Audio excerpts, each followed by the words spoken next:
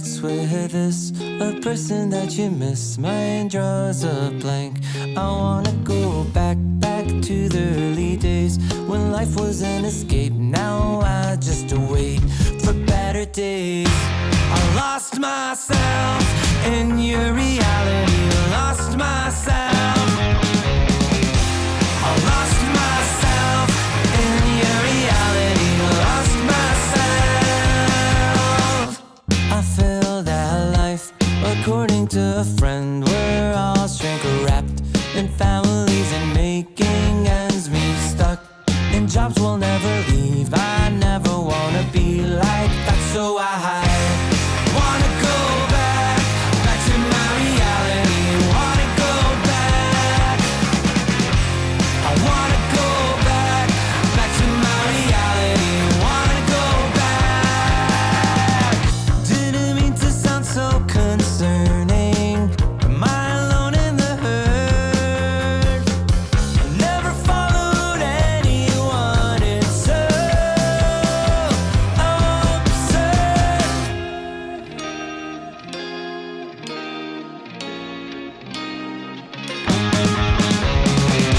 I wanna go back to my reality.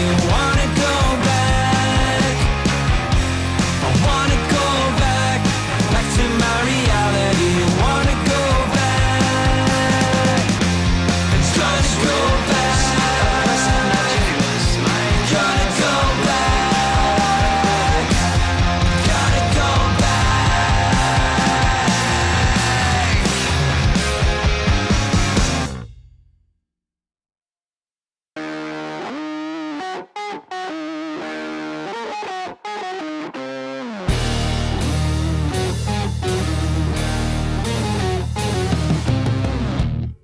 I'm a creature with no skeleton inside your hands. Got no home address, I come and go as you command. And it's fine with me, and it's fine. I'm a bandit that you use to keep from bleeding out. I'm the lover you don't love, but love to keep around. And it's fine with me, promise that it's fine. Maybe I'm a fool. It's not like I'm expecting something new.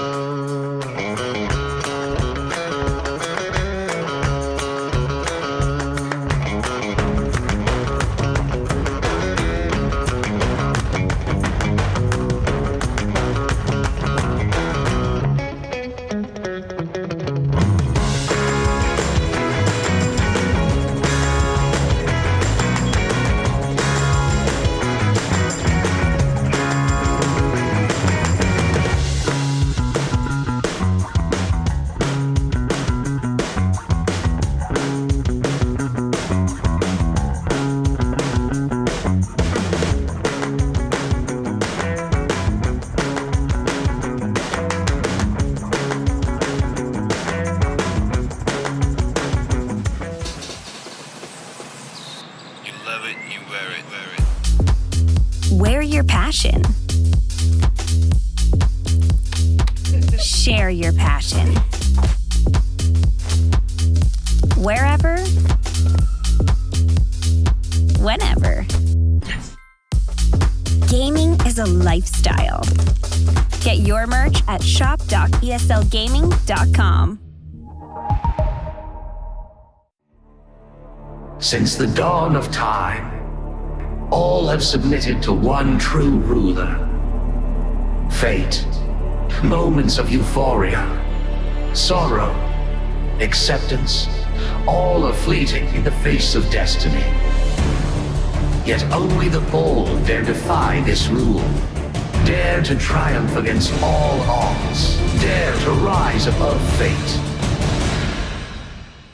DreamLeague Season 21 is brought to you by Intel, Acer Predator, DHL,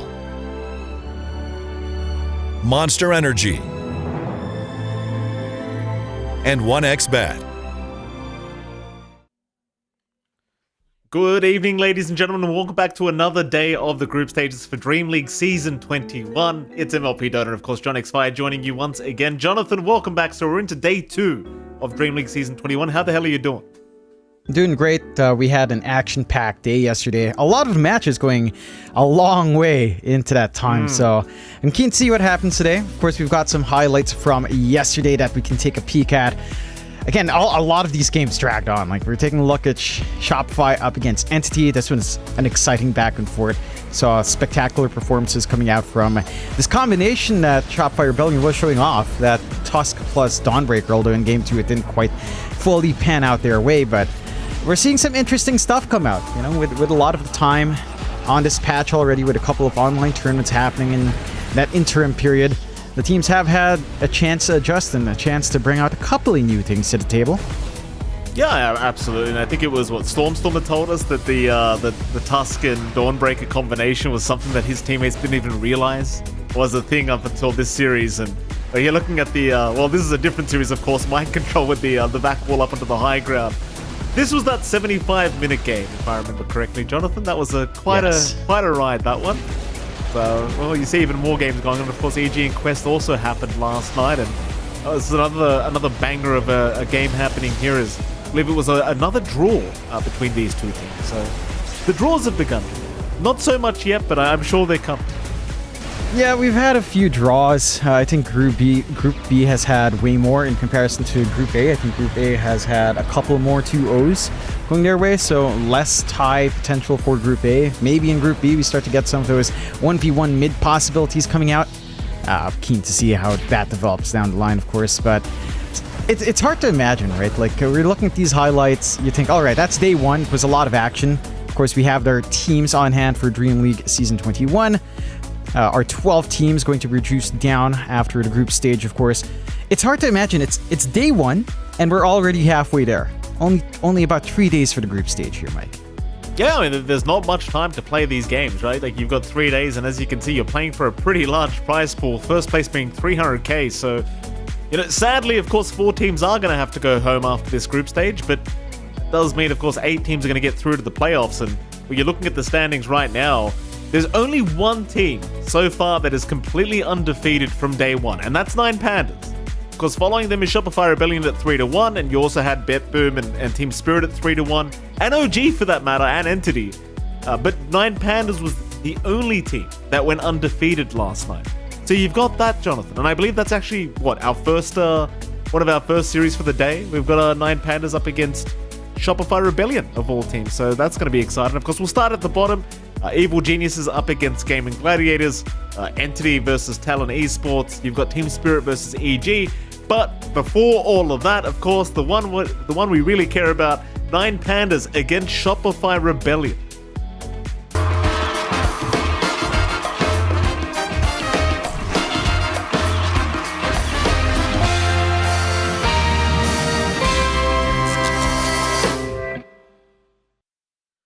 There you have it, Jonathan. Shopify Rebellion vs 9 Pandas. That's our first series of the day. Again, 9 Pandas completely undefeated from day number 1. They made it look easy last night, Jonathan. Shopify, though, only dropping one game, and of course we do get to look at the lovely lads from Nine Pandas.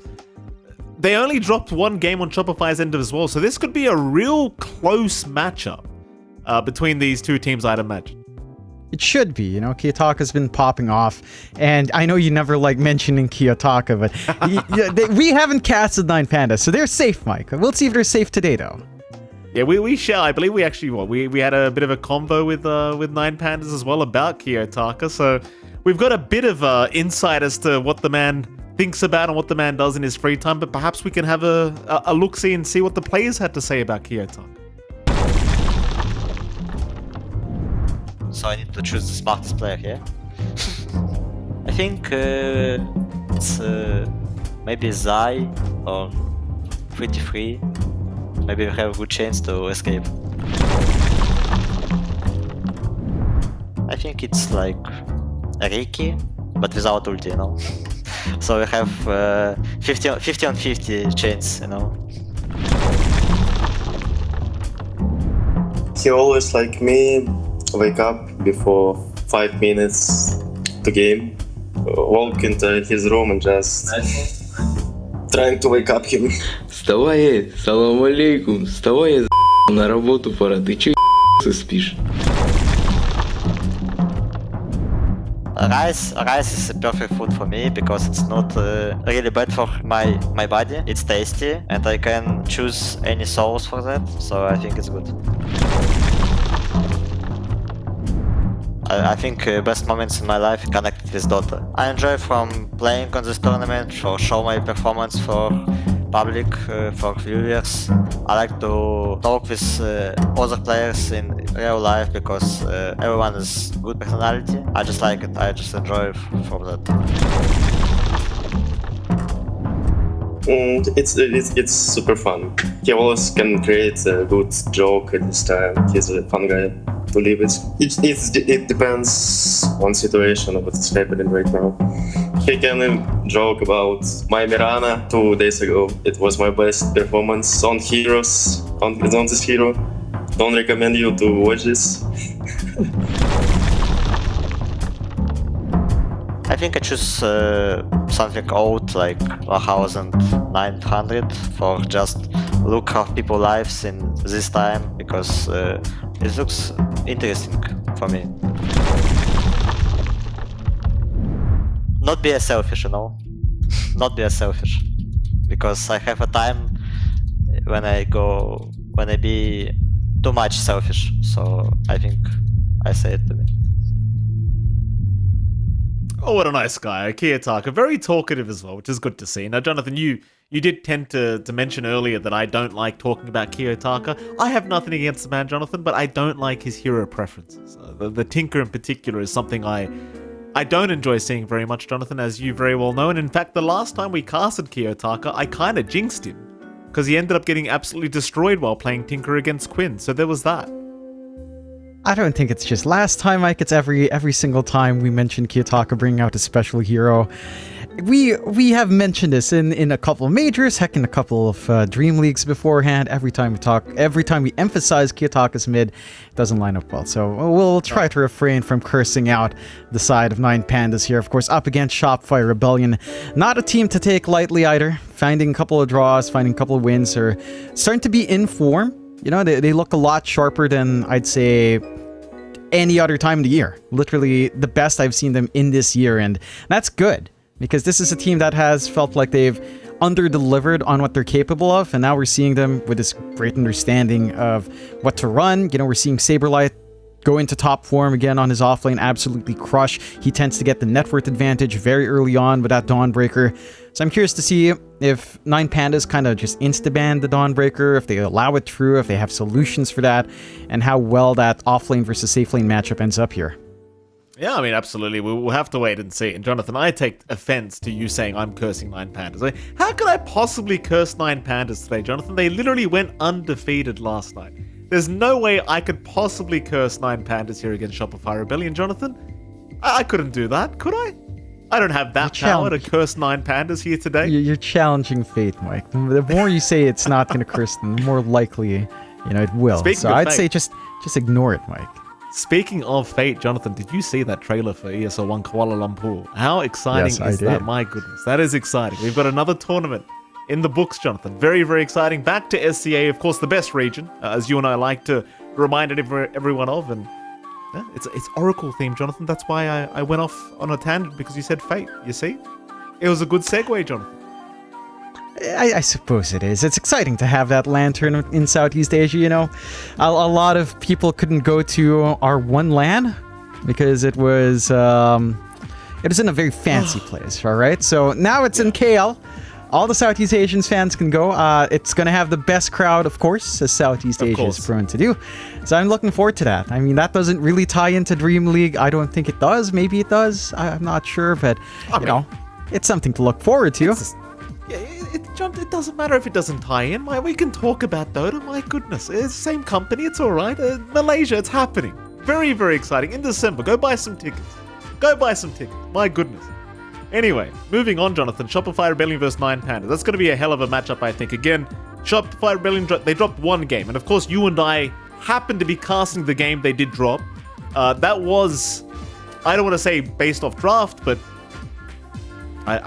you know, there was some questionable stuff that happened in the game that they did lose. I believe against Entity it was, if I am remembering correctly. It was against Entity. 9 Pandas, of course, again, have not dropped a series or a game. They beat Liquid 2-0, and they also ended up beating Talon 2-0, which I'm sure you hate hearing, Jonathan, but that did happen. It makes me happy. I'm just hoping the guys there get whipped up into shape. It takes Talon a little bit of time to warm up. I don't know why. I guess everyone in Southeast Asia loves sleeping a little bit too much. Morning matches maybe doesn't work out for them. So who knows? They all of them are like Kiyotaka, waking up 5 minutes before a match could be a thing. But yeah, this should be an interesting matchup again. I think a lot of this is going to be not necessarily down to draft, but it does feel like a lot of our teams have coalesced to almost the same playstyle of dragging a game out to 40-45 minutes. Our average game time here in DreamLeague 21, just for the first day, is already at 45 minutes. We had a couple of outliers at, 75 minutes and 66 minutes or something like that, but the average game time has been around 45. So I'm wondering if the teams pick up pace or it just goes back down to getting this early advantage, playing aggressive mid-game, taking some objectives, then by around the 30-35 minute mark, that's where we tend to see action really fall apart. Like, people just go back farming, build up, and it's an arm race for Roshan. So I'm wondering if that keeps up. I think it will, but if there's any team to break that mold, I think 9 Pandas is one of those teams that can kind of break out of it, especially if they have this really strong start for themselves. And you know what was weird as well, right? Like, it wasn't that the games were a long duration that I think would bother people. The games were quite slow paced on top of that, weren't they? Surprisingly, there wasn't many engagements, there wasn't many clashes happening. It was purely just split pushing lanes and waiting for Roche, literally like you just said. And I thought with the twin gates being added to the game, I thought we'd see so much more action throughout these games, but at least from yesterday, that wasn't really the case. They were playing very, very slowly, and we'll find out if they're going to play any faster today, because I believe we have a draft on hand for Game 1 between Shopify Rebellion and 9 Pandas. I wonder what kind of bans we're going to see. Probably the standard stuff. Gyrocopter, Prophet, Treant. You know the drill. Get rid of it. Yeah, maybe a Warlock is a priority up against 9 Pandas. We know how much Solo loves that hero. Even before Warlock came into the forefront, he was already a player that just constantly picks it up. So I wouldn't mind that. I think something high priority as well is up against Shopify Rebellion is probably that Dawnbreaker that we were talking about. Don't want to give Saberlight that hero. It's a fairly safe first pick as well for Shopify Rebellion. They've done this pretty much a couple of times now. So we'll see if that's a priority for 9 Pandas. Bulba looks very different now.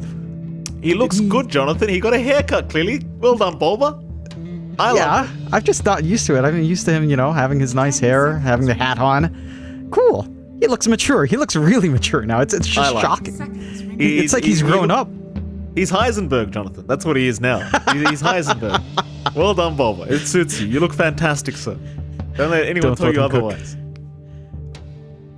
Or let him cook. I'm not sure which one it is in that case. There's a Dawnbreaker ban out. Yeah, nothing too far off the mold here for Shopify. Banning out the Doom Invoker and the Shaker that we have seen Kiyotaka play in the first day. And there's the Warlock ban. So no upheaval fun. Solo doesn't get to be a sicko and just laugh while channeling upheaval. It's not there. mean, you quite literally did do that last I night in a just game kept you and I were laughing. casting. You were literally just laughing maniacally while they were just channeling up people. I couldn't believe what I was hearing. I mean, it was just so funny. What can you do against this guy? Have you seen Spirit Breaker charge into Upheaval? Yeah, Have you seen that? I've It's had the so experience sad. myself, John. Yeah, it's not fun.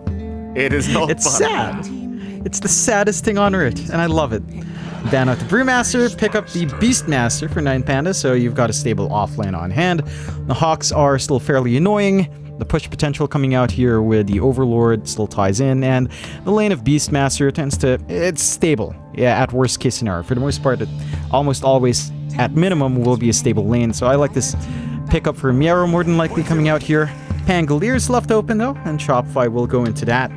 Could be our mid matchup very early on for Orbit to play. There is some flex, but again, we haven't seen Pango flex too hard. Well, hold on. We commented funny? on Bulba. What's Arteezy doing with his hair? What's happening? I don't. He just woke up. It's the morning games in their time zone, all right? Arthur just woke up. No problems with that. He could have got a comb, Jonathan. My goodness. See these pro players. It they looks just get away good. with everything. Look at that. I mean, Oh, it look does at that. look good. That was the haircuts back in my day, Jonathan. Back in the early 2000s. That was what the cool kids did. Spike Why are your you hair up acting like with it's just your days? It's like it's my days too. Back in our day, Mike. That was the haircut. Yep. But you didn't spike up your hair, did you, John? No, I didn't. I did. I had a... Yeah, but I had a... My school had a uniform policy, I had to cut my hair. Or they'd cut it for me, fancy Mike. school. Oh, not fancy school. Restrictive school. That's a lot of Catholic schools out there. They chop your hair, and you wear uniforms. Oh, goodness. And that's how I end up this way, Mike. Let's not go into your past, Jonathan. One more ban to go for Shopify Rebellion before we can continue with these drafts. They've left the PA prioritize in. I True. don't know if you necessarily want to run the PA versus Beastmaster nowadays. Theoretically, that is still a matchup that works out in PA. You don't care too much about boars. You stand back, play with Dagger. You've got something to tie into the Pangolier to an extent with Lucky Shot, so you can make use of that as a PA. Wouldn't mind it for Shopify as it's left in the pool. For 9 Pandas, I mean, Shopify only have one ban left. There's a lot of Ramses heroes left. Something like the Alk is a shared here between Arteezy and Ramses. Could be something that comes out. What else is there? Medusa's been left in the pool. I know Ramses has still been playing that a couple times.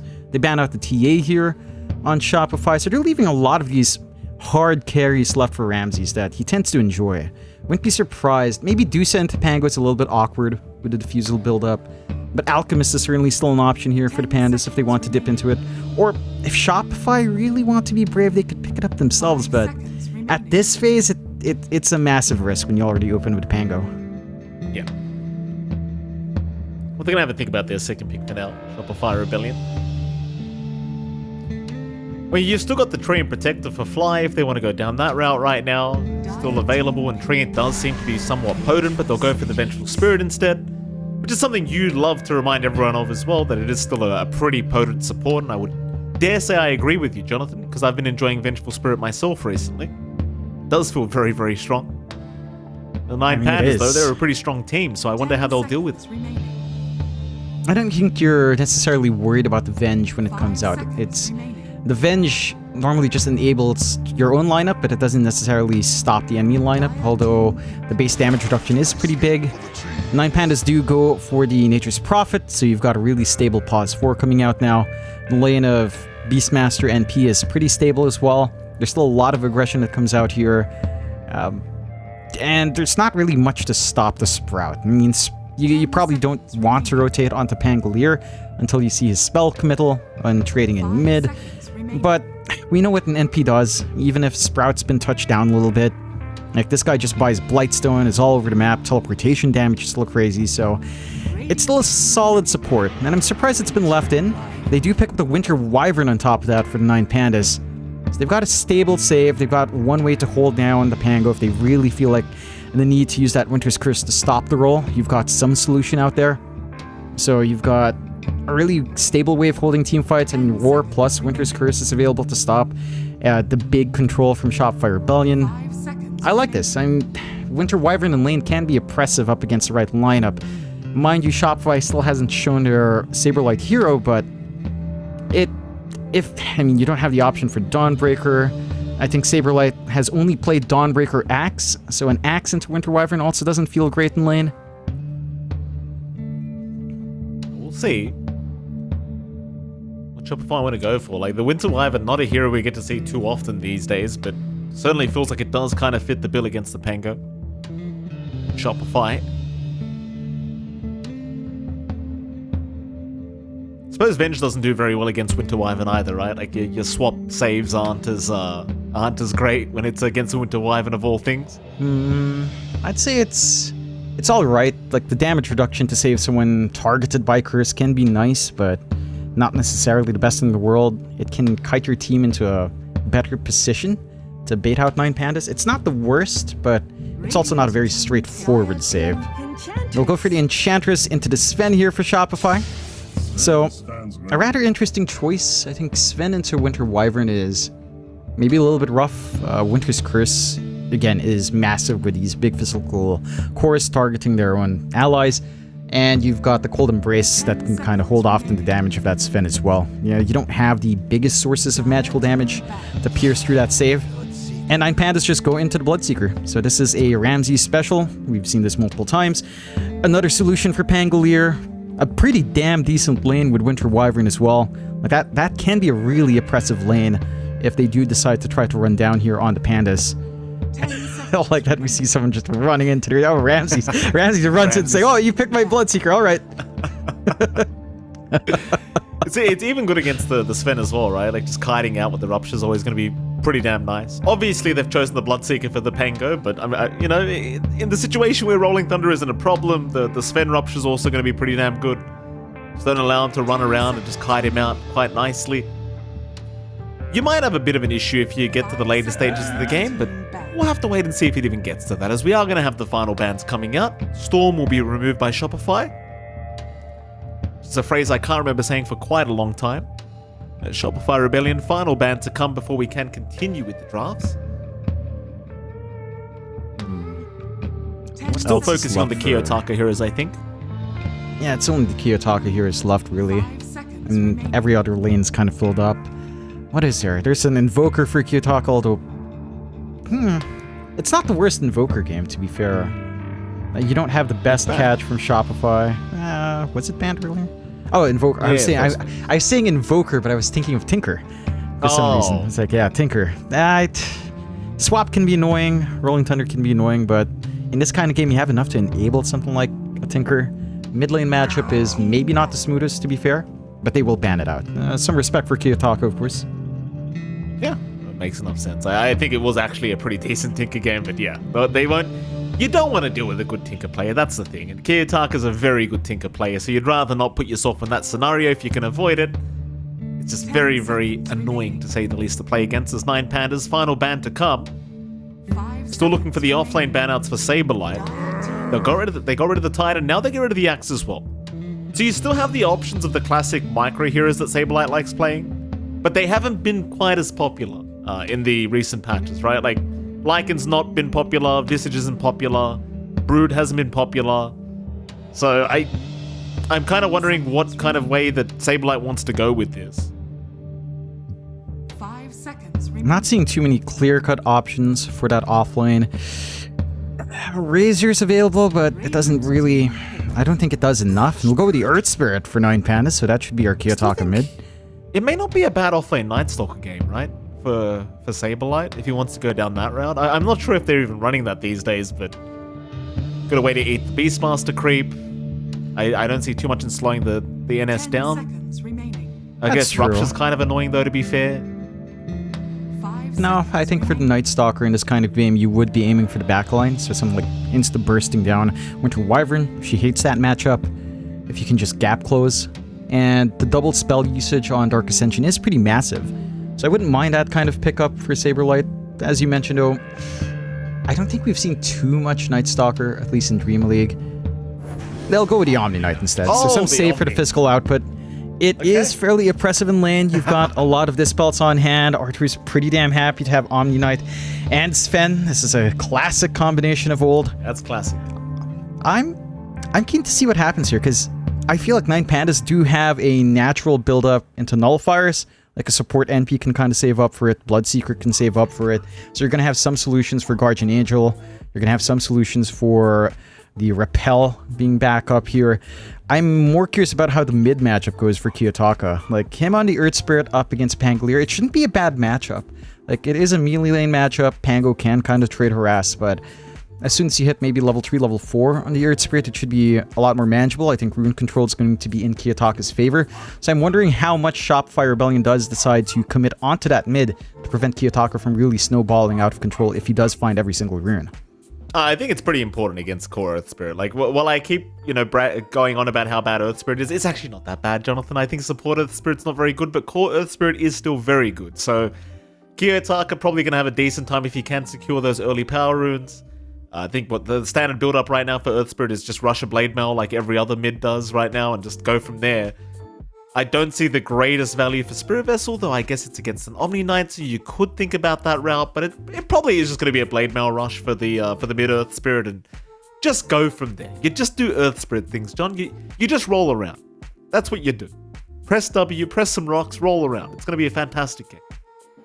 Yeah, it should be. Again, I am keen to see how active Kiyotaka does decide to take this game, because I feel like 9 Pandas has a lot of good early tempo. I think for Shopify Rebellion, you're kind of banking on like an Echo Saber Blink timing on Sven, maybe Mask of Madness Echo Saber Blink or Mask of Madness Blink BKB, something like that to allow Artesia to join in. Then you will be looking to build up stacks with Avenge on your lineup. So that is something that 9 Pandas can contest, and I think 9 Pandas, they could play their tempo game, right? Like, we've seen them in multiple times where they play this really fast early game, and they continue with that aggression. Only Ramses really sits back to farm. This is a lineup that would enjoy that. I mean, you've got Earth Spirit, you've got a Beastmaster. They don't need too much farm to kind of get going.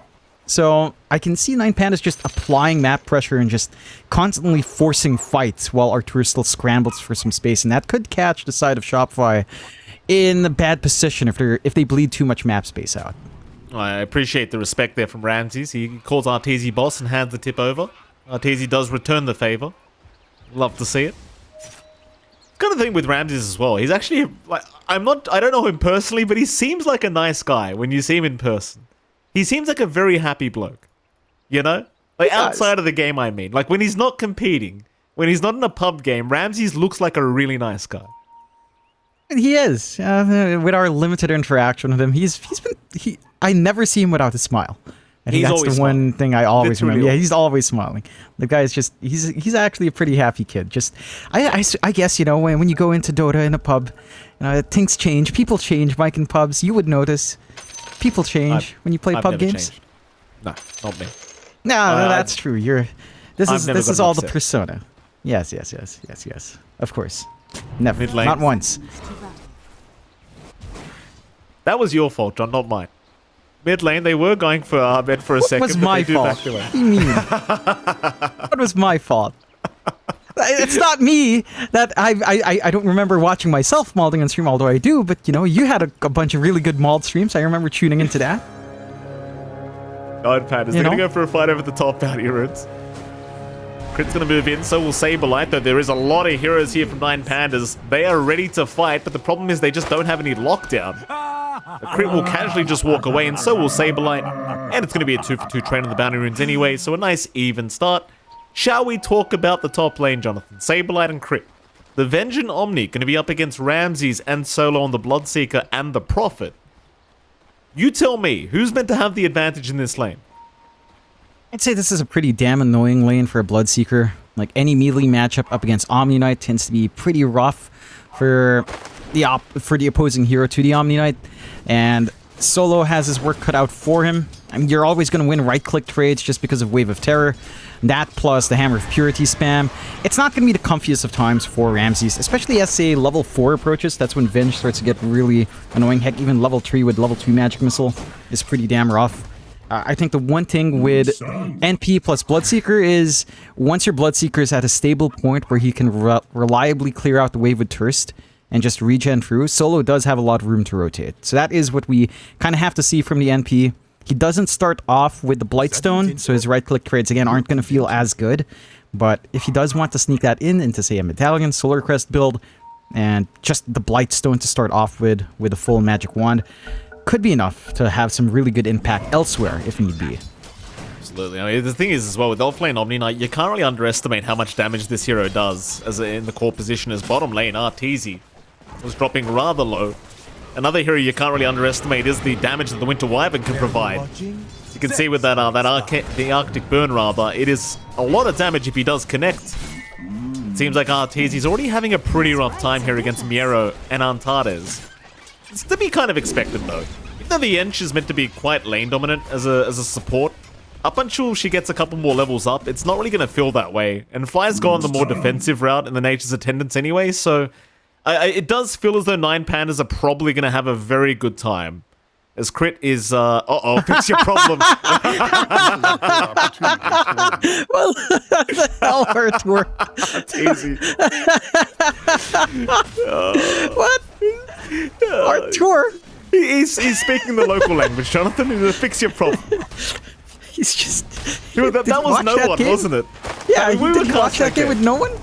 Yeah. It's like, what do you... That was Artur. Us. Yeah. No need for that, Artur. Not yet, but a good reference. I appreciate that. We love you, Artur. You keep it up. Oh, God. We're in for... This is going to be so much fun. You didn't watch SEA, you probably didn't get that reference, so you may not deserve it. Who cares? Anyway, mid lane. Kiyotaka versus Arbet, of course. In fact, hold that thought, because Fly's in trouble now. Down at bottom lane, he's going to go for a bit of a run, but with the Nature's Attendant spam, he's going to be perfectly fine. And he does get the level 1 enchantment, so he's not going to waste his time with the Impetus. He's just going to try and abuse the creeps.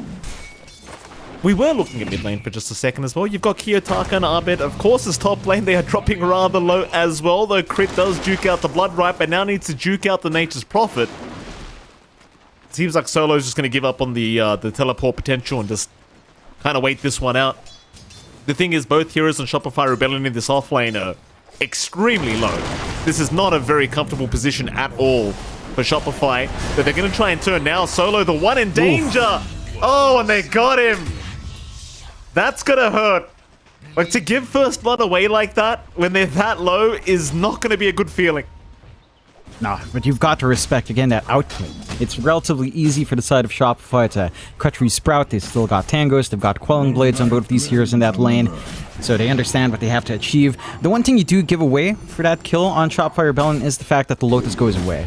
So you don't have that flash region that it does feel like Saberlight's going to need. He does at least have a salvo on hand. Bottom lane, Antada is going to go down to Arteezy. Miero not able to do much about it at the moment, and it seems like Shopify Rebellion are slowly starting to really take over this bottom lane. Sure, Miero is still finding farm, but the main issue, of course, is going to be the fact that Arteezy's finding a lot more farm. Yeah, he's starting to build up. Like, that early pressure hasn't been enough to really shove that Sven out. I am curious about one interaction. I'm wondering if you enchant the Hawk, does it circle around Beastmaster and just root him? Or does it go to the Enchantress? I don't think it's enchantable, John. I'm pretty sure. That's a shame. That would be pretty funny if it was. It would be hilarious. Like, Valve, if you're listening, I know TI's soon, but that would be a pretty funny sub-pack. It's like one very specific interaction. Yeah. But I know what would happen. It's all we need. Top lane, Saberlight again going to be chased down. The Crit is actually the one turning this one. Ramsey's now the one in danger.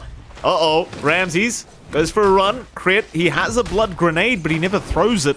Just holds on to it. Would rather see Ramsey's just sitting here on very low HP, apparently. I suppose Ramsey's did have the healing Lotus anyway. There you go. Don't force him to pop that.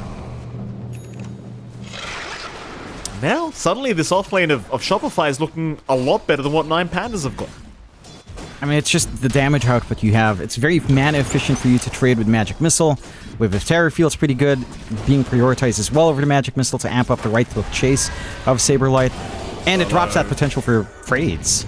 Solo's going to be quite careful here, but Crit does as well as Crit. Going to get through the tree line, but does go down. Meanwhile, Saberlight looking for a trade. Does land the Hammer of Purity and eventually should get there, but the creep wave is blocking his way, and he's going to leave it. There's too many creeps to keep chasing. So go back towards the T1 tower. A little bit unfortunate, but a nice pick off here for Solo. Nice little pickup. And that is some good room. Perhaps now you can reset at base here for Solo. Use teleportation into a side lane if you see a kill opportunity. Maybe just top up a bottom mid if need be for Kiyotaka. And you can leave Ramses alone. He's regen quite fine. They are pushing fairly deep down bot. Yeah, Arteezy's still going. He really wants to commit for Miero, but now he's the one losing too much HP, and it seems like he's the one to fall. Miero still running as Kiyotaka's rotated. Kiyotaka finding one. They do eventually find Miero, but it just costs them so much. It's very, very costly. I mean, it's still a massive win for the side of 9Pandas. For Shopify, yeah, you're still in an okay position for Artur. That was definitely a little bit deep of a dive. Not as durable as you'd want to be. They were ready for the NP rotation. Again, pretty much everyone has a Quelling Blade, even Fly. So they're ready for the NP to just sneak in, but committing under a tier 1 like that would be a little bit too far. And that is some good punishment out from Pandas. Again, with Solo teleporting home, and teleportation just go in for a gank elsewhere. You see the highlight of that last play, just they went deep, but way too deep here in Shopify. And the 9Pandas are going to be one of the better teams at just punishing you when you dive deep like that. 9Pandas in the meantime for now, just defending that top tier 1 tower. Saberlight still hanging around, and Arbit has shown up to boot here on the Pangolier. Solo's going to be the target, and Solo is as good as gone. No problem. That tier 1 tower, though, probably going to take a bit of time. Like, you've got an Omni Knight off lane, so he's not going to be able to hit it that hard. Certainly not. But there's a lot of room for Saberlight to get that initial itemization out. Fairly tanky already with the chainmail and boots, ready for those phase boots to come in, and the bracer. Ramsey should be comfy enough to just keep farming though. And again, as long as the Bloodseeker hits its stride, we've seen 9Pandas do this, even if Ramsey's lane isn't necessarily the freest lane in the world, as long as he gets space later on, he's fairly happy. And again, your bottom lane's going decently fine. Kiyotaka's been a little bit silent mid, although that might change in a bit, but not fully committing for that move on the Earth Spirit. It seems like Kiyotaka's just opting for the Spirit Vessel build up here, so he wants to really prioritize finishing that item off before he gets going again, which I kind of agree with. It's one of those items where if you forget about it, it just, you know, you forget to farm it, it takes too long, then it doesn't have the impact you once had, and it's just better to just rush it ASAP here for Kiyotaka, I think, so he will do so. It's going to make a lot of problems, I think, for Shopify. Just with the amount of tempo you can set with that. So bottom lane, Antares, he's going to drop. Arbit with another nice rotation on the Pangolier. Be able to make that happen. They will start to try and pressure the bottom tier 1 just a little bit. Ultimately, Shopify decide better of it and just back their way out. And 9Pandas, they'll just go right into their triangle. Just start taking those stacks away.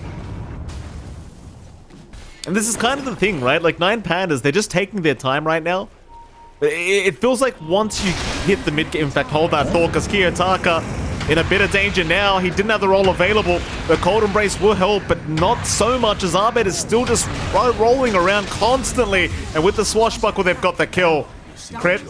He's going to try and, well, rather, Crit does go down. Solo was the one trying to chase, but we'll have to let him go.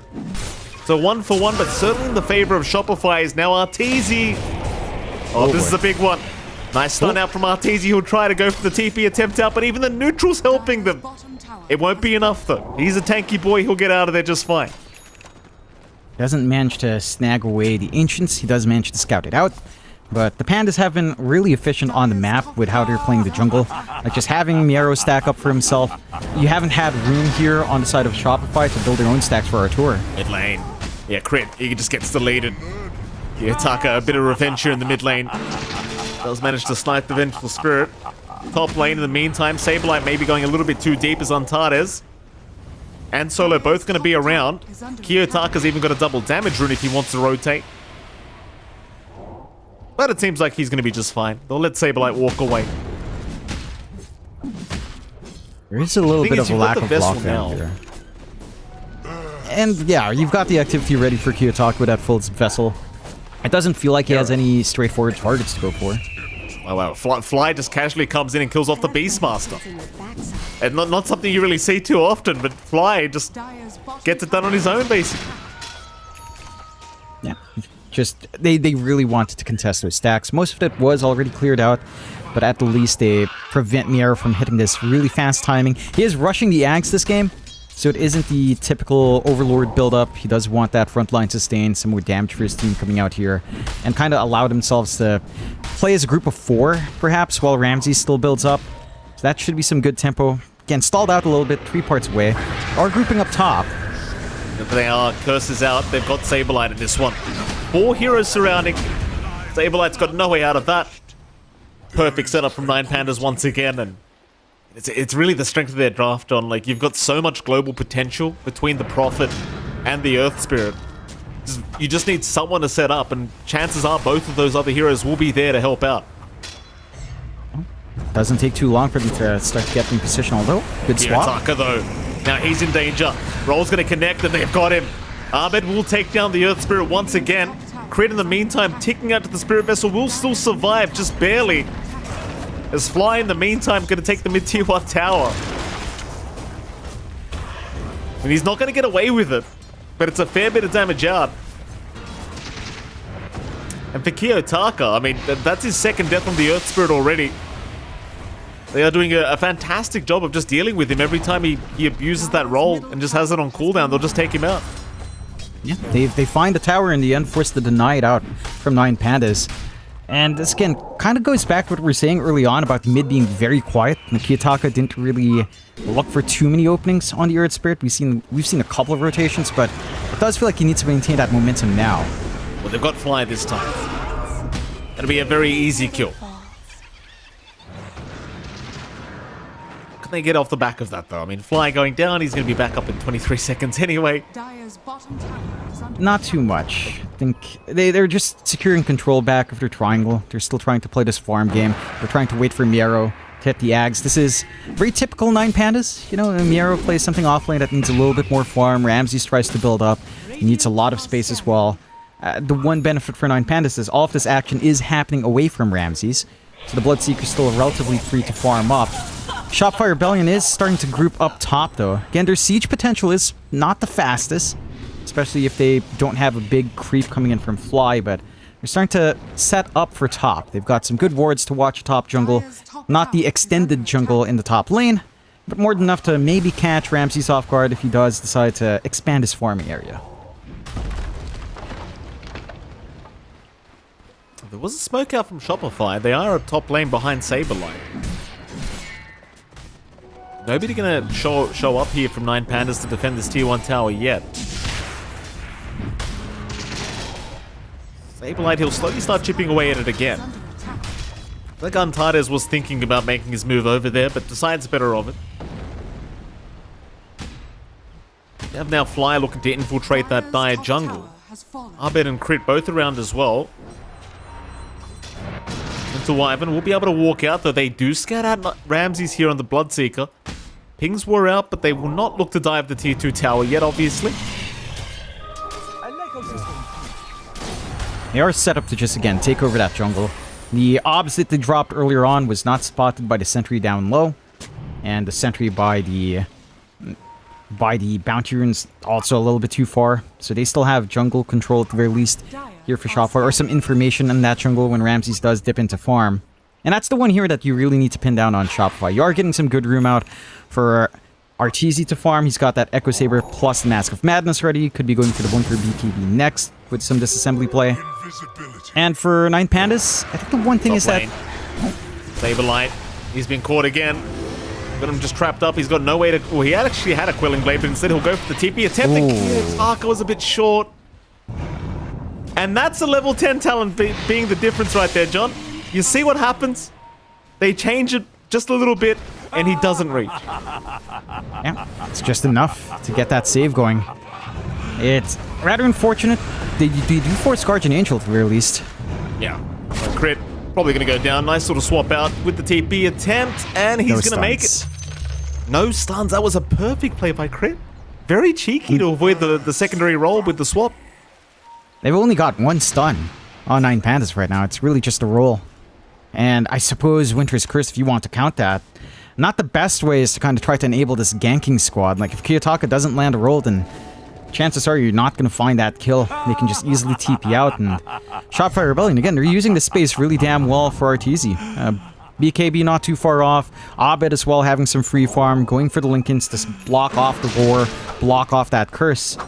So it becomes even tougher to try to find a way of stopping that Rolling Thunder here for the Pandas. And you're going to have to pop at least 2 of your single target spells to stop Abed from causing havoc in the middle of these engagements.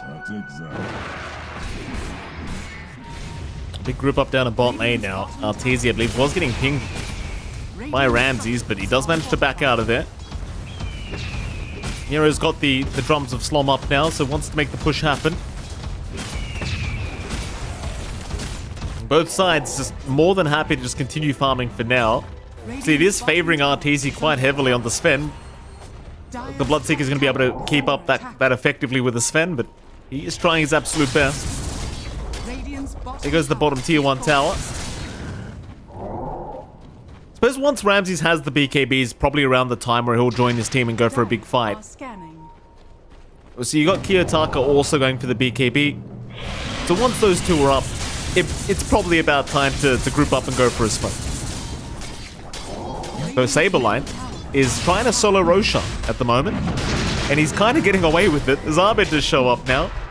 So never mind what I said about those BKBs, John, you might need to fight right here and now. In fact, Saberline, he's the one on the run. 9 Pandas will ensure Roshan does not get taken for free. I'm not sure if Saberlight did that on purpose to just draw them back towards the Roshan pit. But whatever it is, he does draw practically everyone back towards the top side of the map. Yeah, and continues to give this room out for Arteezy down bot. I think ideally you'd really want the Sven there if you'd want to fully commit for that Rosh, but they play poke a little bit. The output of the Omni Knight right now with a shard is massive, and you can escalate even faster for Saberlight with a Midas, of course. So he's building up, going for the Blink next. Again, we've kind of hit this point where both sides will just want to build up a little bit more. We're waiting for BKBs to be up. Basically, same thing with 9 Pandas, BKB for Ramses, BKB for Kiyotaka. Then you start to feel a lot better. But again, that's going to line into this Lincoln's timing for Abed, just lacking the cornucopia now. So it just boils down to whether or not your single target control here on the Pandas are going to be enough in the big 5v5, with at least one of those single target control pieces being blocked off. Oh, they spotted Arteezy there for a moment. They had him under vision. The stage where Arteezy now has his full BKB available. Meanwhile, mid lane, oh, that's a nice stuff from Fly to set up. Kiyotaka getting swapped back in by Crit. And with the Rolling Thunder, they've got him again. So Fly used the Centaur as bait. Kiyotaka goes for it, and Fly just stuns it. Just like that, the chain stunts are relatively easy to pump out here on the side of Shopify Rebellion. Again, we haven't really felt the impact of Kiyotaka in this game just yet. His mid's been pretty alright, but the Earth Spirit has felt rather inactive. And that is something that Shopify Rebellion is capitalizing on. That's going to be the Lincolns for Abed done in about 300 gold. It's going to line up, again, but it's really fast. BKB timing for Arteezy, along with a blink for the Sven. Like, one more pick-off or a little bit more added control, and they could just gun for Roshan. A minute and a half till switches down to the Radiant side. Could be a better position for Shopify Rebellion to try and take it, but they're still camping Rosh anyway. Yeah, Saberlight's going for Roshan again. Meanwhile, mid lane, Solo's getting jumped by Arteezy and Fly. But Solo just about to drop. One more hit will do it, and Arteezy does catch it. 9 Pandas, they'll get everyone else out of there, but Roshan is officially still happening. And they're getting away with it quite easily, in fact. Sure, it takes them a little bit of time, but eventually they will get this done if 9 Pandas are not going to rotate to try and defend. And they are going to move their way up, but Saberlight once again just moves out of the Roshan pit. I mean, I kind of love this from Saberlight, assuming that 9 Pandas don't take Roshan for free. It's kind of genius, just forcing them continuously to come back up to this side of the map. But the Pandas now could try to clear it out. This is the problem. You don't want to give it away. Arteezy's not around the area. He's maybe going to try and get there, but no, he has no TP. So they get away with it. Now, the fight does break out. Kiyotaka, he has been caught. But the Cold Embrace is going to buy a little bit of time. Kiyotaka, no, he's gone. He is down once again, but in goes Miero. With the roar out on Abed, but there's no follow-up damage. Abed's going to turn back on Miero now on the Beastmaster. He's down to boot. Ramses still trying to go after Abed, but Abed with the TP attempt might just make it. Oh, 9 Pandas. It's so desperate now. They've got the Aegis, but it does nothing. But what are you meant to do now? Ramsey's just surrounded, goes down. Oy. Shopify, they somehow just pull off the team fight with. They used the Roche as bait this entire time. Saberlight's just been poking and prodding at that damn thing, knowing that they'd always try to scout it out. They give it away, but they take the follow-up fight. It's just a little bit fragmented for 9 Pandas to kind of come in. They don't get the big curse they need. The Roar comes on, but you have Guardian Angel to worry about. Your magical damage isn't that amazing. You don't have any nullifiers lined up, so that save from Saberlight's always going to be impactful. You need a lot of farm here in the Pandas. Like, I'm surprised they take that follow-up fight post-Roche. Like, if they position themselves maybe a little bit better, again, maybe if they land this Winter's Curse from Antares a little bit sharper, it could have been a lot better. Like, getting this instant lockdown on Saberlight, removing that Guardian Angel from the Factor could have been it, but it doesn't quite happen. Try for the Tormentor.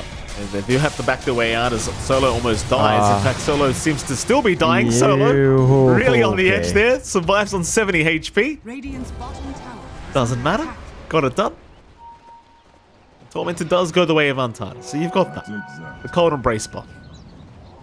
Yeah, pretty decent shard. Just a little bit more damage in the middle. Ramses. Oh boy. No. Yeah, he goes to farm at half HP, but Shopify, seeing that he took the Tormentor, knew exactly where he would be. I'll tell you, Shopify are really on their game today. My goodness. Kiyotaka, mid lane again being chased down, is going to make it. You've really got to appreciate the plays that Shopify are making in this game 1. Like, look at Fly. Miero? Fly's just trying to solo Miero now. Raw comes out. Miero almost dies. Sableye will come in and get the job done. This is a team that was not defeated once yesterday, John, and they are falling apart in this game 1. Zarteezy looking for the blink to find Kiyotaka. Does land the Stormhammer, but needs a way to block the roll. Saberlight, he'll guess, but goes the wrong way. So Kiyotaka this time does get away, but now solo mid lane. Kiyotaka rotating, trying to go into Crit, but Crit will four-staff his way out of there. Needs some help. Crit's got the cavalry on the way. He should die for this, but maybe they can capitalize even more here, Shopify, as they're chasing down Solo on the prop. In fact, never mind. They're on Kiyotaka. They're onto the Earth Spirit again. They'll block the roll. Kiyotaka, he's got nowhere to go but down. Ramses is going to try and salvage the situation. Curse is out, but oh, that's a rough curse. Arteezy, he's dropping low though. He'll turn, and in fact, they do get him. Fly should go down surely if the chase is on. Yeah. It'll be a slow process here, John, but they'll get it done eventually. Meanwhile, Arbed from the backside's actually onto Solo now, so Solo might just go down for this. Fly, he's still running. Fly, they roar him They up had to just roar. to get the kill. Oh, And Arbed got the trade Ramses? anyway. Ramses now in danger. Here comes Arbed again, and Ramses is gone. What's happening? Oh, Fly does it. Revenge from the grave. Miero, not you two, sir. Not you two. Oh my god. Oh, Oh my god. That is not how you want that to go if you are on 9 Pandas. They find this opportunity while they're chasing up top, trying to pick off Kiyotaka. They head down mid while the side of Shopify split up, but they chase way too far for an Enchantress. They get punished in the process. And Shopify Rebellion just come out on top again. Sure, you might have found a couple of big kills. It's not enough to offset these losses. And the side of Shopify Rebellion, they're just hitting this point where it doesn't feel like the solutions will present themselves here for 9 Pandas. Like, yes, you're getting some decent farmer Ramses. You know, he's number 1 in net worth for his team, number 3 overall. But when Guardian Angel comes out, it just doesn't feel like you have enough. You're working towards the Ags for Antares, so you will have an additional core at the very least in the form of that Winter Wyvern, but a Winter Wyvern with damage output does take more farm than just the Ags. You know, it's not as straightforward as, say, an AA when Ags or a Dark Willow with Ags. I think the Winter Wyvern's much more sensitive to needing additional items to really have impact with her right click. It's still massive. It's just not enough to really reel this game back in. And you're gonna need nullifiers, which it's still a long ways off for the Pandas. It looks like Ramses might not even want it. He just wants the Ags. Some magical damage to go through the Guardian Angel is another way to get that done. but that also puts him at massive risk of just dying in the middle of these fights. And there's a bit of a group up again. Nine Pandas, they do get behind the tier 2 at least. Smoke out, they're going to try and fight. Okay, let's see if they can make this fight work. They're looking at Fly, but we saw what happened last time. In fact, Kiyotaka, he's right in. Cold Embrace will buy him a bit of time, but that's his BKB used up. This fight might officially be over for Nine Pandas, but not so much for Shopify, who might want to continue going. The Solo, trying to kite it in and out. Rod of Atos out onto Arbit, breaking the link, and now the Rupture's out onto the Pangolier, ensuring there's no disables from Arbit. He is down. That's one gone. Saberline in the middle of all this. Antares will go down, but Ramses, he's the big problem. The Bloodseeker, completely uncontested. Will take down 2 of them, as they will also take down Crit. Fly will just TP away, but the Rod of Atos. Solo will catch him. That'll be a 4th target, it looks like. It's Fly. He's gonna try and buy some more time for his team, but this time it will not be enough. And they're playing to their strengths now, Nine Pandas, looking for these fragmented plays, looking to split apart Shopify Rebellion when they're not stuck together. If they're not able to get the best use out of their Guardian Angel, if they're kind of held up, you still have the output. Like, they just need to split these fights up bit by bit, and you can just see how fragmented that positioning is, which allows Ramses to just run into them one by one and rip them apart. He has the damage output. He's got that full Mjolnir, and he's going for his Ags. He's got the Shard. He can sustain through a little bit in these trades. And Bloodseeker versus Sven is a really interesting matchup, because Sven does have a lot of armor, but because he also has a lot of HP, the Shard on Bloodseeker feels really huge. Nice little scan out there from Shopify to find themselves a nice easy target, though. I say easy. Solo. Oh, Saberline! Oh, Saberline! He blocks the way. Yeah. Unlucky. Saberline's like, listen, bro. I've got bigger arms, RTs. You let me do it. Top lane. Nah. Crit. Crit looks good as dead. We'll try to buy a bit of time, but it's not going to be enough. That Fly was the only one rotating anyway, so it wouldn't have been enough to save. We'll even fight over this Wisdom Rune timing as Fly. Still messing around here with Kiyotaka. Okay to leave, but Kiyotaka's certainly kind of putting his brand on this area of the map. That he is. They can just look for that pickup, force in that bot tower as well. They've got that push potential, just with a Beastmaster, of course. And the Shopify Rebellion, they need to stick together, right? Like they can't afford to give these openings. They can't afford to get picked off one by one.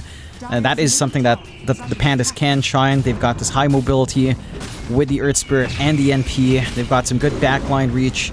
You're about to get the full Axe on Antares. Again, just one part away after picking up either the Ogre Axe or the Blade of Alacrity, just one part off.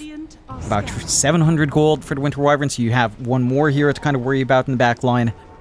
And they've evened out the game here on the Nine Pandas. Like, it's only a 2k lead for Shopify Rebellion, not massive by any means at 28 minutes in. Your Sven is going to be susceptible to a little bit of kiting, especially once you have that Ags up on Antares. And as these BKBs tick down, like, it's going to be relatively easy for the side of the Pandas to just stand a million miles away with this Winter Wyvern and just look to break them apart on Shopify. Well, here we go. Nine Pandas starting Roshan again, but Shopify Rebellion, they know about this. They'll move their way up to the north, towards the Roshan pit. It's already half HP though. They're running out of time. They don't really have too much time to think about this at all. Crit, Wave of Terror perhaps? He might need to throw it out right now, but no, he goes for Solo instead, and they've got the Roshan. Maybe they had no idea. Solo, he's still alive thanks to the Cold Embrace, but surely he can't get out of this one. Meanwhile, the Curse, it's out onto Arbet. They'll stop him mid-roll. Arbet though, he's still alive, and now Ramses, he's the one to go down. Everyone from Nine Pandas trying to run out of here. They don't want the fight. Miro, he's trapped up. Saberlight just looking to take him down as now Ramses forced a mad fight. He'll at least get crit down. Here goes Kiyotaka. They're forced to try. And Shopify are now the ones retreating. Surprisingly enough. Ramses will be able to run back to farm, and meanwhile Fly will just die. Kiyotaka still around. They're looking to kite back into Antares, and they will get the Wyvern. So what was that, a 3 for 3 in the end? In fact, it was a full team wipe, basically, if you consider the Aegis and the Kiyotaka buyback. The Kiyotaka. This could be a dieback, perhaps. But Arteezy, he doesn't have the mana for the stun. No. They're still chasing Solo. They are. He's got no God Strength for another 15 seconds, and he's got no mana to even commit for it. But there you go, Abed will hand the mana over.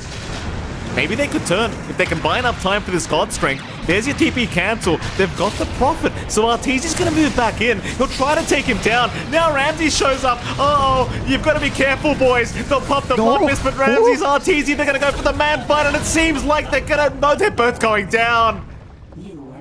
They both end up dying. Kiyotaka, in the meantime, still chasing down Crit.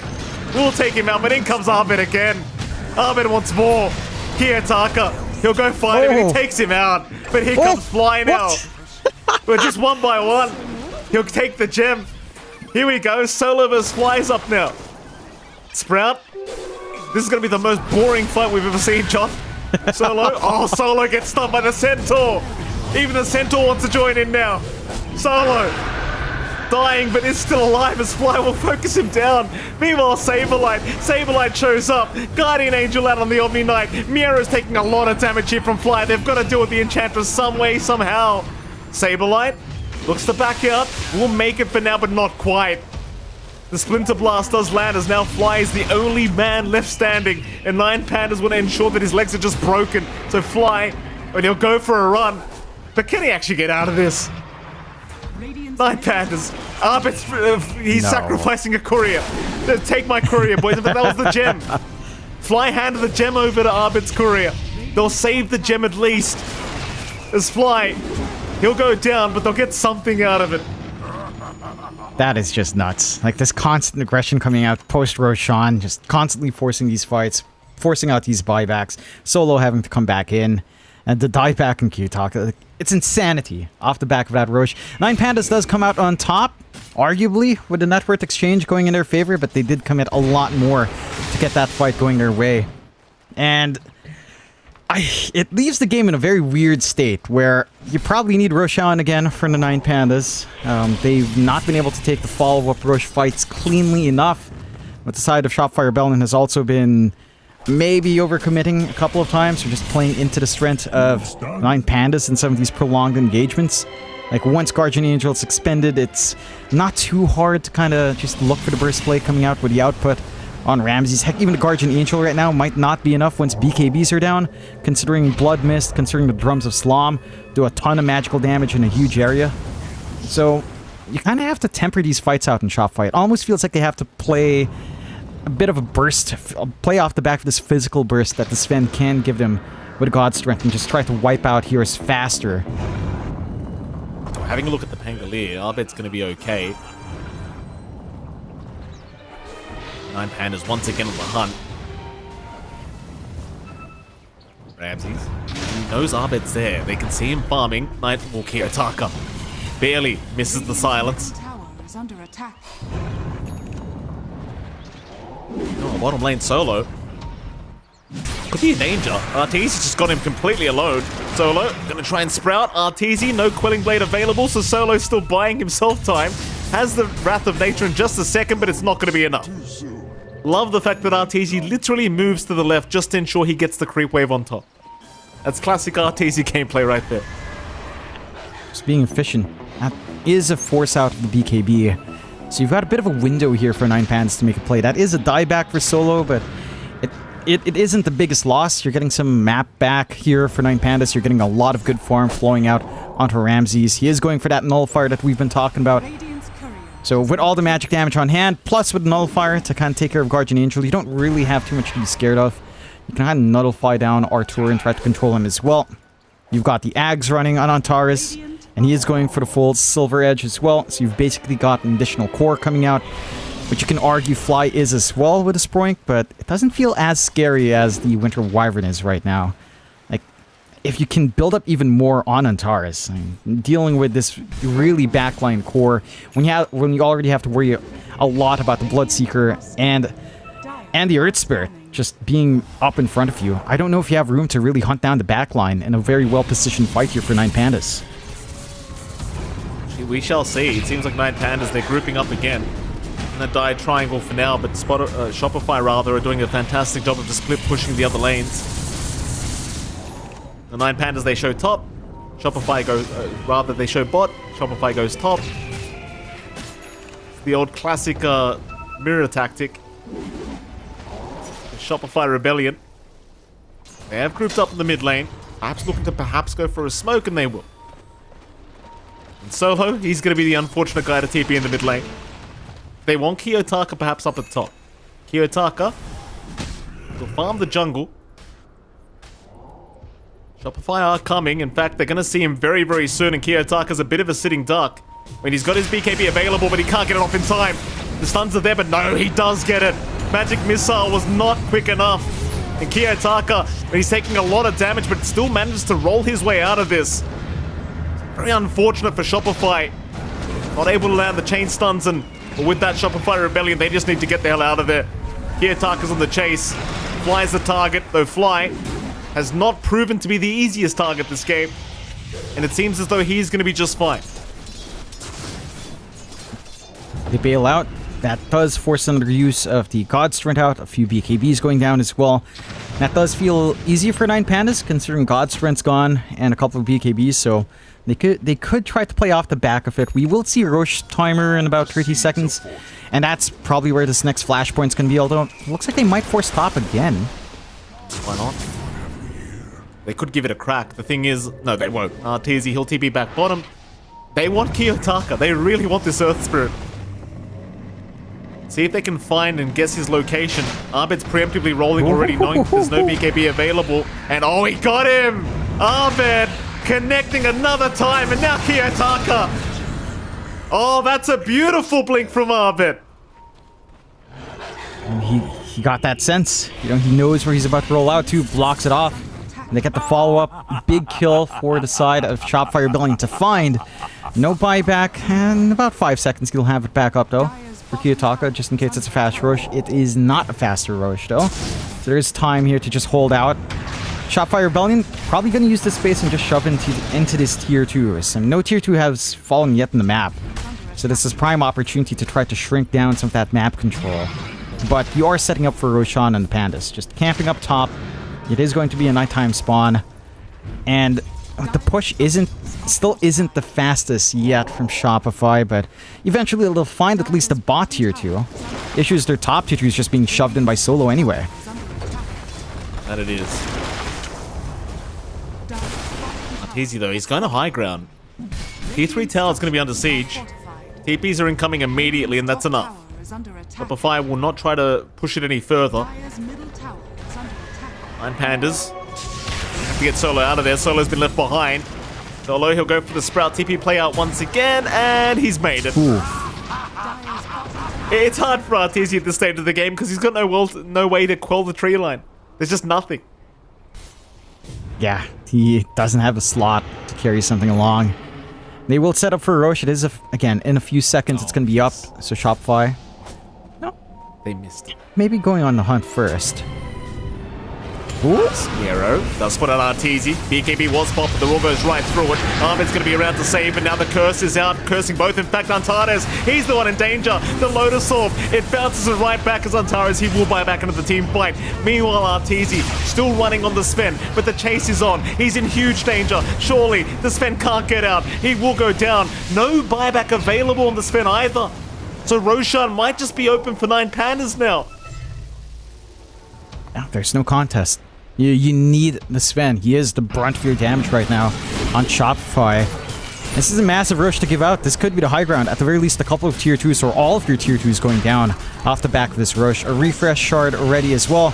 So a secondary roar or a secondary curse ready to go. And Nine Pandas, I mean, they're in control off the back of that kind of fight. Again, it's Shopify Rebellion tried to go hunting.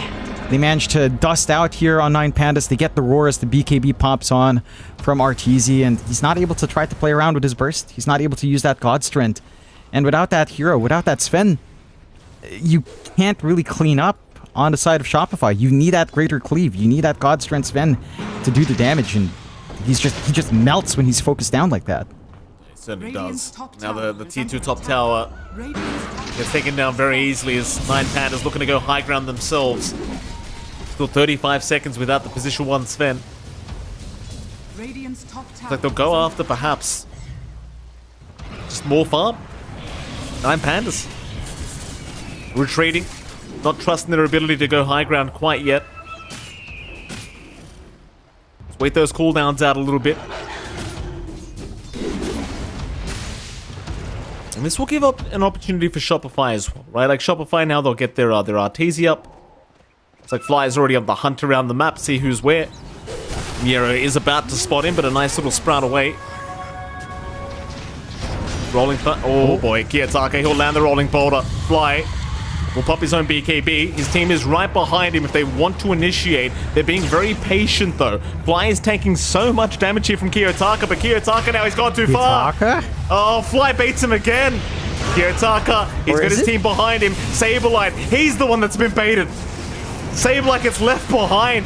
Shopify, they'll go in now. They'll try to make the team fight work as Arbit with a perfect Rolling Thunder connecting on so many heroes, but nobody's dying. In fact, Antares, he does go down. He's the first one, as now the Sprout is out. Solo, holding in his own teammate. Ramses, he'll try after Arbit, but Arbit's out with the TP. He is just fine. Meanwhile, Arteezy, he comes back in. Miero's gone. Arteezy, he's got the Aegis down as well, so Ramses now is a bit of a sitting duck. Ramses has gone to boot. A double kill for the Sven. Solo will try to TP away, and he's going to be just fine to do so. Kiyotake will have to walk back the old-fashioned way, but it seems like he's going to be just fine to boot. Or is he? He goes for the extra farm. There are heroes incoming. In fact, Arteezy's right south of him. Oh boy, Arteezy. Spidey senses are tingling. The Wisdom Rune. They always go for the damn Wisdom Rune. And Kiyotaka. What a block from Arteezy. He blocks the roll. Kiyotaka. Force the BKB and get out. Arbit? Oh, Arbit's in. Arbit's in again with the Rolling Thunder. Just blocking all the rolls. Poor old Kiyotaka. Oh my god. He can't roll anywhere. Solo, right back to Arteezy. And Arbit, he'll get the tip. Well deserved.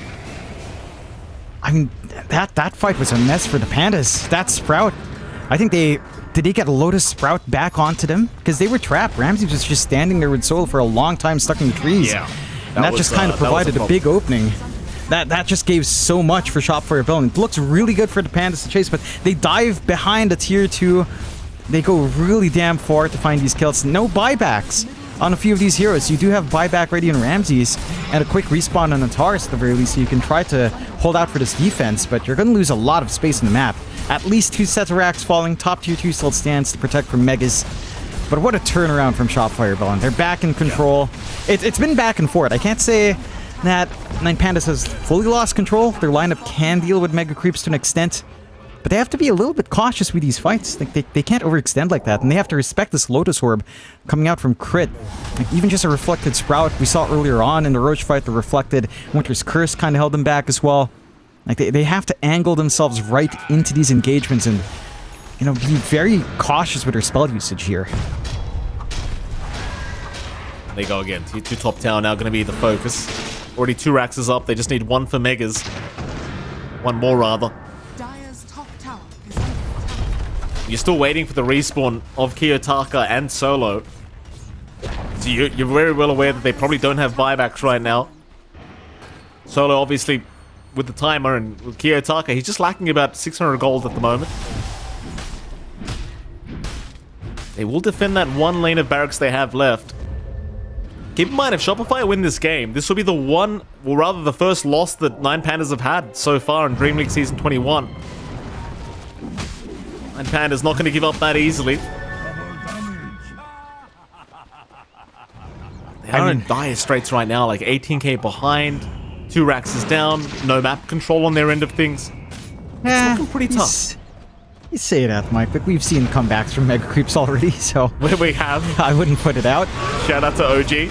Arbit, he does get caught out here on the high ground, though Crit does swap him out. Arbit, he's a tanky boy, but the curse is going to lock him down. Meanwhile, Crit somehow gets out of there. Miero's the one stuck on the high ground. Arbit, he's still fighting. They have not taken him down, but there you go. Ramses finally gets him out, as Saberlight will drop to boot.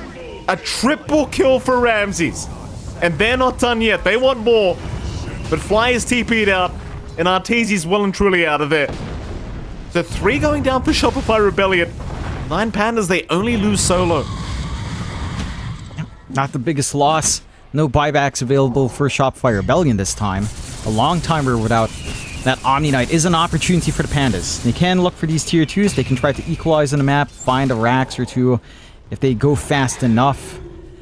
No Roshan, unfortunately, but they still hold on to the cheese at the very least from Yarrow. So, you have some options here. And they'll get to work onto the mid, probably a mid and top take.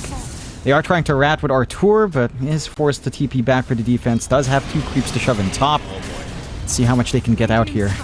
There's a very rough position now for Shopify Rebellion. 9 Pandas looking to make a big comeback here in this game 1. They'll start with the tier 3 mid tower. Butterfly up on Rams is going to make it a lot harder to take him out now. Well, Kiyotaka just goes and buys a refresher orb straight off the bat as they do rupture up Fly. Fly is going to be just fine to stand his ground and throw some impetus shots at Ramses. They know they probably just can't kill this guy quick enough. Raw though, onto Arteezy. He's a big enough target. They'll try for it, but Arteezy forced the God Strength and fight back, but there's just no fighting. He is just getting kited, or is he? He's still fighting it out, but it's not enough. It is not enough. Fly will also go down. They have buyback, but without God Strength, can they actually fight? Swap, Kiyotaka. He was in the fountain for a second, but he'll still be able to beat... Oh, the cold embrace. He was rolling just fine. Kiyotaka's down. Now Abed onto Solo and Ramses. If he can take these 2 down, the game could turn once again, and Ramses is gone. Oh my God. He's got buyback at least. But Kiyotaka doesn't. Kiyotaka, he bought the refresher orb. So you haven't got an Earth Spirit for 80 seconds. Oh, this is a mess. The magic missile bouncing into the trees while Solo's trying to TP out. Of course. The fragmented defense coming out from Shopify Rebellion, kind of running in 1 by 1, forced to buy back to try to defend. This is do or die for 9 Pandas. This defense has to work out. If they find these big kills, they've got the path to run down mid. If they don't, well, it's probably just going to be a wipe on the Ancients. They do have buybacks to at least sustain. Looks like Shopify is going for the safer play to commit for the mega creeps first. Oh, it is. Show himself, Arteezy immediately into the God Strength. He doesn't want to mess around. He wants to get this Rax down ASAP as now the swap's out. They caught Miera, but no Ramses. Arteezy, he's into the back. He already found Antares. Ramses dropping so darn low. Still trying to survive this one, but it looks like he's in huge trouble. Abed takes him down. 3 gone for 9 Pandas. Make it a 4th, and that's it. GG well played is called. Shopify Rebellion end the win streak of 9 Pandas. They are no longer undefeated. And you've got to be happy about that, John.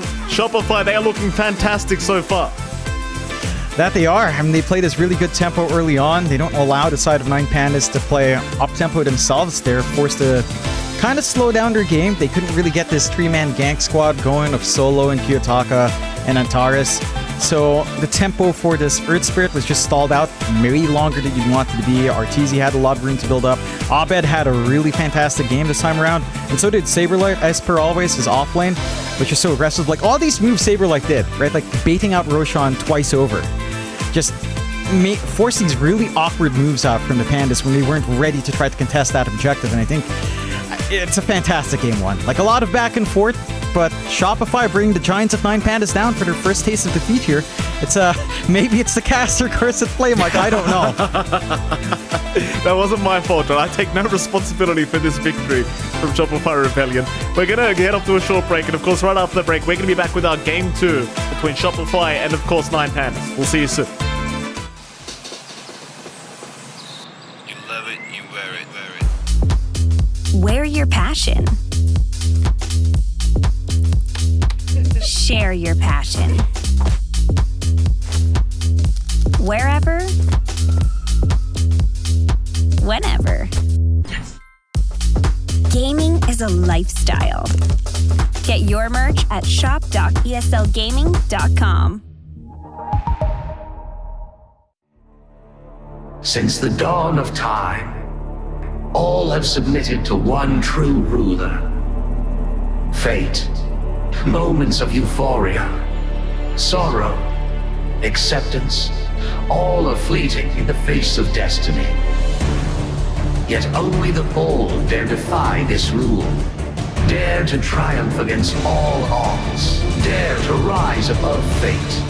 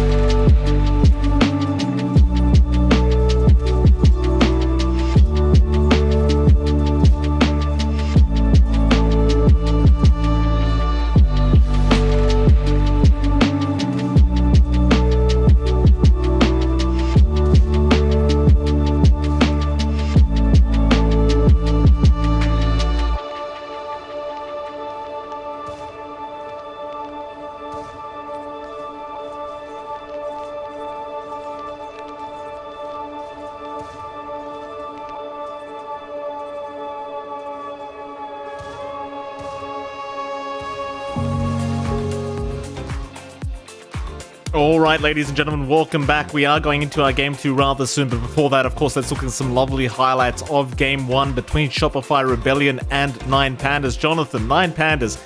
It was another back and forth game. We're getting some absolute banger games here so far in these couple days of Dream League Season 21, and honestly, those last couple team fights, I thought 9Pandas might be making the comeback, but Shopify, they managed to make it happen, and they ruined the win streak that 9Pandas had going. Yeah, they just gave 9Pandas their first loss in some really good back and forth fights. I think just the way they positioned, the way they force out these movements in Shopify Rebellion was a big part. I think especially those Roche forces from Saberlight, just him running in his Omni Knight with a shard and forcing Roshan, forcing response out from 9Pandas was really some of the openings they found themselves in, those really scrappy fights. I think there was also it was really hard for 9Pandas to try to find some openings in a couple of these fights. Like the Lotus Orb usage from Crit was perfect. Getting the Sprouts back, getting the Winter Curses reflected back was massive. And Shopify, again, they're showing us that they're on the rise again. Like, they're meeting some of that potential that we've been looking for from this team on the lands or on these international events. And just, outside the NADPC. And it's looking a lot better for the side of Shopify Rebellion. So I'm keen to see if they can keep that up or whether or not 9Pandas can rally back in, get a draw out instead of finding their first loss series here. I think that would be a pretty big shame. But it's also a factor of that we're casting 9Pandas. I think for the most part, when we cast 9Pandas, it's always either a draw for them or a 2-0. No, we've seen them take some 2-0s, but we've seen a lot more draws when we're casting them. Every time we've done 9Pandas games, they're usually undefeated up until they come against the final boss, which is us. And once we're casting their game, it's almost a guaranteed one loss. They can't not lose when we're casting, apparently. And what can you do? I mean, Kiyotaka, I keep raving on about this guy. I keep telling everyone how great this guy's mid lane is, and every time we cast him, it just falls apart. I'm not. Maybe it's the pressure, John. Maybe we're his favorite casting duo, though I highly doubt it. I truly highly doubt it. But maybe it's just the pressure for him. Just those two idiots are casting. Oh god, I can't make any mistakes. You know what it is. I'm pretty sure Kiyotaka would know who we are because he knows when our names are there, he's going to insta-mute that replay. So he knows us. I'm sure he's like, oh, I know these two guys. Mute. And there you go. And he doesn't know it, but when he's going to look back at his replay, every single time, it's every replay that he wants to watch as well, where he wants to learn something because they took a loss, right? He's going to have to watch back, and it's us, and he's going to mute it, and he's going to hate our names because every game that they want to study has our name. So it is what it is. Unlucky. It's just unlucky. It's just you get sent to the C stream, and this happens, Yeah, Ramses and Quinn had some issues in the elevator, John. I'm going to be very afraid to jump in any elevator with Kiyotaka if we ever see him at a LAN, I'll tell you. I think that guy might have some words, at the very least, to say to us. But nevertheless, we'll see what they do in game number 2 against Shopify Rebellion, because it's still a best-of-2 series, Jonathan. They may have lost game 1, but it doesn't mean they can't force a draw here against Shopify. The question is, what are they going to change up? Because I want to say Shopify had a very good laning stage. It felt like all their cores came out looking very, very farmed. Mid-game was very, very good.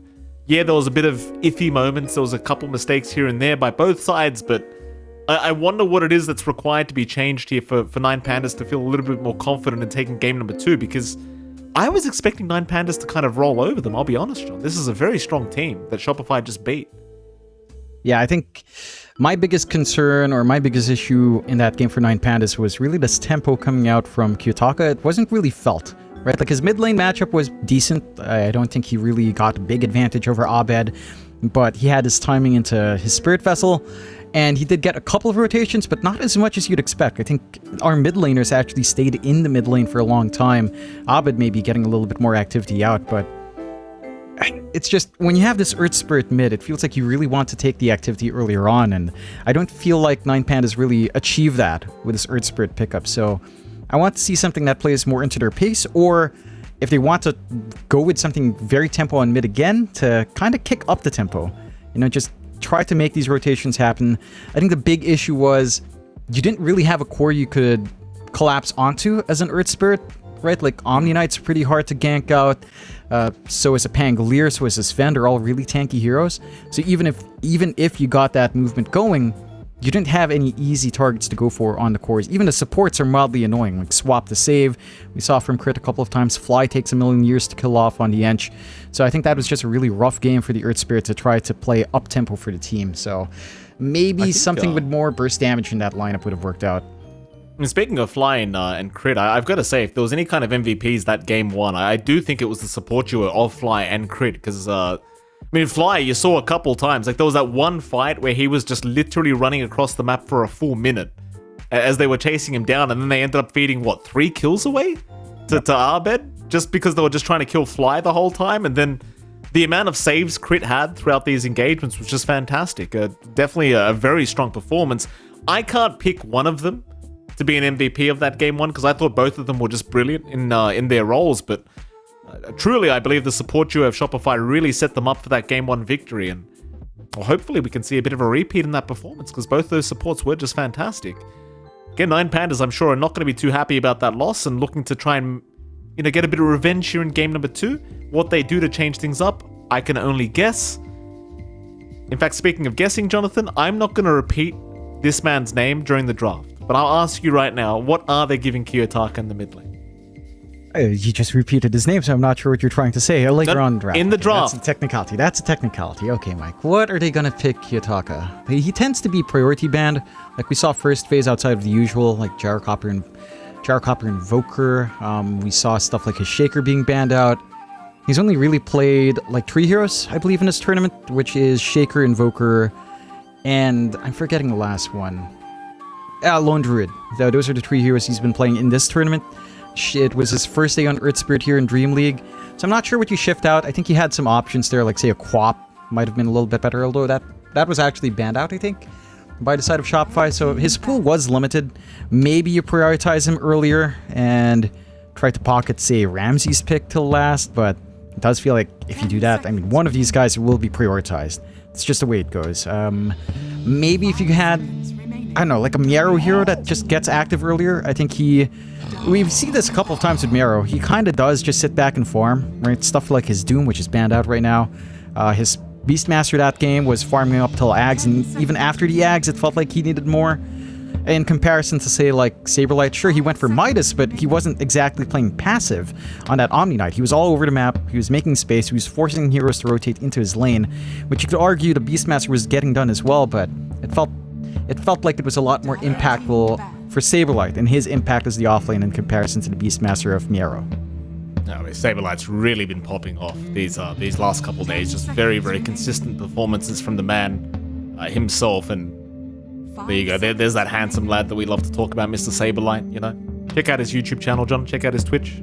I think it's Saberlight00. That's his Twitch and YouTube handle, Jonathan. You could have followed up and corrected me if I was wrong, but apparently I am right. Yeah, no, you are right. No, I'm sorry. I was just checking our production chat because they ask us who we want to talk to, and I always say Abed, and we were just told again anyone but Abed. He doesn't exist. He's not real. The guy you see in the webcam, it's not real, guys. Abed is not a real person. It's an AI. He's a very early AI project, and look how convincing this is. I thought he was real when I saw him in Stockholm. Okay, all right. What can you do? We're never gonna get Abed for an interview if they want. We're never gonna get Abed. If anyone in the chat asking for Abed every time Shopify wins a game, it's never gonna happen. This guy does not want to talk. Does not want to talk. He has nothing to say. That's it. I'm gonna just no comments. Next time we see him, I'm literally gonna put a mic in front of his face and just start talking to him. See what happens. The Shopify Rebellion, they do get the Dawnbreak. That's exciting for Saberlight. Like, we've seen how strong he is on this hero. They just first pick it every time, because why the hell not? Yeah, it's up there in just how incredibly hard it is to lane up against a Dawnbreaker. I think the only thing that could potentially hold the Dawnbreaker off with Tusk is like a double range lane with 2 stuns. So something like a Line +1 perhaps, or a Venge +1 that also has a stun might be the only way, because this Dawnbreaker Tusk combination Shopify is bringing out is just a little bit too much. The Pandas will go into the Venge themselves, so they take that away from Crit. We'll see if they ban out something like the Tusk here. Shopify, for their part, again, focusing in on a mix. They ban the Solo Warlock early on, the Doom for Miero, now the Shaker again for Kiyotaka, and Ramses and his Alchemist. So they're just limiting the pool for the Pandas. I'm wondering if the Pandas, again, like, you don't want to give out Tusk Dawnbreaker. I don't think Pandas can steal Tusk as well. I mean, they could. We've seen Antares play it, but I don't know if you really want to. Like, just... You have to ban the Tusk. I think if you don't ban it, Shopify just picks it up, and they're going to be very happy on the offlane again. Oh, certainly so. Although Shopify, they'll get rid of the Miero Beastmaster. The 9 Pandas, they do have the opportunity right now to get rid of the Tusk. We talked to Stormstormer yesterday, and he kind of explained how broken the combination did feel to play against. That they did obviously end up figuring it out in game number 2, but it still feels very, very potent if you aren't quite prepared for it. As well, 9 Pandas, they're going to have their pick to make first, so they could take the Tusk away if they so wish. Thing is as well, like, even if the Tusk combo with the Dawnbreaker wasn't there, like, Crit's just such a great Tusk player anyway, that you probably just don't want to give him a hero like that if he's going to feel comfortable. Yeah, and I know, I don't see Shopify leaning away from that. The Venge could at least give you a little bit more in that lane, but I don't know, one stun doesn't feel like it's enough. You have to cut off both the Dawnbreaker and the Tusk from trying to chase down. Keen to see what Ramses will want to pick up on his safe lane then. A melee lane matchup feels pretty hard. Maybe the one melee lane matchup that could be okay is maybe something like, say... It's a really dead hero, but Lifestealer could be one thing that is kind of fine if you can play with your Rage well. You trade hits pretty alright with your passives, but again, Lifestealer in general doesn't feel like the most amazing hero. They'll go with the Undying pickup, that should be our solo hero, so that's one way to punish this double strength lane that Shopify Rebellion is lining up for. If they do pick Tusk, and you'll have just 2 really easy heroes to punish with the Decay, soften up their damage, play with the Tombstone, and get really aggressive in your own safe lane here for the Panda. So I like the solution. I'm wondering if Shopify still don't care though. I mean, Tusk Dawnbreaker is still there. Even with Undying, do you really care too much about that? We'll find out.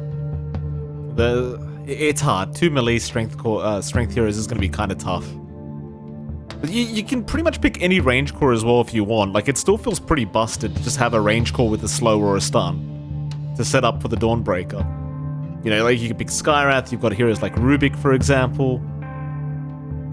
Just anyone that can set up for the Dawnbreaker to just get the Celestial Hammer into a Starbreaker is generally pretty well advised here for Shopify Rebellion. But we'll see. Maybe they just still want the Tusk. Could still just be the case. Shopify, they'll have a bit of a deeper think about it.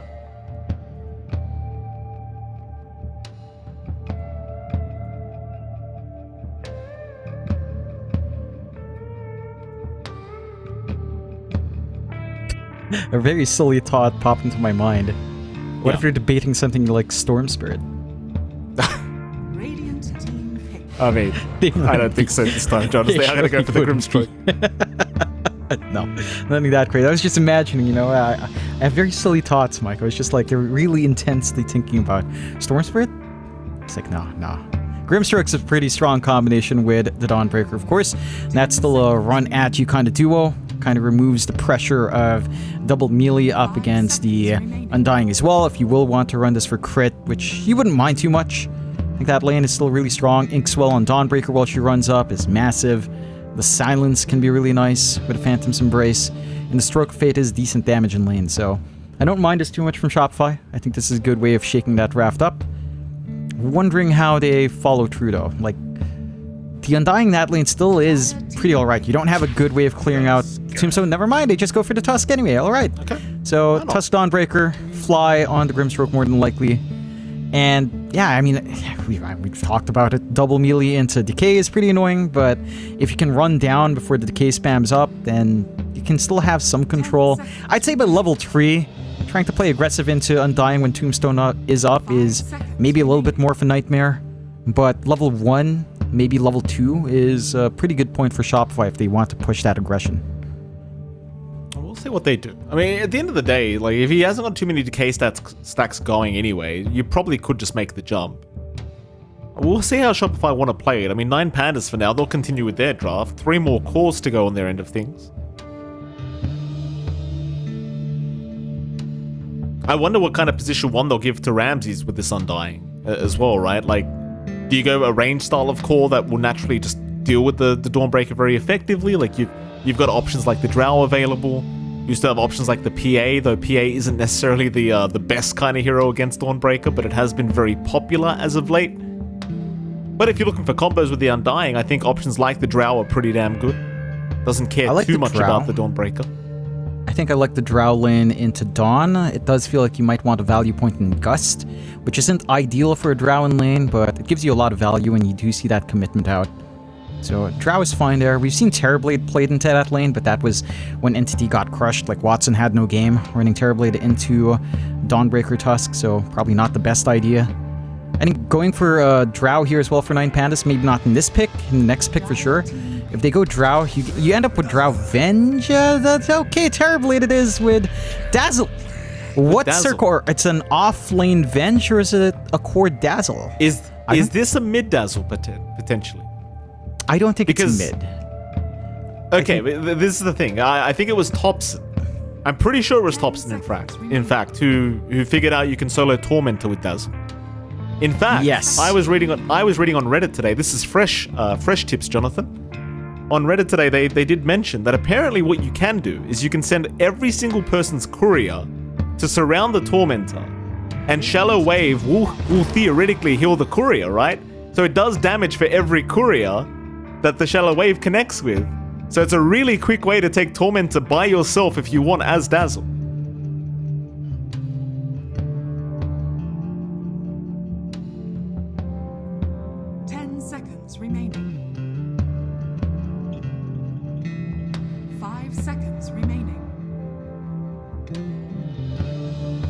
We'll see what they do. I mean, there's a couple more bans to come from both sides. Shopify Rebellion, they're going to have a think about some potential mids, potential off lanes we don't know yet for Shopify Rebellion, or rather for 9 Pandas. 9 Pandas obviously looking for the ban outs onto Arteezy. We did lose John there for a moment. I believe he'll be back in just a second to have a chat about this draft, but pause 1 ban outs now for Arteezy is exactly what 9 Pandas are looking for. So get rid of the Void for now.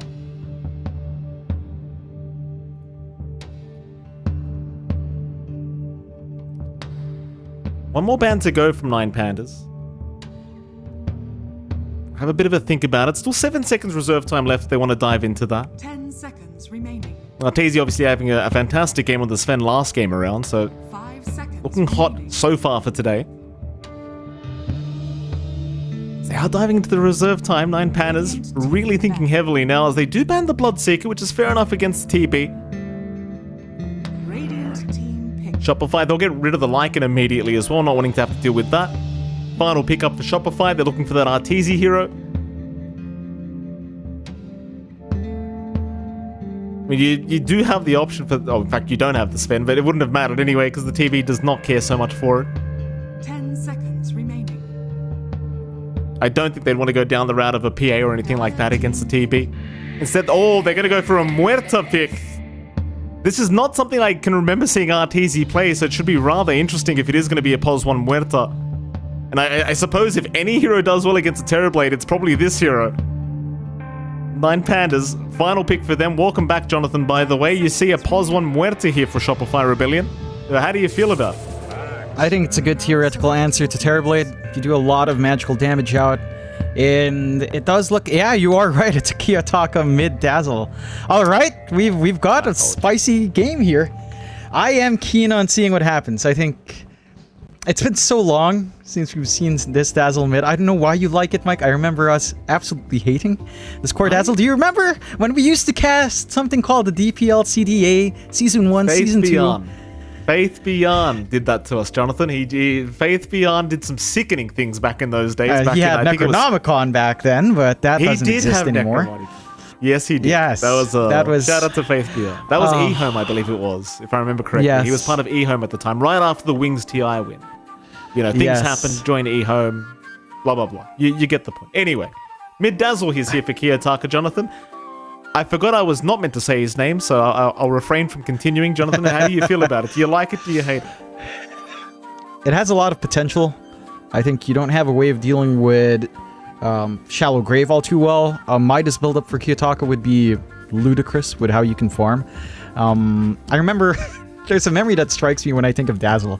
There's a Cap and SVG was talking about how they don't know what the Dazzle ult does, and everyone went off at them. You know, it's just a classic moment where SVG's talking about something that no one cares about while Cap thinks it's himself to get himself out. But this is I think the matchup is not the best for Dazzle. I think Lena's gonna outrange you. You have spell spam here for Lena, so it should be very manageable for Abed.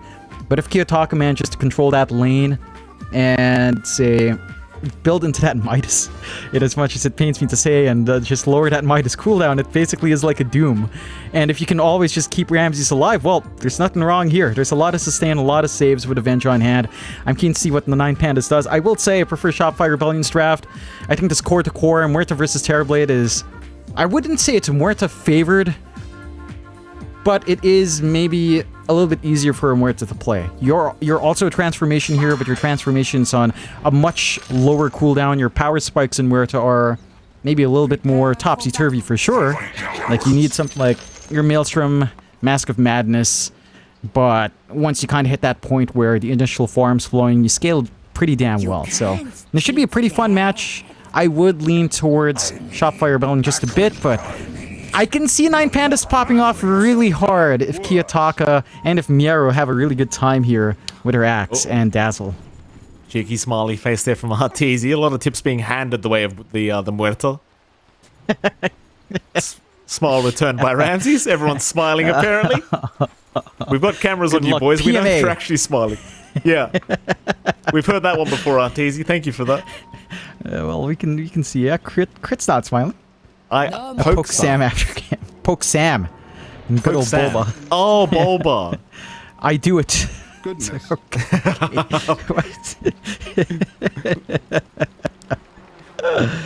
Oh, goodness. I'm not even going to comment on these boys.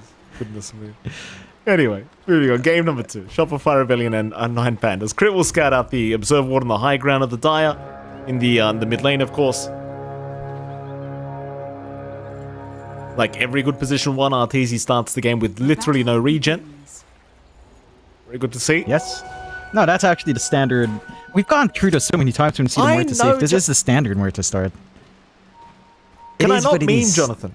Can I not make a joke, Jonathan? No, this is efficiency, Mike. You may not like it, but this is an efficient start. All the stats... Is it, John? Well, yes, where's his for tangos, Muerta John? Can he order some tangos? Well, he can have it delivered. No, he can go through Food Panda or Grab or whatever the heck. His courier service is there. He's fine. Fly's ordered a salve. Fly literally delivering a salve as we speak, Jonathan. I mean, he's ready. You see what I mean? These damn POS 1 players, they can't buy their own damn region. It makes me sick. Yeah, but it's a Muerta. You know, she's going to need to right-click her creeps down. So taking a look at the top lane where we don't have a Muerta. You've got Ramses on the Terrorblade, Solo on the Undying, up against this atrociously annoying lane of Dawnbreaker Tusk. Mind you, the initial levels aren't that smooth here for Saberlight and for Crit. They are going to have to pull. They are playing into Undying. It is double melee strength into Undying. So Solo should be fairly happy in this lane. You will just let the creeps meet, but good efficiency from Crit to block the camp anyway. So you cut off any way of trying to balance out this lane. But I think that the Pandas are showing a good understanding in this lane. You know, they know to just pull back, respect that aggression, respect the tag team combo. Oh, and what the hell is Kiyotaka doing? What? Yeah, we did not see that. Abed ends up going down as Kiyotaka secures the kill with just Poison Touch, I believe it was. I don't believe he had the level 2 yet. So there you go. Abed just getting slowed up a bit too much, I think, by the Poison Touch and just goes down. Here we go. Yeah. Replay. Yeah, I believe it was literally just Poison Touch.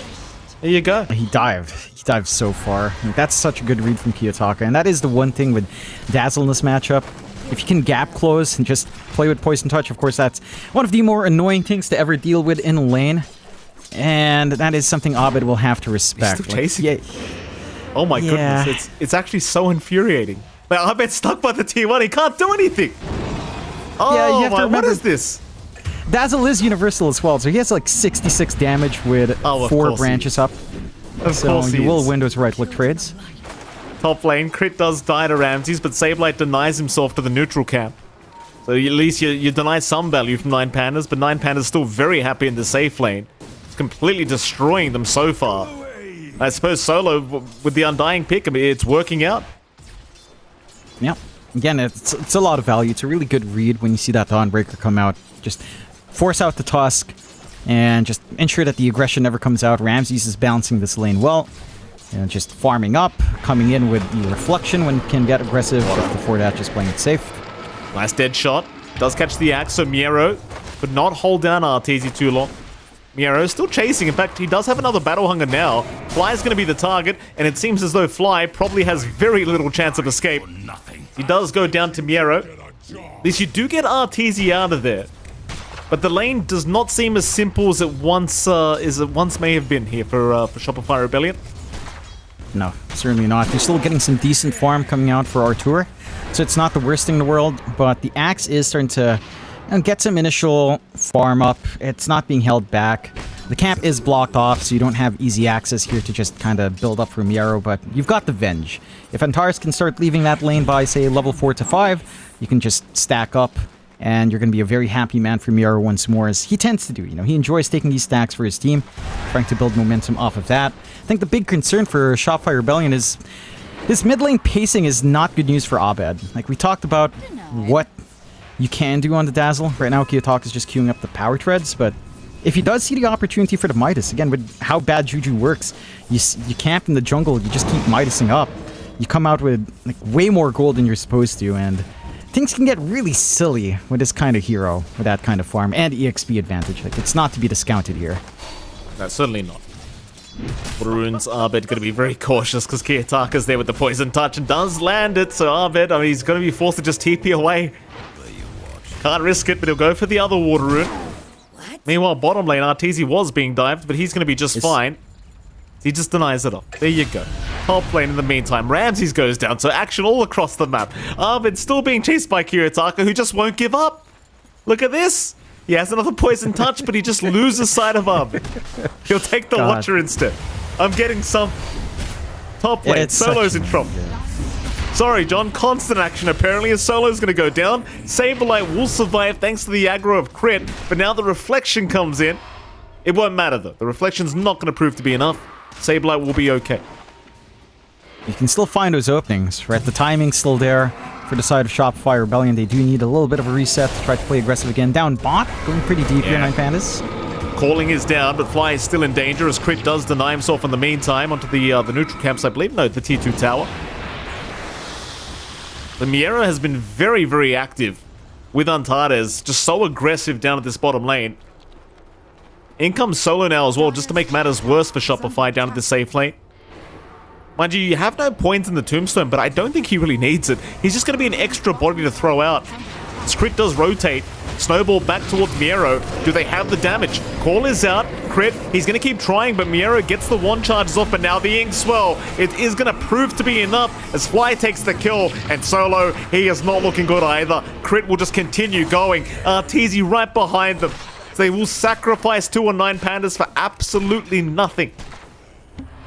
Yeah, I mean, the side lanes aren't going the smoothest for the Pandas. They're finding that punishment down bot here for Shopify Rebellion. Just the clump up. You know, you've got Tusk, you've got the Moonstruck. You really get Kiyotaka, Crit, can you really set up? He's quite low HP, but he has a snowball. Kiyotaka, not the tankiest of boys, and he is down. Crit, making a classic Crit play. Just so much activity from the Tusk already, and it's a very worthwhile one at that, because Kiyotaka, he was getting a bit too much in that mid lane. He certainly was. That's a very important kill for them to find, as they do manage to go and punish Fly. Arteezy, call does land from Miero. They don't have a follow-up magic missile. He has no mana for it. So Arteezy can rely on the dead shot in just a moment, and does do so, but Antares, he gets the final hit, helping Miero secure. They will lose the Venge? No. 7 HP he'll survive on. I mean, without that right click, I think they wouldn't have got the kill. Yeah. They definitely just needed that little bit of extra damage, diving fairly deep in the tower. Good read from Artur to just get some hits off to try to find some punishment. But a lot of back and forth. This is a much more active early game from both sides, 6-6.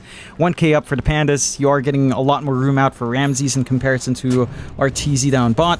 This Terrorblade is pretty safe. Outside of that one death up top, he has gotten a lot of room. They've forced this aggression down bot. They've not been able to build as many stacks, or any stacks at all here, on the side of the Pandas. So there's not much flash farm potential coming out here for Miero. But he does have his Vanguard up. Just Ramses. sit in that jungle soak up. Saberlight, has he gone too far this time? I think he may have. They've already dropped the tombstone. Saberlight, they're going to try for the TP out, and he does make it. Very, very confident TP away, but it does pay off. They had no way to stop it. Meanwhile, mid. Oh, God. Here we go again. Kiyotaka to be targeted. Abed, he should have the follow-up damage. Kiyotaka with no Shallow Grave cannot survive. No value points in Shallow Grave yet, which is pretty standard for the core Dazzle, but it is being punished heavily by Shopify.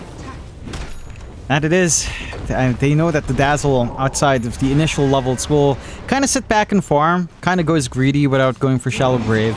And this is where Kiyotaka is just trying to farm into the Ag. So he wants that reverse Shadow Wave, wants to be aggressive with it with a lower cooldown, and try to nuke down the heroes. See if he gets a decent timing, but he doesn't have any farm accelerants right now. Shopify keeping that aggression up. Smoke on the hunt here. Absolutely. Ramses. They get jumped. This is a big one. And with the Tusk and Dawnbreaker combination, there's nothing you can do about it. Nothing. Just gets annihilated here by the tag team and the Starbreaker. You don't have your Sunder up. You were forced to use it earlier on. Level 1 Sunder cooldown is massive. So you know you've always got this window to play aggressive for Shopify Rebellion. They're looking at Nero. Oh, Crit's just so active. Crit is just too active, man. You can't give this guy Tusk. This is what he does to you. You think he's across the map? No, he's TPing back down to the bottom tier 1 tower to get another kill for his team. Yeah. And in this case, he just takes the gate. You know, for a little bit of freebie, pockets the TP, takes the gate again. He's checking up top. This is something that Crit's been really on point from the Tusk games that we've seen coming out from him. And the Pandas, it doesn't feel like they've got too much room to breed. You know, they're giving Ramsey some room to farm, but this is where the draft can really slow down. Like with this build-up that you're looking for on Kiyotaka, with him going for the Ags, no fast Midas, so no shenanigans in jungle, just trying to build up. You've got an Axe that still needs the blink, and probably a lot more on top of that to really start to have that impact you'd want to see in the game. Whereas Shopify Rebellion, they've got supports that are active. And you know, the side of 9 Pants, it doesn't feel like you have any good spot to go into, at least until the blink of Miero. Maybe at that point you can start to play off the back of that initiation. Before that point, you're just stuck farming. So it's Shopify Rebellion that's just constantly looking for these pickoffs and looking to force a response after the Pandas, and they've been fairly successful at it. They've got good forward wards, giving vision onto these farming areas. They've got a bit of a recovery period for Abed, considering how his mid lane went. And it's paying off. I think if you're Pandas, you need to hit these timings really fast. Like, Kiyotaka's Ags and the blink of Miero has to be on point here. Top lane again. Ramses. It's that combo, man. A crit. He lands a snowball. He finds the TP, and that's it. And look at this. TP back down to the bot lane. Look how quick this guy is. He's looking for more already. He wants Miero, but Miero, he's farming Ancients instead. It's only the Venge around, but they may as well just take his life if he gets too close. And it seems like he probably has gotten too close. Snowball is there. Calling is out. And Antares is dead. This is how you play Pos 4, ladies and gentlemen. This is how you do it. Yep. He's got the hero to enable that kind of aggressive style here for Crit. And just constantly checking all over the map. You've got a really fast Maelstrom timing here for Arteezy. So this Muerta is starting to hit really damn hard. And can start to clear out the jungle if they want to kind of slow down the pace a little bit more here. Although Saberlight is getting priority in the triangle. And the Pandas starting to lag a bit behind. You know, Ramsey's starting to fall a little bit behind. He does have the Midas to try to accelerate back in. Miero, Blink is only about 200 gold away. So there's some good news there, but they're losing map space. Bot objective down. Easier time to try to sneak in for the Wisdom Runes. Easier time to try to invade that triangle as well.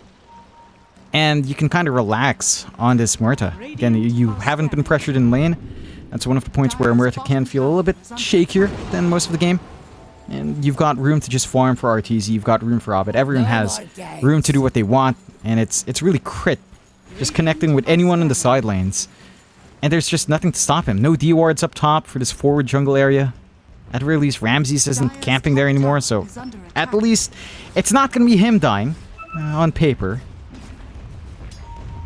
Again, top lane. He's hanging around just waiting for somebody. Solar Guardian's up in 5. Solo might show himself in a moment. Nobody around to help out, and here we go. I think the jump might just be here in a moment, as poor old Solo might just have to cop it for the team, and there you go, snowball out.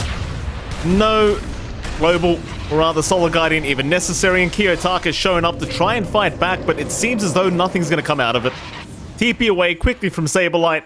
Crit is slowed by the poison touch, so this could be a bit of a problem, though he's trying to juke out very, very nicely, and now the Solar Guardians to come in and just get back into the fight as they swap out Kiyotaka, try to help him out, but here comes Arteezy! And look at the damage! My goodness! They all group up for the calling. Kiyotaka trying to run. Celestial Hammer will land perfectly, though, from Saberlight. And Nine Pandas, they are falling apart slowly but surely. This game is not looking too good. No, it certainly isn't. 15-6 in the favor of Shopify Rebellion. They're finding everything they absolutely need. You can see again in that fight. I'm not sure why they're dragging in Kiyotaka for this, right? Like, this Dazzle's not ready. And no Shallow Grave, no Ags, no Shard even. So you can't really do much. Like, he's having to stand in front. You've got the Blink ready in Miero, but he can't find the angle for the Blink call. Doesn't have the Blade Mail up yet. Like, a lot of things are still lacking for the Pandas. I think you just have to accept that you're going to be bleeding out. At the very least, bleed out your supports instead of the chorus. Crit. Crit. Ramses again. It's going to land the snowball. He's got it. This time, they do not have the Dawnbreaker, but they don't need it because they've got Arbed. 3-2-12 is the scoreline. There's only one kill Crit has not been involved in so far. 15 out of the 16 kills he's been involved in at the moment. So, I mean, again, this task is very scary, John. Maybe they can kill him here. You've got to blink up on Miero. Surely you just take this guy. There you go. Nice call out. Where's the spins? Only spins. one spin, apparently. Okie dokie. As Crit is going to go for a run. Surely he cannot make it out of this. Miero's chasing him down. Crit gets called. There you go. He gets dunked on. He's down. Yeah. At least you finally got your first dunk kill for Miero. So that's something to start going there. Build into that Blade Mail as well. But again, the farm game still has to continue here. 1,000 gold away for Kiyotaka to find the Ags. I guess this combination of Blink Axe Call with Reverse Shadow Wave is pretty big. I'm keen to see how much it does. I think Shopify Rebellion still has room to be aggressive. Look at these wards, man. Like, watching top, watching mid, watching bot as well. Like, they have a really good idea as to where Nine Pandas are playing. And that's just really enabling Crit to play in this way. He's going to have his blink in 500. You've got Abed who can just join in as long as the creep wave is nearby with these travels up. And you've got Arteezy just farming up a storm. We are going to hit that critical mass for the Muerta rather soon. Level 2 Pierce the Veil is when that really starts to get pretty damn annoying with how long it lasts and how much damage is added. So things are just going to get a little bit rougher for the Panthers until they start finding this consistent, safe initiation for themselves here. Yeah, this Muerta hero, it does... When you get the farm you require, it feels so ridiculous. It really does. And I don't know how Nine Pandas is going to deal with it. As this game goes on, that hero is going to get much, much scarier. He's not even going for the Mask of Madness. He's just going straight for the Mjolnir. Doesn't need the Mask of Madness. Go for the Mjolnir instead, and why the hell not? He can afford to, I guess. Miero, he's TPing into the triangle. Looks like they're looking at Crit down to the bottom lane. Pings were out, but Crit just leaves the area. The Nine Pandas remaining grouped up because they are not feeling very safe right now. Nor should they be. Because now you've got to blink up on the task. It's just coming out of the curry. Kiyotaka. Fly. They saw Kiyotaka. They'll go for the D wards on the high ground. Double sentries just in case. And you've got the Ags up on Kiyotaka. Whether that's going to make the difference, though, that's going to be the question. I wonder how hard Kiyotaka goes into a right-click dazzle. They get a call here. They certainly do. Fly. Proving to be hard to kill once again. Solar Guardian going to fly through from Saberlight, looking for Miero, but does need to back off now as the Poison Touch does connect. They've got the Tombstone down as well. Looks like they're swapping Crit, but Crit's got a nice shard and a nice snowball, locking two of them in. Oh, they've put him in the blender. Solo's okay, but Miero's just melting to Arteezy's damage. Oh my goodness. Solo, run, sir. Get out of there. Oh boy. I mean, do I have to tell you how great Crit is again, John? I mean, my goodness. No. This guy's setting up everything. That he is. They've bait them in. The call, not the big one you'd want here for the side of 9 Pandas. The response instantaneous from the side of Shopify Rebellion. They still had TP points on mid. Rather optimistic jump in. I think the Pandas were feeling confident with having this Ags up on Kiyotaka. Oh, what a perfect shards, honestly. They thought they had him too. That's the worst part. And look at Arteezy's damage. It's just so stupid, this gunslinger plus his ulti. It's just too much damage. I mean, it is. It's basically a free double damage when your gunslinger procs onto 1 hero. So it's really easy for the Muerta to just melt heroes down. And again, for the Pandas, they overcommit onto that single target call. Like, that's not even where their lineup shines. They need like a 3-man call with the Shadow Wave spam on top of it to really get the damage going, but they don't find it. That's an opening for the Roche here. Shopify Rebellion give that secondary life to Arteezy. And for the Pandas, this is a rather strange draft in timing. I feel like the Axe and the Dazzle both kind of want to play a little bit faster while the Terrorblade sits back a little bit more. And again, we just haven't seen the impact of Kiyotaka with the Ags. Perhaps in the next fight, it's banking on a massive call from Miro. It needs to be more than one. It needs to be on these big targets, like, say, either the Lina or the Muerta. And both of them are just so far back. It's difficult for Miro to find that angle in. 9 Pandas, you can see how desperate times are. They're just constantly on the same side of the map. Just they can't move out of this area. It's the triangle. It's the right side of the map. Maybe up north if you can, but the thing is, if you go up to the northern side of the Dire Jungle, you're constantly getting caught by Sableye and Crit, so you'd rather not go there. So you're just stuck in this very small part of the map, being near your triangle. They're going to show up down in this bottom lane, but it's just TB illusions. Miero's around, but he does not want to show on the wave. He's not feeling it. And Shopify, they're having a look. They're baiting with Arteezy, hoping somebody comes in for the Aegis. Miero's going to run south, but Crit... Oh, Crit... There's no way he knows. Miero, he's going to avoid him this time. Bail out, want to look for a safe spot in the map to farm up in. Maybe take the gate across? No, just going to be clearing some camps. This is Shopify managing to get some invasion going for themselves. They get a little bit of sentries down to spot vision. None of that existing right now for 9 Pandas. No wards outside. So it's basically a dark map for the Dar side. You do have the Scotty coming in from Ramses rather soon, so you will at least have that power spike lined up for the Terrorblade. But oh my god, you've got the full Ags on Abed. You can just melt through the Terrorblade anyway. Doesn't matter. And you've got all the solutions here on Shopify Rebellion. They invade the Tormentor, get a free shard up for... Oh god, really? Artur gets it as well? And that Pierce the Veil with Spell Lifesteal, plus the additional Spell Amp, every kill under Pierce the Veil? That's insanity. Yeah, because he needed it. Because he needed it. Exactly, why the hell not? Why does she get perma Spell Amp with this shard? Why is that required? Why not? Right? You have like, at max 8 seconds to let your team kill around you. So potentially in a 5-man wipe in that 8-second duration, you get what? Free 10% spell amp, rinse and repeat, 20%, 30%. All additive. It's not multiplicative, so Muerta gets a little bit silly. So hold on. If you get to 100% theoretically, you can't go up, can you? I'm pretty sure you could. I'm pretty sure you can. Amazing. It just keeps going.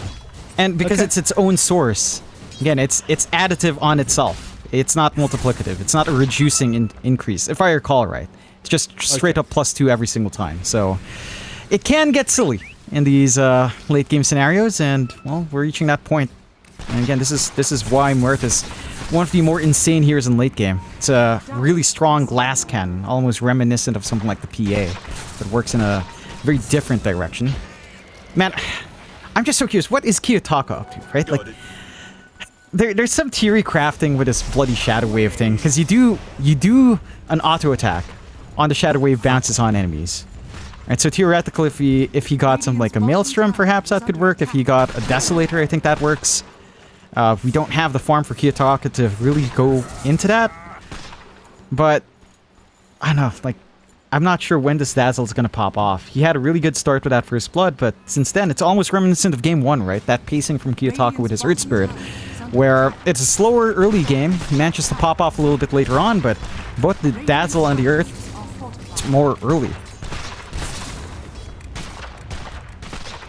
T2 top tower, not lasting very long. I'm not allowed to talk about this mid Dazzle, Jonathan, so I'm gonna keep myself out of this one. T2 top tower. Is under attack. It is gone. Dire's top tower has Nine fallen. Pandas, they'll just hang around the T3 tower just in case, but it doesn't seem like Shopify are even thinking about that. Still plenty of farm to be had for their Muerta, and for Nine Pandas, they are desperately trying to get their own farm going at the moment. Ramses is second in net worth right now as the TB, but he kind of has that bit of a mismatch against his Muerta, and well, Solo in the meantime looks like he's about to get caught. No crit, he found Kiyotaka! Kiyotaka, though, does avoid the stun of Saberlight, but it's still coming. The dead shot does connect. He has the Starbreaker. Solo has died. Kiyotaka is still running, and it looks like he might just make it out. In fact, Muero, he does show up. So does Ramses. They'll take down the Tusk, and that seems to be about it. 1 for 1 so far. Can they keep going? Arteezy on the run. They'll bring in Fly with the swap, so Fly will go down. Abed, he's sticking around. They look like they might want to turn a Saberlight. He has jumped in with the Starbreaker, and now 2 down already. They've got Muero and Antares. Ramses trying to run, trying to chase Abed, in fact, but he does get stunned up. So it seems like that's going to be about it for now. A 3 for 3. But I think any kind of even team fight is always good for 9Pan. Yeah, they certainly get a little bit more out in an even exchange.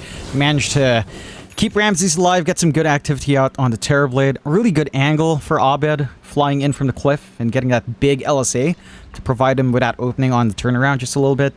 But not quite enough to fully punish. Just a little bit of a deep dive onto Kiyotaka without any additional control. The Dazzle is getting to that point where it's fairly annoying to deal with. And mind you, it's not quite the max level bad juju, but in these prolonged fights where Dazzle is allowed to cast his spells over and over and over again, that minus armor will stack up. And you do have a Terrorblade. It does enjoy having that debuff fly out to all of these heroes. So you have to be cautious about how far in you commit here on Shopify. And I like this from Ramses. I mean, he's just going defensive. He's got BKB Scotty. Could go for the Manta next, just to have this spell on hand. You've got the full Dragon Lance up and running here on Kiyotaka. The full Hurricane Pike actually going for the Manta. Some more stats for this Universal type to play with, which is always very funny. I'm wondering if he's going to buy his own shard out. It does feel like that additional control, but having that 1.6 second hex is massive. Lane, I mean, they're right by Ramses and Antares. They don't know where they are, though. So they are smoking through the triangle. They'll go the opposite way now, towards the Dire Jungle instead. It's very hard with these smokes. The map's just so damn big. Solo. Gonna be spotted for a moment. Crit does make the jump in immediately, and Solo, well, he does have a Glimmer Cape, so he does survive a little bit longer, but not for long enough. Comes Kiyotaka. Arteezy, he will get called, but the Yule does save him for now, as it seems like Miero has gone a bit too far, and look at this damage output. My goodness. Just destroys him. I mean, Abed does save the day with that Yule's, mind you, because he did have the Blade Mail popped with the call, so Arteezy probably would have just killed himself there, but Abed, quick thinking, does save the day. And he does. And that's kills for you to find. With that shard up, 4% spell amp, not silly yet. It's gonna get sillier. You have to remember, Pierce the Veil does turn your output into magical damage, so it technically becomes spell damage, I believe, so that's amplified up by this. It amplifies, I believe, the damage of Mjolnir bounce. So, it just gets silly and silly. It's fun. It's fun, I think. I think that's the concept. Yeah. Perhaps. Perhaps. Well, you think Upheaval's fun, John, so I don't know if I can take your word for anything. I'll be frank with you. It is a fun spell. Yeah, I'm sure Solo would really wish he could have played Warlock, but it's first phase banned against him. It's so fun. So fun, Mike. You should play Turbo Game sometime and try playing against this crap. Dire's middle tower is under attack. Gets even more fun. I tell you. Like, you're laning against Dazzle. Ugh. Yeah. Speaking of that Dazzle, he's getting close to the Manta now. So it's like, he is becoming somewhat of a problem. Not at the stage you would have liked to see from a core Dazzle, I guess. You do rely on being heavily ahead in terms of XP and gold, but He's having that impact now, John, as long as he just doesn't get bursted. If he can stand back and just spam spells, he is happy. I mean, he instantly clears out the creep wave as it is right now. So that's kind of insane how much farm he can find for himself. Good old Kiyotaka. He is second in that word for his team, considering his start. Not too bad of a position to be in.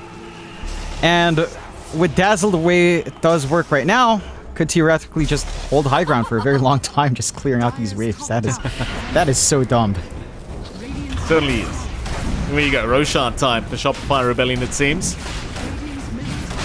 Nine Panda's obviously not going to have a borrow this Roshan.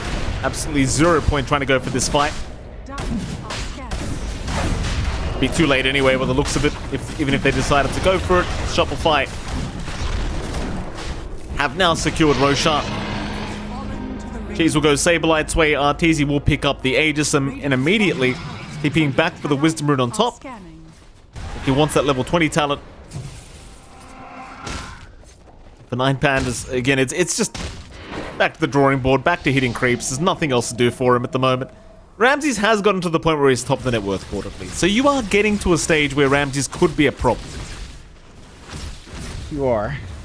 Like he has a little bit more going for himself with Assange and Yasha. And I believe he's either going Daedalus or Silver Edge now as well. So he's going to have some ways of weaving in and out of these fights. I'm wondering how much this Manta will do for Kiyotaka. That's the big curiosity, as the full Silver Edge for Arteezy is done. And he will smoke off the back of that. Age is still fresh, of course. They can look to force something out here. Go. Gonna try. Kiyotaka is the target. Solar Guardian will connect this time, and with the Laguna Blade, he is just destroyed. In fact, Saberlight, he is not done. He wants Antares on top. Celestial Hammer did actually land, but obviously not gonna look for the dive past the tier 3 tower. Not for a support kill. But they got the big one anyway. They got Kiyotaka down another time. Some nice, quick, easy punishment. And, well, a nice, easy clear on a tier 2.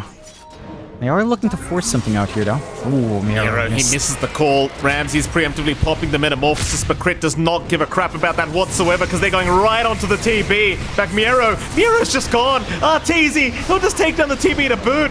Double kill for Arteezy. It might just be a triple. Solo will be the third. A BKB or not, he just hits like an absolute truck.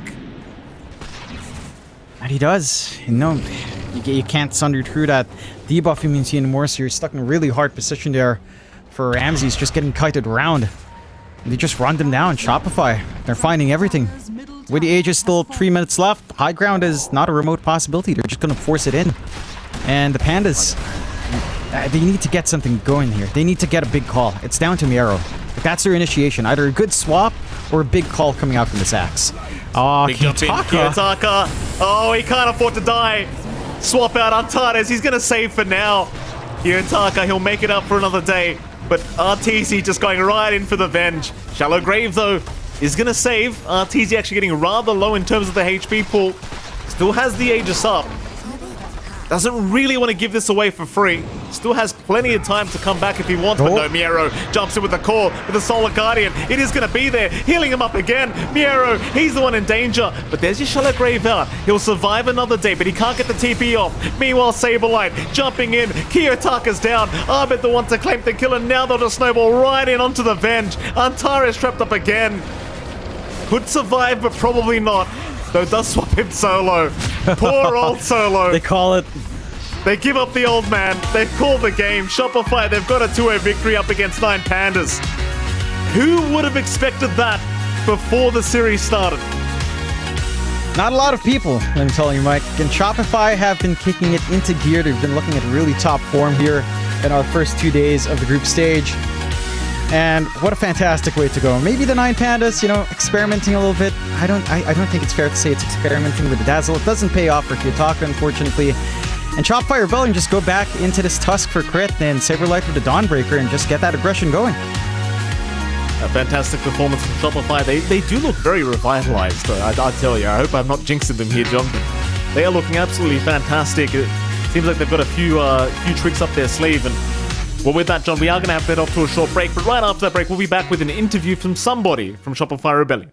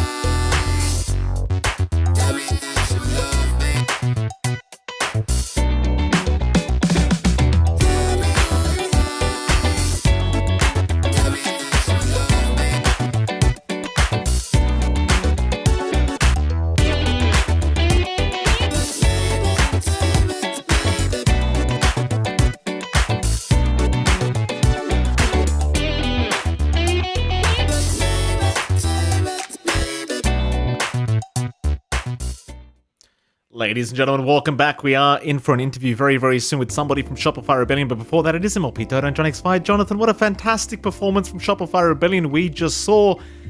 I tell you, the 2-0ing 9 Pandas, not something I thought that was on the menu today for Shopify Rebellion, but my goodness, they make it look kind of easy.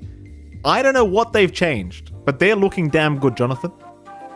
That they are. They've looked to be in really top form, almost like what we've seen from them in the NADPC, right? Finally transitioning that performance there onto a more international avenue. And it's good to see for the side of Shopify Rebellion bring down 9 Pandas 2-0, a team that was undefeated yesterday and unfortunately getting Chris to be casted by us finds so 2 losses in a row. So I really am so sorry. This happens every event and it's unfortunate, but I'm sure they can bounce back as long as we don't cast our games. I'm sure they can beat the curse, Mike. It's possible. Certainly possible to beat it as long as we're not around. It looks like we have an interview though, so let's head over to that, and we have Mr. Saberlight joining us for an interview. Saberlight, congratulations on your 2-0 victory against 9 Pandas. My friend, how the hell are you feeling? Thank you guys, thank you. I'm feeling great. It's always nice to win, especially like the 9 Pandas, they look like a good team. They seem pretty in form, so I'm glad that we were able to win against them. Speaking of winning, Saberlight, I gotta tell you, like, you guys are looking really damn dominant all of a sudden. Like, you guys have always looked good, but now you're looking spectacular. Can I ask you what changed so suddenly in DreamLeague Season 21 where you guys are just... I'm not sure, you guys are looking fantastic. What happened? Okay, so here's the thing, guys. Our team has always been good. Like, if you look at us, it's a lineup of the superstars. So we're all insane players. But but we kind of showed it in like the first Dream League and then Lima. But then some things they just kind of come into the way of us like performing at our full potential. So I think the difference is that right now there is nothing like holding us back. We're actually playing how we can play. So that's why. Okay, that's a great answer. Couldn't help but notice as well, Saberlight, if you could shed some light on it. Ramses and Arteezy going at it. There was a few smiley faces, a few tips being dropped. Was there any bad blood? Was there any bad blood there, Saberlight, or was it just a bit of fun and games for the boys? No, of course, it's always just fun and games. I think the Ramses is friends with the people on this team ever since he was playing for them before COVID. So I think they're good friends. Excellent.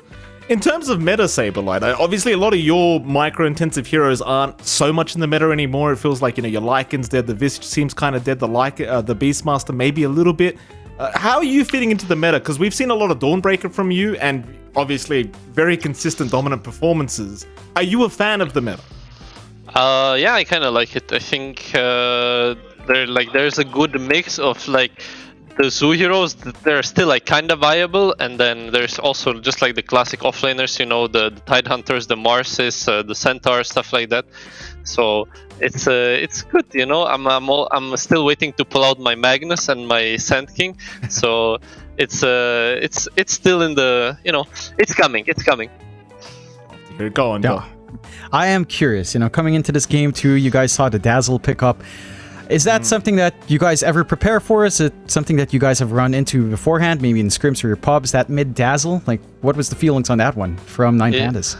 Yeah, the Russians seem to love it, Thompson as well. So I've played against it a few times in pubs. It's either really good or it's really bad. So I think overall they didn't have the best draft this game, so it was kind of easy to play. Yeah, it certainly seemed that way. Now, going forward, you guys are looking pretty sharp here in DreamLeague. It feels like it's almost like a... What's the word for it? Like a resurgence for you guys here. Is there any team that you want to lay it on to, Saberlight? Anyone you're looking out for to beat down here?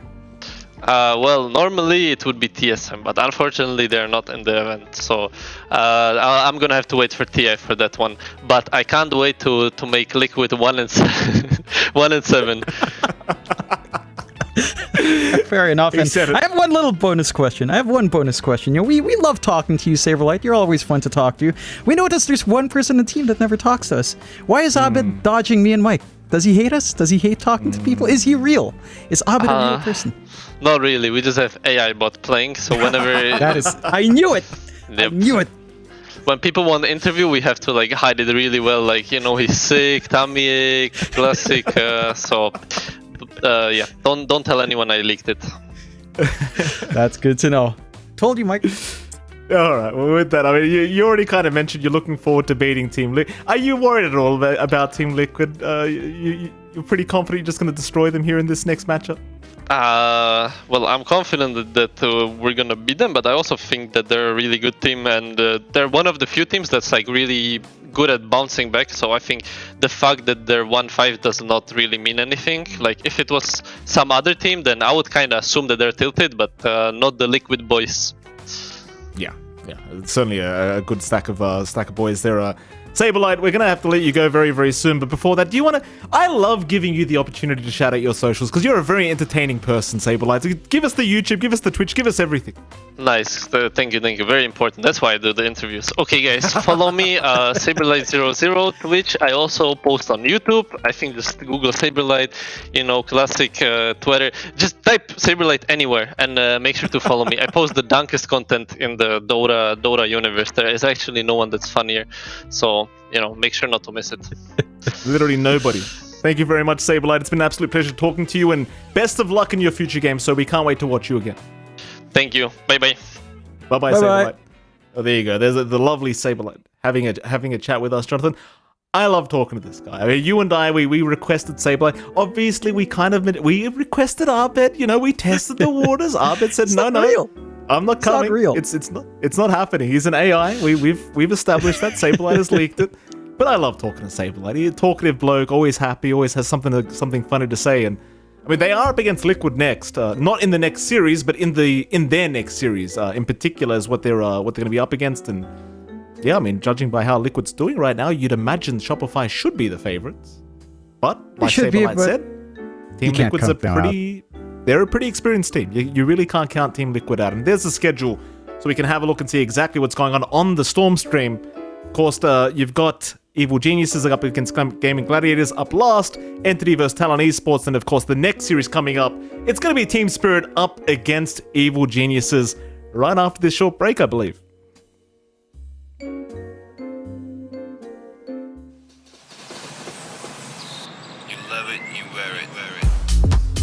Wear your passion.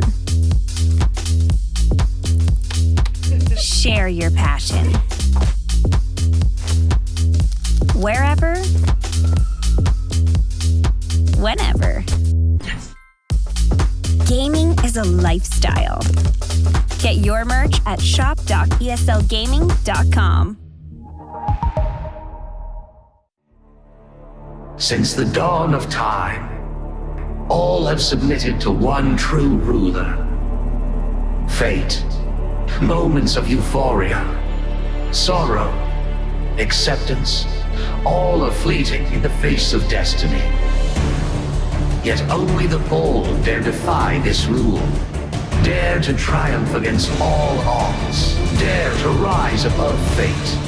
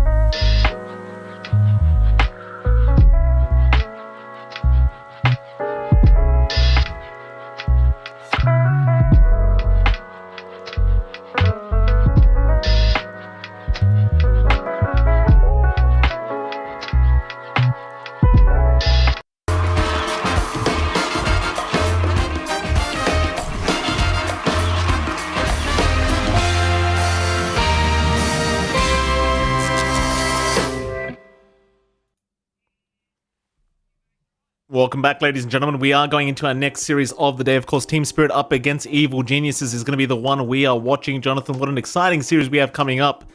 How the hell are you doing?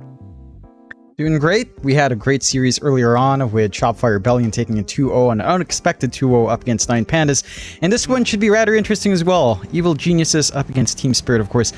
This one should be a pretty close match. I think Team Spirit has, they've rallied very recently in a lot of their big performances, especially in Riyadh. Maybe go off to a little bit of a slower start, but we've talked to these boys before. They tend to go for some slower starts sometimes, so maybe day 2, this is where they start to warm up a little bit more and start to heat it up. Yeah, I mean, speaking of talking with the boys, we actually had a chat with the boys and we had a talk about the year that they've had. So let's have a listen and see what they had to say about their year. TI winners Team Spirit had a rough 2023, or so it seemed until Riyadh Masters. The team spent most of the past year getting disappointing results. Despite winning TI 2021, they got knocked out in the first round lower bracket of TI 2022. Boom, come in and upset the champs!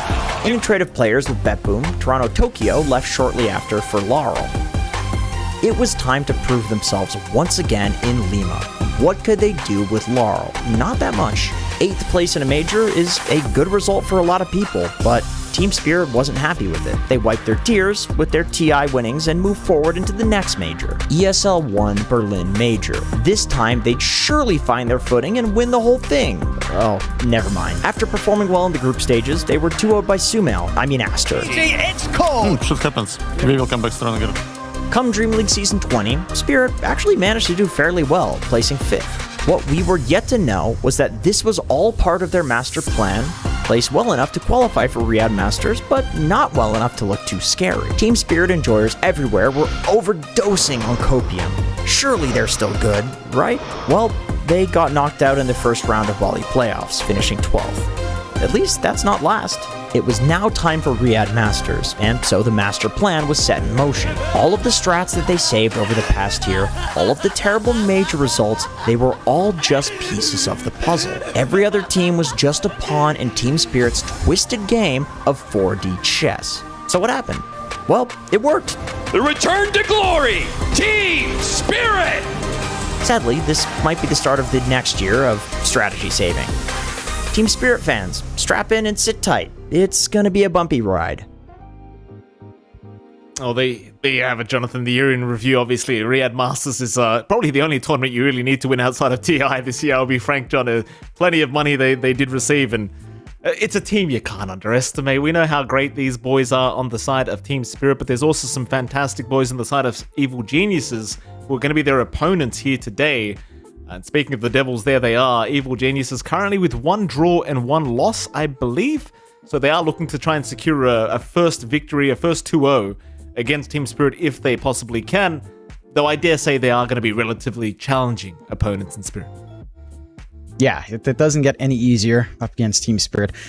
We saw them play that back and forth series yesterday up against OG. Managing to rally afterwards to get a 1-1 up against Quest is pretty nice, but they need to build that momentum starting now. You know, you can't afford to drop too many more series. You've only got pretty much today and tomorrow left for these group stages, so if there's any time to start winning, it's now, and it's going to be a tough opponent up against Team Spirit. It's going to be an interesting clash of styles here between both sides as well, with how aggressive EG wants to play, how much they want to kind of sit back and farm, how much time they give towards the late game, as that's what we saw yesterday from EG, kind of sitting back instead of trying to push this advantage early on, kind of flubbing when it came to the high ground push, you know, being overly aggressive, dropping the ball a little bit, right? Like, especially in that high ground on the top side when they try to push in, force overgrowth, all of that kind of stuff. So I think for EG, it's about trying to maintain that aggression while also keeping presence of mind as to when you should take these fights,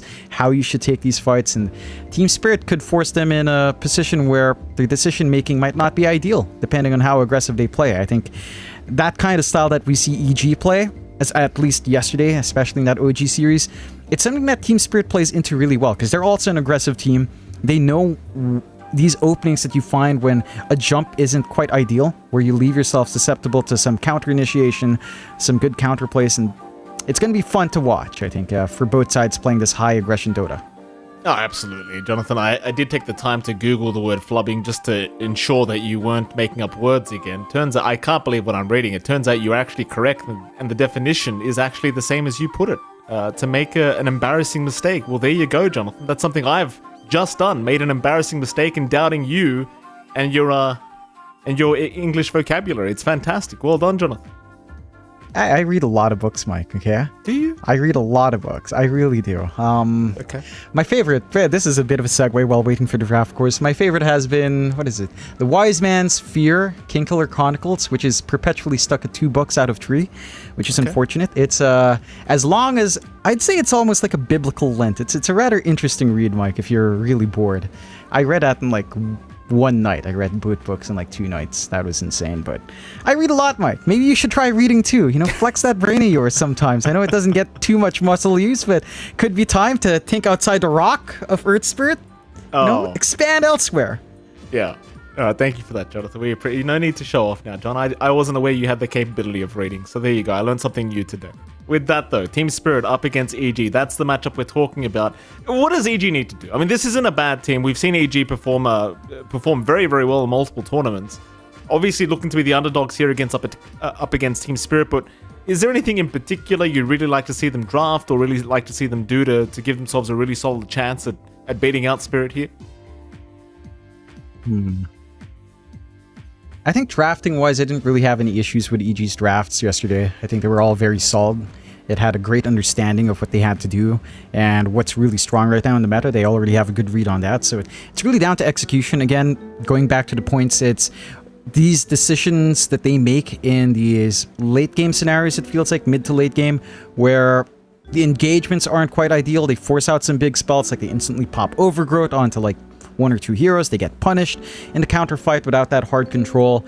I think that's the one thing. Like, what we're seeing right now in determining a lot of these games is really just decision making. I don't think any teams really drop the ball when it comes to draft. I think every team has had enough time in the patch to figure out what's good. No one really lets any of the big heroes through. When they do, stuff like Venge, it is a strong hero, but it's still manageable to an extent. So I think it's really just down to execution. Like, they have to stay calm. I feel like EG are not really panicking, but maybe getting a little bit too intense when they do reach those scenarios where it's almost like do or die. Like, say, the decision to buy that Divine Rapier really early from Pakaz in their second game up against OG, right? Like, in comparison to OG in game 1, where the Divine Rapier came much later because the game was already slow at that point. When EG bought the Divine on Pakaz, there was still a lot of room to play. Like, they haven't pierced the high ground. And when you get the Divine and P8, that normally means you're sitting back, throwing daggers instead of jumping in and providing that consistent burst damage for your team. So I think it's just decision-making in the game that EG's had some time to adjust to. I think they might have had enough time to go over the replays, calm down, because these are not, you know, big unfixable mistakes or hard to fix mistakes. I think it's very much something that a little bit of relaxation and a little bit of a team talk, and you can kind of reel it in. And we've seen EG recover before in that way. Yeah. You mentioned the Rapey pickup up at Cars last night. I mean, that was after a 75-minute Mega Creep versus Mega Creep match against OG, which they had the Mega Creeps first, so it looked like their game to lose, and OG pulled off the victory yesterday, and obviously that must have been somewhat demoralizing for EG to have to go through that, just such a long series and still end up losing in that kind of way. See if they have recovered. Hopefully they've reset here today to go up against Team Spirit, because it's definitely not going to be a very easy time. Whether they've adjusted the meta as well, because they looked maybe just a little bit lost, like, you know, they seem like they just weren't 100% together yesterday, so hopefully things have gotten back together and we can have a fantastic series here against Spirit and EG, which should be getting underway relatively soon, by the way. We're waiting for some cameras to be adjusted, but should be a game 1 draft very, very soon. Yeah, it shouldn't be taking too long. Just waiting for the lobby to kick off. I'm keen to see if any sort of adjustments to bans are made. I think it doesn't seem like we're getting anything too far off the meta. I don't think either team prioritizes something like the Dawnbreaker, so that could be left entirely alone. It feels like Shopify is the big carrier of that hero with a Tusk combination. Maybe that starts to seep out now with the time given for both sides to kind of work out the day. So that could be something we start seeing other teams adapt to. I think it's a pretty damn strong combo, really. So I'm keen to see if either one kind of picks that up. We've seen a lot of Kunkka. I think that's something Laurel plays as well. So that could come out once again on the mid, and we've seen what Kunkka does. So I think that's one of the heroes that isn't necessarily going to be banned, especially in the first game, unless EG has a really good read on that from Laurel. So I would kind of like to see that. I think Kunkka, what was the build-up we saw last time? It's like a Heart Rush, and at that point you go Ags, you go your Shard. It's really oppressive to play into. It's just, with the changes to Torrent, you're perpetually slowed, even if you're not directly caught in the first Torrent tick. So, really oppressive to kind of deal with. I think you will probably see maybe some contestation for Earthshaker, or if one team allows the Shaker, which I'm guessing is going to be Team Spirit. Though I can see this happening. Team Spirit allows the Shaker for the side of EG, and then Team Spirit picks up the Kunkka, which I think is it was the lane matchup that we saw, and it did work out fairly alright for the Kunkka. So I think that's one way. That's the one thing I can really read from draft, is probably a fight over Shaker, and if Shaker is given out, then someone is taking that Kunkka here. It's the thing with Kunkka as well, right? Like, not too much have changed with the hero, but the laning stage of Kunkka is still really, really strong, right? Like, no matter what else happens with Kunkka, Tidebringer is still a very, very busted ability to have in the laning stage, and it's kind of what we see no matter who's laning up against Kunkka. You generally do not have a very, very good time, unless you choose like a very cheesy kind of pick, but chances are that Kunkka's going to have a pretty damn good time no matter what in the mid lane if you do go down that route. Whether it's left to be picked up, we'll have to see. As I believe the draft is going to be starting in about 20 seconds from now. So happy days, we'll get to see exactly what bans are coming up. But yeah, apart from that, we've got to see some heroes, I suppose, Jonathan. There's not too much else to talk about here, and see what Spirit and EG are thinking. Yep, should be able to see that shortly. I'm not expecting too many changes in these first phase bans. See Gyrocopter, as the draft will come out here. Gyrocopter already being taken out by Team Spirit, Invoker out by EG. We've kind of solidified our first phase bans. It tends to happen as a patch is settled into, although down the line there will be modifications as, you know, more broken heroes are revealed, or very team-specific heroes are starting to get revealed. Sven taken out by EG, again, no surprises. Stuff like NP, maybe Avenge, maybe the Warlock are still kind of left in the pool. And the Shaker that we mentioned is still there, so wouldn't be surprised if that's the next few. And the chopping block here for Team Spirit, perhaps. Shall see. You reckon Yatoro would shave his head again for TI? Off topic.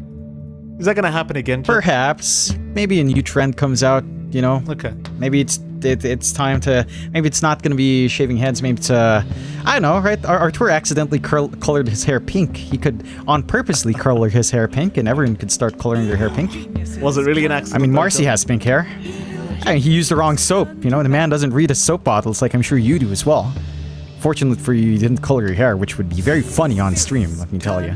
That was his partner's shampoo bottle, Jonathan, right? Yes. And I also, for the record, I also don't read my wife's shampoo bottles. I just use it. They always buy the good products, John. You just use what they get. There you go. Good. Fortunately for you, Mike, you haven't discolored your hair yet, but I'm looking for that day. As we see again, nothing too different in the bands. PA, Mars, Respect Man onto Team Spirit. Team Spirit taking out the Pangolier, so they leave the Shaker. Brewmaster's left in the pool as well, and Team Spirit just picked that up. So you've got that disruptive offlane already lined up. Perhaps a pause 4, as we've seen teams like OG kind of run. So it's fairly flexible on the Brewmaster. EG, they've got a pretty strong set of openings. NP, Venge, are the big ones that stand out. Maybe a Primal Beast if you really wanted to hammer in Chris Lux Hero with a little bit of flex for Whisper. And they go with the Morphling first, so they just want to have a stable lane up against that Brewmaster. Mind you, we've seen the Morphling play into this, right? Like, the Cyclone just ruins you. It feels like now, the only way you have to save your Morphling from just being tossed in the air is something like Venge Swap, which could just be banned by Team Spirit. Venge is a meta hero. It wouldn't be that big of a waste of a ban just to remove that save here for EG. Brewmaster just one of those heroes, when it's good, it's really damn good. And it's starting to feel like it's really damn good right now. See, they, like you mentioned, that Cyclone or Tornado just never feels good for any kind of carry, and it's so spammable in the middle of a team fight. It's so hard to lane against Brewmaster as well. Just the classic Cinder Brew and the Urn build-up is just... It feels so ridiculous to have to try and play against. Just too much damage, too much slow. Then all the bonuses you get with his passive, the Drunken Brawler. And I say passive, obviously you actually can, use it, but just this hero becomes too powerful when it's in meta. Yeah, it can be. I'm sorry. I just saw my friend list pop up. I saw a team manager that's currently playing. It's a team manager for a team in DreamLeague playing a different game right now. I'm like, I'm picking this guy. What are you doing? Well, what are you doing playing this? The fuck? What the hell? But anyway. Oh, we heard you the first time, John. Don't you worry. Yeah, slip of the tongue. The Brewmaster is annoying. I am wondering what... Again, if that Venge is taken out. I like that they do take out the Dawnbreaker, so you really don't want to contest into that hero overall. Just, there's way too much. What's the ban, Team Spirit? Again, Avenge is still there to save your Morph, but I suppose in lane, that's not necessarily the best lane to play with. Yeah, it'll just ban out the Doom. Focus on whatever Whisper might want to bring out in the off. One more ban to go, EG. Been a bit of a mix of carry and off lane so far. It is the hard thing when you've got a first pick brew, you don't know what position it's going to go to. It is quite a flexible hero at the moment. Just making sure Collapse doesn't get any real comfort heroes, just in case the Team Spirit want to throw that in the pos 4 role, that Brewmaster. There's your ban out of the AA as well from Poshka, just in case against the Morphling, of course. One of the direct counters against the Morphling. EG, what do you want to follow up with here? Team Spirit's turn. They'll go to the Ventra. Okay. Yeah, I mean, again, it's the save for your Morphling. Swap out from the Hurricane. So you're not going to be stuck in the air here for Pakas. It's solid enough in lane. You can kind of flex it, although we have just been seeing pos 4, pos 5 Venge. So nothing too hard to flex out. Rarely see that core offlane Venge. Keen to see so many options left in mid. Outside of this like Pango band, there's still the Invoker if you kind of want to go that route here for either side. Shaker's still in the pool. Primal Beast is in the pool. A lot of options left hanging on mid. They've emphasized the cores elsewhere, like safe lane and off have taken the hit here. I'm wondering if that's something Team Spirit prioritizes. I mean, they have the back-to-back picks. They'll go with Warlock. Very fun to see. And there's the... Oh my god! Oh my yes! It's the hater supports. This is the John X. This is so much hate. Oh man, can you imagine upheaval from the back and mana drain on top? You have almost zero move speed. How fun! That's fun and engaging emergent gameplay. Like, outstanding. Amazing to watch. Amazing to watch, I'm sure. 5 seconds remaining. Evil geniuses. they want to just pick CM for the memes, just so we can have her literally not moving. That'd be amazing. No. Not CM. You want to pick a Spirit Breaker support and charge the Warlock. Brings me so much joy seeing dumb stuff like that. I mean, to be fair, this support duo of Team Spirit does have its downsides, right? Very squishy in the backline. You've got Swap to put one of them out of position. You've got a Morphling who can waveform in. You have a lot of mid choices left that could take care of the backline.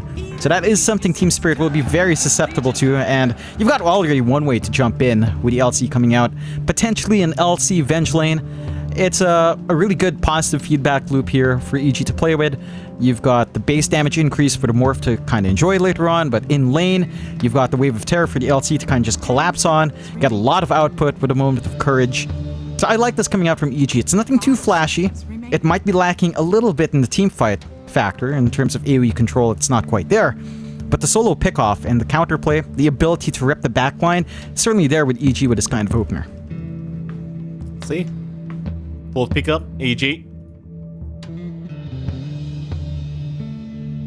We're going to the reserve time for this one. Still have a secondary support pickup to make.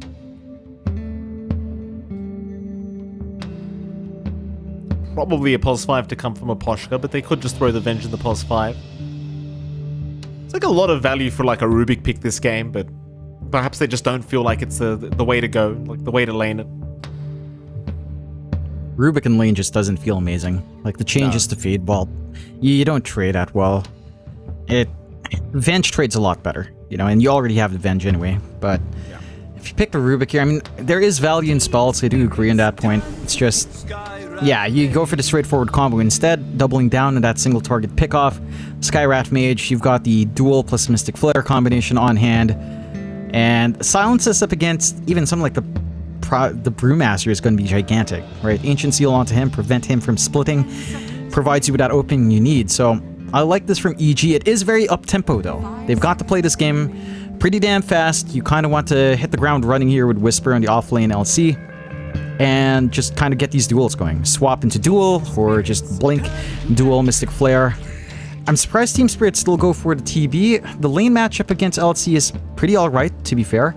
You can always just play with Metamorphosis stand back, but when Metamorphosis is down, it does feel like the LC can find a little bit more. Granted, you are running Terrorblade Warlock, which can be a pretty nice defensive lane. Like, you can always just cut off that chase from the LC with Upheaval, and you tend to see Upheaval being valued, Upheaval and Chains valued over Shadow Word, so I do like this. I think the 1v1 matchup versus Morphlings may be where it gets a little bit dicey. Morphling always has the ability to turn into Terrorblade, and you do have, again, enough magical damage on EG with the Mystic Flare, but outside of that, it can maybe be a little bit tougher, so I can see this working out for Team Spirit.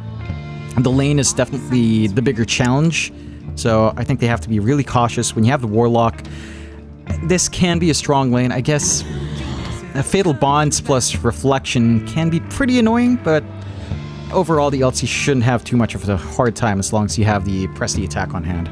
Yeah. We'll see how I mean, it is Yatoro TB. That's kind of the thing, right? Like, that Terrorblade of Yatoro, arguably one of his best heroes, is very intimidating, to say the least, to have to play up against here for EG, I'm sure. Team Spirit's EG, they'll ban out the puck. Team Spirit, also looking for another mid-ban.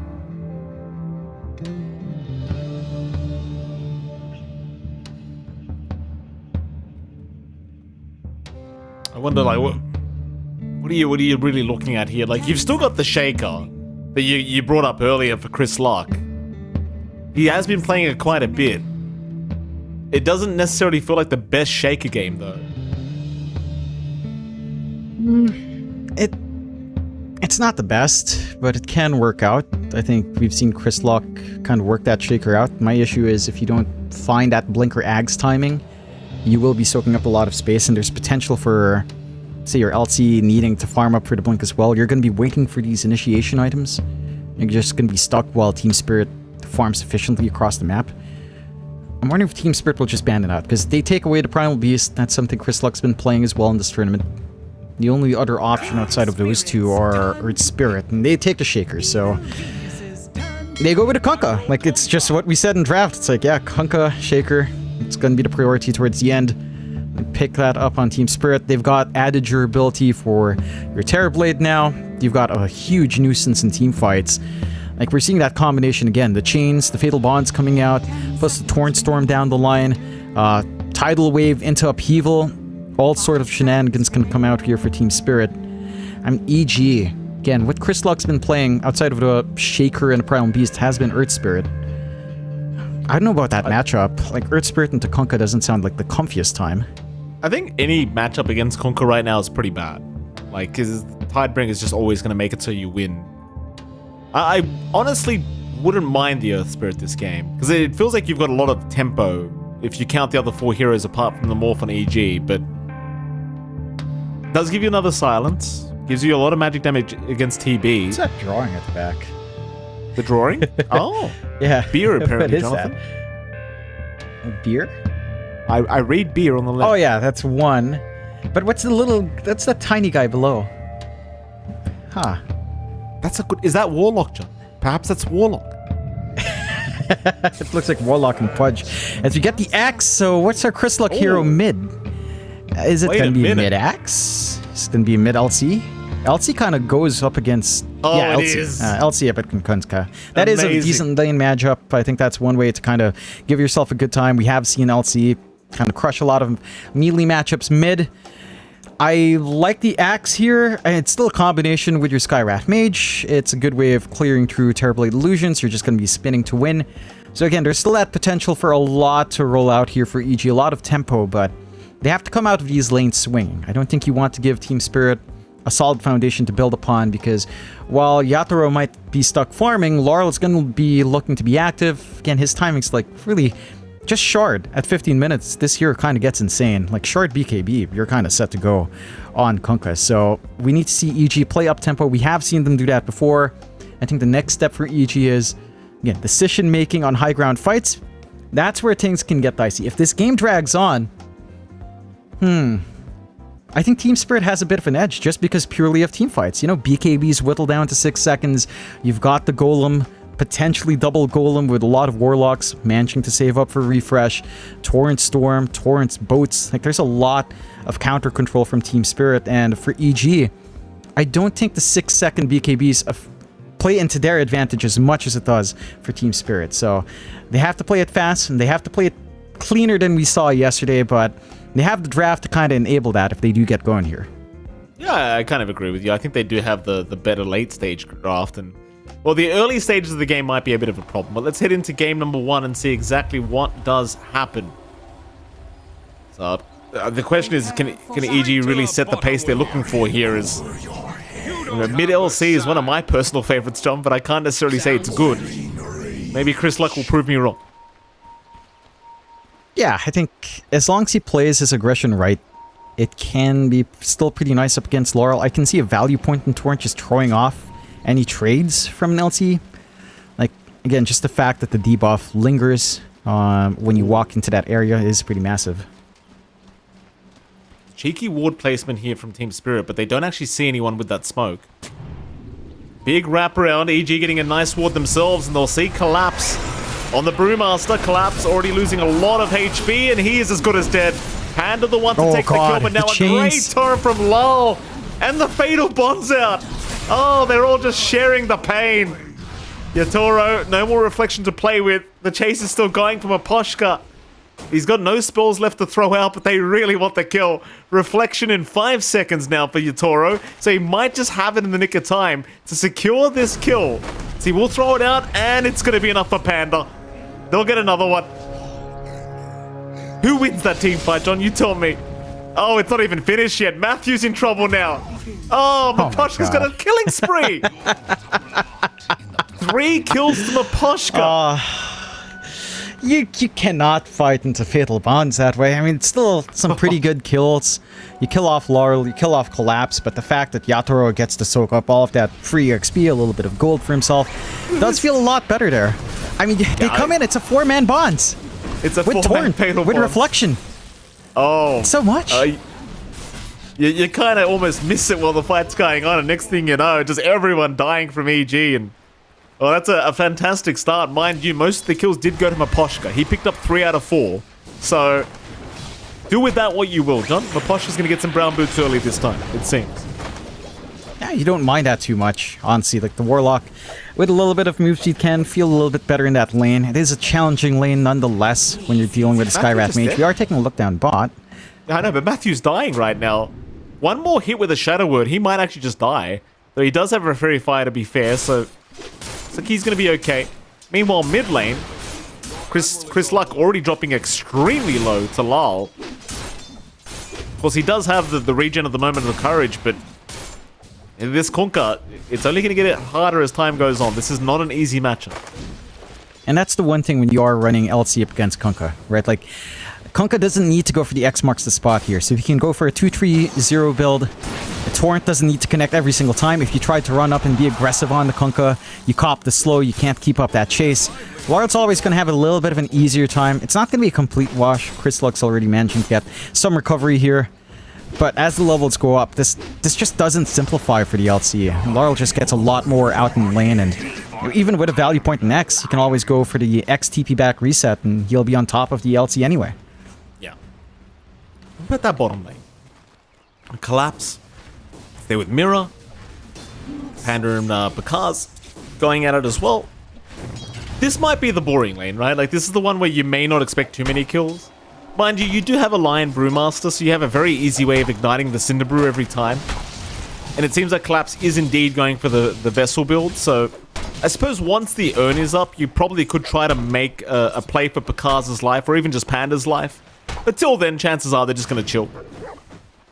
Yeah, it's going to be a little bit more passive. This is a decent lane for Pakaz to just build up in, so you don't mind that passive lane at all. I think the Venge Morph is a little bit slower. Just kind of want to hold back, build up on Pakaz as much as possible.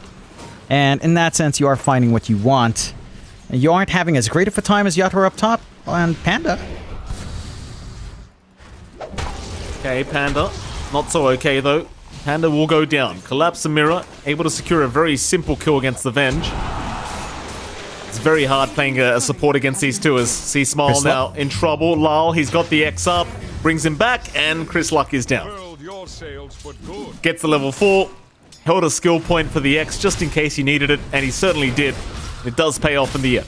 Now top lane, Matthew. In a bit of danger, but the Metamorphosis not really lasting long enough, and eventually they'll have to let him go. Yatora is pretty much free farming though on the TB. He has got no contest. Now, there's not much you can really achieve here with your Axe and with your Sky. It's going to take some levels. You can't really just run down onto the Terrorblade. If you can maybe get an opportunistic call when you get the value point, that could be where the openings begin, but it's still rather tough. Yatora's balancing the lane well. And Miposhka's always there with a heal. He has the early Sage Mask to sustain the spell spam as well.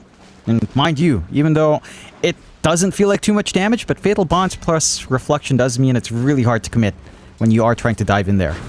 Oh, absolutely. You can't underestimate how much you can pump out just with that alone, and you see Whisper trying to assert his dominance, but it's not too easy against that Warlock as... Oh, bottom Panda, he went a bit too far again. Panda, I mean, he's maybe going to survive because they might not want to dive the tier 1 tower, but he takes so much damage. It's just, as soon as that Cinder Brew ends up connecting with the follow-up, it's just too much. It's just too much damage. Yeah, it certainly is. You have to respect that. They're doing a great job, though, of still giving Pakaz room to farm. So I think even if you're acting as a sacrificial support for Panda, as long as the Morph doesn't die, you're happy. Hold on. In trouble now. Mira is still alive. Will be able to walk his way out. Collapse now just frontlining for his teammate. Will be able to walk away. EG trying to apply some pressure. Looks like they'll lose the courier of Pakaz as well to Mira. But with Mira being this low, he is going to have to retreat just a little bit, I think. It seems like he might just stick around for another attempt at the life of Panda, who is trying to chase the lion. He won't be able to get within range for a quick stun. Meanwhile, mid. Boat will land. Chris Luck getting caught with that one, and Chris Luck might be dying a second time in just a moment. TP's incoming, but it's too late. That's a secondary solo kill for Lal, and that is a big problem for EG. Yeah, this mid LC not going off to a strong start is it's going to be a rough recovery period for EG. You're going to have an LT that's going to have to sit back and farm into the blink, or conversely depend on the Venge for some swap duels, which isn't really the ideal. It's going to be like, what, 2-3 heroes just farming up because of the spacing from Chris Luck. He's got to try to find some room, but again, this mid matchup, while theoretically LT does great against melee matchups, Kunk is the one exception. Like, even with the level 1 Torrent, Laurel, as long as you connect it somehow, you're always going to feel good, you're always going to harass with a Tidebringer, and you're not just going to stand there and pop right clicks anyway. Oh, Lol, he sees a Skywrath, wants to go for this, but the silence was there in time from Matthew to ensure that Lal does not end up connecting with that, though he might just think about C-Smile instead. C-Smile will be just fine. Meanwhile, Mira down at bottom lane's being chased by Panda. Goes for the TP play out, and he's not going to make it. Panda, just enough damage to secure the kill. So they do get a bit of revenge here on Mira. Yep, and that was a TP out as well, so no bottle TP plays. No, he's going to have to walk back to lane, which isn't the ideal. Brewmaster left alone, collapses. He is durable, but not durable enough with his current HP. Has to be a little bit cautious even with that earn up. No charges for him to play with. It will force out a rotation from Laurel, though. Why not? You want earn charges, that's the thing. Collapse has got the earn, but he's got no charges available. They'll make the jump in on Panda for those easy earn charges, and there you go. Now you've got him. Yatoro, in the meantime, actually denies a Wisdom Rune away from EG with the illusion. It's the thing about Yatoro, man. You can't give this guy TB. He's always doing something with these illusions. Yeah, it's just really efficient. Makes work across the map, takes away that EXP that you really need on the supports here of EG. Like, Venge Sky need a lot to come up here. You need that Mystic Flare, you need a swap. You don't have that fast blink you're expecting in your LC, so you definitely need that swap to set up. And none of those tools will be available. And just losing a Wisdom Rune like that hurts your chances a ton. The Cars bottom lane, that's a big problem. He's going to try and Strength Morph now, but it's no good. Level 1 Attribute Shift is not going to be quick enough. The Cars, I mean, it is the standard build he goes for, but when you get jumped like that, they've got the disables, there's just no chance of survival. Yeah, maybe a little bit greedy, actually, going for just the level 1 shift. I think you're in a lane that you can easily get pressured in, easily get chain stunned. So it's just being quick with that and having a little bit faster shift on your stats can be the difference between dying and living in that lane. Good punishment coming out from Team Spirit, a very strong start coming out for them. 3-9 with the 3k lead up. And so far, everything's going swimmingly well. They've got some good stacks to clear out. Oh. Jump out, Mira, not throwing the stun. There it is now. With Yatoro with the backup, he is down again. It's just so devastating, man. You land that Cinder Brew into a stun. It feels impossible to get away from. And you know, John, it's only going to get worse. Because once you've got the Vessel up on this Brewmaster, that attribute shift is going to do even less. Yep. It's not going to be sustainable. While that happens down bot, Laurel, he has some stacks to clear out in the jungle. No forward vision to contest that from EG, and they're on the hunt here. Yeah, Whisper. Chases on. Very nice golden drop from Aposhka.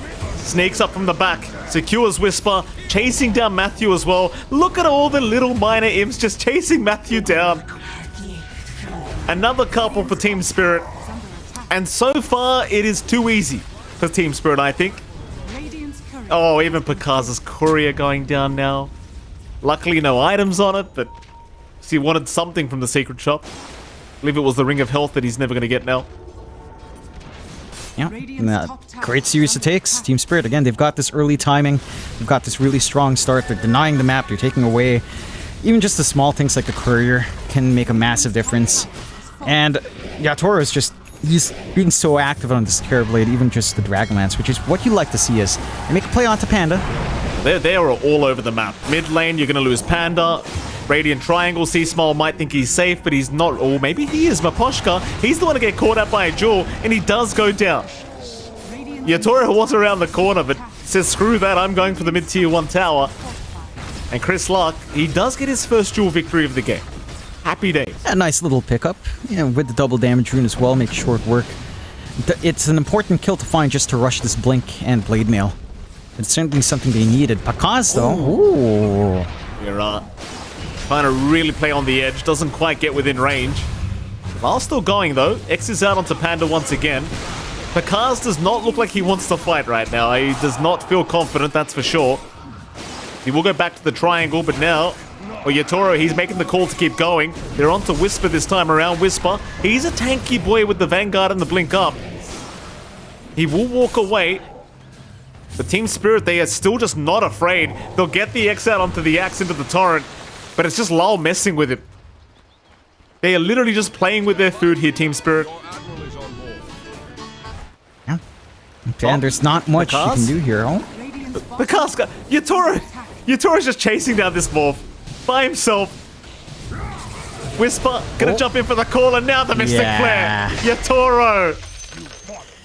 The cars will hand over the tip. I mean, the cars must have been like, come on, bro. This is a little bit insulting at this stage. See Small. Mid lane.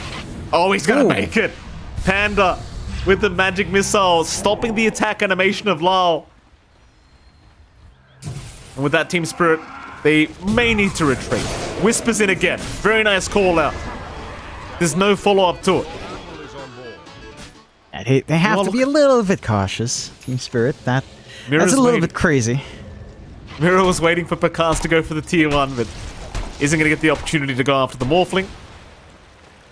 They are going a little bit crazy though, John. I agree with you. Team Spirit may be a little bit too excited. I mean, Yatoro's running in without Sunder. You know, he went full greed, going for Metamorphosis and Conjure Image. So he doesn't have a bailout. If he had Sunder, maybe he could have made a play. His teammates could have backed him up, but yeah, just going a little bit wild with Team Spirit. You know, chill out a little bit. They've got a good lead, 5k. You don't want to bleed that away.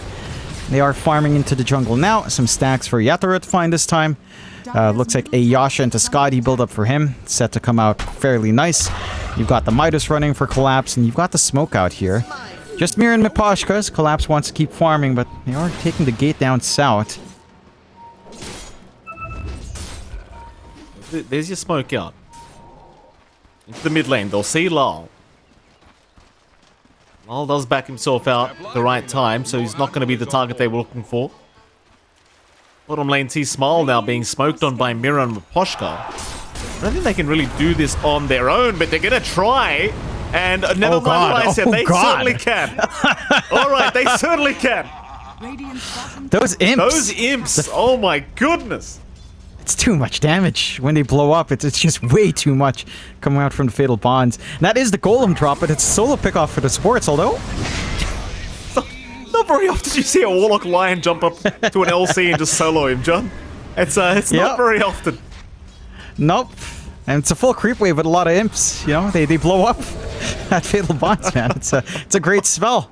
What is this hero? Warlock. You know, it's funny because his damage from Fatal Bonds was not changing. This used to be higher in Warlock's heyday. So this is still post Fatal Bonds damage nerf, but with the added imp explosion, it makes up for it. I love this hero. I love this draft, Team Spirit. I'm a big fan of this hatred draft. This is just hate. It's hatred. You just don't want them to play. Look, they're smoked again, Mike. Miposhka and Mira want to do it again. Oh, why not? Picar's in trouble now. Picar's being chased, but he has the waveform. Although, Panda's going to show up, so they might go for the fight. There's your primal split. Collapse will commit, and it'll be onto the net. But they lose the Morphling. Picar's will be able to get out of there. Panda would be the one to sacrifice his life to ensure the Morphling is gone. EG still kind of positioning in a way where they almost look like they want to take the fight. They did just pick up a Blade Mail on Whisper, so it could be a pretty big power spike for the Axe now. They'll see Lal. I don't know if they can really take him down that quickly, but with the Mystic Flare, they are going to try. Problem is, he is still not down. Lal is running. Boda's out. Jewel is out as well. They'll dunk on him. But can they get out now? Finger on to see Smile. Not quite enough yet. Collapse literally ignores him. Literally ignores him and just walks right past. It's Whisper. He's going to be the one to go down to boot. And Panda. Oh, Panda will be okay. Picar's is going to show up now. Collapse. He'll just keep going. Man up. Onto the Morphling. Picar's. That's too much damage you're taking. But he'll keep going for more. Collapse is down. Miposhka. He's the actual carry though, John. The Warlock's the problem. The upheaval comes out. Picar's cannot waveform yet. Still trying, but is down. Oh my god. He was 1 second away from the waveform being off cooldown. That's just insanity. Like that jump onto Laurel. This is not the target you want to prioritize. That Kunkka with a Blade Mail. They're trying with the Blade Mail. Mystic Flare out. Yatoro will drop. So they do get That's some the nice jump you need. revenge. Yeah. That's the jump you need. It can't be the Kunkka. Like you saw Matthew just died to the Blade Mail. Mystic Flare onto one with Blade Mail. That's not a fun time for the Skyrat Mage. That reflected damage. So you have to be a bit cautious. Finding this Yatoro kill is still pretty big. You know, Whisper's starting to get some dunks up. Has a lot of armor with 3 calls on hand. And it's just 3 bonus armor. It will start to ramp up once you get the levels up. So you are starting to get more durable, but a Team Spirit are still set for this really big timing. Like the Heart's gonna come out for Laurel, can't be instantly bursted down, has the Shard to grow into, has the Axe to grow into as well, maybe a BKB. You do have some protection out on Pakaz. He does have the Linken's up, so you're not gonna be able to just instantly Hex the hero. You're gonna have to go for a really quick Mana Drain Hex and just try to control him up. That's gonna be a window for Pakaz to respond to the jumps in. Still, Team Spirit, they've got control of this game so far. You're working your way towards the blink for Chris Luck. He's got his own Blade Mail up and running. Once you have more initiation for EG, they've got to play the pick-off game. Whenever the side of Team Spirit split up, that's when you're strong. It's going to blink out of that bottom lane. They are setting up. But very hard to imagine they actually get anything out of this. Meanwhile, top lane, though, Collapse does get jumped by Pakaz, but it is literally only Pakaz. Back bottom lane, boat is out, Golem dropped, it's going to all be onto the Axe and Whisper. He is tanking through it with the call out. Panda will swap him out of there as well. They'll stun up the Warlock for now. Finger from a mile away, Panda still surviving thanks to Chris Luck, and now Mira trying to go onto the Skyrath. Pakaz going to show up through the Twin Gates, though, finding one. In fact, he might find another now because Lyle does get caught. Jewel is out, the Kunkka is down. Looking like they're getting a little bit confident here, John. EG. Well, here we go again. Non-stop fighting for Kaz. He's going to be the target. Press the attack to get him out of here, but the Cyclone is going to be up from Collapse. Bring him back down, stun him up. The Pakaz is a tanky boy and does just waveform away. So they'll get nothing out of this rotation here, Team Spirit. But even in a 3v5, it's EG backing off. Yeah, they play it safe. Please pick up that tier 2 token, guys. Team Spirit? No, they left it. It's by the camp, right by the cliff, the small camp. By the tier 1. It's just there. Yeah, they didn't see it while walking out, so it's a little bit of a shame. I'm not sure. I think it dropped for either it dropped towards the Warlock. Dropped towards Mipochka. I think it was Yatoro. Yeah, but it was jumping towards Warlock for some reason. Oh, call out. They've got Yatoro again. Whisper. They're really making a lot of work happen here with this Blink Blade Mail. Let's see with the Mystic Flare follow-up as well. Just so much work. It's Mira at least going to find a Skyrath Mage to hex up. Should be able to get some form of a trade here, but certainly not a very worthwhile trade considering they lost their carry. Chase down onto Matthew. Eventually going to work out, of course. But again, they're doing a fantastic job of just focusing down the TB. Yeah, until a BKB comes out here, it's going to be a little bit rough. I mean, the call's always going to be your big issue, but even the additional control on top, the Ancient Seal, heck, the Magic Missile, all kind of put a dent into what Yatoro wants to do in the middle of these engagements. So, has to be cautious. Okay, someone finally pinged it. Thank goodness. They haven't picked it up, that's the problem. Someone, please, Mira. Yes. There you go. Collapse can't waste yeah, his it's APM on Mipochka's, see? items. It's Mipochka's. Oh, it doesn't matter, It bounced towards him. No, but it's funny. He didn't even last hit it. It's like, alright, you get blessed. They find it in the end. That's all that matters. And EG, what matters for them is that they're finding a way to kind of maintain this game. They drag the lead of Team Spirit down to 6k. They've got the blink on Chris Luck.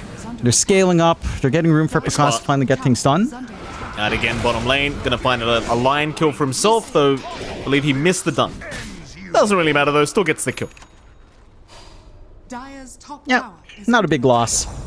You would want a little bit more of that buff up, especially up against a Terrorblade. A little bit armor never hurts, but not the biggest deal in the world. Find a little bit of a freebie. Again, EG are starting to play where their lineup shines, in these pickoffs, in these kind of scattered fights, when Team Spirit are just presenting themselves as an incomplete group. That's where EG really shines. So Team Spirit has to maybe just wait out these item timings they're looking for. You've got the Heart and Laurel though, so you could be ready to go just off the back of that, but it does feel like you want that tidal wave to be up in the Kunkka just to help you reposition these heroes and help you isolate them in these fights Still a little bit more gold needed for that shard here. Yeah. Well, 20 minutes in now, 5k advantage for Team Spirit. Bakar still trying to catch up to Yatoro. He's not too far behind. He's only about 400 gold behind, in fact, so a very even game in terms of net worth now, and the win probability has slowly been rising back the way of EG as we do head into the mid game. And that is really all off the back of Whisper, who picked up that blade bow and just made all the work happen. We see Panda almost dying to the Tormentor, but Bakars will take over. Bakars can just strength morph to survive through this, but may not have the damage in the end. We'll see. Uh-oh. Bit of a juggle here from Bakars. He's going to be alright, I think. Yeah, both sides just find their tormentors, no problem. Shard onto Matthew's actually pretty big. Shield of the Sign is not to be underestimated with the spell spam of the Sky in a good position. It's going to be a little bit harder to physically burst down. Team Spirit going for that smoke play. Unfortunately not getting the Shard and Laurel. It's kind of annoying, but you can make do. On Collapse, it's still pretty useful to have that increased split.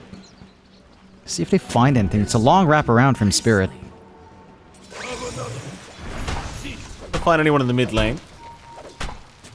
We'll try the Radiant Triangle, but Lal's also gonna not find anyone there. So back to the Dire Jungle is where they probably should go. We'll take over the Triangle for now, hoping somebody shows up. Mira's still having a scout around, so is Lal. In fact, Lal now gonna find C Smile, but instead takes the Watcher, revealing his position. Meanwhile, Mira barely missing out on C Smile, who does blink up to the north and does get away. In fact, everyone gets away. Very nice and disengaged from EG. And this is playing into EG right now. They're the ones that need recovery. They're the ones keeping the net worth rather even. It's not increasing to Team Spirit side by all too much, still maintaining at 6k. And they're the ones to go for the smoke play. Again, with the blinks up, with burst damage you can play with from the Sky Rat Mage, you've got enough to look for these solo pickoffs. They just need to find the angle in here. Yeah. Roshan is going to be the objective that they want to go for, it seems. There is a smoke out, EG. They may know this is happening, but they have moved into the Dire Triangle instead of going for the Roshan pit, so perhaps not. They are close by, but Roshan is already less than half HP. The EG have no real way to scout this out, but they do scan the Roshan pit, and now they are fully aware that this is happening. But they will give up on the Roshan attempt. Team Spirit have got it well and truly. And that'll be an Aegis up for Yatoro now.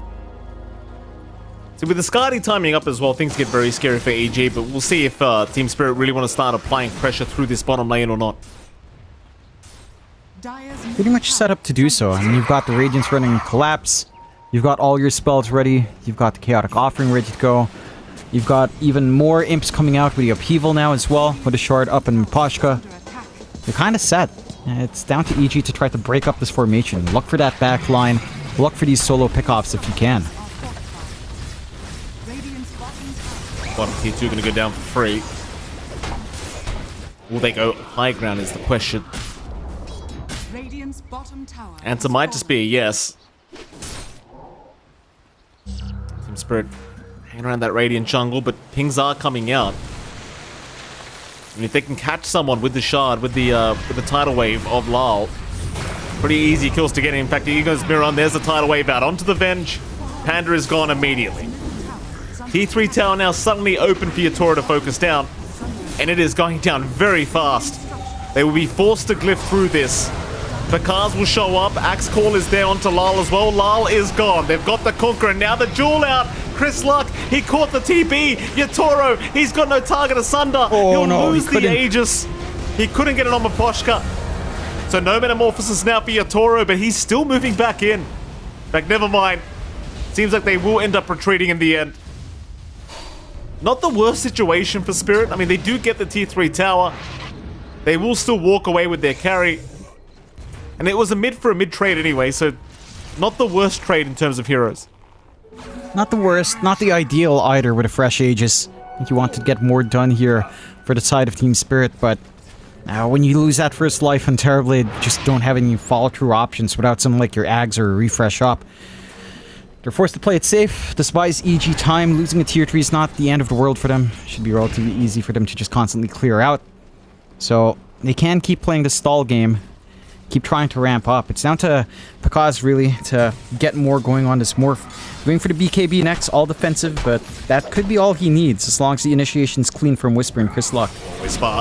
Oh, jump in misses Maposhka. Does not get what he wanted. Matthew immediate TP out and so will Whisper, but the X is there from Lal. They had the vision. So Lal gonna hold down Whisper. He'll try to fight back the best he can, but obviously there is no fighting. He does have buyback though, in case he does need it, and he may just very soon because Pakaz is now being chased down. Mira, he's got the Hex out, he's got the follow-up Earth Spike to throw out, and he also has Finger in 5 seconds, but not quite yet. Pakaz is going to be okay to get out this time around.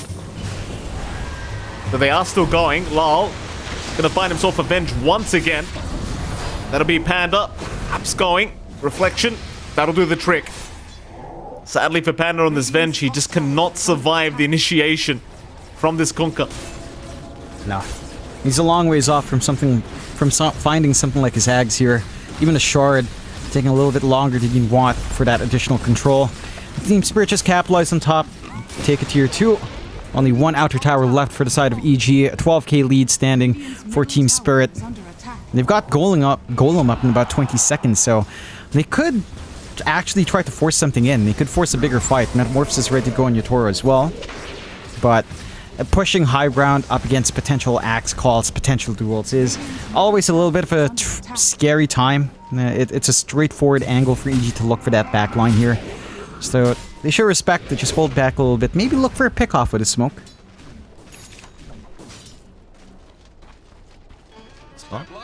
Closest target they have. Lal gonna run right into him, though a nice blink out.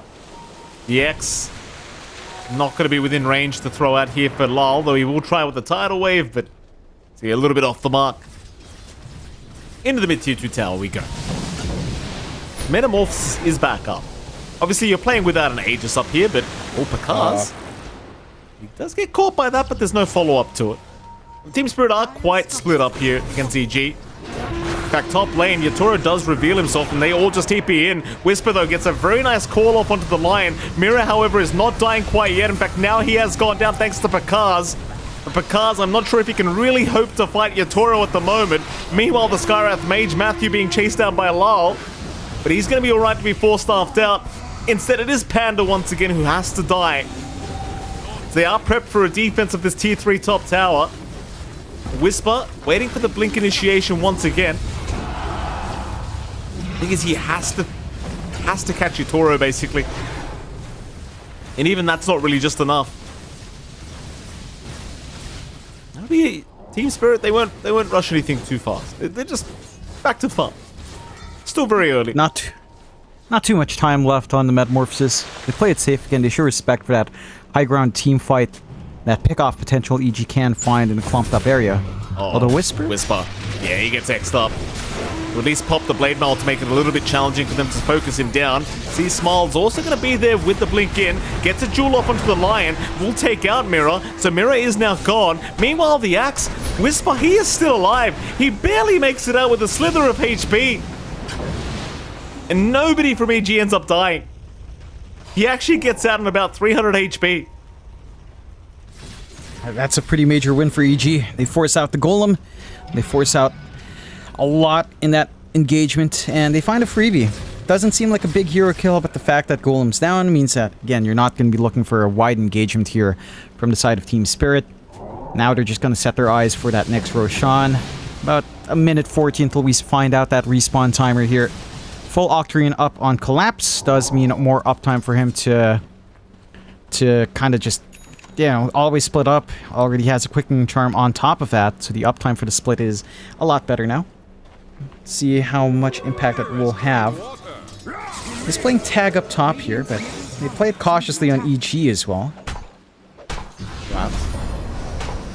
Slow is out, silence is out, but ultimately they can't really hope to take down the man.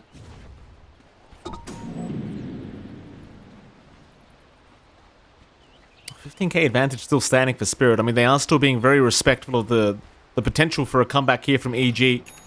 you can see that there is still about a 22% chance of that happening.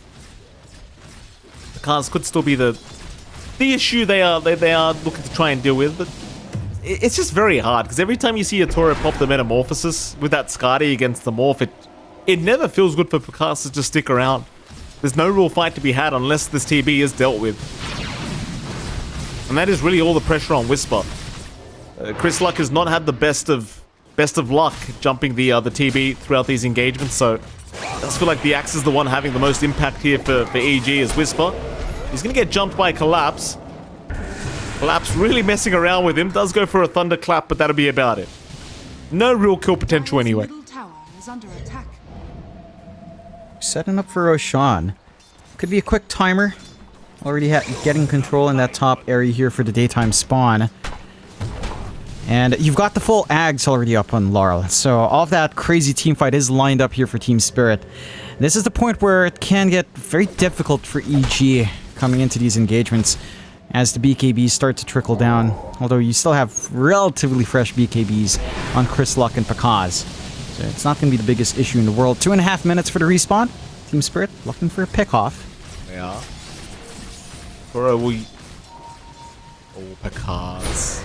Pakaz, he gets a strength buff in time. Swap is out. Golem drop. They do get the Venge. Pakaz BKBs and just waveforms out of there immediately. They do protect the Morphling. Poor old Panda has to give his life up again. But he's doing the right thing here as the top racks. Oh, it will fall. There is just no defending it. They really have not found a solution to this issue of the Spirit Draft, and well, now even just Collapse just messing with them. Radiant's middle tower has fallen. Keeping them up in the air. They find a tier 2. Probably can't go for another high ground push. And again, Roche is a little bit of a longer timer, so EG should be able to contest. But the map is certainly in favor now of Team Spirit. With one racks up, top lane is going to constantly shove in. They've got pretty much control on the entire map with no outer objectives left here for EG to play with. They've got the Butterfly to farm up for Yatoro. They will try for a smoke play out in EG. Again, if they can isolate the elements of Team Spirit, force them to stream in one by one, that's where this lineup can shine and can start to punish Team Spirit when they are split apart. Away we go, both teams rushing towards the same point of the map. Roshan's still 1 minute and 5 seconds away. There is vision around this area for EG, so they have that advantage their way. Mirror's looking to try and get some D-wards off, but he may get picked off if he's not too careful. Whisper's going to have a look around for this lion. Problem is he's going to find a Collapse instead.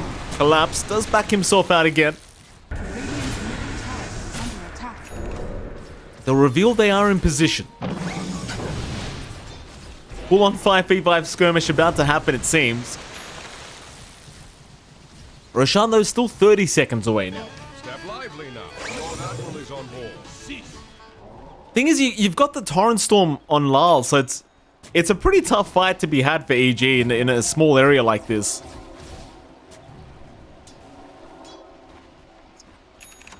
Dangerous choke point for both sides. Full Butterfly being up. Ryotoro could change things though. As long as he doesn't get caught out by a duel and Mystic Flare. This probably can be a little bit harder to deal with. We also have yet to see the Torrent Storm in action from Laurel. Hex Roshan, he's in the pit. Team Spirit, they'll break this smoke around the Roshan pit. The Kaz is in that invis right now, and oh, we have a pause. This is a very, very awkward pause. No. Oh boy. Clench those butt cheeks, Bakaz. It is not safe right now, sir. My goodness, look at this position for him. I mean, this is scary. Mind you, Spirit have no idea he's there. Yep. And they know where the side EG knows where Team Spirit's at. The tension in that music. It got more intense. I was like, wait, where's this music coming from? I haven't got this sound pack on Dota. Where'd this come from? It's the pause music. Building up that tension. They've got the swap to save. They've got the call ready. They've got the duel ready. Although Chris Luck's pretty damn far away. Still not spotted out. Ooh. There he is. They'll see him now. They'll break the Lincolns immediately, but the mana drain from Mirror. He wanted to break the Lincolns as well. Both teammates have the exact same idea. Jump in. Chris Luck, he's got a duel out. He's caught the Warlock. That is Maposhka down, but he'll buy back into the team fight as now the Torrent Storm will come out, creating all kinds of chaos here from Lyle.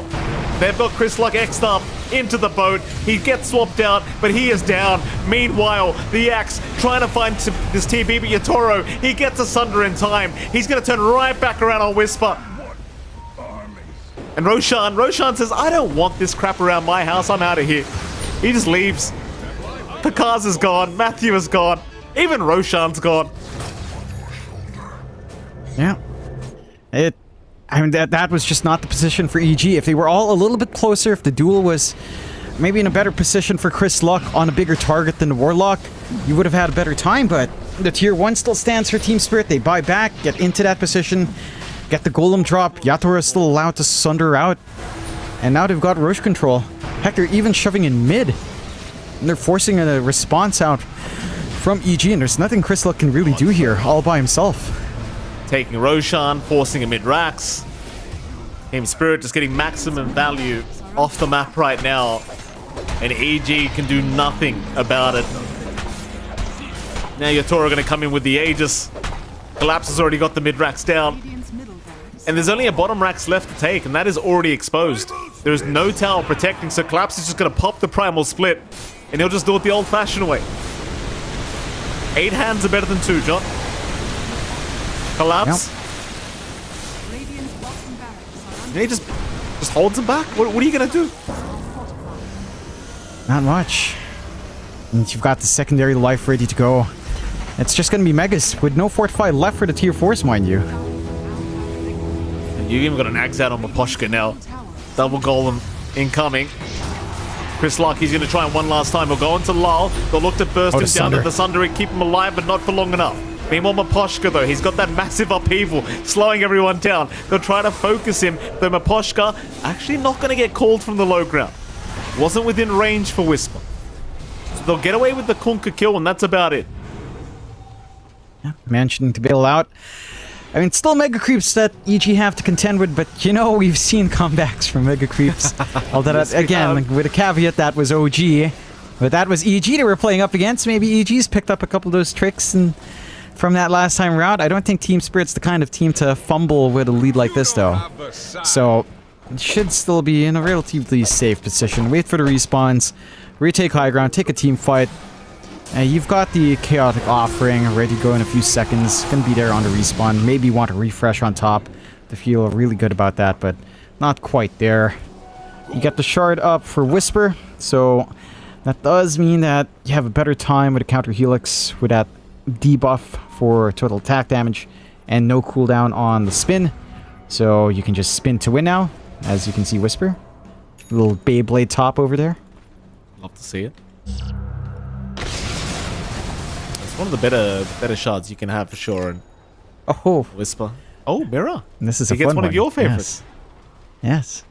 I love this one. Haha, just stand back, debuff immunity, mana drain for fun. Of course, he's going to have to pop the mana drain to break Lincoln's anyway. So we're not going to see too much fun here, Mike. Not too much hate. Not any longer. Unfortunately. One day. One day. I mean, we'll never see upheaval plus mana drain on one target to slow them down. Just because, again, you have to save that for the Lincoln's pop. Yeah, but now you have to be able to be ready to hex. Yeah, that's true. No one moves. It's so dumb. Oh, we go again. High ground's being breached here by Team Spirit. Nothing really holding them back. They'll pop the Primal Split. Are they just going to go for tier 4s? Yeah, I guess they are. Yeah. Why not? Just rush it. Who cares? We've got too many units to control. Golem dropped. How about some more units, boys? Just rush the Ancient. No need to fight. Chris Luck and Panda both getting annihilated. La will take down a third. And that's it. No GG call necessary. The game is officially over. That's pretty rough for EG. It never really felt like they were at a stage in the game where they were in front. Team Spirit seemed like they were always just in control. Yeah, I mean, Team Spirit come out with this really great draft. They're allowed to pick up the Brewmaster in the first phase, which is surprising. That hero has always been first phase ban, and past 2 days from every game we've watched, and you can see why. Collapse does a ton of work on it. It's hard to shove away from that bot lane. You get this really strong support duo as well, like just the Warlock. I think that early clump up certainly didn't help the cause here. Fighting into Fatal Bonds with the level 1 Torrent from Laurel But even just the draft, I think the mid lane matchup is certainly not ideal. Just LC versus Kunkka made it really rough for Chris Luck, so I'd like to see him some adjustments, particularly in mid, to see EG kind of kick it into gear for game 2. Alright, well with that, John, we are going to head off to a short break, and of course right after that break we'll be back with game 2 between Evil Geniuses and Team Spirit. You love it, you wear it. Wear your passion. Share your passion. Wherever, whenever. Gaming is a lifestyle. Get your merch at shop.eslgaming.com. Since the dawn of time, all have submitted to one true ruler. Fate. Moments of euphoria, sorrow, acceptance, all are fleeting in the face of destiny.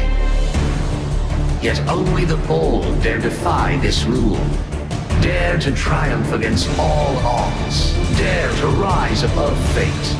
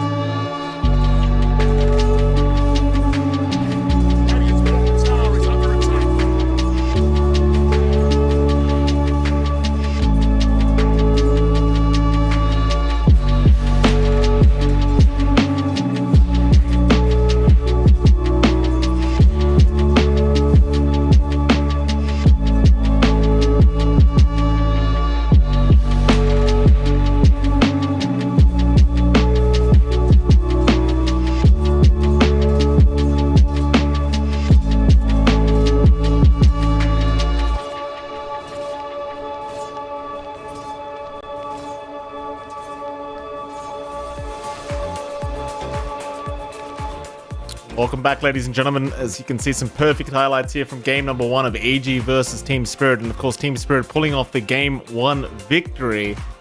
Jonathan, EG, I mean, they put up a decent fight, but they never really took off. What are you thinking here? I mean, going into game 2, obviously a bit of a rough affair for EG. What do you want to see changed up? I think I'd like to see a de-emphasis on just this pure solo pickoff. I think it didn't take off in the way they'd wanted to. Right, like they were relying purely on dual Mystic Flare, call Mystic Flare, but when it came down to wider team fights, it felt like they didn't have that many solutions here for the massive team fight potential that Team Spirit had on hand. Maybe consider banning the Brewmaster first phase. I don't think you can give that out to Collapse. It's just not necessarily that it's hard to deal with in lane, but certainly down the line, once he was comfy enough to join these fights, it just became a really tough target to really pin down. And you gave away Warlock. We talked about the Kunkka very early on being something that Laurel would pick up. All of it just tied into a tighter draft here for Team Spirit.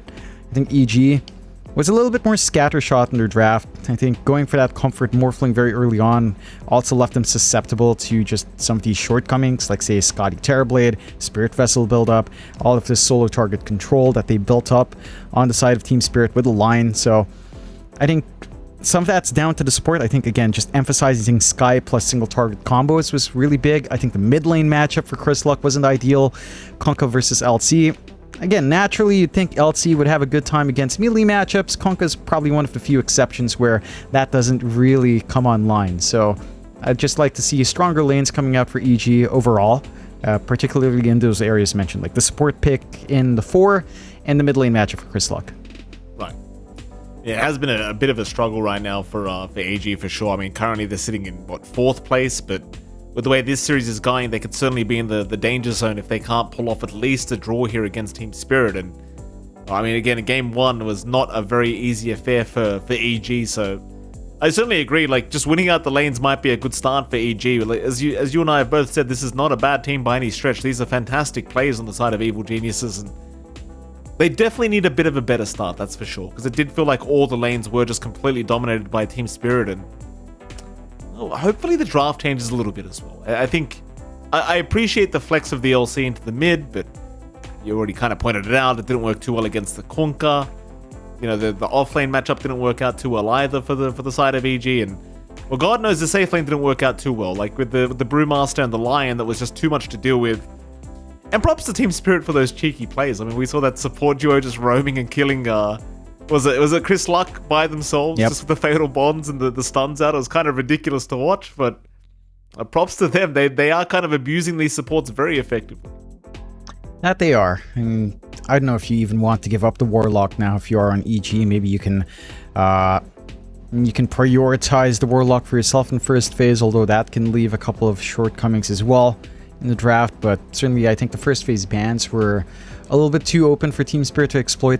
Again, the Brewmaster, the Warlock being left alone were pretty big, but there's so much to ban out. You can't always take care of these high priorities, so we'll see what EG adjusts.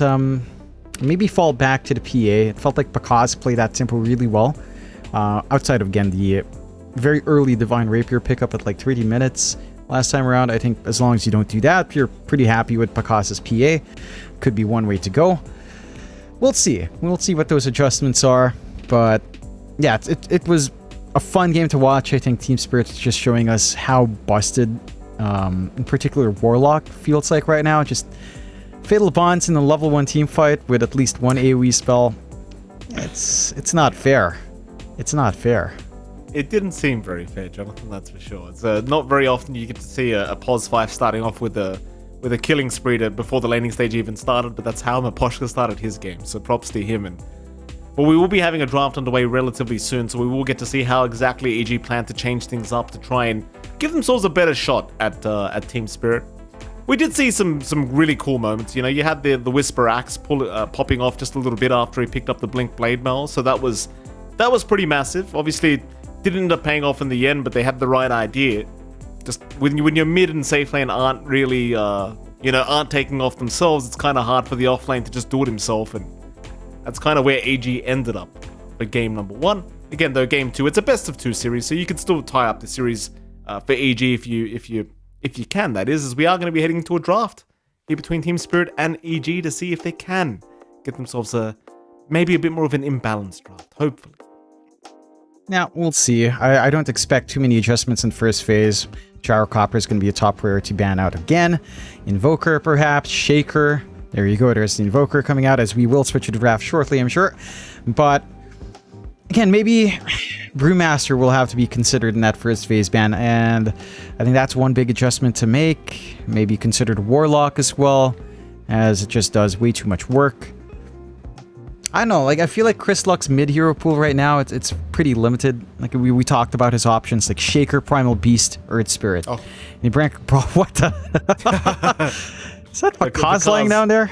Yeah, he's had enough. Bakaz is just, he's not playing this game. Stretch out the back, Bakaz. It's alright, Bakaz, you can get back up and, play it out, don't worry about it, so... I love these boys. They're just so relaxed. Look at Whisper's pose, like all the way back. Oh, there you go. Bakaz is up. He's up. Yeah. He's up. He was Whisper just casually knocked him out after that game. Like, what the hell were you thinking, Bakaz? Get it together, so I can't carry every game. Yeah, not too many changes outside of Brewmasters. So there goes the Sven. Monkey King being taken out by Team Spirit. EG, would you want to even ban out the Warlock? It always sounds funny in having to ban that out, but it does do a lot of work. Yeah, they'll ban out the PA. Alright, so they leave the Warlock, they leave the NP, they leave the Venge, they leave the Dawnbreaker. There's a lot of heroes that can be picked up. Treant Protector. So many options. Team Spirit, what are they going to pull out here? They take out the TA and open with a Pango. That's been left in the pool. That's something we've seen Laurel constantly push to the limits. So I like seeing that come out. Just very stable mid. TA is one of its worst matchups, so it is set up for it quite nicely, but the Shaker will come out for EG. Shaker versus Pango, again, we've seen the Shaker win this one out for the most part, but it's not completely unplayable for a Pango. Although, we have seen Pangos get absolutely smashed as well. So I'd like to see Chris Luck push this one, because it is fairly easier for the Shaker to kind of pull ahead in harass and right-click trade with Enchant Totem, so I want to see a faster game for Chris Luck if EG wants to kind of pull this one out. The Earthshaker from the other day was, it was a bit rocky for sure. And sure, it does decently against the Pangolier, but it can really go either way. A lot of professional players complaining about Pango these days, which is fair enough. You and I have been casting Pango since we started, it feels like. Just never gets out of meta, this hero. Yeah, it feels like there's always that one hero that overstays its welcome cross patches. Pango has creeped into that territory before, in my mind. It was like Leshrac and DP. I think those were the biggest offenders that always appeared in, like, 2 years ago. They were constantly there, and they kind of still resurged even afterwards, so I can get why Pango is kind of a nuisance. And we've taken care of Mars being out. He's kind of dead, although there has been a slight resurgence, of course, with what he does in the offlane. But Pango certainly, it's an annoying one to deal with. A universally annoying one. Yes, very good pun there, Jonathan. Evil geniuses. Final ban to come. We've been focusing on the Yatora heroes for now, obviously the Sven PA both being removed. Not sure if Yatora wants to go back for the Terrorblade. Depends, I suppose, on what EG pick up, but see, there's a lot of comfort for Yatora if it does come back to the TB. I highly doubt he minds playing it again. You're really thinking heavily about this final ban out before we get back into the pick phase.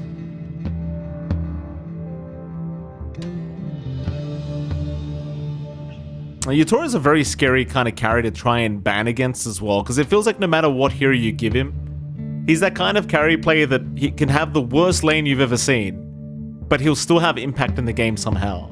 It's just very, very scary trying to ban out his heroes, just respect him, as they do ban out the Void now as well. Just take care of the big chorus. And they will take the Warlock for EG's end, so now they get to have fun. They've got the good old... They ran this before, the Warlock and the Shaker, or they've played against it, so... There's a lot of kiting around that you can get done here. Fatal Bond Slam is It's hilarious. It's so funny. I love it. It's peak comedy right here with this kind of draft. Peak enjoyment for EG. Big fan. Team Spirit, what do they want? I mean, stuff like NP is still there. They wanted that Vengeance on hand as well. If you wanted the solution for the upheaval, that could be one way to go, especially with a Shard. Lion, I don't think is too bad here either. They'll go with the LC pickup instead, so that should be your collapse hero on the offlane. Fairly stable. Maybe even LC mid if you really wanted to flex it hard, but I doubt you'll go that far. Keep Laurel on that Pango for sure. 10 seconds remaining. 5 seconds remaining. Things to come. Spirit. Still yet to pick up some supports. They'll go for the Skyrim Mage for now, so they're having a bit of a laugh to themselves, EG. Just, here we go. They're just running exactly what we ran last game. I mean, why not? It's still a very potent combination. Yeah, I can see the power. I mean, they played against it. They know its strengths, they know its weaknesses, so they should be able to compensate for its weaknesses now. I think Team Spirit has enough team fight coming out from the Pango alone to just kind of give them more in the 5v5s. So it's not the roughest in the world. And EG, well, they go into the Grimstroke, so you've got potentially double Fatal Bonds coming out with a Soulbind, which is really scary. Oh my god, and they go for the Bloodseeker. I've seen this one before. Yeah, I think I literally saw a clip of this where Fatal Bonds came out, Bloodseeker with Blood Mist, all of this damage coming out, everyone just got deleted. Can you imagine? ×2, 5-man Fatal Bonds with Blood Mist up, they're dead. If you can pull that combo off. Or just ×2 Fatal Bonds with a Soulbind into a Slam, they're dead. You just can't live. You just can't. I think you kind of brought up the issue already, though. It's pulling off the combo and kind of getting to the stage where the combo's going to matter, right? Because if you fall too far behind, it just doesn't mean anything anyway. I'd say if you want to simplify that, you could go Dark Seer and get Vac-Wall into the Fatal Bonds ×2. That's going really all in. That's probably not a smart idea, but if you really wanted to emphasize that Wombo combo, that is one way. None of the ideas you come up with are very smart, let's be frank here. Oh, are you sure? Are you sure? What was I saying about Bloodseeker Ags before being, just it's decent? It needed a tweak. Before it got buffed about 20 times? Yeah? Got buffed like one time. The last time wasn't even a buff, it was just a bug where it was pure damage on self but magic damage on enemies. Then that got changed because me and Jenkins were talking about that. It's like, yeah, Bloodseeker Ags. It's like, yeah, it's pretty cool if it didn't do pure damage to yourself and magic to enemies. So they switched that around. And then they gave it a shield. And now the Troll comes out for Team Spirit, which... Troll has been a top tier ban. Like, this hero has been on the resurgence mainly because of the tempo it brings, right? You can push these towers fast. There is a little sneaky trick you can do with Troll that I've also just seen on, well, sad to say on Reddit, but I've seen it on Reddit. You can spam command a tree chop with your Battle Fury or Quelling Blade, and you can use that as a move command for Troll in Battle Trance.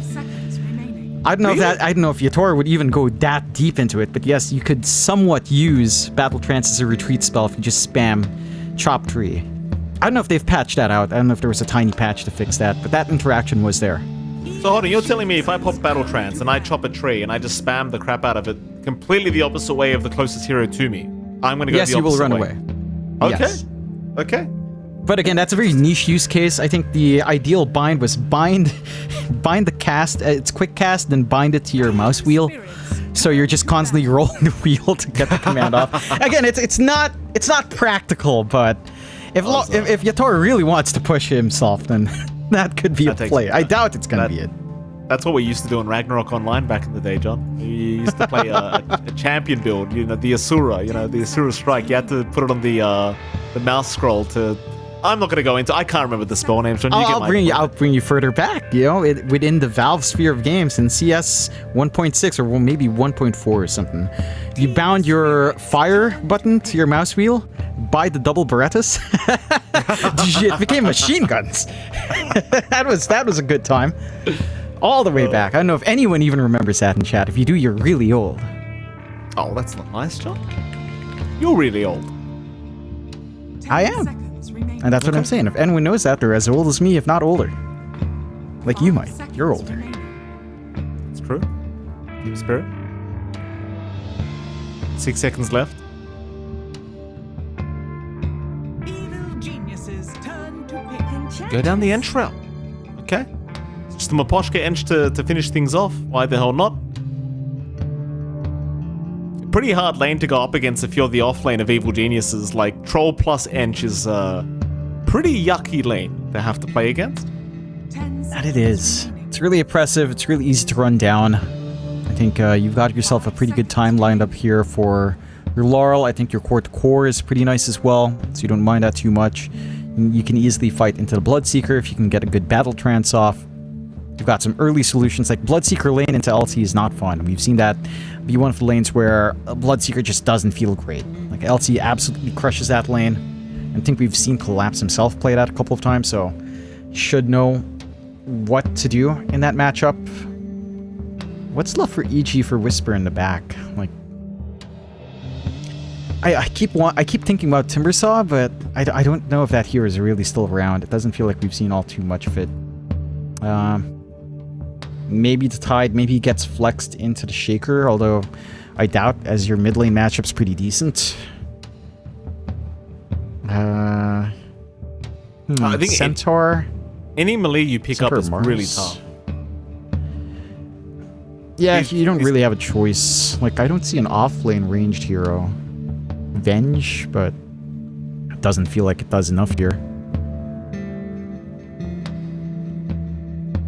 Feels like you are going to need some form of escape. They have 20 seconds left to think about this for Whisper.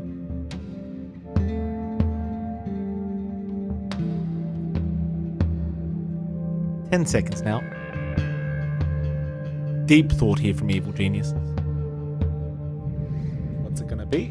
It's going to be about right. Okay. And that's one way to do it, right? Like, I can't necessarily say the Bat's the best offlane hero in the world right now, but it's one hero that can kind of deal with this Maposhka Yatoro lane. It's still not going to be easy, but it's doable. It is. I like the control that they do get out, like Soulbind plus Lasso onto 2 is a certainly possibility, although it's a little bit harder to pull that off. You've got Inkswell combinations with a run up there for the Batrider, so it's a pretty stable time. It's a lot more play for EG early on. I don't expect as much farm to pour out onto Whisper. He's going to need to work maybe onto the same thing as, like, say, a Blink or a Travels, but once you have that up, you're pretty happy. So I'd expect a little bit more play coming from the offlane here for EG, a little bit more activity for Whisper. And for Team Spirit to actually... I can't confidently say they'll slow it down. There is a fast build-up here for Troll if you don't go for Battle Fury. Like, you go for the Maelstrom S and Y, you can just join fights early and push onto the objectives. So I think either one works for Team Spirit. What Team Spirit will need to do is kind of build off of this Collapse LC. And try to find these early duels, get some levels up in Mira. I think that's the key lane. Just LC plus Sky needs to kind of have that snowball start. And we've seen what happens when you don't get that snowball start from EG and just in the last game. It doesn't feel good trying to play catch-up with the LC. Like, especially when you draft it with this combination in mind. You have to kind of get running here early for Team Spirit. Let's see how things pan out, though. Game number 2 is now officially underway. EG fighting for a draw here against Team Spirit, and Team Spirit looking for another 2-0 victory for themselves for DreamLeague Season 21, day number 2. We'll get into it. Prepare for I mean, I personally still feel like Team Spirit has got the much easier draft to execute here, but we shall see how it pans out. It's again, I don't like to underestimate these EG boys. I think they're a fantastic group, and we'll see what they can pull off here for Game 2. Because again, their tournament lives are slowly kind of dwindling away with all these draws and losses they've been having. You've only got one more day of group stage after this, so you've got to get those draws and wins on the board because it's looking rather close now in the groups. And it is. You need to start finding those wins, and again, Team Spirit, not an easy opponent to get that done with. They've got good vision here onto the high ground, so they see Pakaz. They certainly do. They're just very, very patiently waiting for him to move down to that low ground, hoping that he makes that move. Nobody breathe. Nobody make any sounds. Pakaz. He's moving. This is patience from Zoe right here, John. Zoe would have been jealous seeing this. This is a lot of patience. Meanwhile, topside, there could be another fight to break out. They are still waiting. Maposhka waiting. No, Pakaz. Is he going to go? He is going to go. And it seems like he is set to fall once again as the body blocks are coming out from Mirror. And that'll be the first blood going the way of Collapse. Perfect start for the LC. And they were waiting that whole minute just for Pakaz to move the wrong way, and he certainly does in the end. Yeah, I'm surprised they didn't show in Vision with that little movement out from Collapse, probably on the edge of Vision at nighttime. But they managed to sneak away. Nice little kill, and that's a necessary kill as well. We talked about the importance of getting this LT off to a running start. First Blood certainly does help balance that lane out a little bit more. Do get the D ward with that information, but you already got the value from the ward anyway. You can take a look at that bot. Again, this matchup for Bloodseeker is not the best. I mean, you just come in, you get traded very hard with Moment of Courage. You've got the overwhelming odds that will constantly damage you out as well. It's a fairly safe feeling lane for Collapse. There is a little bit of a combo. Maybe you could gun down for Upheaval Bloodright with the chains later on, but certainly not straightforward here for EG to try to force that in. Certainly not. Keep tabs on this one as, of course, mid lane. You're going to have C-Smile against Lal once again on the Pango vs Earthshaker. This one we've seen before. C-Smile might have that advantage on the Shaker, but for now, Lal is providing a lot of harassment on the Pangolier. I think this should be a relatively close one. But in terms of CS, you kind of always favor the core Shaker. And that you do. So it's a lot easier for him to just constantly deny out the wave. 5-5 right now for Chrislock. So he's going to have a little bit of an early EXP advantage, a little bit of an early farm advantage in comparison. Laurel's going to have to work really hard to find some openings and force a lot of regen out, maybe even a rotation out for the Shaker to kind of recover. Though he's got the bottle up. You feel fairly secure now for Chrislock. What about that top lane? Maposhka, actually in a bit of danger. Yatoro is going to intervene, and now Whisper's the one that could be in a bit of trouble. Yatoro gets the ensnare, but wasn't really banking on it coming out in the end and just backs his way out. Probably wouldn't have been enough anyway, to be fair. But the top lane is arguably going to be quite dominant for Team Spirit. See what EG can do about it, but I dare say Maposhka and Yatoro should have a pretty damn good time. Should be a pretty fun time to just farm up. I don't think you're necessarily looking to get too aggressive, as Batrider with a few levels can start to punish, although that does take quite a few levels nowadays for the Bat to start ramping up here. And as long as you can't gap close and try to use this Inkswell combo, then your aggression from EG is cut down. So a farming lane for Yatoro is going to be massive, especially if he gets this free ride into Battle Fury. That's where things can get really dangerous. Like the farming pace of Troll can eclipse the Bloodseeker with a Maelstrom very early on if the timings line up here. Over the Lotus Pool. Maposhka going to have to back away. In fact, Whisper is getting a lot of stacks off. Maposhka in a huge amount of danger. He's going to try and heal through this. Yatoro moving in, but no Whisper. He gets the kill.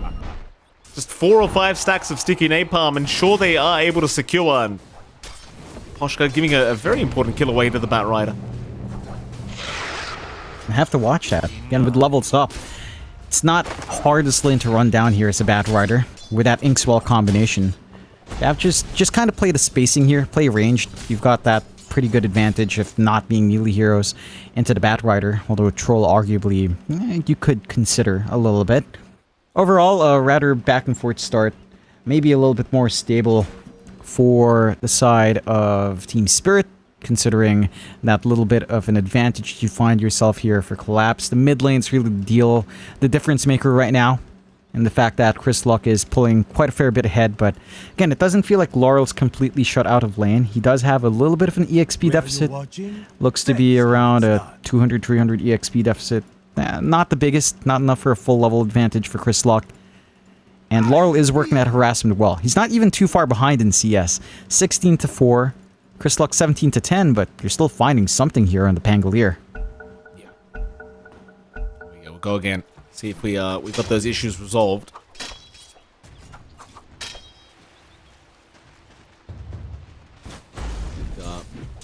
That mid matchup we spoke about, it has turned into a very even matchup. That's for sure. Same CS here between the Pango and the Shaker. Top lane, another attempt at Maposhka. And again, the sticky napalm stack's making it very hard for him to get out of this, but he does make it. Whisper and Matthew, they're doing a fantastic job just with this large camp, just pulling it back and forcing the lane backwards. Yatoro, Maposhka not feeling the most confident here, it seems, and again, Whisper becoming a real nuisance. Mid lane, see Smile. He's going to have his water room denied away. Looks like Lal's going to find both of them. Pretty big opening. Not the best feeling in the world for that Shaker. He does have a slight EXP advantage again, but your Larl's not too far off. They are trying to make another play top. Yeah, they're going to make the jump into Yatoro again. Whisper just stacking up so many sticky napalms, but they cannot secure the kill. Magic 1 charges make it rather challenging to finish the kill off, but well, now Maposhka going to go for a bit of a chase. Has another siege shot in just a second, but won't be enough for Whisper. He's going to be okay. Forces out the salve for a little bit of regen. And that is a little bit of a win. Mid, though, Chryslux dancing around. Did have the favorite fire to pop, but Laurel's certainly applying that pressure. Like, this is not the kind of lane you'd expect for the Shaker matchup. I think we were used to seeing the Shaker crush this lane for the most part. Laurel is having a pretty fantastic time with that rune control, with a CS going his way now, with forcing Chryslux to walk back home. Pretty big wins. Matthew maybe going to go down here to the Warpine Raider. In the meantime, though, Whisper chasing down Yatoro, who needs some help ASAP. He's got some stick charges, but he might have to just man up here against Whisper. But no, he barely survives. Panda comes in with the upheaval, but Whisper, he went back in for it. He ends up dying first, but at least Panda does get a bit of a trade going. Poshka, he has 11, or rather 18 one charges, so he should be just fine. And he will be just fine at that. Manages to stay alive. Core for a core trade. Feels a little bit better for the side of Team Spirit. They forced the rotation out from the Warlock, opening up that bot lane for Collapse to find a little bit more on that LC. Top CS right now as well. Not the best of news for EG. I mean, you're still finding farm for Pakas. Collapse is set to escalate quite fast here for his blade mail timing along with his phase boots.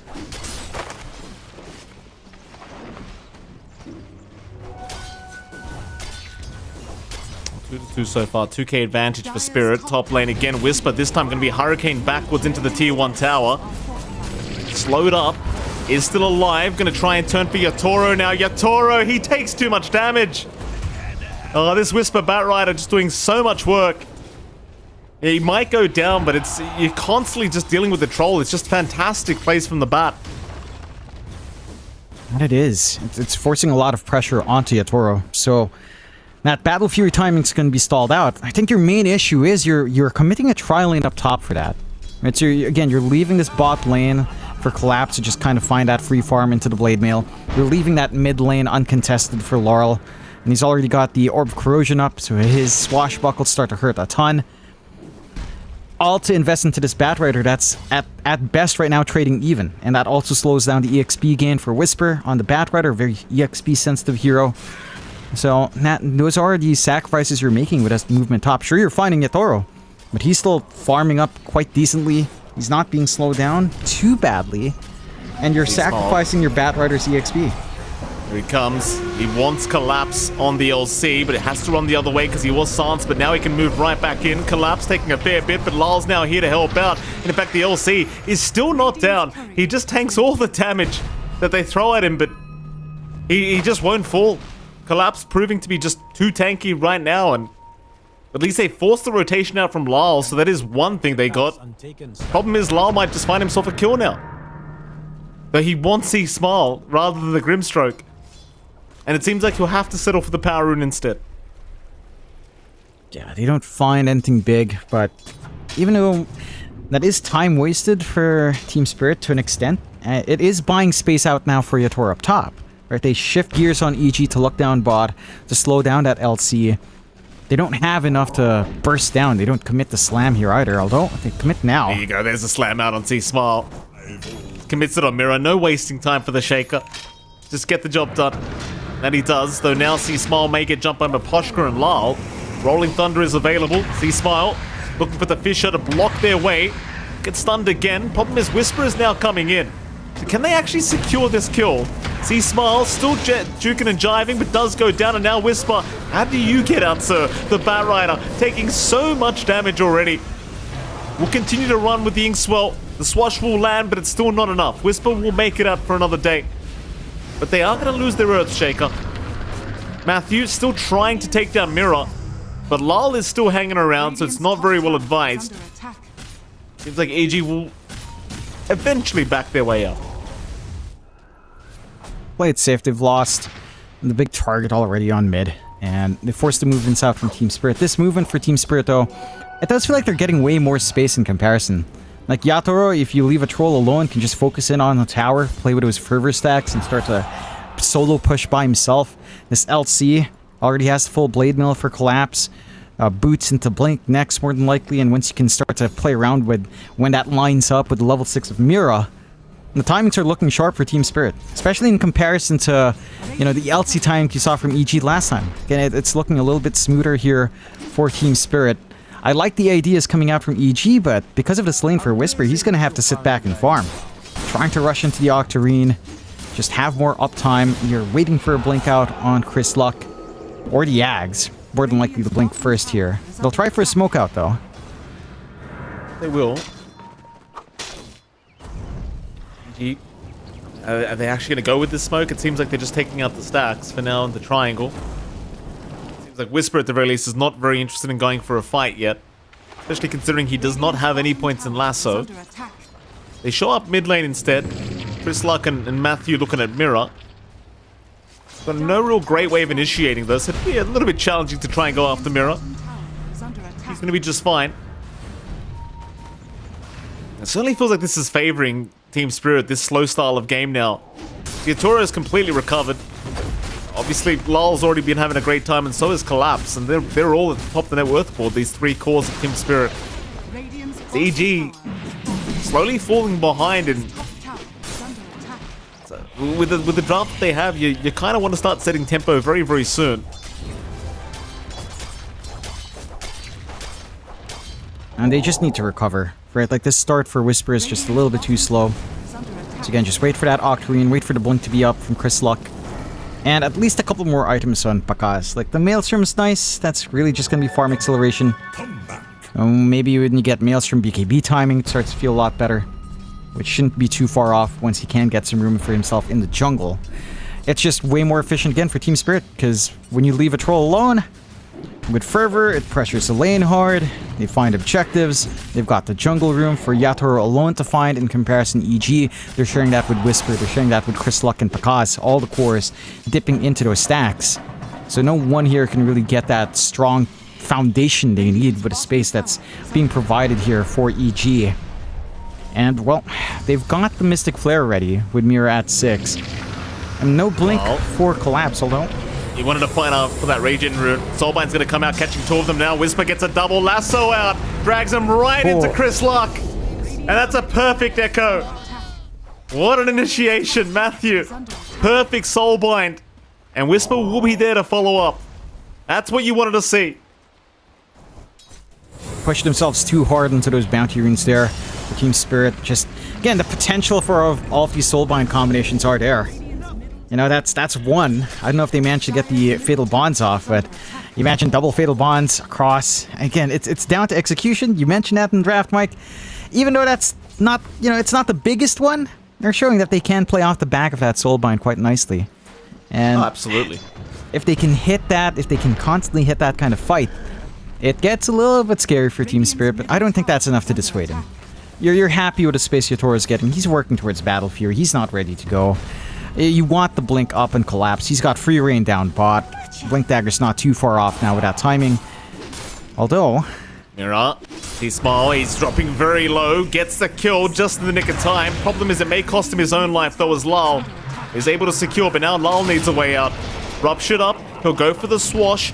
Teammates are incoming to help out the Pangolier, but Lal's taking so much damage here from Pakaz. In comes Whisper to help out as well. Lal is still going somehow, some way. Pakaz, he'll finally take him down, and he gets a free reset out of it. So now Maposhka, who grouped up with him, is in danger, but here comes Yatoro. They'll drop the golem right on top of their heads, and another double lasso coming out. Oh, they just keep handing it to them. Whisper can't believe what he's seeing. They can't keep running in one by one like that. I think the moment you saw the Rupture committed, there was no big counterplay to make. Laurel's just stuck in a really bad position. You have to cut your losses, prevent that bleed out. Instead, Collapse comes in, his Blink Dagger is now stalled out, whereas he could have just waited for the Blink, get that Blink duel with a Blade Mail off, play with a Mystic Flare. The pressure is coming in. EG are the ones making these moves across the map, punishing Team Spirit for these missteps. And, well, they're ramping up. You know, that Octarine for Whisper, not too far off. The Blink Dagger's up and running for Chris Luck, so the big slams can come into play. And everything's lining up for Pakaz. That BKB timing we were talking about, he's got the room in the jungle now. He's got Ancient priority. Once that Bloodseeker BKB comes in, you're going to have to try to pin him down with a duel, but you don't really have the output from Collapse to really just settle that without the Mystic Flare while that BKB's running. Lane. Smoke rotation from Chris Luck and Matthew. Smoke there, Mira cops the Fissure into the Blink, and well, they won't find Yatoro, but they'll take the Skywrath Mage. See Smile still hanging around here. Yatoro will do the exact same, but seems like he'll wait for the Earthshaker to leave before he gets that farm with the creep wave. And yeah, EG certainly looking like they're getting much stronger as the game goes on now. Team Spirit, they're the ones that need to find a way to catch up. Yeah, they're dragging a bit behind. They need to build up more with Yatoro with a full Battle Fury up. Again, with his Blink timing ready on Collapse, you want solo pickoffs. And they've got the smoke ready, coming off cooldown for Mira. Just go for a smoke play, go hunting.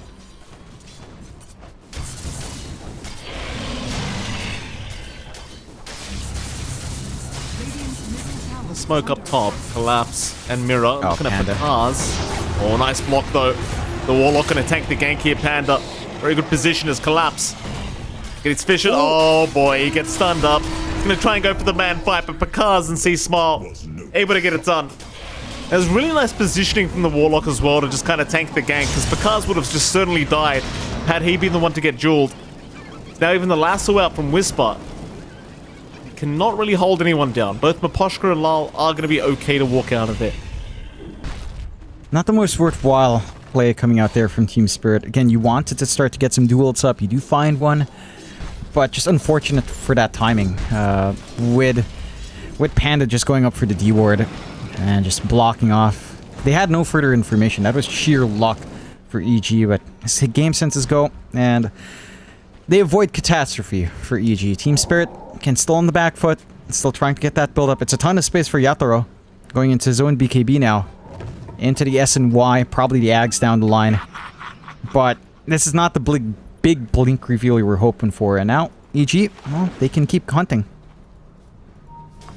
They certainly can. Into the dire triangle they go. Yatoro, he's the big man that they want. And it seems like they have spotted him. Echo Slam immediately out. No hesitation. Just deleting Yatoro off the map. And Team Spirit, they have no time to react to these plays. No. Like, they're just sitting ducks. Really good forward vision from EG being planted in that rotation as well. In fact, they've got really good vision to just spot out where Team Spirit wants to farm up. And Team Spirit are the ones playing the war of attrition. And they're the ones that needs this game to slow down a little bit more here. They are grouping around down bot and trying to chase. Poshka really playing with fire, but EG, they're not looking to take this bait. Maybe they are, because they do eventually end up moving that way. Whisper now looking to make the play. Does have lasso up, but doesn't want to go too deep. Does back his way out immediately. They saw Lal in the dire triangle as well. They did not want to go into a bit of an ugly fight here against Team Spirit, and they do choose to just back off for now. Wait another day for your opportunity at Team Spirit again. I mean, Pakaz is getting to the point where he's going to be uncontrollable. Like, he's got a BKB up now on the Bloodseeker. So even he can just join his team if he really wants to, but it seems like he might just wait till he has the Lincolns up before he really gets too much more involved. Yeah, like the Blink duel is still a threat. And if you can just lock in the Bloodseeker that way with a Blade Mail, it is still feasible for Pakaz to do enough damage to himself here in this kind of engagement. Team Spirit, it's been a little bit quiet. Even for Laurel, I think it's just been a little bit too quiet. Only Collapse has been trying to make something happen in the map. With the Diffusal, perhaps, he could try to make a play. And they are grouping up top. They're going to try for the Roche. And with a Troll, it doesn't take too long, but there is some information here on the Radiant side. And they've got the Watcher at the very least. Lyle has found himself a Warlock. Yeah, a nice easy duel here for Collapse by the looks of it. Panda will go down. Make it pretty obvious Roshan is maybe happening here against Team Spirit, but the thing is EG don't look like they're quite in position to try and fight. The Luck is moving his way in. Has not been spotted quite yet. Roshan is still alive, so he has time to get there. He is going to have to do this on his own, but if he jumps in right now, he might have an opportunity. And Chris Luck, no, he's not going to do it. Timing was almost perfect, but he does not want to go for that risk. Maposhka may get caught here by Whisper. Doesn't chance up the Batrider, and now the Echo committed, catching Maposhka and Mira. Both supports just getting deleted by the Earthshaker. And on top of the tier 1 top tower for EG. Some sacrifices had to be made there for Team Spirit. I mean, you still find Roche. He's still in a fairly secure spot for Yatoro. He's going to have BKB up relatively soon, so it is about time where the Troll can start to make some plays. But EG, you can just see with how much jump they have, they're feeling extra confident. Like, there's not much really holding them back anymore. They've got the build-up they'd want. Pakaz, still fresh on the BKB, hasn't been forced to pop it. Lincoln's only 2 parts away. For Team Spirit, again, it's like this weird mix where they've got to find these solo pickoffs. They've been finding a couple with Collapse. It's mainly only been the Warlock, which isn't really the biggest target. So you need to kind of build off more than that. Again, like when these bigger fights break out, you've got to duel Pakaz or Chris Luck. One of these two have to stop running around and doing damage here, and I think it's going to be a little bit easier to find Pakaz if he does commit, but your angles of jumping in for Team Spirit are limited. Maybe if Laurel manages to work his way into a blink at some point, that can alleviate the pressure on Collapse, but we're a long ways off from that, considering the itemization of Laurel. No, it's a while away, to say the least. Still a very low net worth advantage right now for Team Spirit, less than 1k. Toro going to back off at the right moment. Well, Team Spirit rather grouping up to go down towards the bottom lane, it seems. The lines have been drawn towards the triangle of the Radiant side, so it looks like they want to maybe find this Bloodseeker. They'll miss out instead finding the Warlock. Panda, he will go down, but they have ruptured up Collapse. The Collapse going to go for the quick TP up, but no, the Fisher. Chris Luck again going to cancel the TP as Matthew does go. Pakaz, he's in a bit of an awkward position, but he's got his BKB to be able to get out of here safely. Meanwhile, Lal trying after Chris Luck, but not really going to have much luck with that at all. In this case, killing off the Warlock is pretty big. Right? You take care of the Warlock first, remove the Golem, remove Upheaval. You can try to find that follow-up fight, force the BKB charge out from Pakaz, and you only trade Collapse. You're not trading Laurel, you're not trading Yator, which is the bigger deal here. So you're feeling pretty happy. You don't find the biggest objective. Tier 1 top is kind of just overdue to fall. You might be able to find more, but you have to be careful about overextaying here. They've got Maposhka, but he's got the heal up. Not going to be easy to burst him down. Small running, but he is a bit trapped right now, and Yatora will just get right to work with the battle trance, and hell, even Panda not going to be so lucky to get out. Lal's still chasing the Batrider, but Whisper might just, in fact, concussive is there.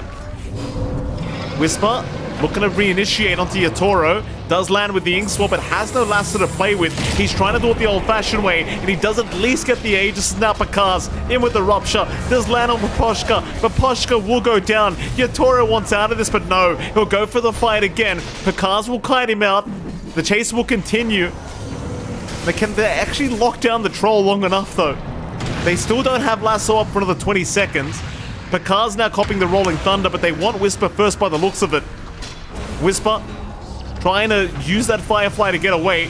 The chase is still ongoing. In comes Pakaz again. Back on Yatoro, but the heals are around. Mystic Flare on Mirror. He's going to go down. Meanwhile, Jewel out from Collapse, finding a kill onto Whisper. But now Collapse is in the middle of all this team fight.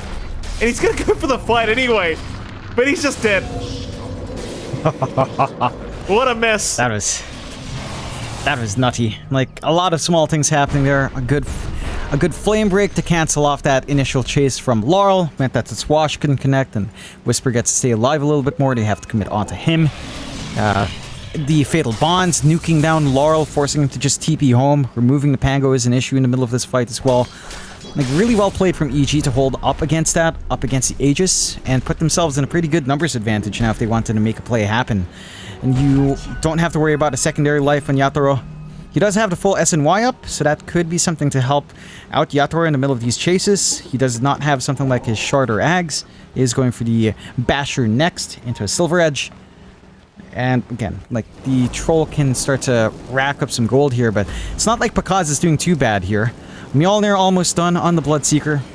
And then, what we're just really looking for, maybe something like the Ags or the Shard here. Staring down the Batrider right now, but Whisper does manage to back his way out again. So it seems like Collapse wants to try and chase for this. Sadly, the creep wave does make it kind of obvious they were going for that chase, so the Team Spirit aren't going to look to back their way out. EG grouping up down at the bottom side of the map, so looking to maybe try and make some form of play, but it seems like Team Spirit have already retreated. So back and forth this game too. The win probability currently sitting at 56% the way of Team Spirit, by the way. Very, very close. Yeah. I don't disagree. I think when it comes down to it, if they play their cards right, Team Spirit's lineup is maybe a little bit easier to pull off, but if all of these combinations come out from EG, it's just terrifying. Double Lasso, double Rupture, double Fatal Bonds. In the middle of these fights, with all of the AoE available here for EG, you will just melt on Team Spirit. So again, for Team Spirit, it's all about these pickoffs. It's all about the hunt. And Collapse has had the right idea. He's built up 92 damage for himself. A respectable amount considering the slower game for himself. But he needs a little bit more. They've got the blink up on Whisper. So initiating for the Batrider is going to be even more straightforward now. Poshka, Fisher will connect. Whisper still trying to get there for the lasso. Sprank away from Aposhka, but they've definitely got the control this time, I think. Aposhka? He's a tanky boy, but not tanky enough. He's gone. Radiant's bottom tower is under attack. Maybe top lane, another fight to break out. I mean, Lol's still around, but Matthew's the one rushing him. Blink in, Matthew breaks the Lincolns, goes for the Soulbind, but there's nobody nearby to latch to. He's alright. It's a lot of commitment just for the Ench, right? Like, you see that happen. The lead for Team Spirit goes up from 1k to 5k anyway, as they're working the map. Yatoro, again, Batcher not too far off. Like, they're using the space really efficiently on Team Spirit. You've got the BKB ready and Collapse, going for the Diffusal next. They see Pakaz, but certainly do, Pakaz backs off in time. There's just so much space to farm on the map these days, isn't there? There's always somewhere to hide. Yatoro showing mid lane, but also not going to get really caught, though they do have some nice vision now. Yeah, they do spot Yatoro going back into the dire triangle. Immediate smoke out from EG, trying to make their move towards that area. But the scan does reveal where they are, and Team Spirit, they just read this movement perfectly. Dire's middle tower has fallen. Still going, get EG. Caught out, but it's Miposhka up front again. This is not the kill you want. Nope. Oh, C-Smile might just take it. It's a slow one, though. It's a very, very slow one. His team is right behind him, too. This is not going to be the freest kill he's ever seen. C-Smile jumping right in, but Collapse has got the jewel out. Oh, they've dropped the column, but it doesn't matter. They've got to shake it down. There's still a nice Fatal Bonds, but there's no follow-up to this, I don't think. EG might want to just wait for Chris Luck to be back up to try and force another fight, because the Shaker just has too much impact not to have. Yeah, it's a big pick-off this time for Team Spirit. They bait out that chase. They chase way too far for Miposhka. Roshan and Minton half on respawn, so you don't have an instant advantage here for Team Spirit. But you have a lot of tools on Team Spirit, right? Like the Ags reveal is there for Mira. Double Ancient Seal is huge. Double Mystic Flare can cut off an area quite nicely as well. And just really great patience from Team Spirit. They see that opportunity. Collapse comes in with a duel. They find a big target. He's got 120 damage now on that LC. 20 to 14, 6k lead still standing for Team Spirit. EG, they still have what it takes, but they have to be careful. You can't... You just stop chasing Bambi. You know, Bambi's not the objective here. Whisper. Blink away in time. CEG very well aware that Team Spirit are looking for that next Roshan. Yatoro. Onto Whisper, and that's your Batrider gone. That's not good news. Not the start that EG wanted. They are still looking to move in. Echo committed. They found the Troll Warlord, but Yatoro's still alive. He gets the Battle Trance off with the BKB. Just look at the hill coming out. Hands up. Wave him goodbye. Everyone's just getting wiped. EG have got no chance in this fight. That's rough. Oh, the timing's way off too. Roshan's just about to respawn. And Yatoro goes elsewhere, tries to repair lane, but it's only 7 seconds away. A big advantage for Team Spirit to come into. And just the way that fight breaks out, right? As we can see in the replay, the positioning there for Whisper on the side, I mean, it starts with a really good slam. But, man, if you can't chain stun the Troll, he just goes from 1 to 0, from 0 to 100 really damn fast. And just the routes through the debuffing, it's too much to handle. Like, that's why the Bloodseeker theoretically is decent, but if you can't kite out this Troll, if you can't disarm him, he'll just wreck face on these single targets to kind of burst down. Duel out again. They've caught the bat, and Yatoro is there with the follow-up damage, though a nice Fissure to delay things just a little bit, but not long enough. 186 dual damage now on Collapse.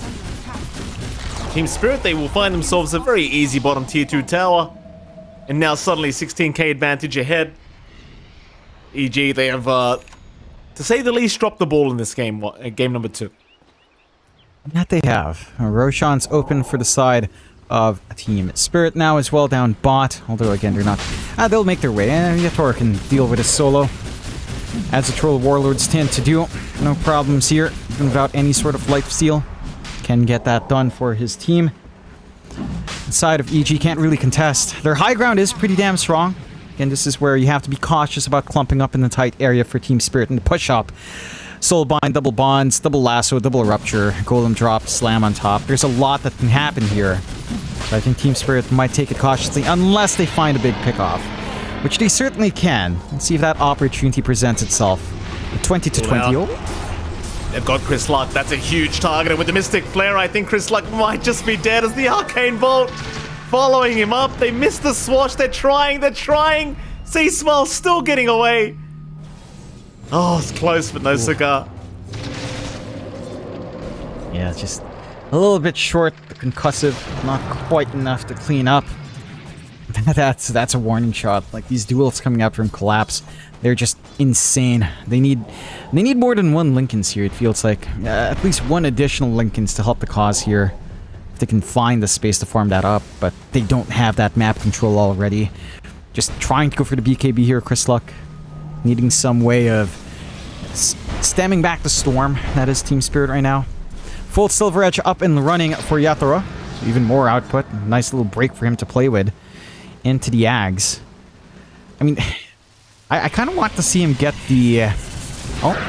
Fakas? Getting jumped, Yatoro. He's dead. Perfect initiation by himself with the Battle Trance. He's just deleted.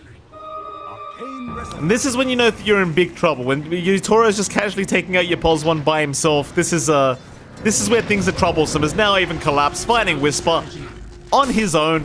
Look at this Panda. Panda's trying to get away, but he gets bashed. Oh, it gets worse. My goodness. I mean, they didn't have any forward vision. You know, and no vision in the triangle.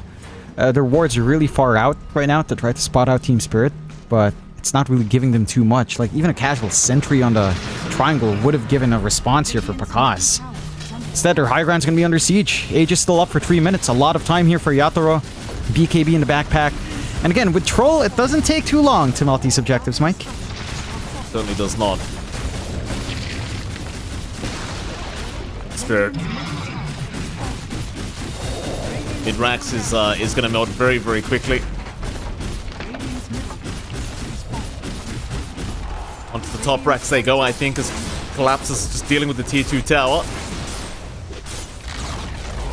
No real reason to back their way out, that's for sure. But they are going to do so. Seems like even with the Aegis up for 2.5 minutes, they see Pakas respawning, they will pay respect. They do draw lines towards the bottom lane, though. So they might want to enter through there instead. Radiant's top I think the ideal for Team Spirit is still a pick off into high ground. Like, if you go into the 5v5, if EG, again, funnel you into a tight spot, it can get dicey. Chris Luck! Chris Luck! Oh, he's caught. I don't think there's much of a way out of this, though. He's going to try Chris Luck, but no, he is down. Just trying to find any bit of farm he can... Lol? Whoops. Whoopsie daisies. Lol just doing happy laps. You know, this is my McDonald's experience these days, Jonathan. The youngins just get these stupid cars and drive around McDonald's for some reason. Lol will do the same. Do they really? It's an Australian thing, apparently, John. What the? Legit. What is you up with buy a Australia, car, man? you go to McDonald's car park. That's what they do these days. I don't know. That's what Lol did. What's up with the Pangoliers and representing Australian culture? We had KP with a burnout, Laurel with a happy lapse, apparently, and the high ground melting. Well, there is still one Rax left. They'll go up to the top lane. I mean, because he's still alive, he's still got buyback, but is he that much of a threat right now? I just don't know if Team Spirit really consider him to be. There is only a minute left on the Aegis, to be fair, so you might want to wait, but then again, Yatoro just hits level 25 now with the Wisdom Rune. So he's got his level 25 talent. He's looking at Chris Luck as we speak, and Chris Luck has an affinity of running right into Yatoro. Lasso, though, a double lasso, in fact, but it doesn't matter. They are still just getting absolutely destroyed as Bakaz is going to try to move in, do it one last time, but he is down. No buyback available. He just spent all his gold. He went all in. GG is called. They can't do it. EG, they'll get 2-0'd here by Team Spirit. And I can't say anyone was necessarily expecting much different, John, from Team Spirit, but my god, these guys, they are just too strong. That they are. They're back in form. You know, it's been a rough year, as we heard in that earlier piece in the introduction, right? They've had a rough year in majors, but Riyadh comes in, they kick into gear, they have a decent performance in some of these online tournaments as well, and they're in fine form to kick off here on DreamLeague. So, looking to be in a really good position to be, you know, going into those playoffs. EG, with this loss, a bit of a rougher road for them. They're going to need to find a 2-0 somewhere. And we'll see if that will present itself down the line, but Team Spirit, again, with the patience, with these outplays, with how they've managed to force EG out, a spectacular play here to clean up on a 2-0. Yeah, absolutely. You can't complain about this team whatsoever. Team Spirit doing it once again. Well, I can't wait to have a chat with the boys, see what they have to say about this series, but we are going to head off to a short break, and right after that break, of course, we'll be back with an interview from somebody from Team Spirit. We'll see you soon.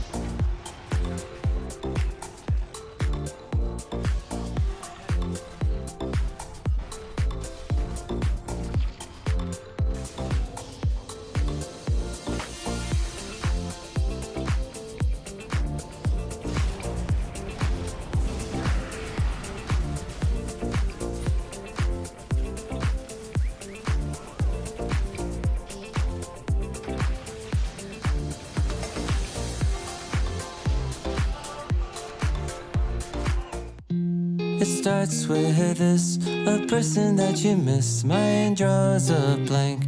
I wanna go back to the early days when life was an escape. Now I just wait for better days. I lost myself in your reality. Lost myself. I lost myself in your reality. Lost myself. I feel that life, according to a friend, we're all shrink-wrapped in families and making ends meet, stuck in jobs we'll never leave. I never wanna be like that, so I hide.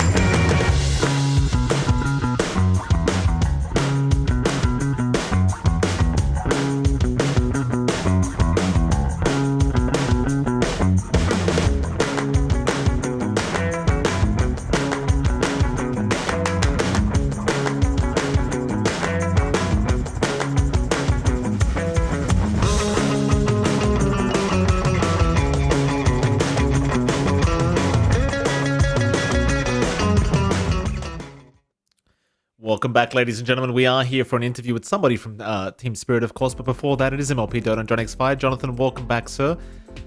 Another 2-0 victory here. Team Spirit, unsurprisingly, taking a very dominant series. What are you thinking? Like, what do you do against a team like this? If you're EG, like, what were you meant to do? They just look a bit too dominant, in my opinion. These Team Spirit boys. That they did. I think EG had the right idea. They were looking for these movements out there, trying to find these ganks, but they'd constantly just find these supports, just Miposhka and Mira. And again, not the ideal targets you're looking for. Team Spirit just worked the map so much better. They got a lot of space out for Yator and Laurel. Collapse, sure, his initial duels were not the ideal as well, but he was finding wins. And it really came down to that mistake up top, I think, when they were chasing Miposhka down for a little bit too long. They were chasing down the Enchantress too long, and they just managed to sprint back through the fissure into the tier 1 tower. It was still there, and just forced that fight in a really advantageous spot for Team Spirit. Just the overcommitment from EG. Again, this is something that we've seen them do even in their OG game, their first series in DreamLeague. Some of those elements were already there. There's just a little bit like a rush to find something, you know. There's like pressure to get something done, which is understandable, but I think that pressure also means that they have a hard time of figuring out when the situation should just be to back down, to cut their losses, or to just, you know, go back and be working the map a little bit more. That's fair, Jonathan. I'll tell you what, this Dream League Season 21, there's so many teams just looking so damn good, and really weird as well. Like, you look at the standings of Group B, for example. Game and Gladiators of all teams at the bottom right now. That is not something I thought I'd be saying in these first 2 days of the group stages, but they're currently in the elimination side of things. They're tied up in 5th place with EG.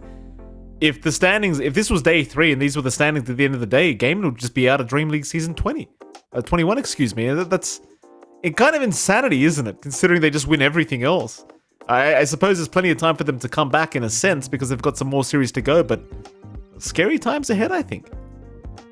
That it is. It's topsy-turvy right now, but we are seeing a rise in a lot of these teams. I think Eastern Europe are seeing quite the rise. Shopify Rebellion are bouncing back in form, so that's good news. But yeah, what about Talon, John? How's Talon doing? They're not doing too hot, Mike. It is what it is. I think if they bomb out, it's fine. It's whatever at this point. Like, I don't believe. I know. Will they even qualify for something like ESL 1 Malaysia? I know. Will there be any Southeast Asian teams left to go to ESL 1 Malaysia? Oof. I don't know. Let's face it, it's been rough for Southeast Asia. We give it to our boys, but they all look lost. I talked to them. My goodness. I talked to them. They're all depressed. We're all depressed, Mike. It's not a happy time in C. Well, what's wrong with the boys? What happened? They're not winning, Mike. Nah. Do you want to frame it elsewhere? They're not winning. I was just it's plain and simple. I was trying to delve a little bit deeper, Jonathan. I apologize. I was just trying to get the insider info from, John X Talon himself. They're not winning. They're not winning. Southeast Asia's not winning. I talked the Execration boys, the Polaris boys. Oh, they're dead. But it is what it is, It is what it is. Southeast Asia will find a way. Find a way. Eventually. We'll get there. Don't you worry. Oh, and thank goodness there's the ring. We've got an interview up. We have the lovely Miposhka joining us for an interview. Miposhka, congratulations on your 2-0 victory, sir. How the hell are you feeling?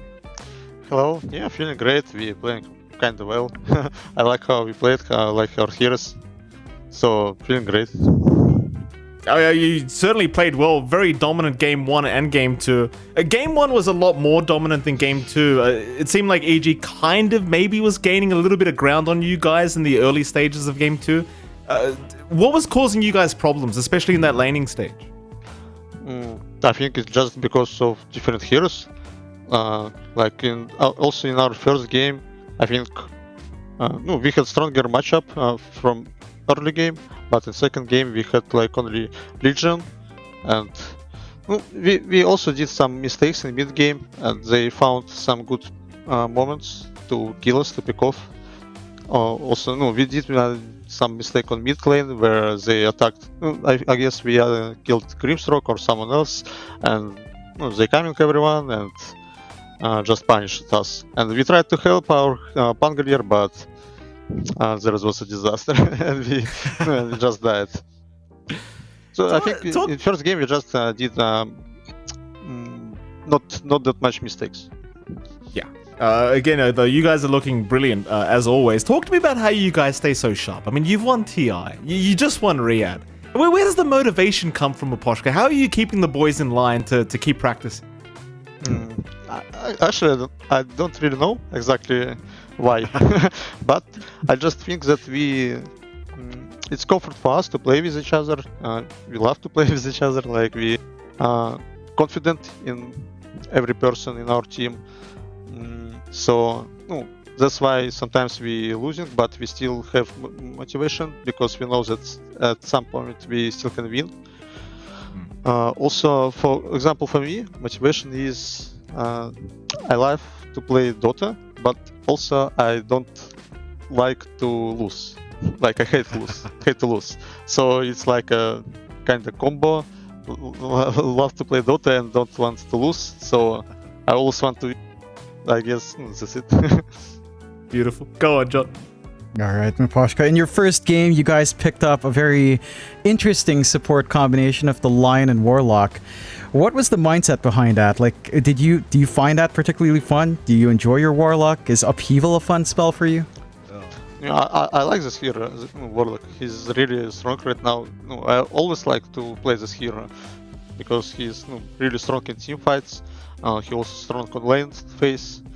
But I guess so people soon will adapt to this hero because you just need to usually to pick some strong hero which going vanguard and some post 4 which you just don't need to let Warlock use Fatal Bones on both heroes and trying to get your vanguard as fast as possible. But yeah, right now people usually not understand this, and I think hero is still strong. Why we picked this both supports? We picked Lion because there was Morphling, and Lion is just good against this hero. And we also we had a Brewmaster, and we thought we know that we kind of lack of control, so we just picked Lion and Warlock. Warlock is like, for example, Lion can jump, and Warlock, if enemies will attack Lion after he jump, Warlock can go like a second wave.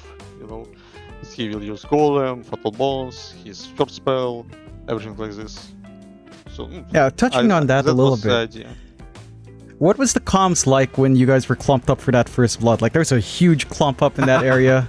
What was that like? We prepared to EG and we saw that they sometimes they using smoke like this, and we expect that they might try to attack us again, and we were ready a bit. And we know that, okay guys, if they go on us, I will use Fatal Bones on 5 heroes, TB will use first spell, Brewmaster will use his spells, and we will just fight till blood.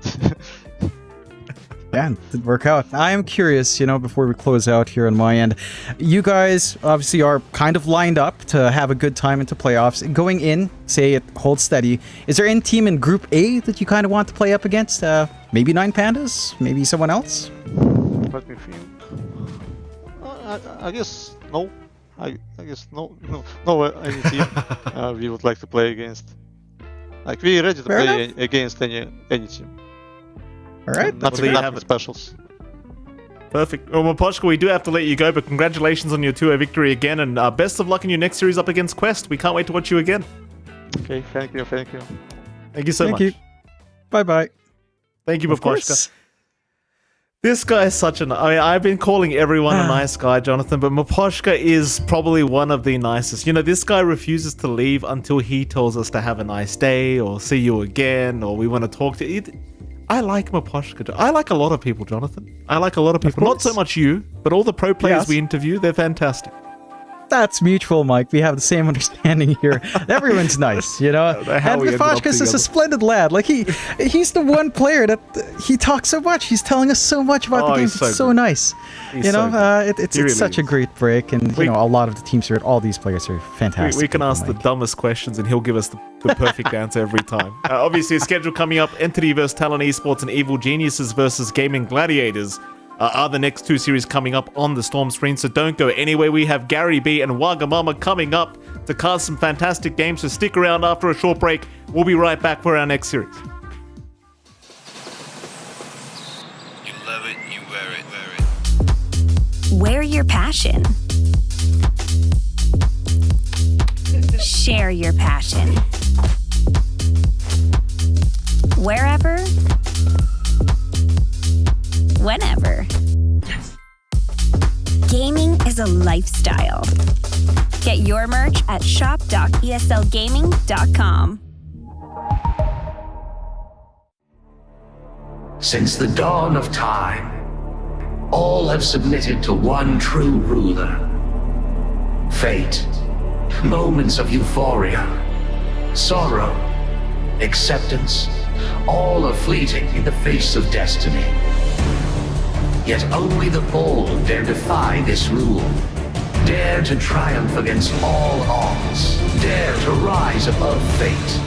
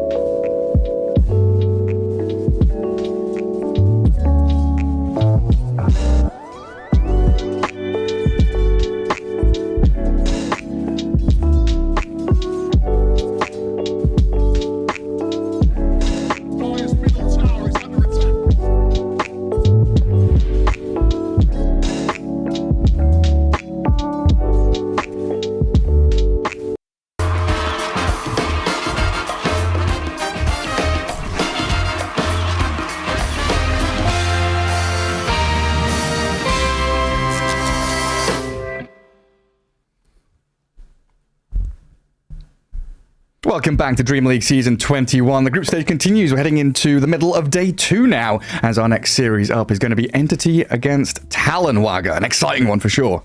Yeah, it should be a really fun one to watch. I mean, I'm excited for this matchup for multiple reasons. Obviously, I love Entity, but at the same time, Talon, they have a lot of exciting players to watch. You got 23, who's always exciting. You got Mikoto, who I find to be a very mechanically gifted player and plays a lot of exciting stuff. I hope maybe he can break some of the mid-meta, you know, this patch as well. So, yeah, I'm hyped for this one.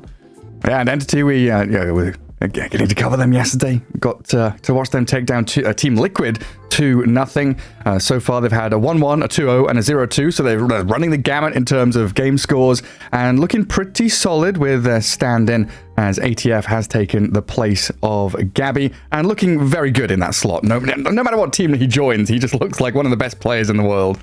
Yeah, I mean, he just fits right in. It's amazing how well he can just play. But he did talk in an interview saying, hey, he basically just ran it like a pub, you know, just hop in and play. But things worked out really well for Entity there. Taking down Liquid was a big achievement, as they obviously are a great team.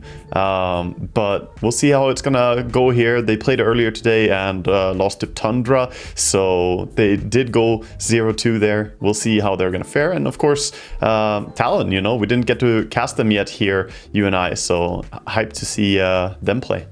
Yeah, absolutely. I think last time I covered them was Berlin Major, and they looked very solid there. They didn't get to go to the Bali Major, unfortunately. They missed out on that one after the DPC final season of this year.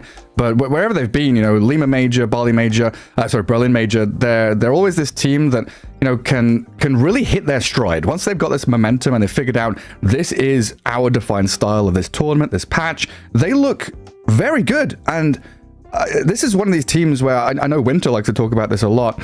They're one of the first C teams in the longest time that is like a team, right? They play together, they synchronize, they're all on the same page, and they do great things. Really, really great things. Yeah, and they've been together for a long time as well. It's like an important thing. This team, you know, they've played together for quite a while now, and I think they really found, you know, the chemistry that you want to have to play at the top level. And yeah, I mean, all these players are very, very talented on their individual positions, but the big strength they have in the team is just playing off each other. They do it pretty damn well. Yeah, absolutely. We can see Jabs there. I think, you know, prior to this matter with Greedy offlaners, he was one of the first people, you know, playing Naga offlane and stuff like that to get things going. But before we get into the series, we can take a quick look at Talon's journey through this year. Talon is without a doubt the best SEA team in Dota right now. But how did they get to that status? After an almost last place finish at TI 2022, the team decided that they needed some changes. Hyde and the pride of Australian Dota players and TI almost winner KP left the team, and Jabs and Ollie were given their claws. They were also joined by multi-major winning coach Sunbeam. I got super duper kicked from Fnatic, but I really wanted to work with Jabs, and Jabs was going to Talon, so I begged to join the team. The first real test for them was the Lima Major. After achieving 3rd place, they successfully proved themselves as one of the strongest SEA teams in a very long time. The moves worked, and they went on to perform well for the entire rest of the year. Wait a minute, no, that's actually not what happened. They actually went on to play in DreamLeague Season 19 and the Berlin Major with very poor performances. Utter domination. I mean, where do you want to even start with this game? New Frontiers proved to torment them a bit too much. After chomping on a healing Lotus, they were back in top form, finishing 4th place in DreamLeague Season 20, only getting knocked out by Gaimin even after taking a game off of them in the process. With their top performance in DreamLeague, Riyadh Masters was up, and after a confident run through most of the tournament, they were once again knocked out by Wait a minute. They did what? They knocked out Gaimin? Is that right? Can somebody check that? Okay. I suppose after a long, full 3-game series, they actually managed to knock out the Gaimin Gladiators and went on to finish 3rd place, winning $1.7 million. Not bad. That is something that's worth celebrating. After a roller coaster of a year, Talon are now considered to be one of the top global contenders. Only time will tell if the Gaimin Killers can continue the streak. And we see there like some heartwarming moments and some heartbreaking moments for Talon, right? I mean, through the A, they've looked good. They've not made it here. They've had some mistakes happen. Riyadh Masters, of course, that infamous moment. But heading into DreamLeague here, they've got a lot to prove. And heading into TI, they're definitely a team that can make it work. Yeah, I love how Jenkins was like, that is something worth celebrating, and it cuts to the little bit of early celebration there that happened. We don't want to have any premature celebrations here. You got to play all the way out, but obviously very, very emotionally driven team, and it's good to have that level of passion on your team, but you got to rein it in sometimes, don't take it too early. Yeah, make sure, the game's not over till the throne is dead, right? That's like the big point of Dota 2. It is all about defending that ancient, and until that's gone, you're just not sure that you've actually won. Anything can happen. We've seen so many wild comebacks and stuff happening. In general, this patch lends itself really well to that too, because we see a lot of games go late, we see a lot of comebacks, we see a lot of mega creeps and teams still fighting, and overall, games are a little bit longer duration than they used to be like 6 months ago. The patches just have led to more fighting. The expansion of the map as well kind of just encourages farming since there's so many camps. That will give you a lot of crazy things. If every single game is like a 20-30 minute blowout, then you don't really have a chance for those epic moments, but you really get quite a few of them. Already here in DreamLeague, we had a few games going past the 60-minute mark. Yeah, I honestly can't remember the last time we had like a 15-minute, kind of rage GG where it's like, okay, well, this game's over. Yeah. Let's go next. Now it really, so many of these teams have that backroom coaching staff, right? Whether it's psychologist or just a general, communications coach or gameplay coach, where it's like, guys, you have chances to win. Even if it's a 1% chance, you take it, especially at high stakes with massive prize pool and stuff like that. You want that 1% chance. You keep going till the bitter end. And I think every player has just got much better. Gameplay is elevated, mental game is elevated. Dota is in such a good place right now. Every team needs a psychologist, and honestly, I would make a case that every Immortal ranked player needs a psychologist too, dude. The world would be a better place, Gareth. You know what my Steam name was when I was playing ranked and hit Immortal? Mode Therapist, because that was my role in every game. Play pos 5, calm people down, be a therapist for 4 other players. Hey, that probably won you several hundreds MMR, right? Yep. You gotta do what you gotta do to win. But hopefully, the teams are gonna be in good mental stability here, because like we touched on, the games, even in games where you see a team be really ahead early on, it's still possible for you to turn it around, and you gotta work for it. You can't just think that, oh, the laning stage went really well, we're gonna win this one for sure. No, you still gotta find those moves, get the Roshan, get the objectives, set up for the tier 2s in a good way, and there's a lot of moments where you can contest on the map right now. So I'm hyped to see who's going to get an edge early on here between Talon and Entity. I would say laning stage is going to be very impactful in this matchup in particular. I want to see how the mid lane is going to go, what heroes they're going to prioritize, because like I always address, the mid laners, they are the tempo setters of this patch. Yeah, they've got to be coming out into the side lanes before you get that lane bleed of things going wrong and slipping out of control. And even yesterday, I don't know if you still feel this, or if you feel the same, but I still have in my mind that these kind of Beast Coast Entity teams, they're very good at picking these maybe not individual moments, but certain moments in the game where it's like, oh, it's a Roche fight, and they have this process and understand what needs to be done, who needs to be targeted, just a little bit better than some other teams. Maybe not as drastic as a year ago or so. Everyone's leveled the playing field, but is that something we look at here against Talon, who is also a very good team fighting team? I think both teams are good at picking moments, because we've seen some teams get a little bit sloppy, going for a Roche attempt and then only having it stolen away from you. Like I think it was in the EG games where it was a bit unfortunate, some things happening there. But yeah, we'll see exactly what they're going to end up with in the execution, but we're heading into a draft already, Gareth. So we'll see exactly what heroes they're going to get to work with here, what priorities they have ahead of themselves. Entity do have the first ban. They're going to ban out the Brewmaster, a hero that we didn't even get to see yet, right? I think it's been banned every game that you and I cast, because he's just so powerful right now. Yeah, incredibly so. He's up there with these Gyro, Sven, Pango. That's the third one that was in my head as heroes being banned. And of course, we've seen the priority of Vengeful Spirit really rise and rise. I think she's the most picked hero in DreamLeague right now. Sat not far away from 50% win rate. Yeah, she's 8 and 6, so 57% win rate. Then you've got these Earthshaker, Beastmaster, Earth Spirit, Treant, which we've seen a fair amount of. But Venge, an interesting one for sure, being so high on the pecking order. She makes it through the ban phase quite often, right? The first phase ban, we did see her banned as well, but usually she slips through, and she's just a solid support, works in a lot of different drafts. But, you know, that's probably why we get to see her a bit. But a lot of the heroes that we mentioned here, we see the Sven, we see the Gyrocopter Invoker, Pango, these are all top-level heroes, and a bit of respect as well towards what Entity have been running, the Stormer heroes, Invoker and Pango, two heroes that he really has been playing quite a bit. As for Entity though, they're getting rid of that Sven, just a super solid carry that Talon would be happy to have in their hands as well. Yeah, those mid lane bans, more credence to what you were saying. That mid lane matchup, make sure Mikoto has a decent time. And we'll get rid of the TA and move into the Warlock.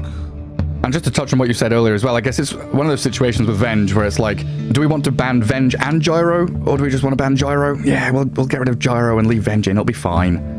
Yeah, the thing is that against Entity it makes sense to ban Gyro since they are both playing it support and core, right? It's so annoying to draft against some team that play it support and core because you have to be prepared for both all the way through the draft, and it makes you very limited in how you can approach the draft. So just get rid of it, even though it was banned a bit or nerfed a bit. The Gyro is still a very strong option, and so is Nature's Prophet, as Talon are going to go ahead and take him as first pick here. One of the heroes that can trade pretty well against the Warlock even in the laning stage.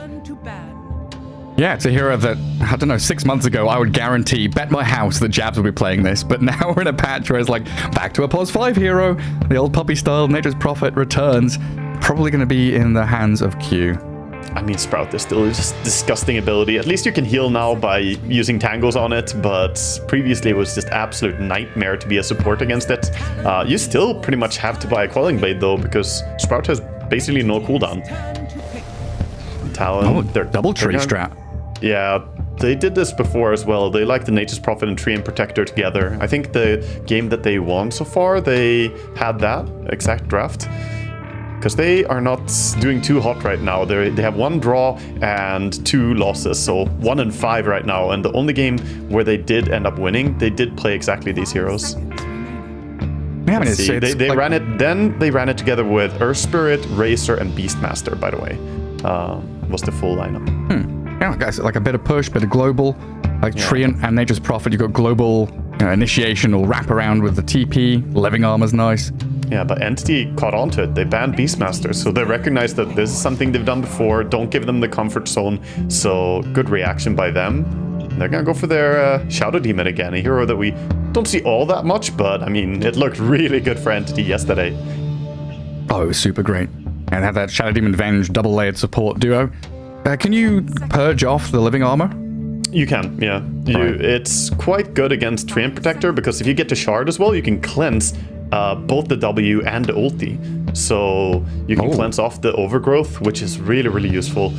So Aghanim's Shard can be a big play here for Shadow Demon in this game already. And they're gonna go with the Mars, and the Mar hero, getting it early. Mars, yep. This is not how, Mars.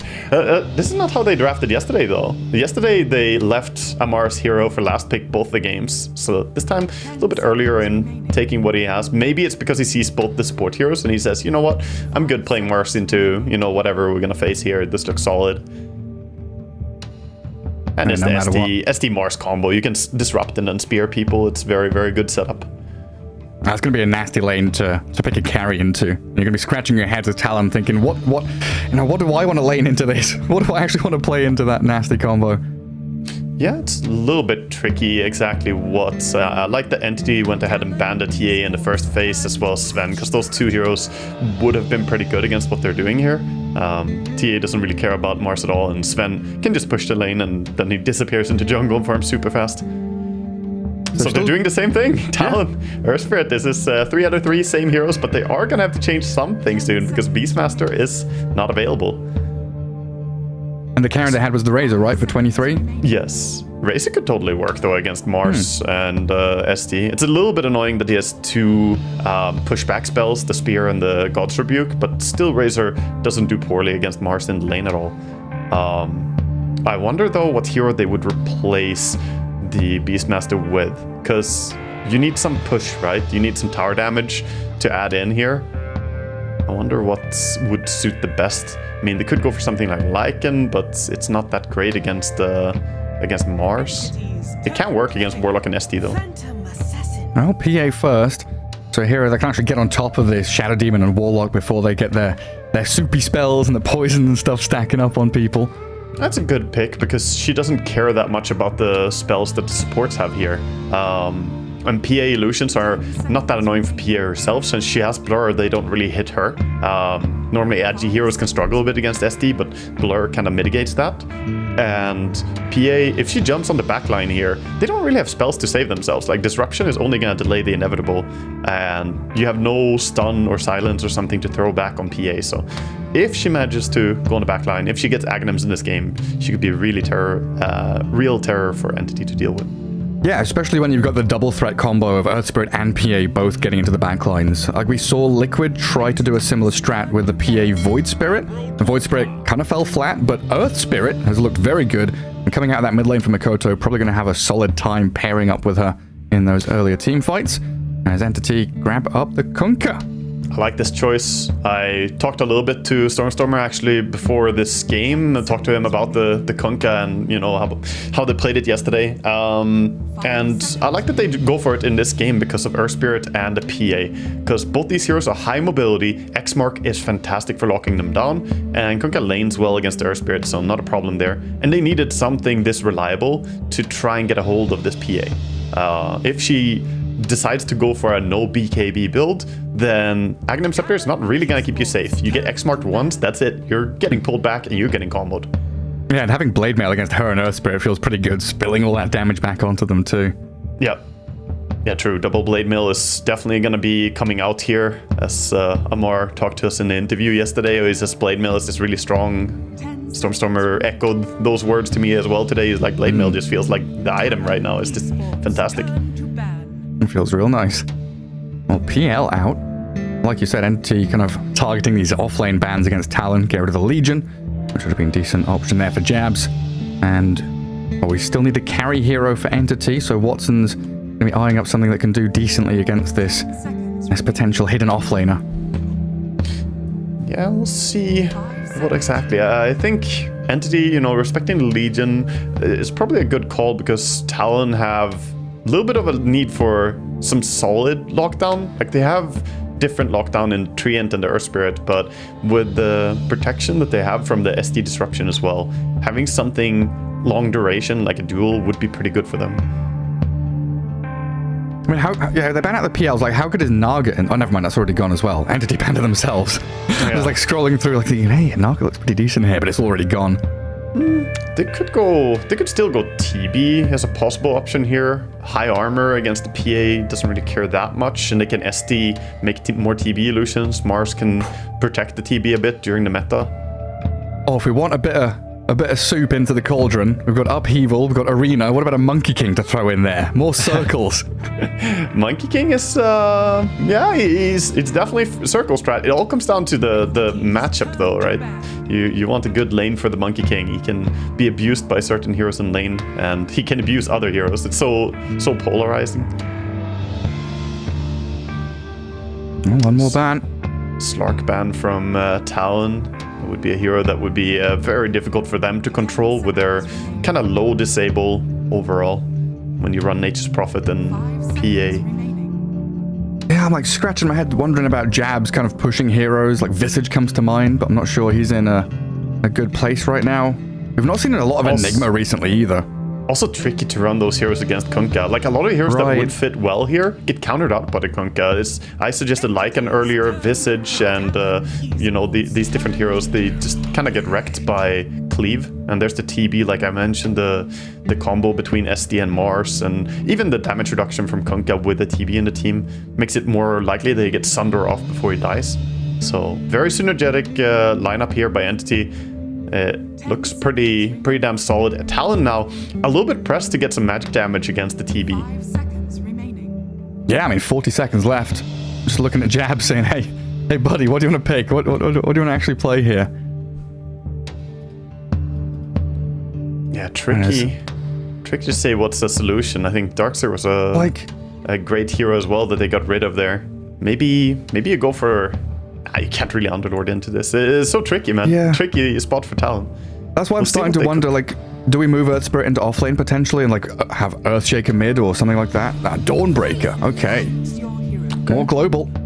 Yeah, I mean, they have the presence now. They definitely have great gank combinations, and Dawnbreaker helps get on that backline even more. So you got PA, who's going to be blurred, going on the backline with her, you know, ability to just sneak in with the blur. And then Earthspirit rolls in, Nature's Prophet TP's in, and Dawnbreaker can join as soon as anyone else connects. And then you have Treant Protector, he's going to be in the trees somewhere. So their entire lineup is designed to hit the backline here.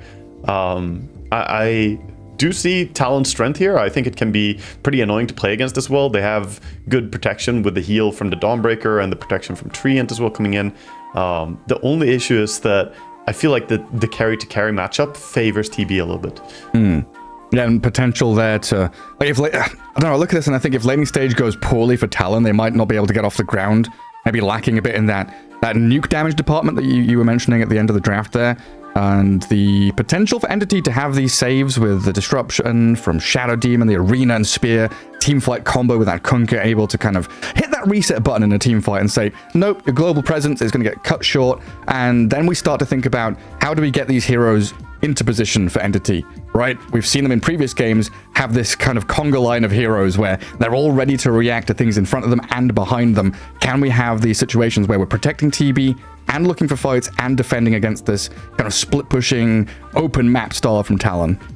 Yeah, gonna be interesting. Also gonna be interesting to see if Entity deal better with the Dawnbreaker now than they did yesterday. I think they were playing against the Dawnbreaker Tusk combination, and that did not really work out great in the lane. They were like, okay, if we see Dawn, we're gonna ban Tusk. If we see Tusk, we're gonna ban Dawn. Like, we're not gonna deal with the duo. But Dawn paired up with, I assume, Treant Protector here, or Nature's Prophet, whichever one decides to join her on the lane, is also pretty damn strong at shutting down the laning stage. So how well can Watson and Fishman deal with that pressure from a Dawnbreaker in the early laning stage? We'll see what they can do as we head into the game soon. Yeah, we'll get ourselves in. I mean, Fishman has shown, you know, he's very good at kind of manipulating these creep waves and making sure Watson has a good first, like, 4 levels and then lets him slip back into the jungle. And yeah, no real problems for them so far in their previous games in doing that kind of thing. But we will move ourselves into game 1 here. Best of 2s, of course, in the group stage. And watch our Mar the Mars with his nice purple shield above his head. One of his best heroes. And he's going to show it off here for Entity. Look at Q, already TP down mid, drops 1 ward, runs top, gets another ward. So very quick double warding. He even did it with the smoke from his own team. And now, because of this ward, they saw a ward was planted on mid. So they should be able to get the D ward there. Yeah, that's real cool. Going in for TP level 1. They check for the tower hit, so they make sure that, yep, they have vision here. 1 tower attack is enough to tell them, and off they go. Easy D ward to start the game. Yeah, good stuff from Talon. And Entity, what are they up to here as for? This is a move I've not really seen. Yeah, they're mass cutting trees. They're playing against Treant Protector, so all of them ran up Right. here. All the Quelling Bladers assemble. Oh my god! I'm like, what the hell are they doing this for? And you're right, they're just deforesting top lane. 3 different heroes with Quelling Blade very quickly going there and cutting down so many trees. They got like 15 trees or something cut down using 3 Quelling Blades, you know, at a time. Very, very fast. Oh, I wonder who that is. Like, is it Amar? You know, we were talking to him yesterday about who's making calls and stuff like that. Is it Amar saying, guys, come up top and cut trees with me? Or is it, you know, Fishman saying, guys, go up there, do it. I know how to play Treant. I guess Katomi. Yeah, it's probably the guys who have to lane against the Treant saying, guys, come here, help us. It's usually the way it works. You don't really think about it unless you're going to lane against it. Looks like a good start here for Talon, though. They're going to get 3 runes. So getting a little bit of a gold lead, getting that D ward on mid as well. Going to help them out a bit. And Talon starting as a tri-lane for now, leaving Jabs alone on that Dawnbreaker. We'll see what they get up to up here. Because Ollie, he's hiding in the trees, waiting to move in. Not many trees, as we've seen. 1 single tree, like a light post, just standing behind it. 1 solitary tree. Amar steps up. I'm gonna look for that range creep kill. Start out with a banish, get some Treant illusions, which do pack a pretty hefty punch. Got some good damage onto Ollie early days here. Yeah, the SD used to, you know, a long time ago be that you skilled the Shadow Poison in lane, but skilling Q level 1 is so strong for just, you know, getting good amount of damage. They last for 11 seconds, so with a high base damage like Treant has, you actually pack quite a punch. Yeah, super annoying. And Ollie just gonna have to try and play that left side of the lane or something. Guard the Lotuses up. Kind of difficult for him to find an angle so far. But Meanwhile, bottom lane, we're also seeing some harassment here. The Fatal Bonds plus Reflection combo, which is a lot of damage being put over on the Nature's Prophet and Dawnbreaker, who are currently kind of losing the harass war, but doing pretty fine on CSing for the Dawn, at least for now. Yeah, it feels so nice. I was telling you this the other day. It feels so nice. We don't have to level heal on Warlock anymore. We're not a heal bot, just sitting in a lane with a Spectre and spamming W over and over again. Put Fatal Bonds, do damage, you're harassing, you're pushing the wave, you're getting level 2 faster. And things all coincide very nicely with this Fatal Bonds level 1. Yeah, I mean, even in the last series here, just before our series, we saw the combo of Lion plus Warlock just bursting a Legion Commander. 2 heroes alone just going in. Not usually you see Fatal Bonds be that impactful, but if you stand next to creeps, it can hurt a lot. Little imps. A lot of camp blocking going on. Both of the top camps were blocked, and then Q is down here, making sure to keep this small camp locked up against Fisherman's Warlock. Jab just trying to manipulate that wave back a little bit, gather up his XP as quick as he can. And Q was even hunting for the Warlock in the trees there, but Fisherman slips away with a salve. Yeah, didn't get the salve cancel. He tried for it, but he was careful enough, backing away. Meanwhile, I haven't spoken too much about mid lane. It's looking a little bit Kunkka favored for now. He gets kicked under tower, but Kunkka is Kunkka. He's pretty tanky. He kind of just shrugs it off and keeps contesting these denies. Gets the banner deny. 16-5 versus the 11-2, so pulling ahead a little bit. Yeah, good start, especially when both of these heroes are quite reliant on that level 6, but a TP in from Q. Nature's Prophet's here, and he's going to find Stormstormer in the Sprout. They roll forward, and Mikoto gets first blood. This hero, Nature's Prophet, you gotta think about it. Trading a little bit too low there after a kick in, so it was all set up to bring the Kunkka low enough that they can finally kill him with the next set of spells from Mirror Spirit. And perfect timing as well, right? We're just talking about that lane, just talking about how Kunkka's starting to pull ahead. And then the script is flipped as up top. Disruption to buy a bit of time for Amar. Try and get away from this Treant, and PA pops his magic stick, which looked pretty full. Will survive. Takes an absolute beating in the meantime. I think I can hear mid lane continuing to fight as well as X-Mark and Roll and Torrent, everything just being chucked at each other as they trade hits. Just brawling down. This lane will become harder and harder for the Earth Spirit as the Tidebringer gets higher level. Level 3 Tidebringer, he can just torrent the range creep and use Tidebringer immediately. Kill the range creep and get some harass over on the Earth Spirit quickly. But so far, at least for now, it looks like, Talon, they're doing really well on their safe lane. The carries are dead even in last hits, but Terribleed has a little bit of a deny advantage. Yeah, it's going to come down to these moves from Earth Spirit. Dawnbreaker, when they get their level 6s, how can they move across the map? How can they connect with Nature's Prophet, the PA, in a meaningful way? I just look at Amar, he's half HP and he steps up so aggressively. Really knowing the limits of his hero there as a spear into disruption. Turnaround from Q though. TP in from the Nature's Prophet. Amar pops his stick and survives. Kataomi going to be fine as well, it looks like. So quite a lot of investment here from Talon to try and play aggressively into this lane. Even though nobody dies, this is still impactful. Entity, they have to back out and try and heal under tower, and this gives time for the PA to keep farming. And Nature's Prophet, he's just focusing on shutting down the other lanes here. Bottom lane, not the most important. Dawnbreaker is doing fine on her own, and he's just, rotating towards mid, rotating towards top, and even trying to get Kataomi here under a tower. Yeah, poking and prodding at him. Another Sprout is there. Now, Fisherman, he has come in through that twin gate to wrap in behind the PA and Treant. Throws the Fatal Bonds on them. Amar does have his spells ready as 23 drops pretty low. Blood Grenade, but Amar didn't want to commit for it. Felt like the distance was too great. 23 is going to be fine for now. He also has the Fairy Fire ready if they do try and combo him. Another roll into mid. Treant, Nature's Prophet, sorry, is coming from the left-hand side. Stormstormer, the TP. Did he also X-Mark himself? So he can come back with a... Nicely done, yeah. A full bottle and everything. Good reaction to the gank. It's not that easy to bring down. Oh, actually, SD into Kunkka. Yeah, going for that disruption torrent play. Q sprouts himself, but he's stuck in there. Taken down by Kataomi's rotation, while we were also watching this dive bottom where Jabs is really pressuring Watson now. they really managed to pick like the 3 core heroes that are like the most synergetic with SD, I feel. You got the Spear combo, Torrent combo, and Terrorblade in your team to disrupt later on. It's such nice heroes for Kataomi to play around. Dire's middle tower is under attack. Oh, Amar. TPing out. No stuns up top. Yeah, TP to the tower as well, not to base, so he doesn't lose farm, stays on lane. It feels like we've seen a lot of that this tournament, of no stun draft, or like there's 1 stun on the team. People just TPing out safely.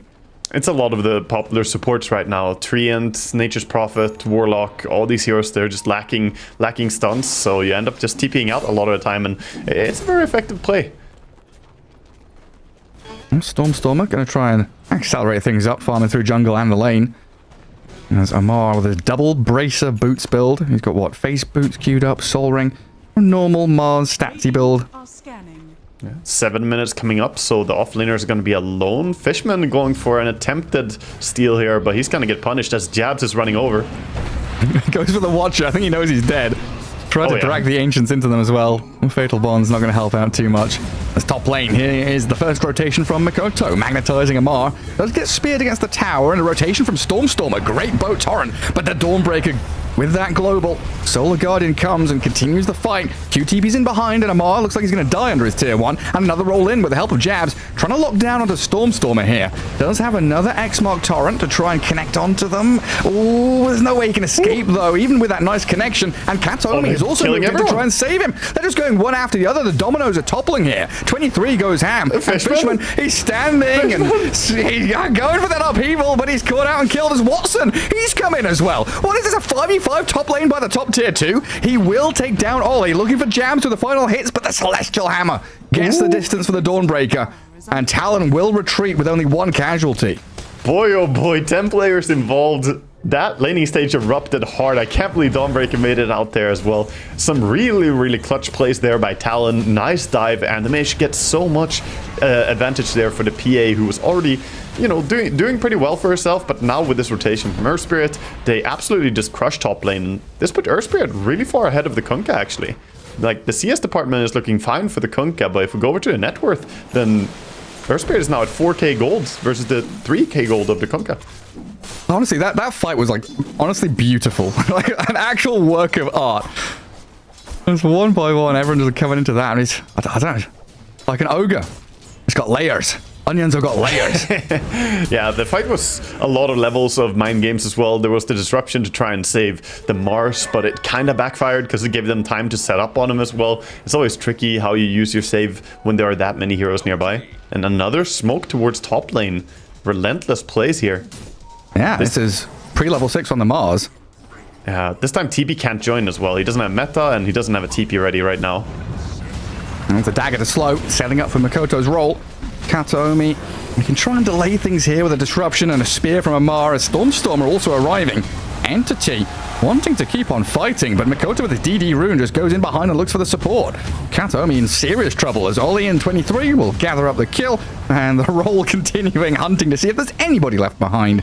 The Stormstormer's coming already sailing away to safety. Man, Talon are playing beautiful. I love this early aggression towards the enemy offlane. You want to play around your Mars. You want to have a good game set up around doing combinations with Mars ulti. He's not even level 6 yet, though. So this attention and focus on him, it's interesting, because normally teams like to try and focus shutting down the carry, the Terrorblade. Oh, is Jab's going to be fine here? I'm not sure. He's looking for Watson. That's a low HP TB, but he has Sunder. Oh, so he'll trade hits. Stomp the Centaur trying to help them out. Yeah, neutral hero, and my god, Jabs. He turned around and nearly took down Fishman. Oh my god. Do they have Wrath of Nature? Outplayed by the neutral creeps. Oh yeah, Solar Guardian on CD as well. Yeah, I was about to say, like, can't he just TP out against this combination? They don't have level 6 on Warlock yet, and Disruption was used, but just gets absolutely comboed there. The jungle turns against you. It bites back. That's unfortunate. So where? Yeah. This is the tail end of things. He tried to go for it. Taken out by that little centaur. Now look at this. This Earth Spirit, Makoto. Going for that Blade Mail build, did opt for the treads in the bracer this game, as I think we've seen both Nisha and Thompson skip boots entirely on this mid-earth spirit. Yeah, so Mikoto going a little bit more right-click oriented here, getting the power treads, but we're gonna see him smack into Fishman here, using that attack speed to some efficiency. Misses the roll though. Fishman manages to sidestep him. And now Storm is here. Torrent, X-Mark, combo him up with a boat, and here's Metamorphosis, TB Watson ready to fight. Roll is coming off cooldown, so a kick, but Amar. Oh, the Tumbler's toy into the path of the roll to stop him in his tracks. What a beautiful play by Amar coming in there. He did the usual Earth Spirit play, trying to kick and then roll, but Amar was just there in time with the crucial body block for the roll. Clever fella. He's got his level 6 now. I think he's holding points, right? Yeah, he's holding 1 point. Yeah, he's got ulti ready if he needs it. And he also has Soul Ring coming out. And behind him is sitting one of these trees is not like the others. The Tree Protector is just hanging out, sharing experience. He's like, yeah, farm for me. Get me to my level 7, please. Can't see the Treant for the forest.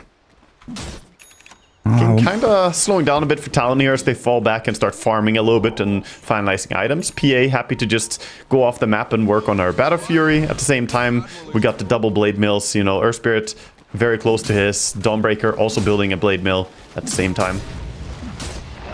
TP in from Q. Amar going to try tumble. Sprout misses. He spears the Treant. And Amar looks like he is out of that. That was very clutch. He was about to overgrowth him, so if he didn't get the spear out, he would get auto-attacked a lot. And that Spirit Vessel of hers is a pretty quick one there. Rushed out by the Nature's Prophet. Storm in that mid lane. That's why they skipped the Spirit Vessel on the Earth Spirit, because usually we see Vessel and Earth Spirit. It's a pretty common build before the Blade Mail. I was about to touch on why he went for Blade Mail first, but yeah, the Nature's Prophet going for the Urn allows him to go for a more direct, stat builds around the power treads and the Blade Mail. Blade Mails and Midases. That's what we love to see. Dawnbreaker buying Blade Mail. Kunkka also working on one, so 3 Blade Mills so far. Amar not going for a Blade Mill on his Mars this game, it looks like.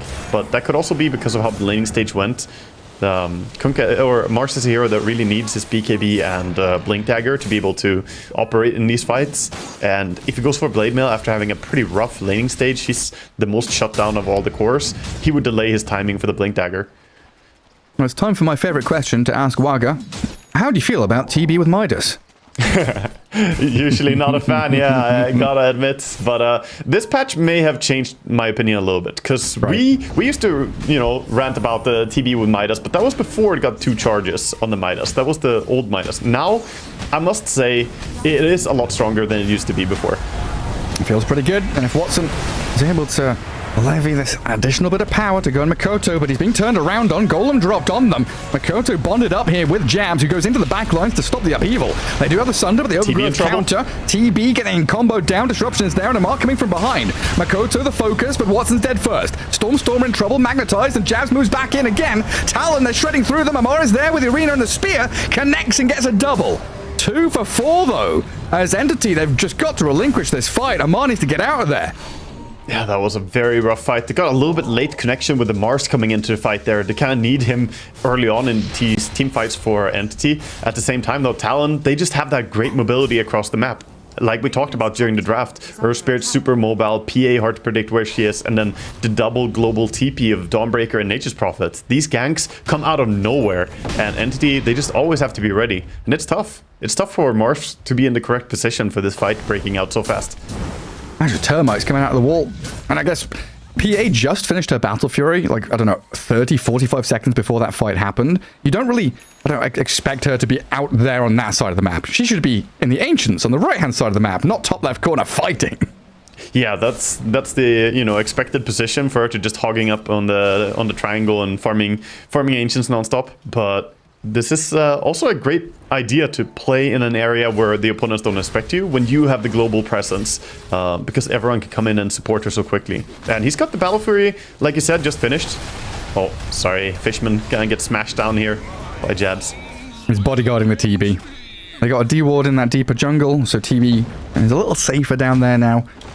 Yeah, I was gonna say, she got the Battle Fury just finished and then Mythor Hammer on top of that already, so her damage is pretty high now on the PA. Getting powerful. Yeah, skipping Orb of Corrosion and go. Is she going to go BKB first or Deso, or do you like see how things are going in the next team fight? Yeah, I think he is currently ready to buy BKB first, but if they keep owning, then he might go Deso first. It's like the more ahead you are, the more you want to try and propel that advantage. But if the game is still looking very competitive, then a BKB is pretty much necessary against Kunkka. As we were talking about during the drafting phase, that X mark is a serious threat to PA. So I like that he's wanting to go for it already. It shows that he understands the matchup really well. And there's that blink on Mars. They were thinking about having a go at something top. Stormstormer sees a haste rune, so he'll grab that first. Nice little bounty to go on top of it as well. This tower standing mid, though, is still a hurdle for Entity to get over. Actually, all 3 tier 1s still up means this map is a little small for Entity with their side lane tier 1s being shredded so early on. Well, they're trying to move for the mid tier 1. They have the Golem available in Warlock as well, but as he's walking through the jungle here, he's gonna walk over some vision. So we'll see if they want to try and punish him as he's walking around town. See Mars nearby as well and decide to not jump this. Dire's middle tower is under attack. And Jabs is bailing. He knows they're coming. Do they wanna try and fight this? They're sticking around in position. Jabs is moving forward with the living armor on him. Start out with a Mar blinking in and a Golem drop straight on Jabs. No mucking around here from Fishman. But they've not got the kill. They're not even close. QTP's in and Amar's the one that's potentially in trouble. Mikoto doesn't quite land the roll. Threads the needle between the two supports and the spear, no, doesn't hit the TPing out Jabs. Dawnbreaker as Fishman obliterated by 23. Stormstormer comes in with a connection on Q. Does take out the Nature's Prophet. And Jabs even solo guarding back from Fountain to rejoin the fight. Sunder's decent, but Watson not comfortable. Cannot continue fighting. This is overwhelming from Talon. Non-stop, relentless aggression, jumping hero after hero, target after target, and Entity once again, nothing to do but try and run and hide. The dagger, the slow, the vision, the jump, the roll is there, and now Watson is isolated, all alone, last hero standing. The 5-man wipe is incoming, and Talon will take it. Wow, fantastic fight there by Talon. Again, they managed to go onto the supports first, pick them apart. That's exactly what we talked about earlier, how their lineup wants to operate in a way where they go on the Warlock, go on the SD, and then pick apart the rest. PA had the cleanest kind of progression through the fight there. Take out the easy targets first, and then you can go on to the bigger ones. And they weren't even that tough to bring down anymore, as the Dawn stayed alive through the initiation, dealt a ton of damage in that fight as well. And yeah, we can see, the recap here as Jabs, he was alive and well fighting through all this and got a ton of gold from the fight as well. Yeah, I love watching 23 play this PA as well. Like you say, very easy progression through the fight, kind of sidestepping the torrent boat, hiding in the trees for a second, just having these small moments of reset where you're thinking, okay, the next target, we go on them. They can't cast spells on me because I'm hiding in fog, I'm in blur. No way for any member of Entity to really turn onto that PA. Also a good number of heroes going in first in their team. Between the Earth Spirit, the Treant Protector, and Dawnbreaker, all of them are kind of frontlining it a bit so that PA has an easier time seeing her targets and deciding who to go on. Because PA is not the type of carry who goes in first. She wants to see a target and then jump. And he did a great job just picking them apart. And now he has that full BKB completed. They have full BKB on Dawnbreaker. And Earth Spirit is close to a heart. He is just 200 gold away right now from a heart. Yeah, I mean, it's Entity with a Kunkka, but it's Talon that has this aggression that comes in waves, right? You've just got non-stop, one after the other. And we're going to probably see it again here, an attempt into the mid lane. Mikoto and 23. Roll is long, but doesn't quite hit. Will get the kick and the silence, allowing the crits from 23 to come in there on the SD. Man, this is some really aggressive gameplay throughout the entire early game here by Talon. They're really leading the pace of the game, and they're still playing on side lanes too. And now a Solar Guardian top, straight onto Fishman. Celestial Hammer to close the gap, and there's the Starbreaker to finish the job. 20-7, a 7k lead. Talon are running away with this. Yeah, they really are. And losing this hard early on is not a good thing when you're playing against that PA as well, because when she gets ahead, gets that early Aghanims, you can barely get out on the map anymore. It becomes really oppressive. So for now, Entity, they're kind of scrambling to get what they can. Stormstormer is working on his BKB himself, finishing it up in the enemy side of the map, as it's probably the safest part to be right now. Yeah. He's just farming along the top part of the map here. And Watson did snipe 23's Courier, so the Desolator would have been pretty close. 500 gold off it now. I guess it's not that sad for the PA, because she did go BKB before the Deso. Yeah, it doesn't matter too much to him. They're thinking about stealing the Tormentor here, or even finding someone nearby. They're going for the Tormentor. Yeah, a little risky potentially if Entity were all Fatal here. Bond, maybe?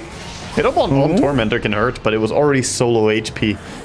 So, Nature's Prophet gets it. And Mikoto, he saw the Shadow Demon. Katomi says goodnight. This mobility is just brutal for Entity supports. Like, they get jumped from Earth Spirit and PA no matter where they are. You think that you're safe between your tier 2 and tier 3 tower? Nope, think again. Just gonna get caught out, and that's another kill going the way of Talon here. Yeah, and in a game state like this, how impactful is that carry-to-carry matchup? Because the TB isn't super underfarmed or anything. Is it still okay for Watson, you reckon? The matchup is good, but it's just overwhelming the amount of problems that are building up right now. The TB is only 500 gold ahead of the Dawnbreaker, and then you have the Earth Spirit, like we mentioned, the Full Heart. He's becoming a problem too. If he adds something like, Shiva's down the road, or he can go for whatever he wants. He can even add up some control item, like an Aghanims or a Hex. There's a lot of options for him, really. Man, look at that. They go enemy Tormentor, all TP back to their own one. Double Tormentor, double shards. Is Entity going to smoke up his 3? Might clash into Talon here as they do wander into this bottom jungle. Mikoto with 3000 HP though. Heart of Tarask Blade Mail. Not the target you want to be jumping. No, not when he has global presence from his team as well, because if you go on him, it's going to take a while to kill him, and then Dawnbreaker is going to have a thing or two to say about that as well. And now you have the Aghanim Scepter on Nature's Prophet, so he's got that root as well, more control coming out, and it can be very annoying to play against. You don't expect it, suddenly the support ulti of Nature's Prophet just locks you in place, and that's when those high mobility heroes will jump in and bring you down quickly. Yeah, I mean, things seem so simple for Talon right now. Objective, objective, objective. Get the 3 big ones on the map. Entity want to try and unsettle this. Oh, 1600 HP Roche. It's gonna fall before they connect here, I think. Yeah. A few crits. It's gonna do it. I want to break the rhythm of Talon here. No, but the roll disaster. in, the damage on Stormstormer. They drop the gold straight to Mikoto, but the Solar Guardian's coming. BKB out from the Kunkka and TB in the backlines. He's got some illusions there to try and fight into them from the high ground, but Jabs, he just moves forward with Q. They spot out Stormstormer trying to walk up the ramp as Fishman falls, and Stormstormer dead. Watson's gone. One by one, people dying left and right. Kataomi left to his own devices, scouted by a courier, as Amar has decided to jump back in. Does get a takedown at the very least, but another 5-man wipe. Talon just cruising now. Yeah, absolutely dominant display here, and such a bad timing, really worst timing for Entity. They went the long way around trying to come from the unpredictable, direction into the Roche Pit, but that cost them a little bit of valuable seconds, and they get the Aegis before anything happens there. And from that point on, the fight was pretty much decided. You can't fight into PA with Aegis there. Radiant's bottom tower. An impossibility. And now we're looking at tier 2s. Not just the bottom lane, but mid being pushed in by the Earth Spirit as well. Talon really making the most of this map to get those waves in, as both Dawnbreaker and Nature's Prophet are respawning shortly. Yeah, such quick push bottom now as well by 23. He's 600 gold away from full Aghanim Scepter on PA, and that's when the game starts to get really, really a horror game instead of an action RTS or whatever Dota is. It's gonna turn into horror genre here for everybody on the side of Entity. Did Amar just buy a Kaya? He's going E-Blade, yeah. He's going for Spellcaster builds. I don't know. He's so underfarmed, it's kind of tough no matter what he does, to be honest. Wait, he's kind of stuck up here. Was trying to defend Stormstormer, who BKBs and boats, but leaves the Mars all alone. Ollie will fall elsewhere, as Katomi gets the grab on that, but Amar, a nicer kill there for Talon. Yeah, I don't know. I'm not sure what to say about the Kaya for Amar. I don't think that there's any item that really solves it. Maybe it would be more standard to go back for a Blade Mail or try to work for that BKB still. But I can understand why he goes for this. E-Blade is one way that they can, try and stop the auto attacks as well that are rolling in. Man, 7 seconds ago, Mikoto was in Radiant Triangle near the Ancients, and then all of a sudden him and Q are bottom lane killing Kataomi and then killing Fishman. This Arcane Rune. The Arcane Rune he had on Earth Spirit, he just rolls across the entire field in no time at all. Just out of nowhere. Suddenly there's 3 heroes on top of your supports. Level 20 PA now as well. And that Aghanim's in hand. Dawnbreaker going for her own Heart of Tarask now as well. And Jab's clearing out. Yeah, he runs into Stormstormer, and Stormstormer is like, nope, I'm not having any of that. He knows the global presence is there. If you start fighting against the Dawn, immediately it's going to be an unfair fight. Don't involve me, please. I just want to hit some creeps. Oh, no, Watson. He thought this was a safe part of the map, but they've come back to defend it. Filtering into that right-hand side. Killing Kataomi as well. 23 just solos him. Yeah, you can't even walk out. They have some wards right outside the base. They tried to sentry and find it, but didn't really spot where their observer ward is. And now he's going to find the Mars as well. Yeah, even pops the BKB. And some crits to the back. I'm not even giving him the high five. No satisfaction in that gauntlet duel between the Mars and the PA.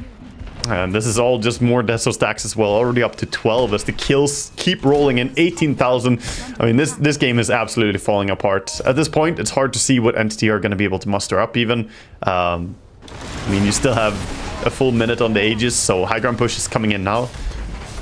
Yeah, it's one of those points where you have to wait out the Aegis, we'll try and pop it off, then you've got to kite BKBs, and only then can you think about this Fatal Bonds into Kunkka TB combination, right? That's where your damage comes from, is this Warlock in the backlines. But there are so many steps that precede that. Talon have outs and outs and outs. It's just ridiculous. Yeah, they also have great solutions to the combinations that they're running on Entity. The double Blade Mill on the Dawnbreaker and the Earth Spirit, as well as them both being so tanky now with the early Heart on Earth Spirit, the BKB on Dawn. The Warlock's Fatal Bonds is, you know, more likely to backfire for him than actually do something useful. Kataomi, he just wanted to come out on a warding mission. Q back in the Ancients, keeps that farm going. I mean, Q on this Prophet is now, what, in 5th place? Ahead of the Kunkka, ahead of the Mars. Incredibly overfarmed as a position 4. Oh, they found Stormer. Yeah, farming this. They have overgrowth for the BKB TP as well. He's just not revealing himself. He's hoping he's got BKB TP, and then presses the button. Yeah, there we go. Very smartly not going there. If Oli attacked, then Storm would just hold and not use his BKB, right? So yeah. Not showing himself was the way to bait out this BKB usage. Now they have a nice timing window to even take more fights if they want, but it doesn't really matter. they can do whatever they want on the map right now. Talon, 21,000 gold lead. Absolutely dominant position. Yeah, complete freedom. Hey, Quest Amar managed to get the Wisdom Rune. It's funny how he's on, you know, he's still listed as Quests, even though Quest is playing. He's not actually on team right now. But, you know, it's just confusing because there's also Quest in DreamLeague here.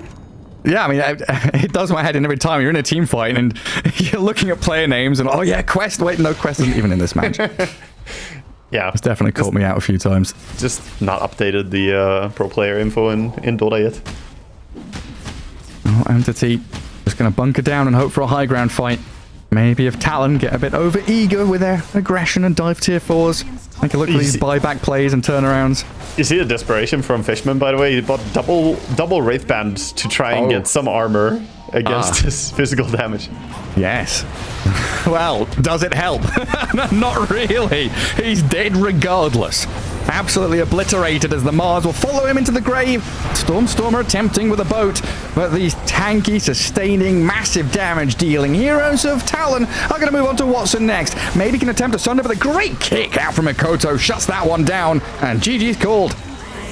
Yeah, GG and Talon have truly done it. That was a very, very impressive display. Start to finish, it was all Talon. They were dominating the early laning phase. From minute 7, they were in complete control. The first rotation to top by Earth Spirit turned into a massive 10-player fight that they utterly handled. And from there on, it was just all Talon. They had full control. They could make all the moves they wanted. And Entity just couldn't really find their groove here in this game, as they were always like a few items behind or a few key timings behind and couldn't really take a fight on a positive power spike.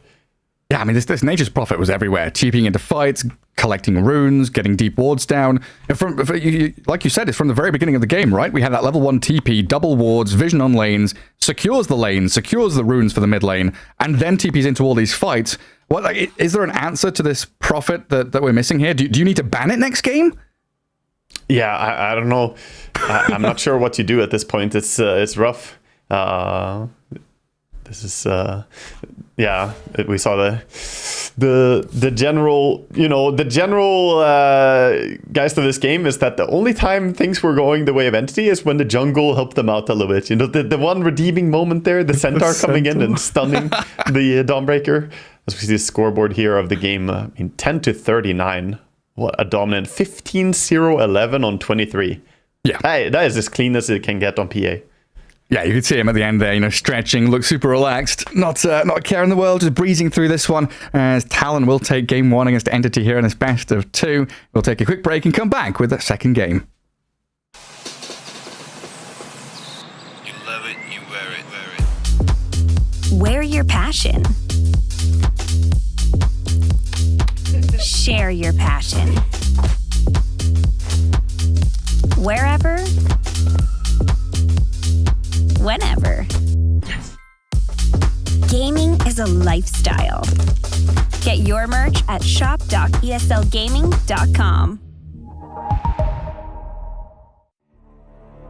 Since the dawn of time, all have submitted to one true ruler. Fate. Moments of euphoria, sorrow, acceptance, all are fleeting in the face of destiny. Yet only the bold dare defy this rule. Dare to triumph against all odds. Dare to rise above fate.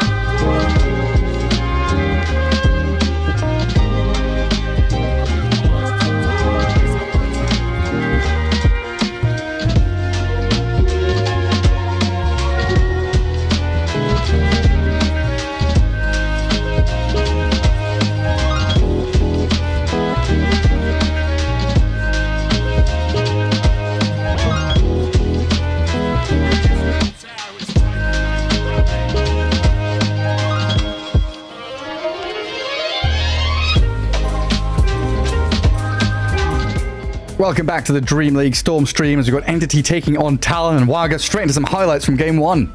Yeah, this is the first fight here where Talon really took initiative of this game, and once they had it, they did not let go. And look at this tower dive. This is minute 7.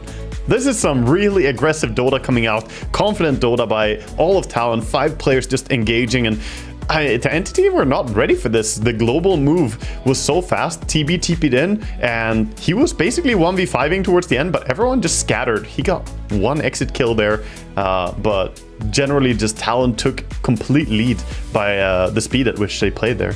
Yeah, their initiation, they're kind of cycling through their spells, hiding in the trees, waiting for that second wave of aggression with his PA and Earth Spirit, chaining spells to perfection. I feel like Entity were just falling short every step of the way. Like in that first fight, you could see on the map, Watson was waiting and thinking, do I have to join this? There's only 9 heroes up there. Maybe I should make it 10? And then down bottom, it's the same kind of deal. A 5v5 leads into an Entity team wipe. Yeah, and here, even with the glyph trying to kill off some heroes with the multi-shot of the tower, everybody stays alive, the Treant armor keeping them safe, and yeah, it was just Talon all the way through in game 1 there. Entity couldn't really get anything going, so fantastic play by them. They really knew how to execute their draft perfectly, I want to say, on Talon, and play towards the strengths of their heroes. Yeah, I was just thinking, difficult to pick an MVP, honestly. Everyone played their role, played their heroes. It seemed incredibly good all around. Maybe you could single out Q for his Nature's Prophet, but I don't know if that was like an individual performance thing or just that hero was so good in that game. I mean, it's tough to say. They had a completely clean PA game as well, didn't die a single time, played very aggressive, joined for every single fight, basically. Earth Spirit was just, you know, the catalyst to a lot of these fights. I think they were just, you know, one of those cases where the entire team is just on the same page, delivering together, not really an MVP kind of scenario. So yeah, Talon, I think they, if they play like that in game 2, then it's going to be tough for Entity, and they need to find how to address this issue. I think we're going to see them ban out some of this global threat in the game number 2, though. Yeah, whether it's Nature's Prophet or that Treant Protector, because that opener from Talon seemed strong throughout the game. Good laning stage, good ability to join those team fights and get involved from an early point. And honestly, in these situations where it is, you know, a team effort and it's hard to pick an MVP, you're just like, it's the coach. You know, the coach and the drafter yes. doing all the homework. That's who it is. Yeah, true. I mean, the draft really fit them. Their style, you know, of aggressive Dota is something that they're notorious for. And, you know, they, whether you win or lose, you want to go down swinging. That's the mentality of Talon. And they came in with an aggression that just blew Entity out of the water here. So we'll see if they're going to do that again or if they have something else coming up for game number 2. I do expect, no matter what draft they come with, it's probably going to be very high tempo again, though, because it seems to be what they always play the best around. You know, thinking about Mikoto heroes from mid lane as well. You know, obviously he can play the Earth Spirit like we just saw, but he plays really great on Storm Spirit, on, you know, some other aggressive heroes like Ember. He plays Puck and Queen really well. All these heroes just want to run at the enemy and keep fighting. Yeah, and also you know, a great showing how competitive Dota is between regions as well now, right? We were talking about the results from both of these squads earlier on, where Entity drew with Shopify, they beat Liquid, they lost to Tundra, now they lose to Talon. Talon were, you know, looking a bit sad, being taken down by Tundra and 9 Pandas 2-0, drawing with Liquid, but now beating Entity in this kind of situation, they're maybe back in their groove. But it's also begging that question of how important are drafts in this patch? You know, how much of an advantage do you get from outdrafting your opponent? I think I like to say it's still that Dota is still like a 30% draft, 70% executing the draft. You can have a nice draft, but if you don't really know how to play it the best, then it can fall flat really hard. But you know, depending, you can of course mess it up so bad that if you know, you mismatch the drafts, you might just lose no matter how well you play. But in this patch, we've seen quite a few teams actually, even here in DreamLeague, that ended up with a draft that just looks really tough. I don't think that was the case here, though. I think that Talon just really performed well and executed what they had in a great way. Because Entity, they also had nice combinations. They had good stuff to punish, but they didn't have the speed. And the late reaction by Terrorblade, for instance, when that big top fight happened, kind of cost them a lot there. And you can't be asleep at the wheel when you're playing against Talon. Yeah, and then trying to kind of hold on to that game, get TB to that big point where he's ready to just stand on the high ground and wail down on people, get Warlock into position was just so difficult when Talon has that advantage already and can close on you and get those kills very quickly with a PA and her crits. Very well executed stuff there from Talon in game 1, but of course, best of 2s, it's the group stage, we're in day 2. Yeah, I think this is probably the most important part of the group stage now. Getting victories now sets you up for day 3, where you start looking at moving forward and being in a good spot, as I believe draft is almost ready for our viewing pleasure, as Entity against Talon will move into game 2. Yeah, this is a very important matchup as well. I mean, already one game up now, Talon in a good spot. They can, at worst, get a draw against Entity, because both the teams, you know, it is early, like you said, but they are looking in the sort of bottom part of the standings right now for Group A, as we have Shopify and 9pandas leading the way, along with Tundra, who are also 2 wins already. So getting a win here would be massive for Talon, because that kind of solidifies that they're, you know, got an edge over Entity going forward here into day 3. Yeah, especially when there's only the 6 teams in the group. Bottom 2 are eliminated. Every point matters. Every game is important. I see the first few bans. Nature's Prophet is respected by Entity, along with that Brewmaster, Doom, Pango, and Invoker. Very similar stuff from game 1 there from Talon. Yeah, it's Entity, they're, you know, changing it up a little bit there with the respect to what we just saw, and that's what I was mentioning. Like, there's no way that you let them run exactly what just happened again. So taking out the Nature's Prophet, I think, is a good way to take a key component out, because he was facilitating a lot of these early moves. Even the TPs towards mid during the laning stage messed with Stormstormer a little bit, and you know, he identified how to activate everything across the map. So Talon, they're gonna have to build something different. Entity even taking away the Treant and getting it for themselves. Definitely not a hero that they are, you know, strangers to themselves. 10 seconds remaining. I mean, I always think of Kataomi when it comes to Treant. You know, Fishman's very adept on the hero as well. Yeah, they have 2 tree players. It's kind of funny. It's kind of funny, but they've been playing Treant for a long time, and I think this patch, Treant Protector is just an amazing hero to have. You saw all the sustainability that Talon had in last game's team fights. It's just Leech Seed provides so much heal for everyone who happens to be nearby. It's almost like you have a free mech during the team fight. Do you expect Talon to go down the same road as Entity did with like a Shadow Demon pick here? I would be surprised, honestly. Maybe they will go for something like Vengeful here. I think that suits them pretty well, but they could go for the SD. It's just not really a hero that most teams run. I haven't seen it from Talon before. Warlock's their option. Warlock, though. Yeah, that's a pretty classic. Also a great hero for cutting a ton of trees when you drop down the Chaotic Offering. It did take them a little while to come to that conclusion, though. You could see them kind of cogs turning in their head, thinking and figuring out what they wanted to go for. So probably had a few options up their sleeve, what kind of draft they wanted to develop. Yeah. You see Stormstormer thinking here. Amar in the darkness, as per usual. It's absolutely nothing you can see apart from just his face. Just one side of the face. That's all you need. And even the Dawnbreaker gone as well. I mean, that did cause them some serious problems. There was a hero that was basically left alone in the laning stage when that Nature's Prophet was TPing around. Jabs was soloing 1v2. Dawnbreaker is a big hero from the sea region in general, like sea and South America as well. That hero is super popular. Not quite as popular in the European region overall, but Talon showing, you know, if you're not used to the impact that Dawnbreaker can have there, coming in with the ulti as well, it can really catch you off guard. And her laning stage is quite strong. Pair it up with pretty much anything, and she does really well. Yeah, you just kind of need a hero that starts things off a little slow, a little stun somewhere, and then she can combo up that magic damage and look pretty hot. Beastmaster out again. A bit more focus onto Jabs. Yeah, respecting the Beastmaster that they've been playing around. So Jabs getting target banned quite a bit here. A lot of heroes removed. Maybe they will secure his hero early on here in the pick phase for Talon. They still have a ban here. Contemplating what they want to remove. They get rid of Gyrocopter again, the, you know, Gyro hero, the Entity flex around a lot. The big question is who gets to pick PA this game?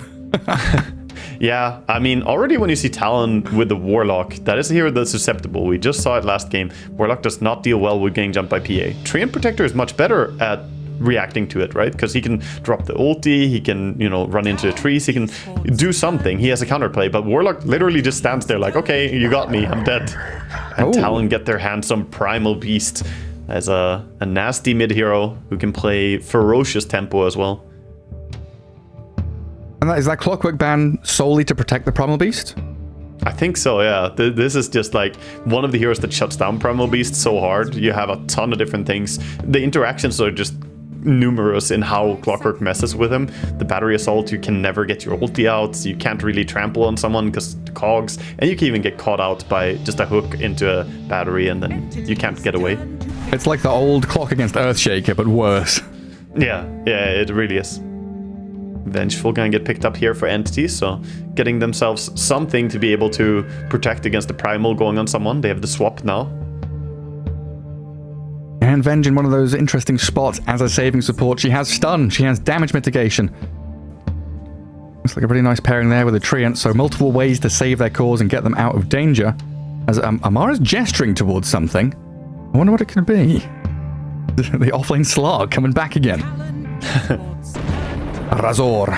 Okay, so they go Razor. That's obviously a hero that Amar loves to play. And I think a great reaction to Primal Beast as well. Because the ulti from Razor brings down Primal Beast's armor a lot. And the problem is you can't really kill Primal Beast that easily. He has a lot of armor from his third skill. And you can't really focus him when he has Blade Mail. But Razor, he does enable bringing him down. You now have the minus armor combination of Vengeful plus Razor as well. Making it less inefficient to trade into Blade Mail. Because the Primal Beast will die much faster as well.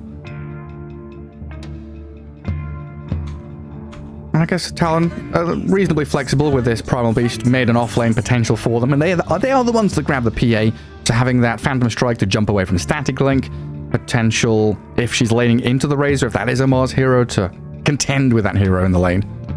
Yeah, could definitely be. I fully expect Amar to be the Razor here, and I also think that he's going to go for the Blade Mail on Razor. Used to be meta even a while back, and now with Blade Mail becoming so popular again, you know, against the PA as Razor, I think you definitely go for it. So we'll see if it's going to be offlane or carry, but it doesn't really strike me as a Watson hero. He plays much better on heroes that can accelerate the farm more. Illusion heroes suit him really, really well, but he could also play on Slark here potentially as a carry. Against the Primal Beast and PA, it's an option. Even against Warlock, it's not bad to be a Slark. Yeah, he's definitely much more of a hard carry archetype player than the utility or flex carries or whatever we want to call them, right? Yes. Watson is notorious for his farming. He generally builds up his farm a lot, but that's also kind of what punished him in last game, I want to say. I wonder if he could maybe have been a little bit quicker to react and join in the fights. Talon is not a team that you can get away with trying to be greedy. Skywrath coming out for Talon here, so getting themselves a little bit of a combo, the Pulverize and the Skywrath ulti. It's kind of awkward, because it moves him back and forth a little bit, so you have to put the ulti in a way that he doesn't pull him out of the ulti with every slam. Yeah, get that positioning right. You add in Fatal Bonds and crits and daggers, an awful lot of damage from Talon. Yeah, they have a great damage output lineup. They don't have the best of saves for someone who gets caught out, but they can counterplay with a golem, right? That's the way that they can take team fights.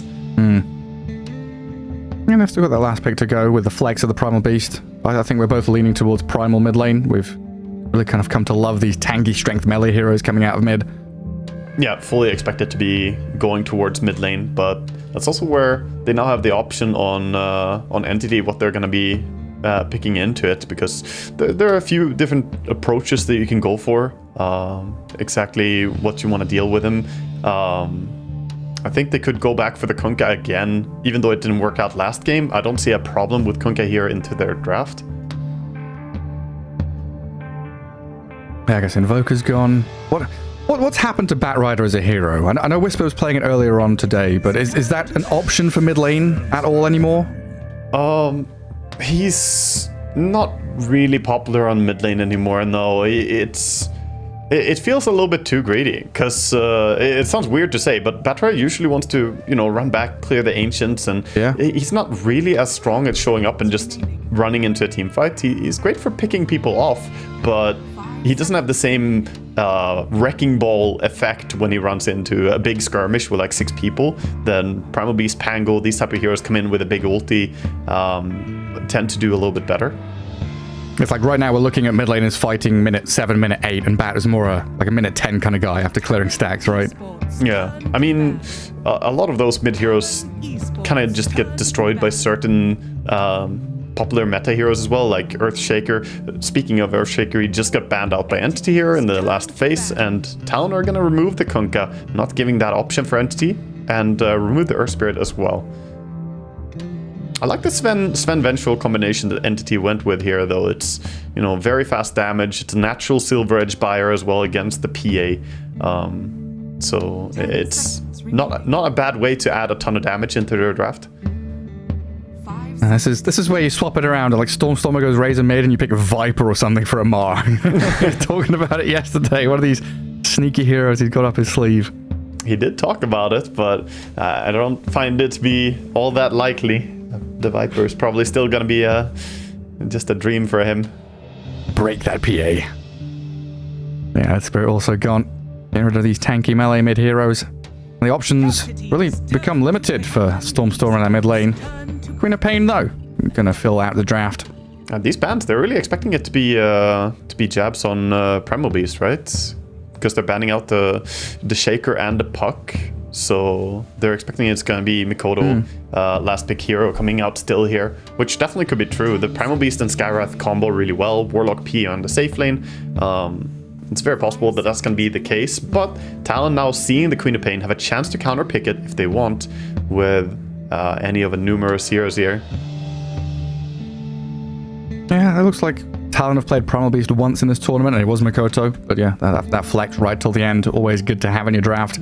The thing is that the Queen also kind of pushes Primal away from mid lane, because Queen does really well against Primal Beast. So I think it's going to be a last pick mid hero here coming out for Talon. What's a couple of those mid heroes you want against Co-op? It's tough because some of the heroes that are good against Queen are not good overall here. Like TA would be a great lane matchup, but it struggles against the Razor and Sven. They go for Ember. Okay, Ember is a bit nerfed though. It's not as popular anymore in the current patch, but it does play really well into Talon's desire to play high tempo. Now I have Ember and Primal Beast, two super low cooldown heroes. Same with PA, no ulti dependencies on the side of them, apart from the Warlock. And over for Entity, I mean, they get Amar on his Razor. It's pretty much, you know, the exact hero that I think about when I think about Amar as a player. His Razor is absolutely monstrous. So we'll see how well he can do on the laning stage here. And if 23 can run it back and get this dream PA game again that he had from game 1, where he didn't die a single time. Yeah, I mean, Amar going back to the creep wave vibes, right? Playing with Fishman and Kataomi, going back for these Razors and Marses. That's what he knows and loves to play with these boys. But yeah, Mikoto on this Ember Spirit, you said, is a bit nerfed. Lane matchup against Queen of Pain, you've got these chains, the slight, the spam, but it's still mobility. It's still this great early clashing ability from that mid lane to move out, you know, minute 6, minute 7, once you've got your ulti up, and you know, play into the Primal Beast. That's what the Beast wants. He wants people to come in and whack people.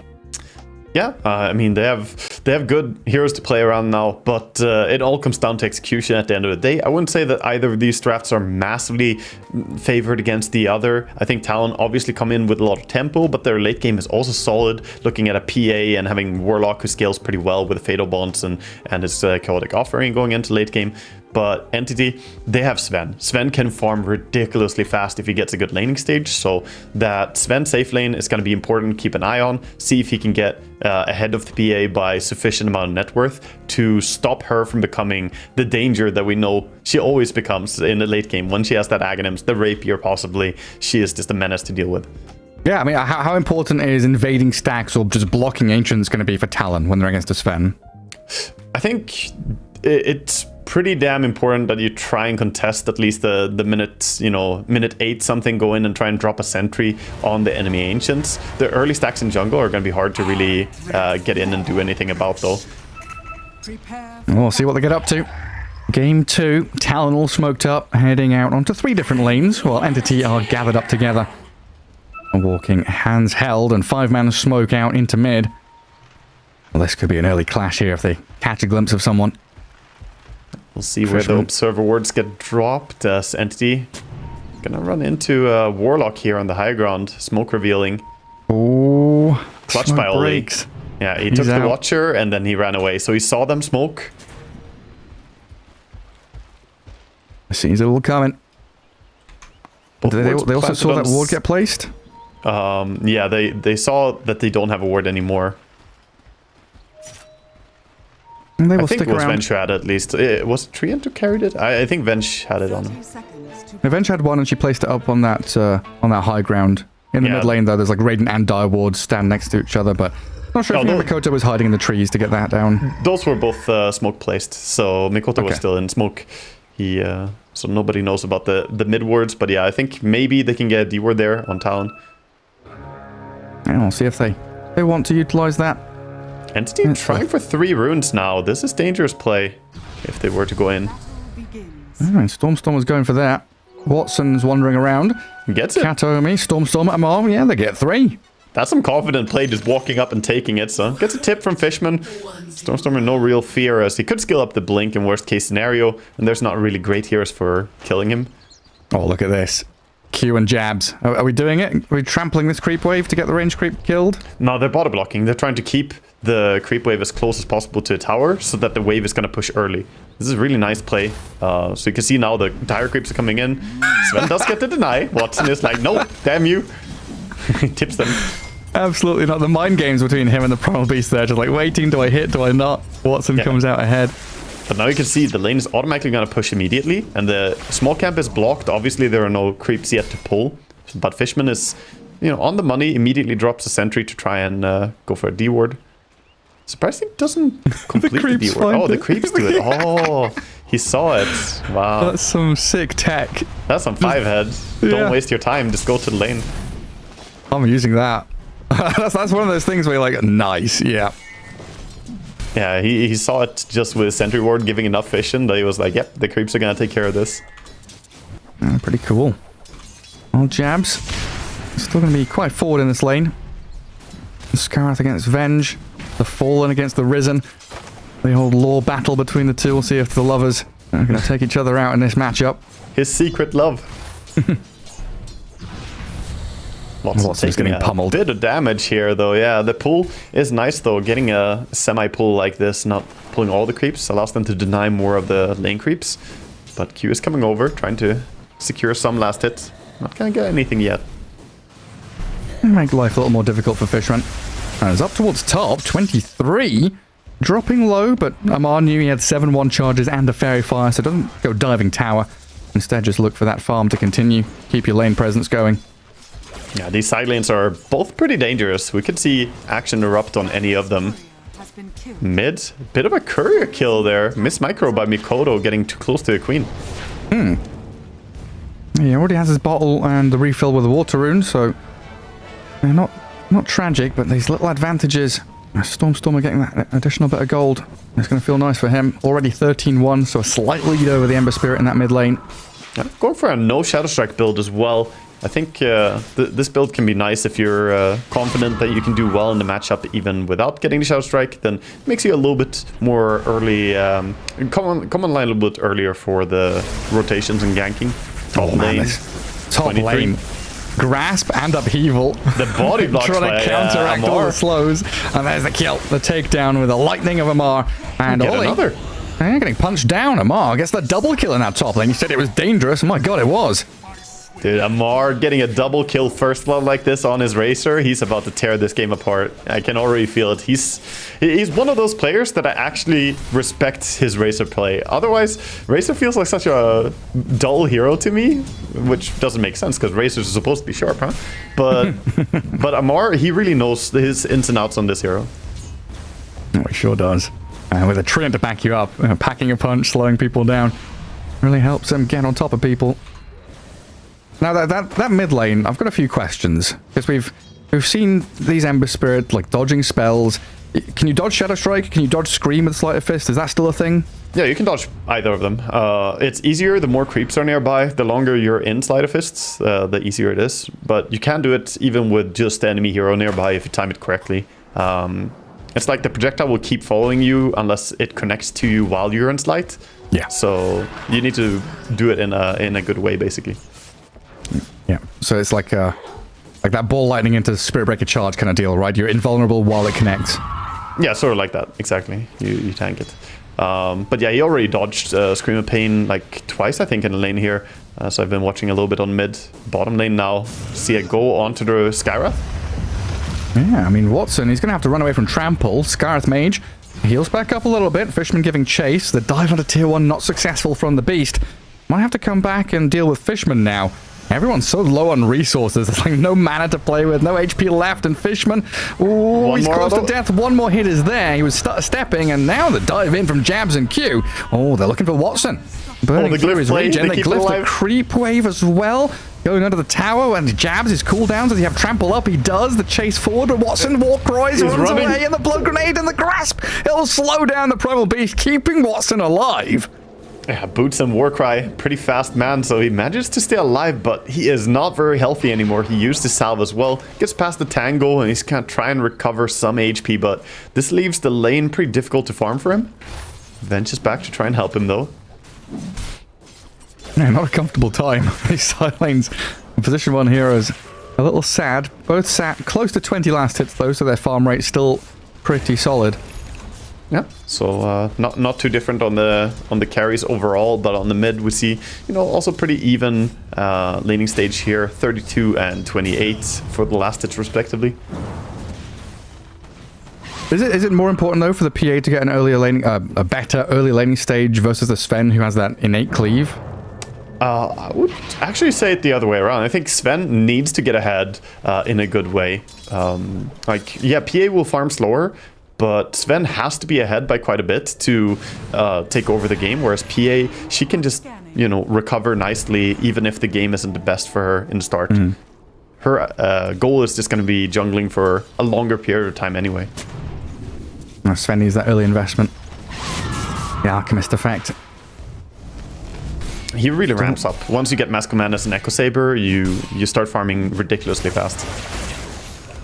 Still no move out of the mid lane from this Ember and Queen of Pain. Might see it soon though, as a bit of aggression top. Q's come up here to help 23. Kataomi very tanky though, with plenty of one charges and a Lotus. Not too bothered by it, which allows Amar to actually swing back into action. Looks for the Scarith Mage, completes his killing spree, and keeps 3 Talon heroes entertained top. 2v3 and winning the fight. This is big, and Amar again back to the lane, bullies the PA back a bit. And sure, even though you're winning lane on Razor, PA is still getting some farm. The benefit of having that Siphoning Dagger. Bottom now, big invasion for the Wisdom Rune as Stormstormer joins in. Why, hello there. Oh, you've tried to trample, have you? Ember Spirit's joining in as well, and the onslaught to get a bit of distance. They've killed Fishman and Stormstormer. He's blinked in for that Wisdom Rune. Doesn't have a TP scroll. He does not have TP. Blink in 1 second, but it looks pretty dead no matter what happens. Maybe he can get out of range. Don't get the XP, but Makoto closes the gap. I'm not going to be able to do any tricks there. He was going for the enemy base to try and TP out, but Ember has that high mobility. A lot of heroes did TP over, but that was Queen ulti expended, didn't get a kill for it, and then dying to the Ember as well. Gonna give Mikoto a bit of an edge here, so not worth it at the end of the day. Well, Mar's going to see Jabs TP in, pulverized immediately, but he's reasonably tanky on this Razor, so they switch target, go for the Treant instead. This is a necessary move to make 23 a bit more comfortable in this lane as the Razor is ramping up so fast. Yeah, you got a full Falcon Blade coming in on the Courier as well, so adding a bit of mana as well as max HP here. Lifting up to go on the tower. Oh, he got it! I did not expect that would die, but like I said, man, Amar, he ran the numbers. He will drink their milkshake. I don't even know what that means, man. Oh man, I can't. There was a Reddit thread explaining it like a year ago, and I can't remember. It's some reference to a reference, and I can't remember what it is. We'll have to look after. Milkshake? Yeah, there's some like, you know, song lyric game. Yeah, someone type it in chat. We'll keep tabs on it. There's absolutely some kind of like weird, wild reference to something. Drink your milkshake. I mean, he's off to a fantastic start now. 4-0 on this race. Gonna TP base, do a refill here as he's used all his mana. Missing 800. Wants to get a bit of a refill and come back out and fight. Stormstormer. And wander away from a couple of invaders. And got that DD rune, so hits really hard, but can't really stand and fight with the threat of Ember. Yeah. And we're peeking into some of these stacks as well. Like left side of the map, that radiant triangle looks pretty built up. Lots of investment being banked there by Entity. Top lane, Kataomi just going to be sitting on this lane, gathering up experience while Amar will return. Aggression in mid, a 2v2, but nothing coming out of it as everyone just disengages. Wants to gank. He sure does. Ollie just getting slapped down by Amar already, though. So again, it's 3v2. Jabs comes a little delayed, looking at this Amar Razor, who stands and fights. Oh, he's dropping lower, though, with 23 getting on top of him. They should be able to take that big-ticket kill. Oh, so much gold. Jabs getting turned on, though. Fishman with a blood grenade, but the tanky beast will walk it off. Fatal Bonds doing a lot of work there, despite the fact that Warlock died immediately. He got the Fatal Bonds out, hit the Treant Protector as well, so he couldn't really go in and do any auto attacks because he was dropping low as Razor was being focused. He took like 600 damage or something from just the Fatal Bonds alone. And Q keeping these moves going. From bot to top to mid to top, back to mid again. But it will be Stormstormer to bottle the shield rune. Mikoto made the move towards it. Getting stunned and controlled a little bit here, and Fishman has to be wary of his own positioning, knowing that Q can start blasting him down. Stormstormer doesn't want to continue chasing there into the Ember Spirit. It's just a non-stop poking and prodding, looking for the weaknesses. Aggressive game coming out again here, as we expected after game 1. These two teams really fighting for every bit of advantage you can get. Jeez. Fatal Bond, sleight of fist, careful, hey. Creep Camp is doing quite a bit of damage to the Treant. Do you see the Sven now having a pretty good time, though, farming up, as he has kind of gone undetected. He's still 0-0-0. All the effort is being put on shutting down Amar or ganking Stormstormer on his queen. So Sven is brewing. He's been undisturbed for a little bit. Get that farm going. Second place behind the Razor. Got to feel pretty good. Stormstormer smoked up here with his shield rune. Looking for anybody lurking in the shadows, so the PA is off to the east, a little further away. And Entity, what, 4 members up here? Coming through the Twin Gate and TPing to tier 1. They got level 6 on forces. 3. They can root. Yeah, they can. Get onto this Mikoto Ember Spirit with some pure damage and that magical nuke to bring him down. Yeah, the neutral creeps gave him the level 6 there, so the Stormstormer farming the camp allowed them to make this play, set up for the combination. That was an important kill. First death of Mikoto here, as he had a pretty good start otherwise on Ember. But they're going to lose their safe lane tower, and bottom tower is being kept alive right now by Entity. They have the Treant Protector as well, so poke damage is not going to be enough to slowly take a tower. You need to make a concerted effort, and that's where Talon's draft, you could say, has a bit of a weakness. Look at their tower push. It's non-existent. It's like Golem, I guess. Pretty much it, yeah. The Sky doesn't want to get close to hit it. Or looks like, again, everyone's kind of playing from fog, right? There's all these heroes that want to get into backline or want to have that second wave of initiation. And Primal Beast, a little later on, he's going to be the one that just charges in, dumps everything onto somebody, break vision. But for now, he's have to be he's got quite farming got full time. blade mail coming out, so Primal Beast basically hit a power spike right now, so he could keep fighting with his team. We have a smoke coming down towards him, as they understand cracking the bottom tier 1 tower would be really beneficial for them. But Karaomi is basically just, you know, doing his Treant duties here, sitting and taking care of the tower, repairing it. Smoke gank is not gonna find him for now. It's such a nuisance trying to gank into a tree. Oh, he's just spotted. Spot him. They see him now. Hello there. This tower belongs to us, I believe. A quick kill. This gives information. This gives room to Entity. That's why they've gathered up mid. A couple of heroes there. And of course, we still have Sven just pummeling through ancient stacks and camps on the left side of that map. Yeah, he cleared a massive ancient stack, got a ton of gold from that. So while this gank was happening, he got some serious net worth advantage now, flying ahead of the PA by 2,000. This is kind of expected, though. It's not really a disaster for Talon being behind in the carry farm like this. This is more the way the matchups goes. And they do bring down that bottom tower after that gank, so very importantly, opening up the map a little bit for themselves. But mid tower is taking chip damage here over time. The Venge and the Queen just going for it. Ollie really doesn't want to show himself. And if he starts upheavaling, he's going to get Wave of Terror swapped back. Just sit there and gather up XP, crack level 6. And he's ready with his golem now. A little bit of calm gives Entity this space just to continue farming like 60-70% of the map. Talon trying to... nice game for Amar to go Manta style as well. He's going for it on Razor, so opting to go for the Falcon Blade Manta routes. I didn't consider it, but yeah. Manta style against the Warlock and the Skywrath here, even against Searing Chains. Pretty fantastic. Super value. Entity absolutely starting to edge away that 4k net worth lead. And kill score, 6-6, but it's this overall map control, giving more areas that Entity can farm through. And of course, Sven with that cleave, able to more effectively kill off Ancients earlier on. We're still waiting for PA to finish her Battle Fury, which is about 300 gold away now. I was almost hearing the Jaws music here, watching Jabs just sit and watch the Treant Protector. He's like, I just need a little bit of help and I can kill him. Guys, we can kill him any moment. But Skyroth was too far away, not able to join for this kill.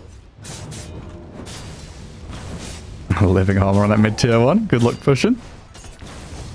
Even bringing Watson and Fishman here. Like, if Mikoto stuck around, potential for him to die even with his mobility.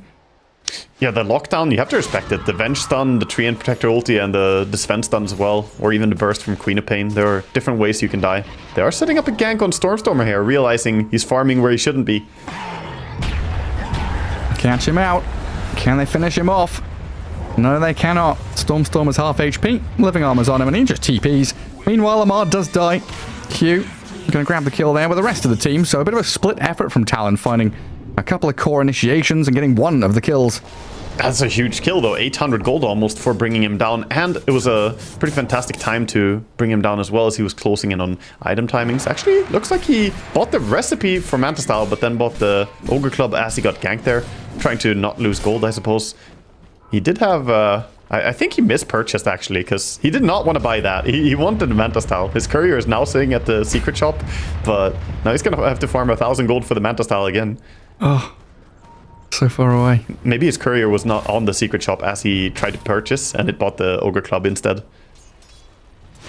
Yeah, just buy that quick buy button. Pressing it a little too quickly, maybe. All right, now he's sat in the trees down south.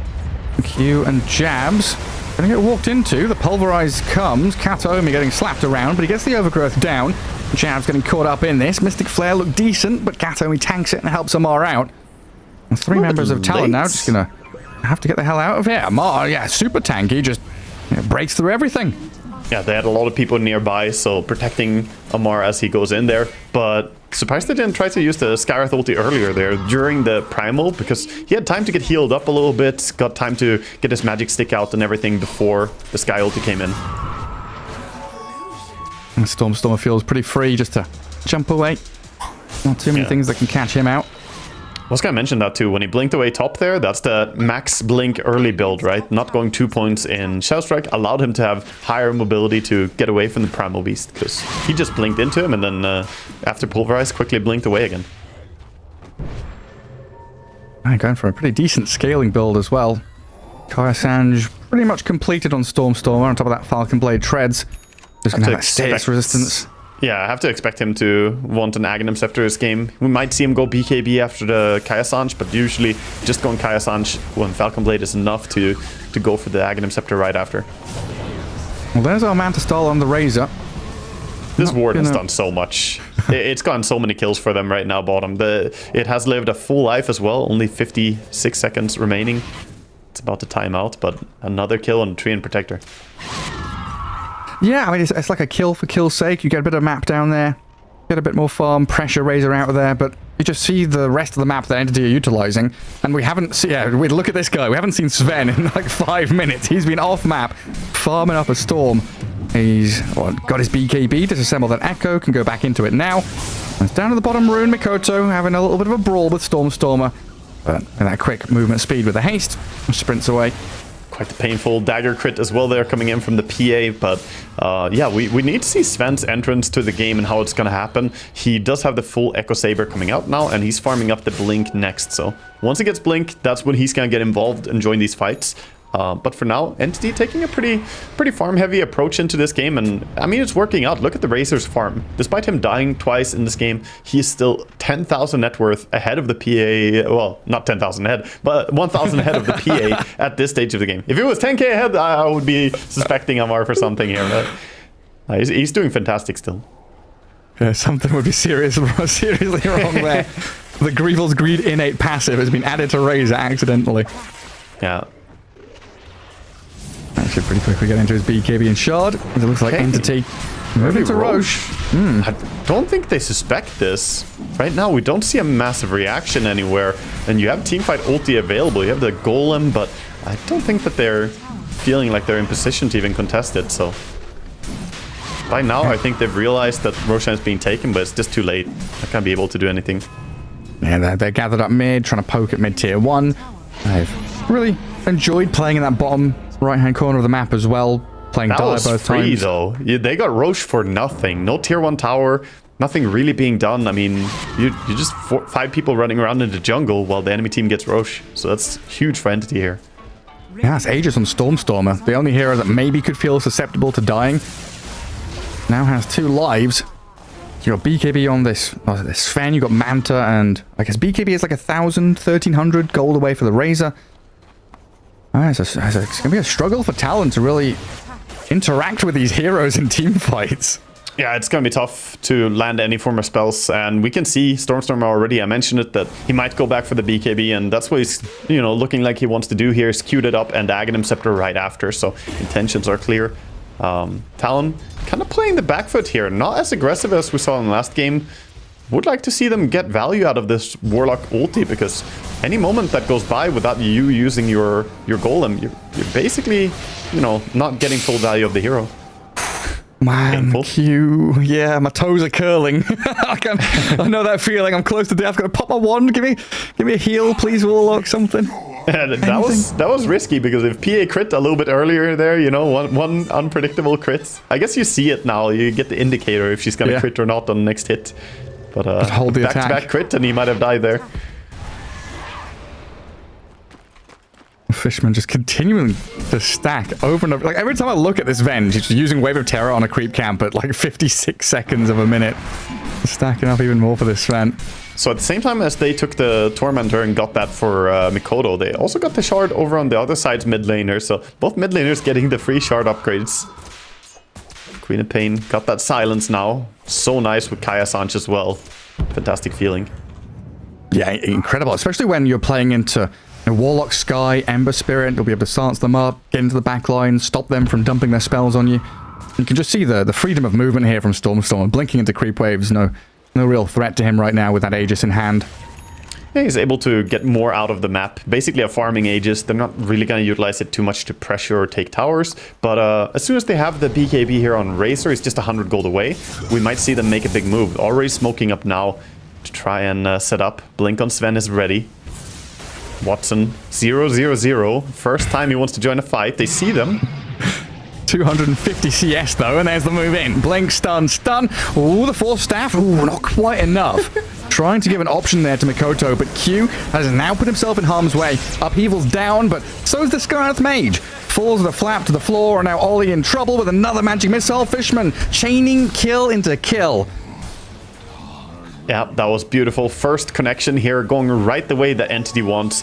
Getting 3 kills and now pressuring onto the tier 2. Panic coming out from Talon. They're split pushing bottom and top. But the silver lining? That Force Staff allowed him to slide over the Arcane Rune. So he still has Arcane Rune when he respawns on the Ember. Oh, did he get it? He got it. I thought he was still stunned when he got Force Staff, but he unstunned and managed to pick it up mid-slide. So, silver lining. Good stuff. Even while dying, able to keep his wits about him. This has been quite systematic from Entity, though. Building this lead, and again, we see Fishman in the triangle. What's he doing? He's stacking. Investing in his Sven, who is becoming very powerful, but we don't have that drastic gap between Watson and 23, right? It's like 1,000 difference. As this game moves forward, Pierre's going to have BKB, Ags, Basher, Rapier down the line, maybe. Yeah, PA is definitely getting big. There's, like Talon, they're behind, but they're not out in any way. Mid, though, maybe overstepping on jabs. Yeah, overgrowth into the chain stun, but he gets down his BKB in time. Amar was trying to drain him of his damage, but I guess held back. Trading overgrowth for BKB is good, though, for Entity. They can go straight towards top and push that tier 2 tower. Without BKB on Primal Beast, it can be very tough for him to take a fight. And how this Death Ball is super strong as well. How do you break past this front line of Sven, the Treant, the Razor, and Stormstormer? Storm changing his mind as well, going back for the Shivas instead of the BKB here, recognizing that PA has a lot of physical damage, getting some armor so that he doesn't get one-shots. It's very, very crucial when you play against PA that you build in a tanky way. We saw it yesterday, right? Discussing how having 3 tanky cores is a good way to play against PA so that you don't get picked off. And that's what they have going for him again here. Sven is, you know, pretty big. Razor definitely looking super tanky this game. Even has the Gossamer cape. Protect against any stifling daggers. Radiant's bottom tower. Yeah, I'm trying to think now. Was it Entity at Arlington Major that had Saberlight standing in? It was, right? Yeah. Yeah, that was the entire meta they developed of 3 tanky strength cores, 3 offlane heroes that were like untouchable. Yeah, the no carry meta that they did. Yeah, they basically just played. Yeah, Entity, they, you know, very interesting in how they draft sometimes. Mid, Stormstormer doesn't have Aegis anymore.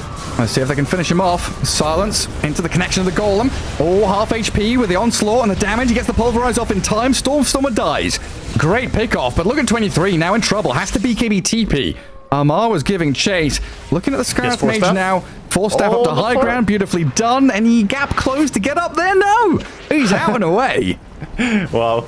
Well, that tells him that they do not have vision on the high ground as well, as nothing was connecting on him, so... I guess he did have a sentry nearby. He knew that they couldn't see him up there. Good play there by Q getting away. I thought he was dead for sure. Yeah, good burst of aggression from Talon as well. Going against the grain, against the rhythm of play. Yeah, connecting. I mean, they recognized the moment Aegis was out. They were waiting for this moment. The moment the Aegis is gone, they make a big play and they get the pick off they wanted. Even with the swap save there, the Primal Beast still getting on the back and finding Queen of Pain there. Really clutch by them. Hand of Midas, Skarath Mage. Here we go. Late game incoming. There's no way, man. There's no way. I mean, I guess levels are good on Sky, but there's no way second item Midas is the play.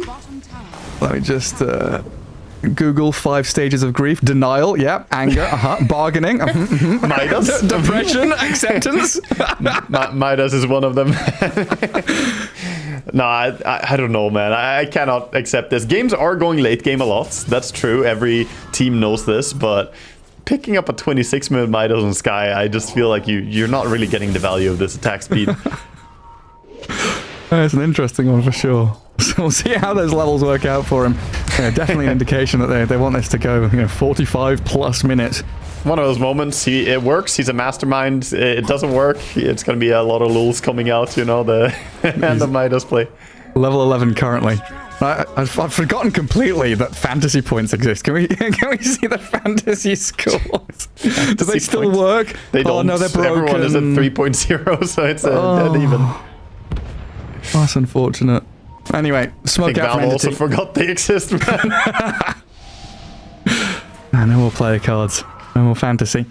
Amar leading out here. It looks like he's going to come in behind Jab. Straight up onslaught to run away. Can Talon disengage? Initiation from Entity. Can Q get out with a TP? He can. And Jabs is into the fog as well. BKB TP, very defensive. Disciplined retreat there from Talon. Watson not really finding a connection top though. He sneaks in looking for someone split pushing. Gotta find the Ember. They have Venge behind. If they can double stun, he dies. Oh, they're waiting. Oh, but Mikoto is gone. Gone in time there. Jumps to safety. And he's saying, yep, they're in the top area, guys. They're all up here. They showed themselves. Okay, so big power spike coming up. PA has the full Aghanim Scepter coming out just now. 28 minutes. Has the Deso, BKB, Battle Fury, and Aghanim Scepter now. And level 20 as well. And even a beautiful neutral item in the Paladin Sword. So she's looking ready to fight. Just the haste rune as Katomi was trying to sneak it out.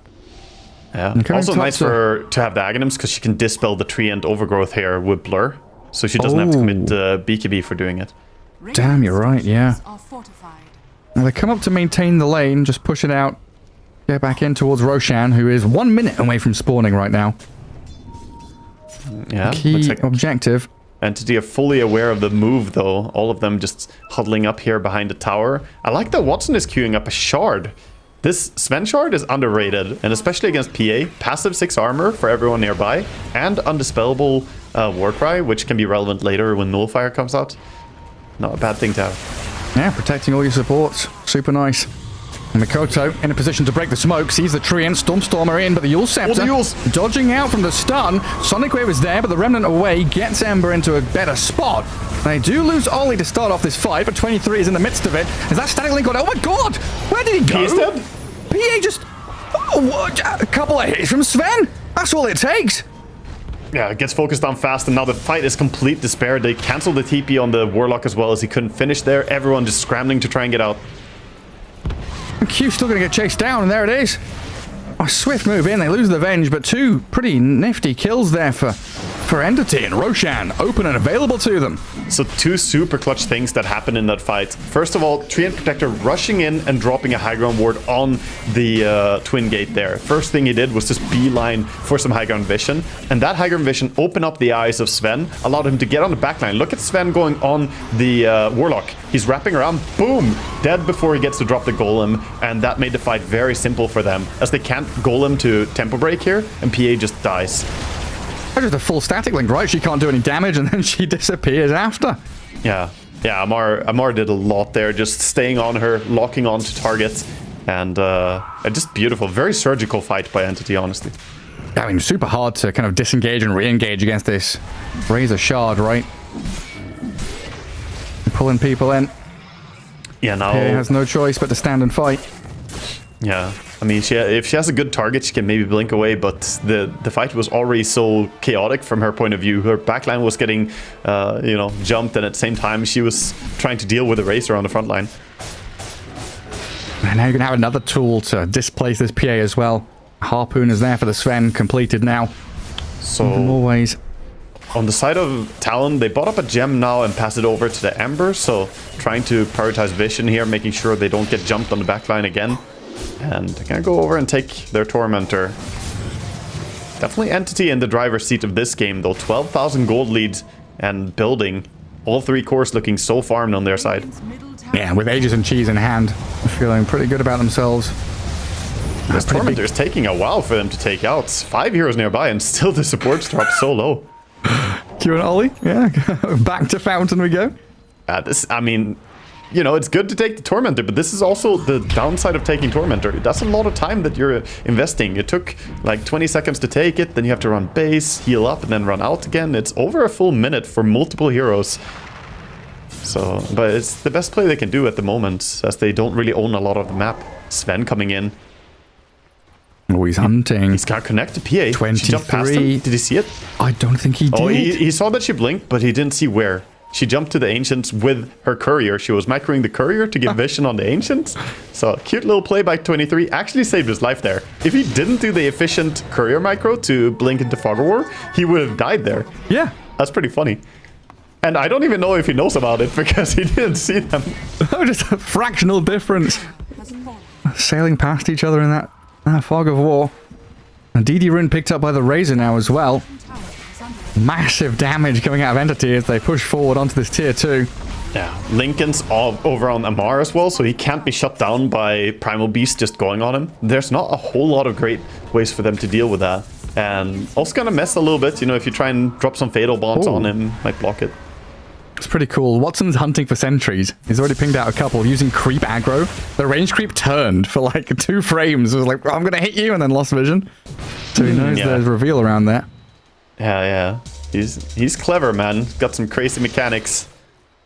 Using that Silver Edge, you always want to know where it's safe to hunt. Talon, you can see they're not really comfortable. PA, the only one out on the map doing anything right now in that top left corner. Everybody else just hunkering down in their base. Amar is going to be the one to start slapping away at the tier 2 mid tower. They don't show too many heroes. Queen can show. She has the shield rune as well. Gonna time out now. Poor Ollie. Just gonna have to stand here and wait. They're just getting systematically pushed out of the map right now, and with the gem on Stormstormer, they're getting some D wards as well, so map is getting darker and darker for Talon.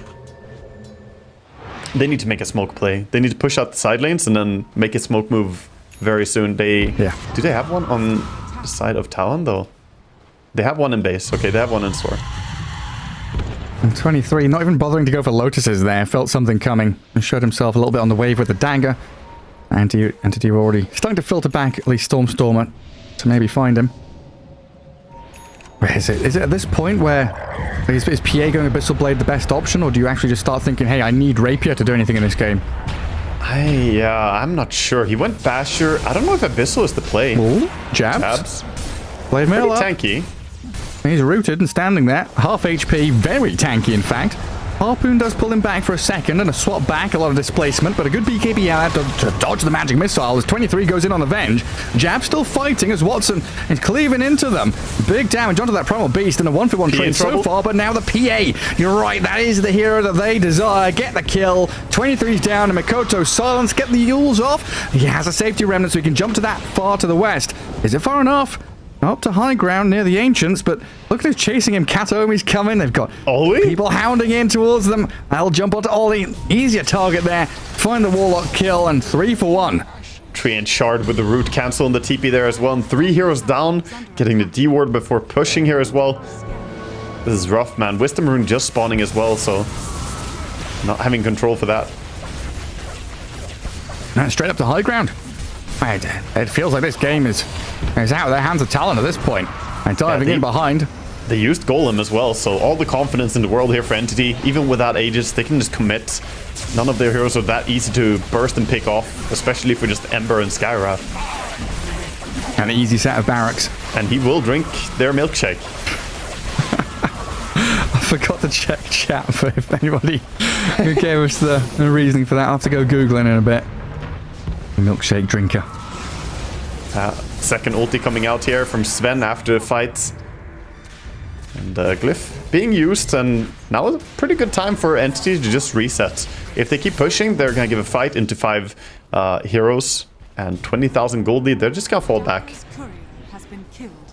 And God Strength expiring. Don't want to waste BKBs or anything. Looks like Amar's already made the decision to go back. Farm through the jungle up towards top. I mean, every single hero has new items coming out right now. There's a ton of stuff. Refresher is only 100 gold away for the Razor right now. Satanic completed on the Sven. Octarine over on the Queen of Pain. And even though supports, you're getting a lot of items now. Treant Protector has a Refresher. So he's ready to disable you. And if you use BKB to then try and, get out, he can just drop another ulti on you. And Jam as well. Does Dire have any vision on the map right now? Not really. I mean, they have their own gem still. They didn't lose that in the fight. They still have Mikoto carrying the gem that Oli bought, but they need to get out, and that's the scary part. Right now, they're making a little move with the smoke, but I think it's mainly a dewarding move. Try and clear out the map. I just feel so bad, right? You're in your base, and we saw there the vision toggle. They could literally see their base and 2 creep waves near their base. they couldn't see anything past it. 90% of the map controlled by Entity here. Kataomi keeps the lanes pushed in mid. Top lane shoved. Tormentor taken by the Sven. Everything controlled by them. That's a smoke use that didn't connect in a kill, and you didn't even really secure all the D-warding. You still have 2 wards right outside your base on the mid and top lane. All they did was manage to get out to the Ancients and at least secure some Ancient farm. So they managed to find some tier 4 items. Timeless Relic for the Queen of Pain. Here we go. That's big, especially he's so close to level 25 as well. Oh, Mikoto. He's going to dodge the stun again. And Fatal Bonds are out onto Razor and Venge. Warlock rooted. Sven is in. It is a nice one. And the second comes. Mikoto rooted. And Watson just opens up, destroying them. Triple kill. Razor moves forward with the BKB. And 23 does not last a second. Jabs is left here as the Golem's dropped on them. Watson's on an Ultra, looking for a Rampage. I'm not sure if he'll find it as Kataomi and ATF go in for the Primal Beast. Jabs tries an Onslaught. Positioning looks good here from Entity, though, to dive in and gather the kill. And there it is. Watson finds it. Rampage and maybe a double. No, Stormstormer will snipe it out, steal that final kill. And a massive wipe there, followed by the GG. Yeah, that was a fantastic execution. Again, another good team fight for Entity there on the side of them. They just have really good targeting in the fights. Watson, 11-0 and 5. He farmed a lot in the early game, but when he joined the fights, he was pretty surgical with how he entered them. And that was, again, the final team fight. No Warlock ulti was dropped early on because the Warlock, his positioning was compromised. So it's going to be a 1-for-1 here between Talon and Entity, 2 evenly matched teams in the series. Yeah, Treant winning both games. What a hero. Godly stuff. I mean, Treant Protector is just fantastic in the current patch. He usually does really well, and we can see Kataomi definitely knows his way around that hero. Yeah, I mean, what was Watson? Like 10 minutes, 0-0-0, then he was 3-0, ends 11-0-5, no deaths, perfect game. Yeah, he had a very, slow and silent start, but that's how you like it as well. If you're a Sven player, you don't want to join too much early on, and you also don't want to get focused by the enemy, so he just got to farm up his items, and once he had them, this Blink Dagger just allowed him to position along with Silver Edge and really go on the right targets. Yeah, and I guess ATF there having a spectacular laning stage. Getting that first blood double kill really set him up for success in that off lane against the PA. Shut her down quite early on. And there we go. Like you said, 1 apiece, so that best of 2 rounded out. And we'll have a quick break before we return with an interview with Entity.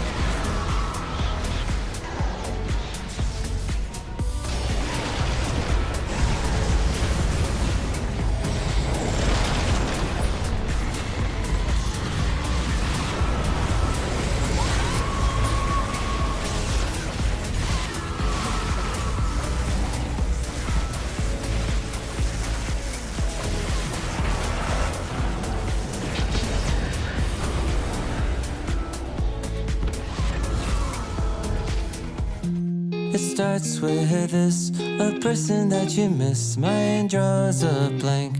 I wanna go back to the early days when life was an escape. Now I just wait for better days. I lost myself in your reality. Lost myself. I lost myself in your reality. Lost myself. I feel that life, according to a friend, we're all shrink wrapped in families and making ends meet, stuck in jobs we'll never leave. I never wanna be like that, so I wanna go back to my reality. Wanna go back. I wanna go back to my reality. Wanna go back. Didn't mean to sound so concerning. Am I alone in the hurt? I never followed anyone. It's so absurd.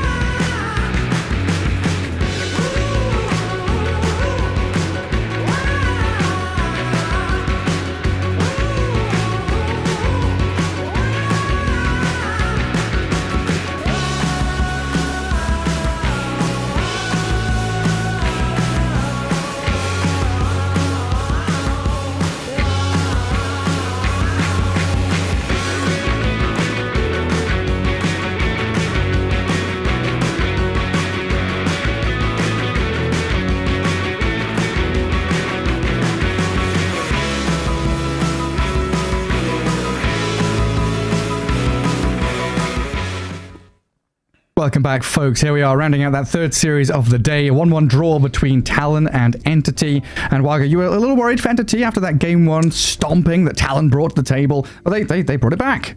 Yeah, Talon looked really explosive there. They came in strong and just took out game 1 in a pretty fast manner. But Entity, they did a good job solidifying at least, and they pretty much gave back the same method to Talon in game 2. It wasn't as aggressive perhaps, but it was very controlled, and it was Entity, holding a firm control over the game. And Talon just didn't really find a way to break the 5-man of Entity. Yeah, I felt like super systematic.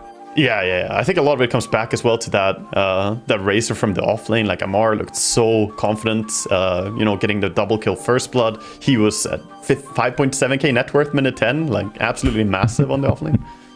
Yeah, I mean, you can pull out some ridiculous numbers. ATF just kind of slots in so nicely, with some former teammates looking pretty good when he's given his own hero pool as well.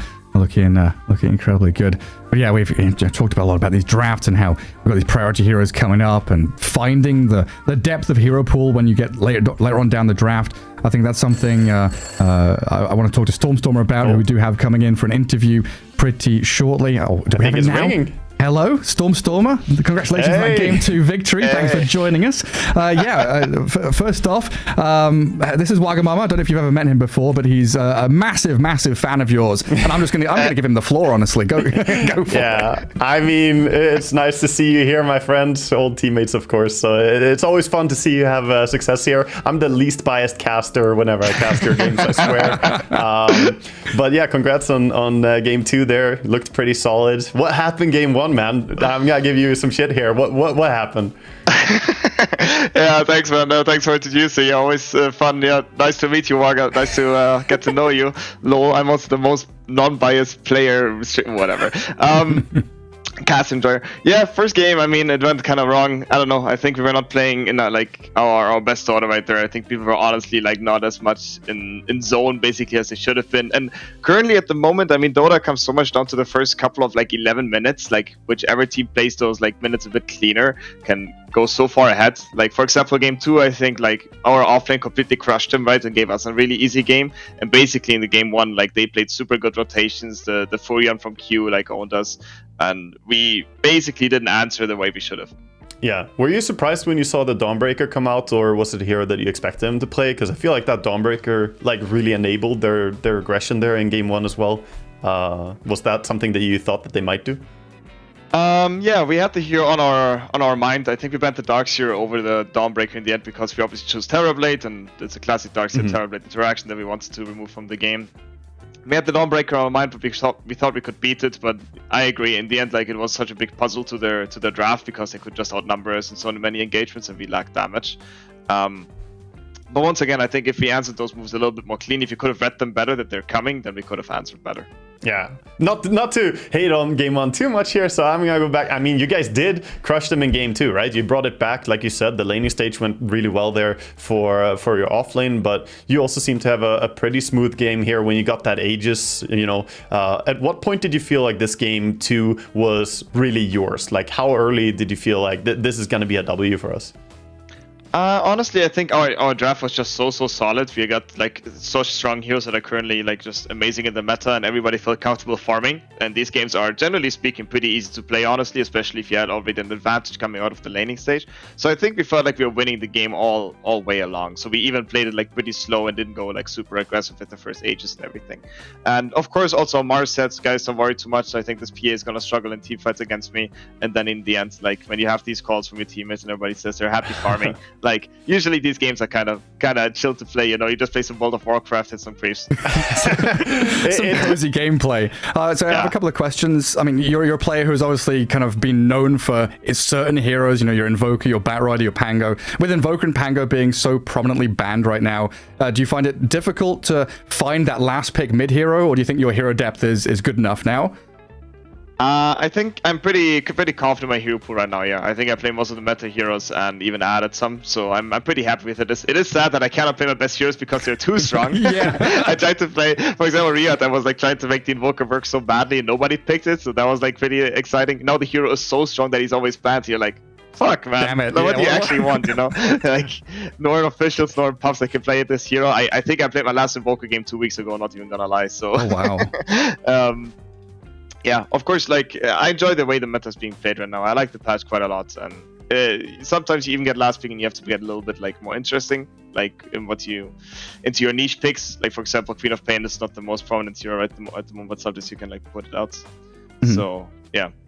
And then second part, I guess, of this question, how sad are you that Batrider is no longer like a super strong mid laner anymore? I mean, I think he's quite an issue. I think he can still be picked sometimes, but yeah, he did get nerfed, like hit quite hard with the nerf hammer. But I'm also just waiting to get him out sometimes in like some niche picks. So I'm missing him, but also it is a relief that you don't have to play against him yourself. Right. All right. How confident are you now? You played a lot of series. How confident are you going up into your final match that you have against 9 Pandas here as well in DreamLeague? Are you gonna go in and get the 2-0 that you need here? Yeah, I think it's definitely possible. I think yesterday we played some really, really solid Dota. And even today, like I think today we played worse than yesterday, but we know we can do better. And I think if everybody is just, you know, gonna be in the best zone tomorrow, I got no doubt we can 2-0 these guys. So I'm coming for you, Kiyotaka. It's gonna be That's perfect. Oh, yeah. Excited for that mid lane matchup. Thanks for joining us again. Congrats on that game 2 victory. Expecting big things from you tomorrow and the remaining games that you do have. Stormstorm, always a pleasure to watch and have a chat with you. Thank you for a chat, Stormer. See you, man. See you. The one interview is done. I can go sleep now. Yeah. Then we have Stormstormer role-playing as Saberlight, just charging off camera. Finally got to be interviewed by Wagamama, and a moment for you to relish as well, huh? Yeah, I mean, he said it after we cast him yesterday. He was like, "Oh, I'm gonna watch the cast of the replay." So we got a fun friendship. But yeah, he's excited. It's good to see them, confident going in here. The final matchup will probably be the toughest for them, as 9 Pandas, tough opponent as well waiting. Oh yeah, you say that now. He's still in the channel. He could hear you. He's got his headset on. He's listening. He took it off, man. He's gone. He's out of here. But yeah, that wraps up our third series of the day here on the Storm stream. And of course, we do have one more to go tonight in a little bit, 15, 20 minutes or something. EG against Gaming Gladiators coming up. So go grab yourself a snack, a drink, and come back to tune in for some more Dota 2. You love it, you wear it. Wear your passion.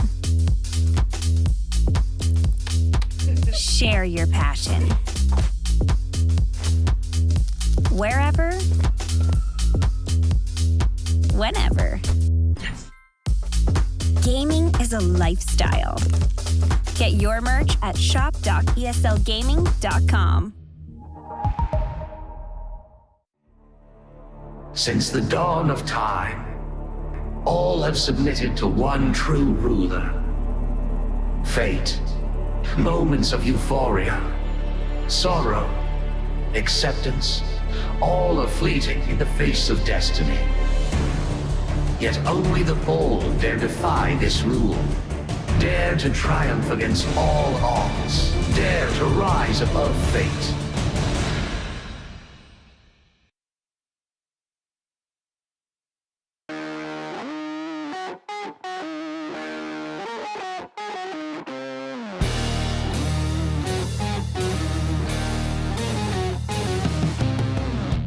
I'm a creature with no skeleton inside your hands. Got no home address, I come and go as you command. And it's fine with me, and it's fine. I'm a bandit that you use to keep from bleeding out. I'm the lover you don't love, but love to keep around. And it's fine with me, promise that it's fine. Maybe I'm a fool. It's not like I'm expecting something new.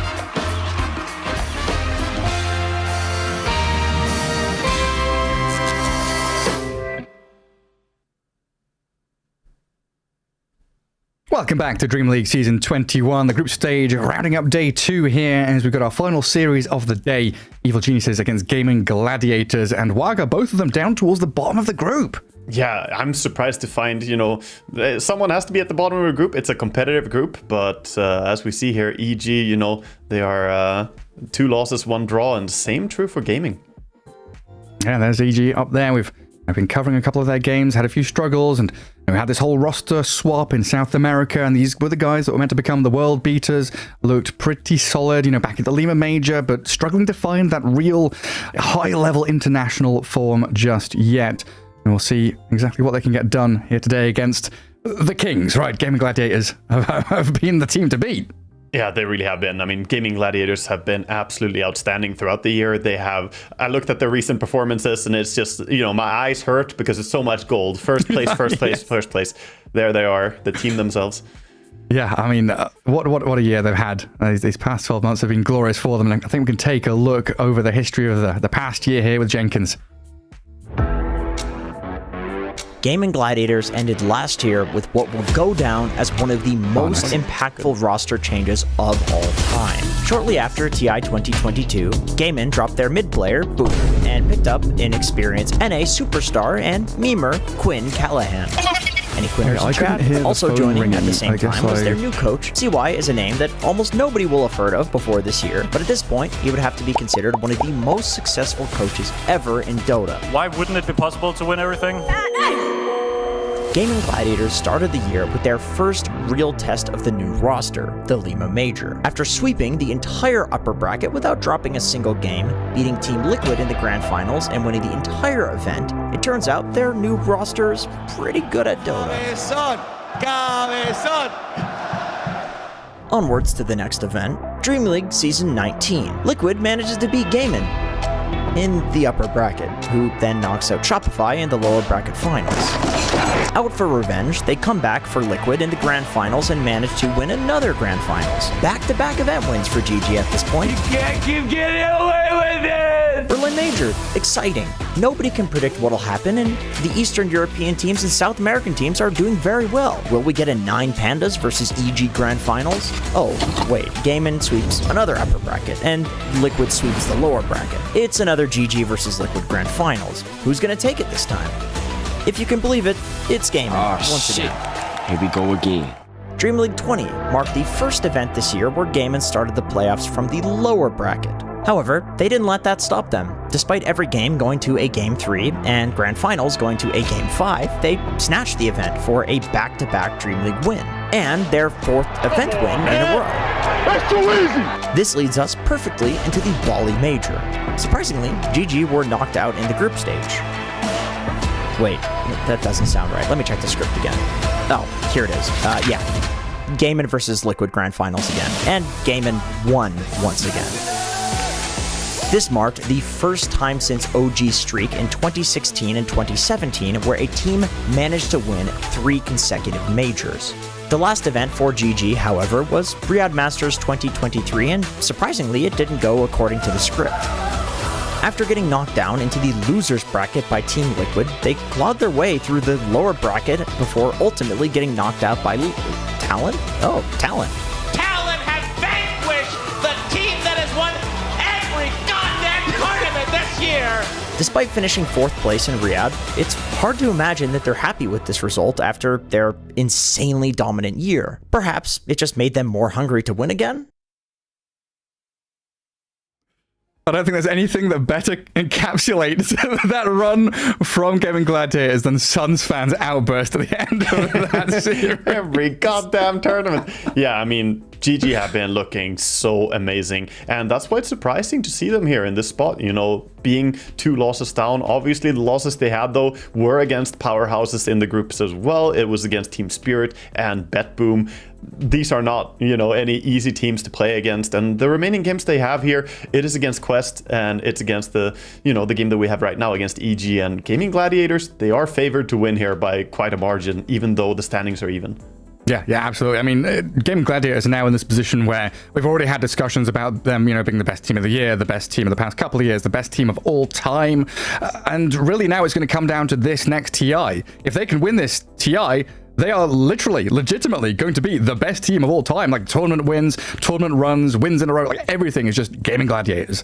Yeah, I mean, they are looking absolutely fantastic, and a lot of it comes back to this, like, the roster is just so solid. Celery and Tofu, the understanding they have of the laning stage is phenomenal. I mean, I remember casting them a lot before they became, you know, the spotlight team that everyone tried to figure out. They were already breaking metas. They were already, like, reshaping the way that pro players viewed Dota, and that was when they were, like, up and coming. Now they're established, everyone is looking towards them. We had an interview with Matthew earlier. He said, you know, who do I study for laning stage? Tofu. Well, now you get to play against him. Let's see if you can, you know, put all that into practice. See if you have some solutions for what gaming are going to be doing this game. I mean, that's a good point to touch on, right? Is that difference between doing your research and homework, having your coaches and having the information and data available to you, and then executing off of that information, coming to conclusions from that information. Can you have the right answers from the correct working? And can you find these victories against teams which seem unstoppable in a lot of these matchups? You know, I think EG, they're going to have to pull so many rabbits and tricks and have so many hats to have them in against this Gaming Gladiator side. It's a difficult task, drafting and playing and figuring out what you're meant to be doing, especially with a bit of a rut that EG has been in as well, because they're not in form, they're not really hitting their stride, their hero pool or like diversity, especially for Whisper, has felt a little off, with Timbersaw not being that mega meta hero. I think he is still, you know, the star on this team that we have to look to kind of pick up the pieces when things do go wrong. But it's like finding his hero in this, you know, needle in a haystack situation in draft is so difficult. I think the big thing for EG is that they need to have a decent game on C-Smile as well. Like Whisper, I feel like he always pretty much delivers what you ask from him, no matter what hero he gets and so on. The real thing that EG sometimes struggle with is getting like value from their mid lane, getting impact from it so that Pakas can come back and carry the game as well. Because Pakas, he's also an outstanding carry, I want to say. He makes mistakes sometimes, but generally he really knows how to accelerate farm. He's a pretty aggressive style player as well. And here we actually got Pakas pulled up on the stats as well. I mean, this man, he's pretty happy in the current patch. A lot of the heroes that are popular, like PA, favor him quite a bit. It's stuff that he plays. Yeah, and we were having this discussion earlier about Watson being a very kind of hard carry player and talking about this ability for some position ones to be a bit more flexible, a bit more utility. And Pakas is absolutely one of these players who's, you know, very, very good at being that hard carry kind of guy, but can also dip back into your razors and stuff like that to play actively with the rest of his team, right? Mm-hmm. Yeah, true. But going up here against Gaming Gladiators, you know, you got Teraccio as well, who's, you know, no slouch. She's obviously, all of Gaming Gladiators are very star-studded. They all excel. But I think if I had to mention one player that to me stands out the most on their team, it's probably gonna be Ace, dude. Like, he is the backbone of that team. He is just a reliable offlaner. He always does what you want, and I find him to just. He finds solutions to problems that I don't really see how to address. You know, laning stage is tough. He somehow pulls some trick out of his hat and it turns around. It's like, isn't this a unfavorable matchup? What's going on? And suddenly they're winning. But yeah, we'll see what the drafts are going to be like, how they're going to play. You know, we just had an interview talking about how early game is important. So let's see how much focus in this game, in this series between Gaming Gladiators and EG is put towards that laning stage. Yeah, Stormstorm was saying that first 11 minutes of the game, you know, with all these active runes, wisdom runes, action around tier 1s, things can get very chaotic very quickly. We'll find out how they're going to draft to get into those positions. As Gaming Gladiator is already banning out the Brew, the Sven, and of course Pango and Invoker, our two favorite bans at the start from EG. Yeah, it's heroes that they tend to be banning out here throughout the DreamLeague so far. Been not changing that script, but I have to wonder, are they going to address the Treant Protector, a hero that we've seen have a lot of success? You're playing against Gaming Gladiators. I mean, they were playing Treant before anyone else was really onto that hero. So we'll see if it slips through, if it's going to be picked. Nice paper plane, good form. There's Quinn, that mid lane man, getting his heroes all banned out. Yeah, just to touch back on Ace, right? You're talking about his ability to find solutions to stuff, and it comes back to the draft as well, where they're able to give him such a diverse, or he has such a diverse tool set. No matter if it's, you know, a Beastmaster, a pushing hero, a hero that rotates and gets active, a Broodmother, you know, during that patch where he was so exceptional on it. Or his Tides, you know, he just delivers on those. Yeah. Yeah, true. He really has like a really broad toolset. He can play a lot of different things, and he makes it look really broken. I think Tidehunter is one hero that I also think is strong in the current patch. Like, we don't see as much Broodmothers anymore necessarily, but you can never really count it out fully, I suppose. But Tidehunter, I think, in this patch suits him really well. Yeah, so many of these, pretty much every player, you're like, okay, they've got 3 to 5 exceptional heroes that they are, signaturally known for. And you look at Ace and think, well, he's got like 20. he knows them in and out. Every matchup, every laning partner along with Tofu that he goes with just feels comfortable, right? That's the thing, it's comfort. Okay, so EG ban out the TA here. Pretty early TA ban. Pick up the Shaker, getting themselves a solid. So banning TA when you pick Shaker mid is because some teams will do the mid TA to counter Shaker, and that matchup is really bad for Shaker. And this is not just, respecting the carry potential, but even mid TA would be really, really dangerous here. This leaves open a few options though. Venge is in the pool, Treant Protector in the pool, Gaming Gladiators, they can get their hands on Primal Beast if they want to run tempo as well. Tons of things to go towards. My first option is going to be that Venge. That makes sense. One thing about Primal Beast is that it doesn't match up so well against Shaker mid. He gets denied a lot, and due to Aftershock stopping you, it can be hard to trample damage onto the Shaker. So probably not going to see it come out this game from either team possible. Yeah, then Warlock is still out there with a shout to be picked up by somebody.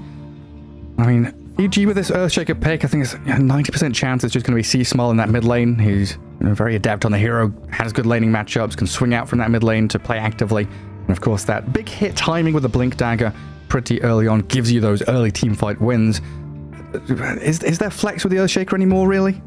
I don't think so. Generally, I would say this hero is locked into the lane of mids. You can run it on the side lane, but I'm not a fan of it. I've seen it done a few times, but I think Whisper shines more on some other heroes, and leave it open a little bit for Whisper to get possibly a hero that suits a little bit better into the game. This first phase pick should probably just be going mid.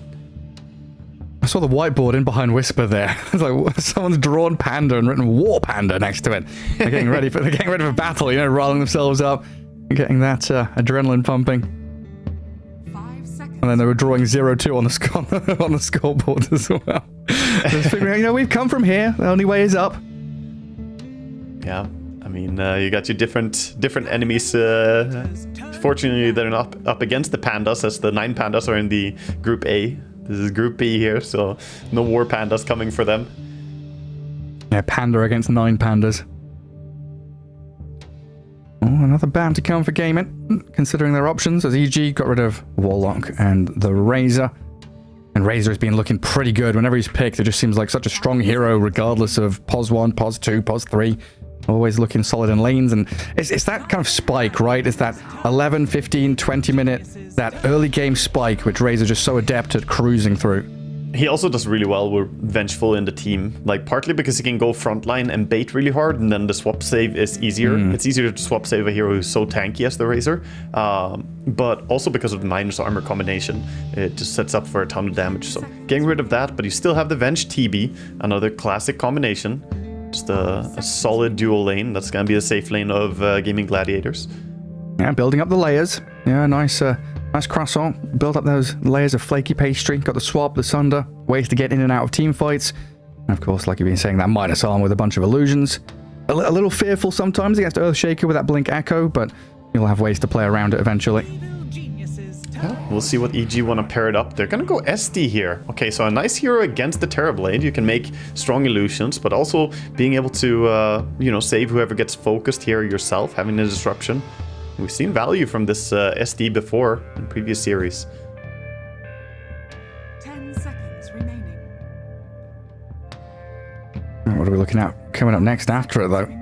That's the big question. I'm still getting used to this draft process of ban, pick, and then... I think they could go Mars. It's decent, doesn't lane too poorly against the TB, and sets up again with a Disruption and Spear combo. It's not like absurdly strong lane, but it should be pretty okay against Venge TB. And you again play into a little bit of combinations, and the arena is very good for blocking out the ranged attacks of Metamorphosis, and there it comes. Right. So yeah, that's going to be their next pick for EG. We'll see what Gaming Gladiators is going to do in response to this. I mean, you have double melee cores already from EG though, so it's gonna be a little bit tricky for, you know, positioning here. They kind of just want to jump in. Gaming Gladiators could get some heroes that punish that in terms of having AoE abilities. The severe thinking face of Quinn there. Ace looks reasonably relaxed, not sure about sitting on his hands, just keeping them warmed up. Yeah. Maybe readying himself for a micro hero coming. Smart. Don't want to have cold hands during the game. Just keep your hands warmed. If you have cold fingers, it's the worst thing ever during laning stage. It's impossible to play. Once you play it a little bit, you get your hands warmed up. That's why we always see players wanting a warm-up game before you play your officials. Do not want to go in cold. Yeah, and they've got those little packets. I mean, there's even electronic hand warmers now and stuff they hand out at events to keep the fingers going. But yeah, I'm thinking about Ace heroes, you know, realizing that he was playing Meepo a lot not too long ago. But where's that hero gone? Because during the last couple of majors, was a pretty strong, you know, pick coming out of the offlane. Sorry, I got distracted by the fact that Diracha has a Terrorblade on his shelf behind him. You know, he's this telegraphed the pick, and still they got away with it. How did they get the TB? They should have known about this. Like rewatching your favorite movies and finding all the Easter eggs. Ooh, hello. Kotl Storm. Chakra with a ball lightning, so pretty good initiation and jump coming in from them. Wow, this is a throwback to, you know, the Kotl Storm plays that they were doing a while back. But okay, that is heroes that punish, you know, punish backline pretty well. The SD will struggle as he can't really save himself against the Storm. Again, only delay the inevitable. You can even keep dropping some static remnants on him. You do have a fair amount of stunts though. The Shaker and the Mars, you can catch this Storm. It's more about the value of this Kotl though. Kotl and TB work really well together as well. Yeah, right. I was wondering, you know, why Kotl here and not that IO that Gaming Gladiators have been so known for. And I guess you have the multi-factor of Venge as the POS 5. You want that Kotl with a Chakra with a TB. And yeah, IO against all these stuns and that potential fourth pick there for EG, which is the Faceless Void. Could have undone him. Yeah, also just nice for laning. It opens up the option of sending Venge to the offlane as well for Gaming Gladiators. You don't have to send this Keeper Light to the offlane. You can have Kotl and TB in lane. It works really well for just clearing the creep wave and allowing TB to a little bit earlier start using the jungle as well. We'll see what they want to do. Both the pairings are super strong, but going up against the Faceless Void, if they get Vengeful plus like Dawnbreaker on the offlane for Gaming Gladiators, they're going to have global jump in with Storm Spirit. They're going to have a strong lane against Void with double stun. I think Dawnbreaker is a big hero that EG should respect here. I definitely could be. And Gaming Gladiators now looking at these combos with the Chronos and the circle spells they've got. Phoenix has been an incredibly powerful hero. We've seen Kaori and a few others pick it up. Insania, Toronto Tokyo with his Rush Scythe of Ice, maybe a Hand of Midas, but absolutely that Shard with the Supernova Sunray, and even the Grimstroke being taken out too. Yeah, we see the entire team of Gaming Gladiators yawning. It's good. Get your yawns out before the game starts, boys. As they ban out the Grimstroke here, another hero that, you know, we've seen a little bit here and there. Good against the Storm Spirit for the silence, but also the bind can be really frustrating for locking him down. Do you have the contagious yawning? I mean, I think everyone does, dude. If someone yawns, I'm not yawning right now, but yeah, it looks like even EG side, the teams are apparently both yawning. The draft not interesting the players enough. For me, it's super bad. Like seeing someone yawn, yeah, I yawn like everyone else, but even the word, even me, the word gets you. Oh boy! Even me saying the word yawn gets me. It's like it's really bad. Sometimes if you want me to shut up, all you have to do is say the Y word. I'm really? Silent for a good 10 seconds. You're next level susceptible. You're like, you know, some people are high risk. They need to be isolated kind of stuff, you know? You're like that, but we're yawning. Sorry. In my eyes. Didn't mean to trigger you, Tim. Silence the last pick. So not a real combo hero into the Chrono with damage of any sort, but a decent way here to stop these swap and sunder plays, stop the Storm from having freedom of movement. Yeah, it's okay for that, but I'm a little bit concerned because I don't see enough combos with the Arena and with the Shaker here. You have a lot of big ultis, but it's a little bit clunky as well. Chronosphere doesn't play super well with double melee core on your other lanes. EG's drafts, I can see that they're reacting to what Gaming Gladiators are doing and trying to address it in the best way, but I think they may have cooked, you know, a lineup that doesn't really work that well together. We'll see what Gaming go for here. The Silencer does prevent the Dawnbreaker pick, though, because Dawnbreaker ulti, you can't really go with since Global Silence just stops it. So don't think that's going to come out anymore, unless Gaming Gladiators still want to commit for it. Yeah, I mean, there's, I don't know, maybe a conversation around POS 3 Venge to come back again. Not many people have done it, but Ace is one of them with that Ags Rush build. I mean, we're very likely looking at the POS 5 Venge, but if they wanted to swap something up, that could have been it. Yeah, I mean, it's possible. Definitely not a terrible option. Early Aghanims can be pretty nice to just play aggressive as 4 heroes and let the TB farm up. We'll see what they go for. Their last pick is going to be Lycan, so going for a bit of aura combo here. You have minus armor from the Howl, the Wave of Terror. That means the Terrorblade is going to hit super hard. And Ace on his Lycan, another favored hero of his against the Silencer and SD. These supports are looking defenseless to a Lycan. Gareth, this is looking scary. Yeah, he's going to get his little zoo, his little army of buddies, run roughshod over those 2 supports. I mean, you do have to be a little careful again. This Earthshaker is there with that Blink Echo Slam, so I mean, we expect Ace, of course, to be on top of things with the micro. But yeah, honestly, lacking damage EG, it feels like. Tons of control, lanes look solid and decent, but yet again, it's going to come down to C-Smile and Whisper, how many plays they can make, what action they can cause, and try and stop and slow down Dyrachyo with this farm rate, because heading into late game, this Lycan, TB, Vengeful Spirit, some nasty, nasty stuff.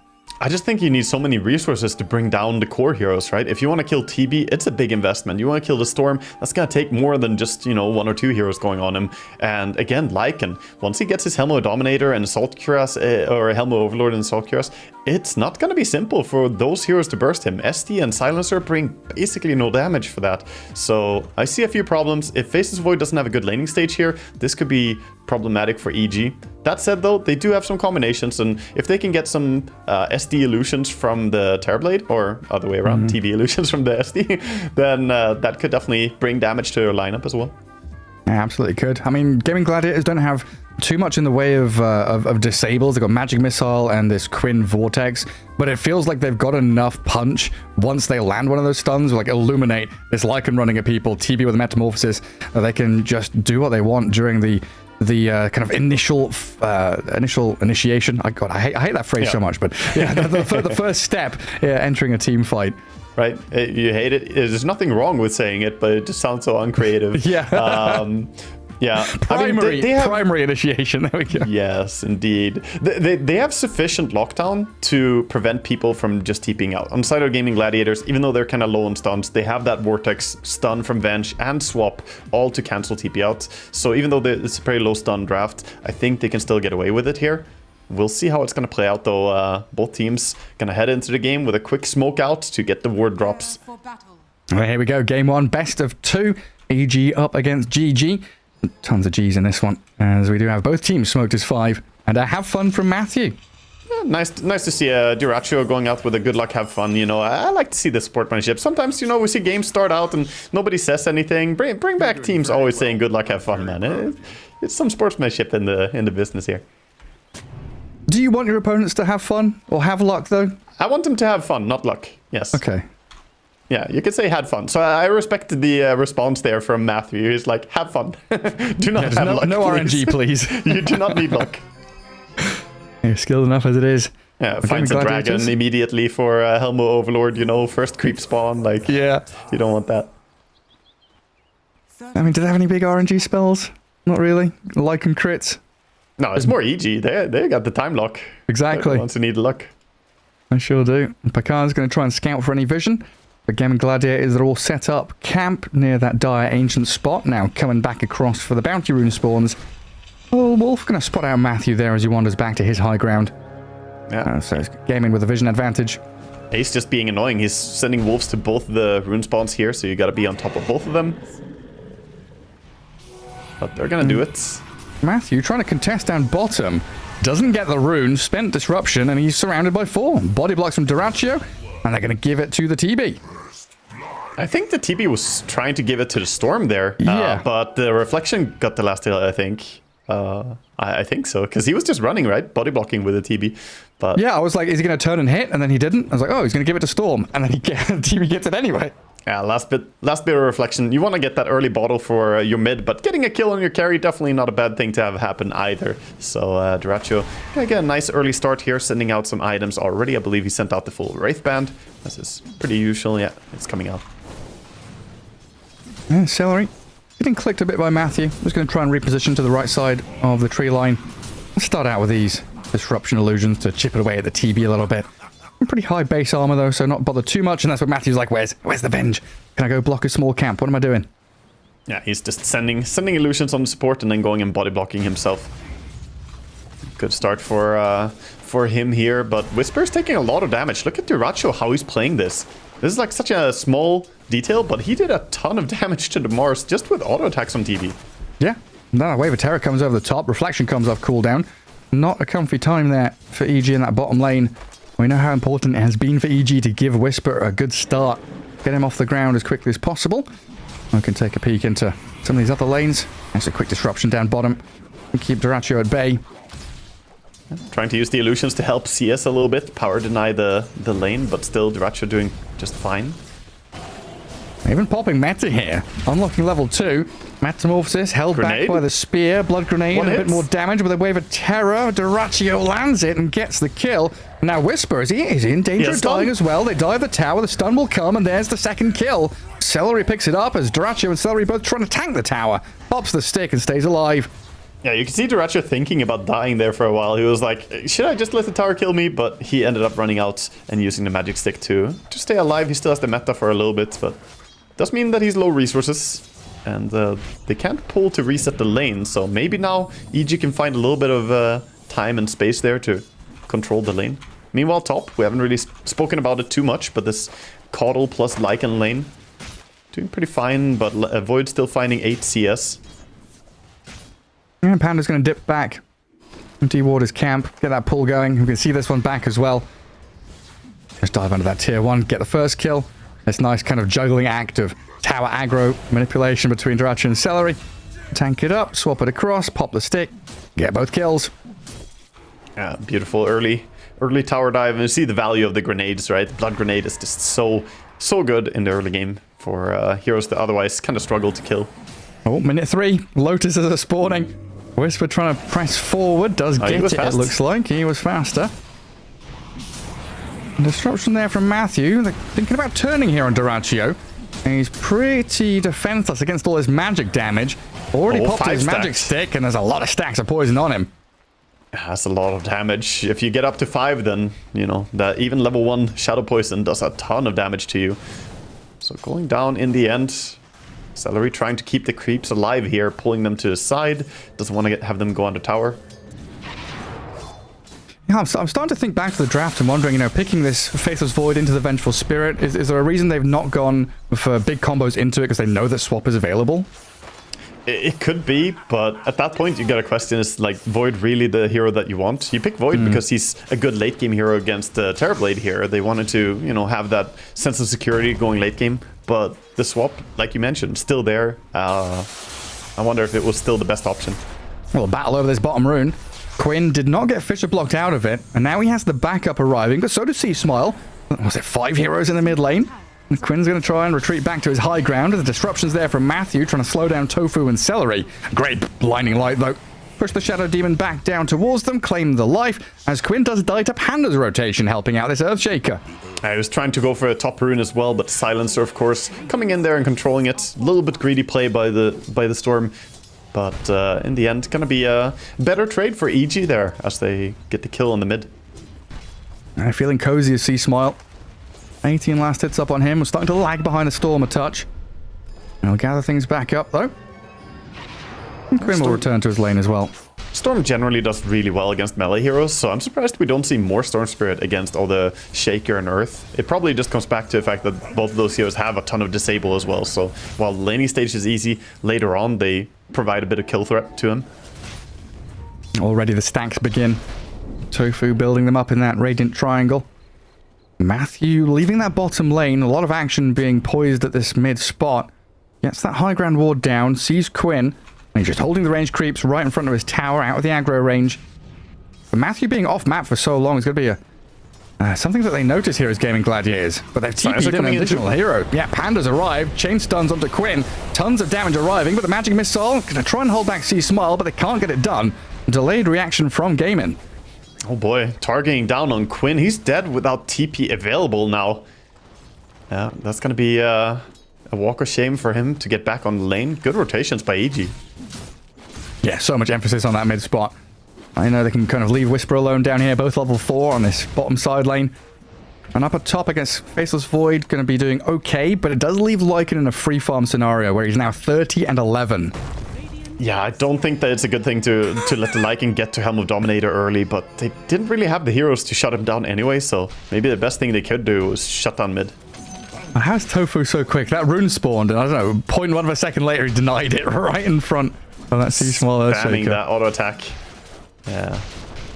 Really well done. We'll dive down bottom on Duraccio. Matthew and Whisper gathering up again to apply pressure on this TB with stacks of poison on him. He nearly dies, but slipping away until the next stack comes in. Oh, killing him off, and the TB illusion to chase Matthew, but he takes it out before he dies. Just in time. Well, Venge is going to get some time to have the Upsor effect here. Like, oh, I couldn't save you, but at least I can farm the creeps that are here. I'll take care of that. As 7 minutes are coming in, we see the SD head over to try and get a stack, as well as take his own Wisdom Rune. Meanwhile, Tofu doing the same thing, also stacking Ancients and playing towards Wisdom Runes. And just careful, Matthew, with those Ancients chasing you. And stay as far away as possible. Yeah, delays the Wisdom Rune pickup, make sure he doesn't fall to it. Just looking at Whisper dropping. Duraccio returns to that bottom lane. Straight back in with a Metamorphosis. And his Vengeful Spirit cracks level 6. It's a good timing push. The 5-minute catapult is still alive for them on bottom. So the 7-minute push is pretty potent here for them. Keeping the catapult alive. And with the illusions from Terrorblade, they can siege tower pretty hard. Yeah, I mean, EG got to bring numbers here if they want to stop it. Matthew comes down. I guess they're not really packing the full punch to finish it off completely just yet. Whisper now arriving. Mars is only level 5, so doesn't have the ulti. They're gonna have to let this go, and this is an early, unexpected tower take coming out from Gaming Gladiators. Just making the most of the situation. High ground miss. Courier stays alive. Unlucky Celery. Now he's gonna meet Matthew and Panda. Walks up here to try and grab the Watcher. And Venge is a reasonably tanky hero, but with 3 heroes around her, she will die in the end. Valuable +2 int for a silencer there. Oh, hell yeah. And Quinn had already come up here as well to scout the stack, but Quinn's making action happen on his own. Jumping onto C-Smile, Echo Slam into the stack camp. Quinn, oh, this is dangerous territory, but he's got the backup of Tofu. Turn around for Panda, disruption to save him. Earthshaker's still alive. Tofu needs to get the kill with a blinding light, and he will.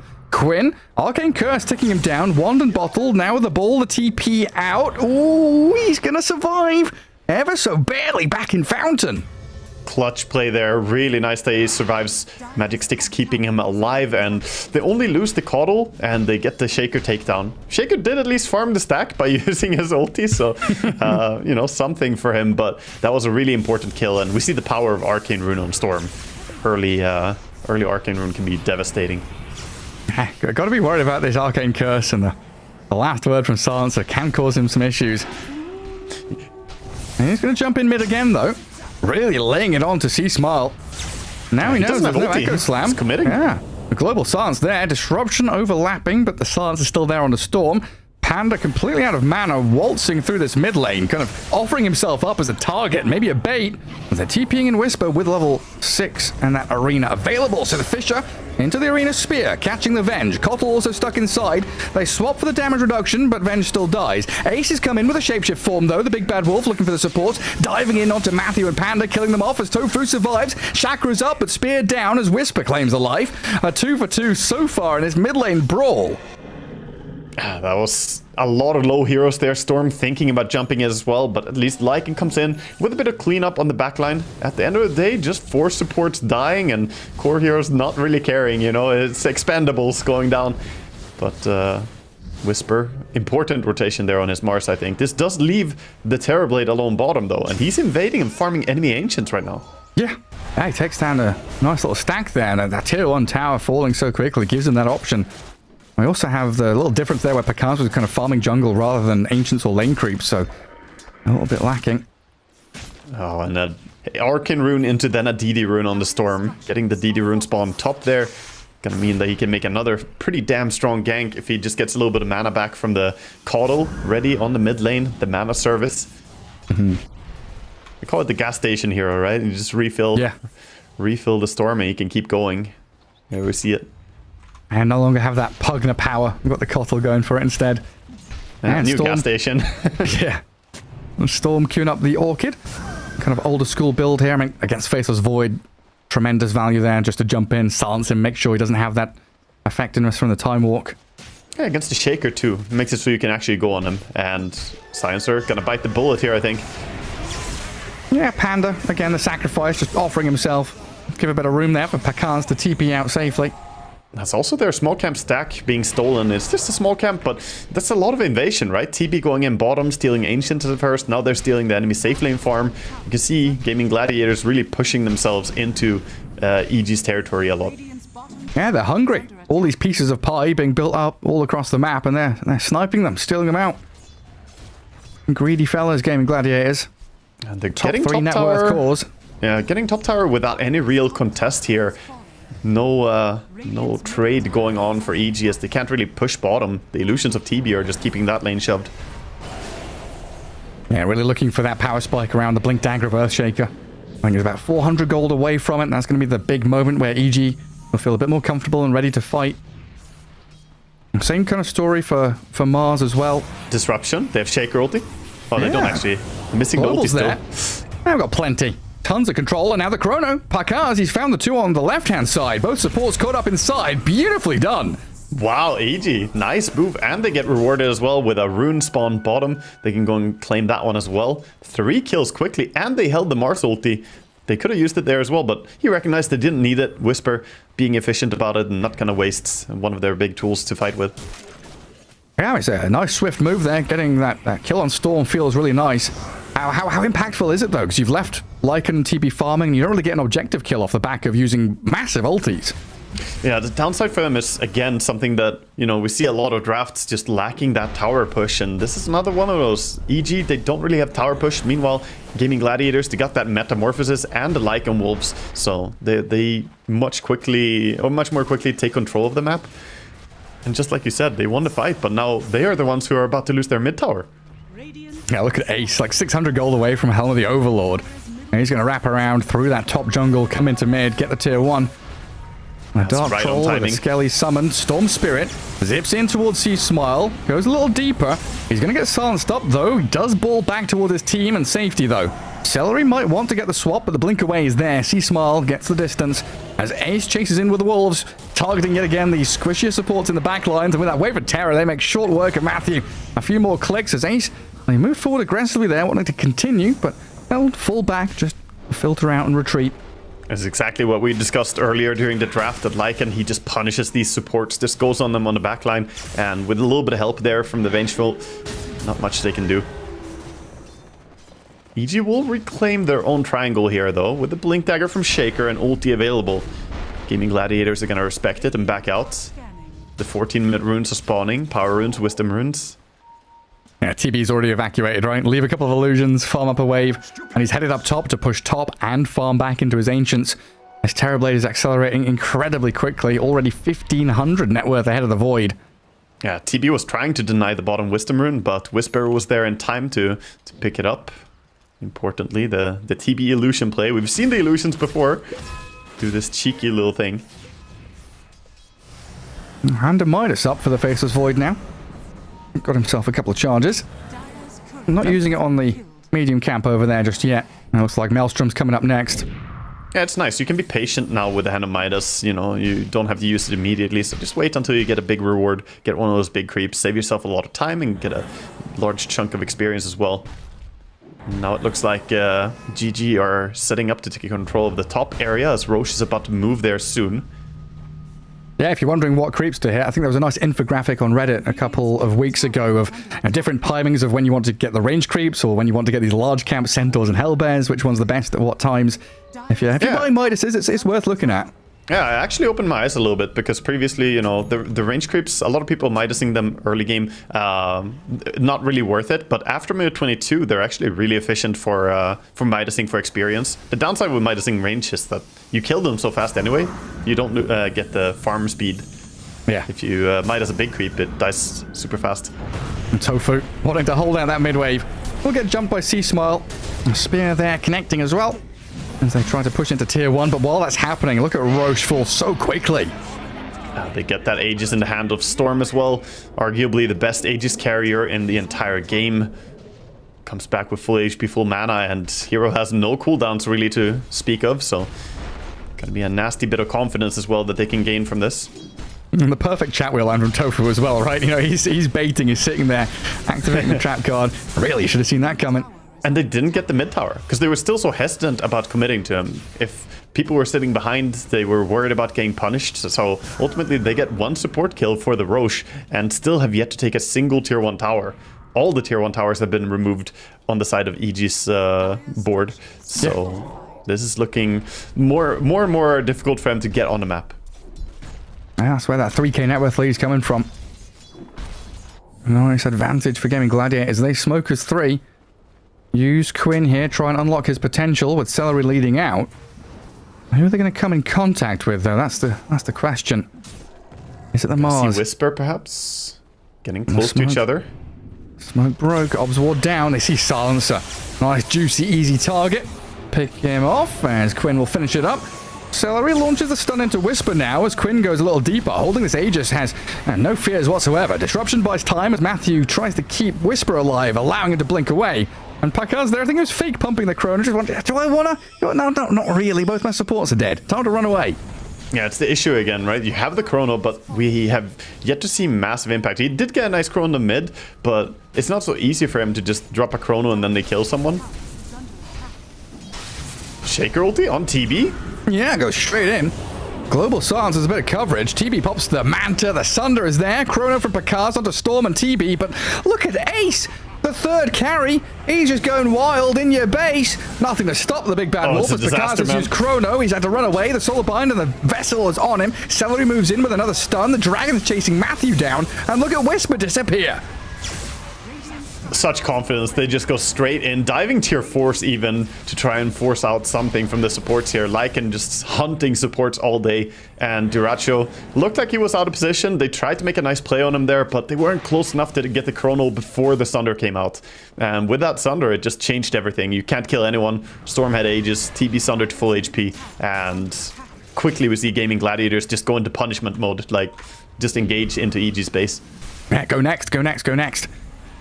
I mean, honestly, it might be what EG are thinking right now. Go next. Yeah, this is looking really tough right now. 12,000 gold on the Terrorblade. He's got the full Satanic soon. Very, very close to it. So, this Dragon. Getting too close, man. Panda disappears. We're just, watching a replay, chilling. Panda's dying in the mid lane. Poor guy. I mean, he's just trying, man. He's trying to get some experience next to your creeps as the tower push comes in, but gets quickly punished. And even their own ancient stack here are going to be cleared up as Gaming Gladiators again taking control over the bottom part of the map. 1 minute until Tormentor spawns, and I think they have their eyes on the bottom tier 2 push next. Oh, goodness. Satanic for TB. And I don't think I've seen this build before. Manta into Satanic as second item. Yeah, it's interesting. He had Eye of Skadi queued up for a long time, then he changed his mind and went for Satanic instead. Satanic does give him a Dispel against the Global Silence here. I think that's a big part of why he went for it. And having a Dispel is not even bad against something like the Time Dilation from Faceless Void. And still tanks you up a lot, but yeah, Eye of Skadi would also have been a solid option. It's just, now he has the double Dispel with Manta and Satanic. Very hard to lock down this TB. Yeah, and I guess when you're on the offensive as well, it gives you the option of like popping Manta offensively to push, and then having Satanic as that backup plan, a little safety net for yourself if need be. But here they come. Gaming Gladiators on the enemy high ground. The Storm does still have the Aegis for a little bit, as C-Smile is eyeing up an angle here. Preemptively enchants, pinging out the TB, jumping from Whisper to spear Duracho back in. Global as coverage, Storm is silenced, but Whisper is just being evaporated. They blink Echo, but C-Smile can't get the job done. They don't have the follow-through. Whisper with the arena, but he's dead now. Quinn zips in, C-Smile's dead. Oh, they'll lose the Storm, but that's just one life with the Aegis. He's happy to give that. I mean, they're not even there with Faceless Void. They jump in an Echo Slam. Faceless Void is still farming. He has Chrono available. I don't really know what EG are doing right now. But to be fair, the game was looking pretty over already. And I think with this push, it's pretty much just Gaming Gladiators, game to lose. They would basically have to throw this game massively to lose from here.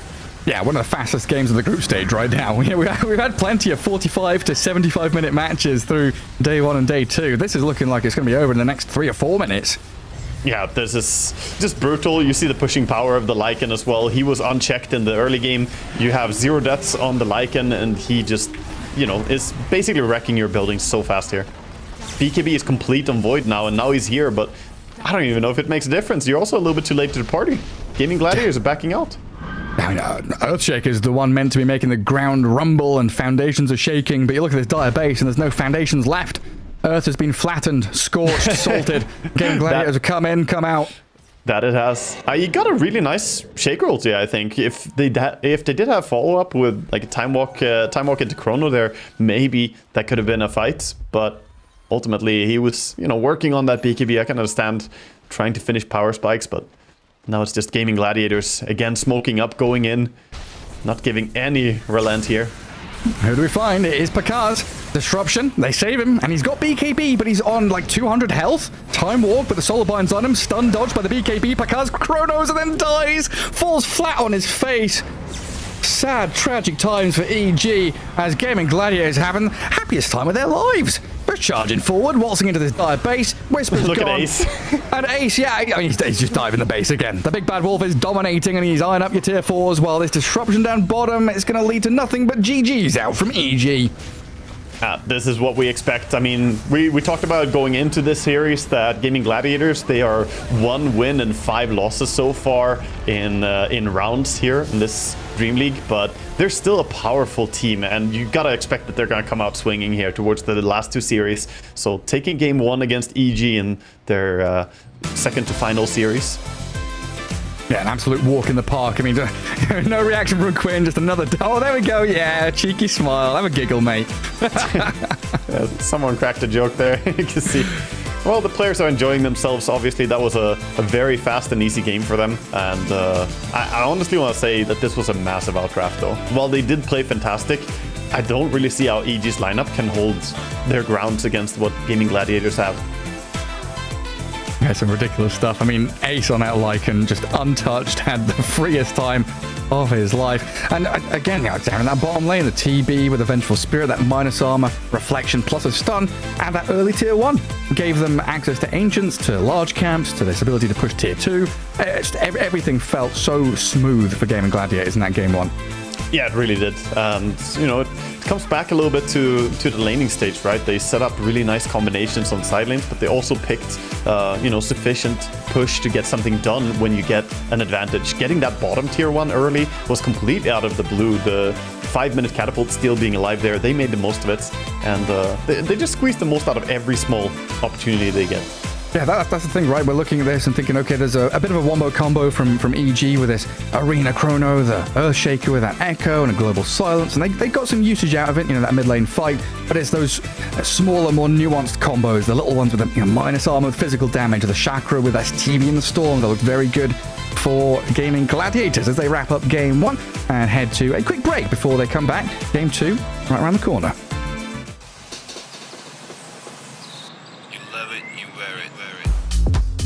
Wear your passion. Share your passion. Wherever, whenever. Gaming is a lifestyle. Get your merch at shop.eslgaming.com. Since the dawn of time, all have submitted to one true ruler. Fate, moments of euphoria, sorrow, acceptance, All are fleeting in the face of destiny. Yet only the bold dare defy this rule. Dare to triumph against all odds. Dare to rise above fate.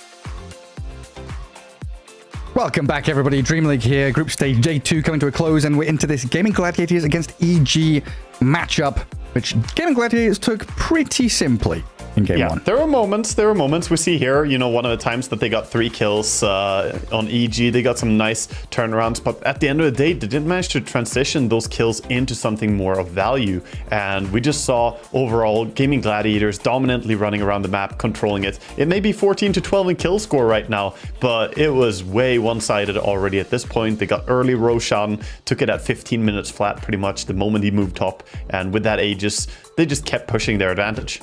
Yeah, those early tier 1s, right? Like bottom tier 1 going down quickly to that 5-minute catapult, which was alive 7 minutes 20 into the game. TB with Meta, Venge pushing in.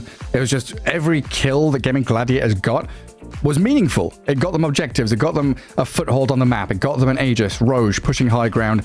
Whereas EG, you know, they would get these kills, get their combos out, and they would take a couple of heroes with them, but there was that lack of pushing power, that lack of any real momentum or drive to get other stuff done on the map.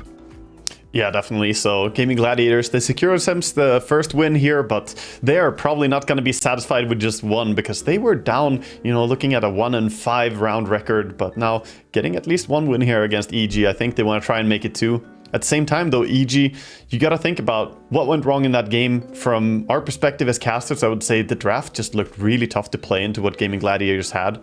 That's also a tough part when you play against a team as gifted as Gaming Gladiators. You know, it's easy to find yourself out-drafted just because they have so many things they can play. Yeah, you could feel, maybe not desperation, but that road to desperation, right? Where they're dogpiling on mid, trying to deal with Quinn, and then the side lanes start crumbling. Pakaz has to go jungle. And while Pakaz is farming a small camp and a medium camp, Duracio's like ancients, getting massive on that TB. And just every step, every little stepping stone was just that little bit cleaner, crisper from gaming. And like you say, go back to the draft. That's the platform they launched themselves from. As game 2 should be coming up shortly. I think there's game coordinator issues for now, but we should be able to shortly get ourselves in and sorted and bang into game 2.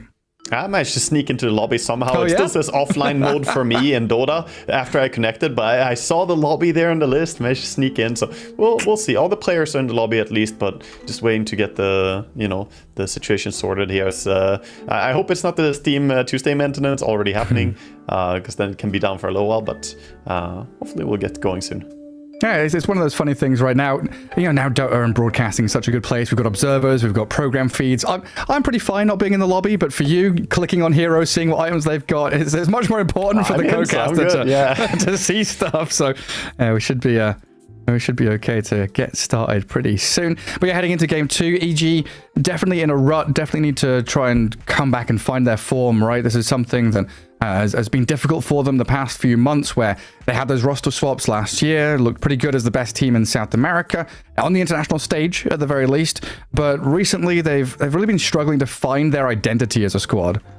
Well, it's been the issue of South America for a long time, as well as finding a team that is like stably performing at a high level. You've had times where they look like, wow, this team, you know, they can fight anyone, they can actually take wins against the best teams in the world, and that's true. But being able to consistently deliver results, and you're going up against Gaming Gladiators here. They are like the poster boy for a team of delivering consistent results. They are just over and over proving themselves throughout the year here, as we've seen. And now it's up to EG to kind of step up here, because one game down already. If you lose game 2 as well, you're already looking pretty bad. I'm not sure that it guarantees elimination, but you're probably guaranteed bottom 2 if you don't squeeze out some wins right now. Yeah, you've got one foot in the grave, basically, if you're losing this one. It's not a good spot to be in. As just thinking back across, you know, the last day, 2 days, I guess, of play, maybe we can take a peek at the group stage and see how far we've come and where we're standing right now, because we are seeing, you know, some interesting stuff. Like you've been saying, EG and Gaming Gladiators down at the bottom. Unexpected for Gaming Gladiators to be down there. But then we also have the Eastern European teams that we've covered a lot through the DPC up near the top. 9 Pandas, Bet Boom, Team Spirit, all in first or second spots. And then a surprising Shopify Rebellion revival coming in here for DreamLeague. Yeah, Shopify has really found their form. It's, you know, the boys. It's Arteezy and the boys. They're playing some really good Dota and looking at top of Group A right now. So we'll see if they can keep it going as well. But definitely they're secured to not be eliminated. At least they're gonna get, you know, one of the top placements here, it looks like. But for this next series as well, it's gonna be important, because Gaming Gladiators, before going into the series, we weren't even sure that we were going to have them anymore, right? If they lost this, they would actually be the ones looking to get eliminated instead. Yeah. Yeah, if EG pulled something out like a 2-0 here, Gaming Gladiators would be down in the dumps and looking very sad for themselves. Honestly, I kind of want EG to just be like, okay, we'll go back to what works. You know, not necessarily forget about meta picks and what other people are doing, but you know, give Whisper his Timber Saw, his Bat Rider, something like that can get them off the ground with a bit of momentum. As we can peek into the player cams here as we get ourselves properly in the lobby, and I think you need to join your slot. For me? Yeah. I don't see it. I don't see it like that. No. My Dota is saying offline mode, man. So, oh no. But I'm in the lobby. Dota is acting up a bit. Interesting. I'm all cleared up now. I've restarted my game 7 times, and okay, I'll give it a quick restart then as well and see. Hopefully we can get me in the lobby as well with joining the slot for the broadcast. Oh, I need to change the lighting on that whiteboard. I want to see what's up at the top. Is someone holding a beer? We've got a War Panda at the bottom carrying a staff, looking pretty happy and cheerful. I'm definitely curious about what's in the top left corner of that one. Gaming Gladiators there, of course. Pretty chill game 1. No real stress for them. Just think ahead to game 2. Now, Quinn got his Storm Spirit, rushed that Orchid, looked pretty smooth, even with the ganks coming his way. He's always cool, calm, and collected, this boy. Yeah, sorry, I'm just restarting right now, trying to get Dota and getting back into the lobby. And why Dota got sabotage stuff with currently offline and matchmaking coordinator stuff? I just want to watch some Dota. I'm so ready for game 2 after game 1. All right, interesting. I restart Dota, and as I started, I'm in the lobby again, and now I'm in my slot, so I think we're good to go. Let's go before anything breaks, man. Go now, press the button, please. For me, you're not in slot, but who knows what's going on. I'm in slot on my screen, so it should be good. Just imagine if this happened in conventional sports. You know, you start in a football match and you're like, wait, where's player number 11? Where's your goalkeeper? He's not joined his slot. He's lagging. He's got some problems getting on the pitch. Yeah, but everything seems to be good. Even if you can't see me, I am right there with you, Gareth. I'm ready to watch this game. So we'll see. Hopefully everything works when the game starts. We're about to start this up in just a second as Dota gave us a little bit of a hiccup. But the first game was so fast, you know. Dota just wasn't ready for the Gaming Gladiators tempo that they came out with here. The Lycan, you know, taking game in such a way. Even the servers weren't ready. Yeah, nobody was ready for that. Just very, very quickly running through the enemy base with the Lycan, his wolves, and that TB with illusions. Yeah, curious to see what Gaming Gladiators have in store for us in game 2. What kind of targeted bans we get out of EG. Do we want to have that Vengeful Spirit maybe in the place of that TA? Do we still think about this Earthshaker as a first pick for C-Smile? And there's lots of little changes that can be made heading into that, especially first phase of bans with all of these real meta heroes. And like we've been saying, Vengeful Spirit has been the meta hero of this tournament so far, as she sits pretty decently with, I don't know, closing in like 20 picks or something, 57% win rate, looking pretty good. It's an easy hero to build around. She doesn't necessarily force you to do one thing or another, and it doesn't open up apparent weaknesses in your game. She's a good laner currently with that Wave of Terror. She plays really nicely into aura strats, push strats, and she can also be good for just saving people. So kind of fits all around. We'll see the teams go quickly through the bans here, and Venge is already removed. I think a big thing for me is EG, you gotta be careful. If you go for this Warlock plus SD thing, you can end up in a situation where you get punished by the Lycan. That's the second time today that we see Lycan just come out and tear apart. Last time it was against, what, Silence or Skywrath? Just running down supports who don't have a way to protect themselves. Yeah, I mean, and honestly, the best performances we've seen from EG so far have been when Picasso has been on one of these more active heroes early on. Razor, Bloodseeker, pairing this up with your team fight heroes, these Mars and Grimstrokes to actually get things done, unlock the fights for him a little bit. So I'd definitely love to see EG go down that direction and give Pakaz more impact in the first 11-12 minutes, which has been the most important portion of the game, as we come out of that first phase of bans and a EG Nature's Prophet pick. Yeah, they ban out the Treant Protector as well before they take it, so taking away Gaming Gladiators' chance to play this hero. But yeah, I think a big ban as well is Gaming Gladiators getting rid of that Sven. It would fit really well for Picasso to enable himself a little bit more, being able to come in and just have the big impact that, we're kind of missing.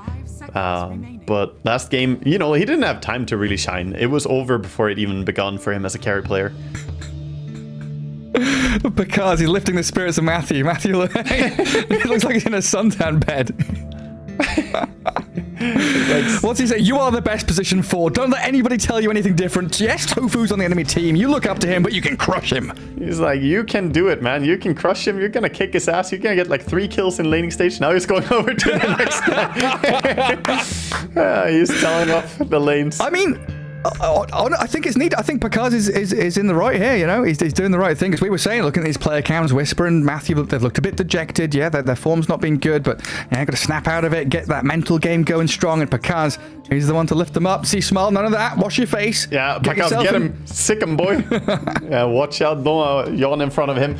No, this is... I think it's important. He's trying to hype up the team because they're in a really bad spot right now, but they're not eliminated. They're not out of the group stage or anything. So he's trying to cheer up a team, get them in good morale. Honestly, having a player doing what Picasso is doing right now is so valuable. I can't stress it enough. Like, having experience playing in teams, you need someone to be not necessarily the clown, but like the positive source to help you when everyone is feeling despair. Because I'm telling you, they're not feeling good and happy right now with their results, and going 1 series down against Gaming Gladiators. It's like, oh, it's Gaming Gladiators, you know, scary name as well, big team. But they just need to refocus. So what he did right there, I fully support that. That's really important.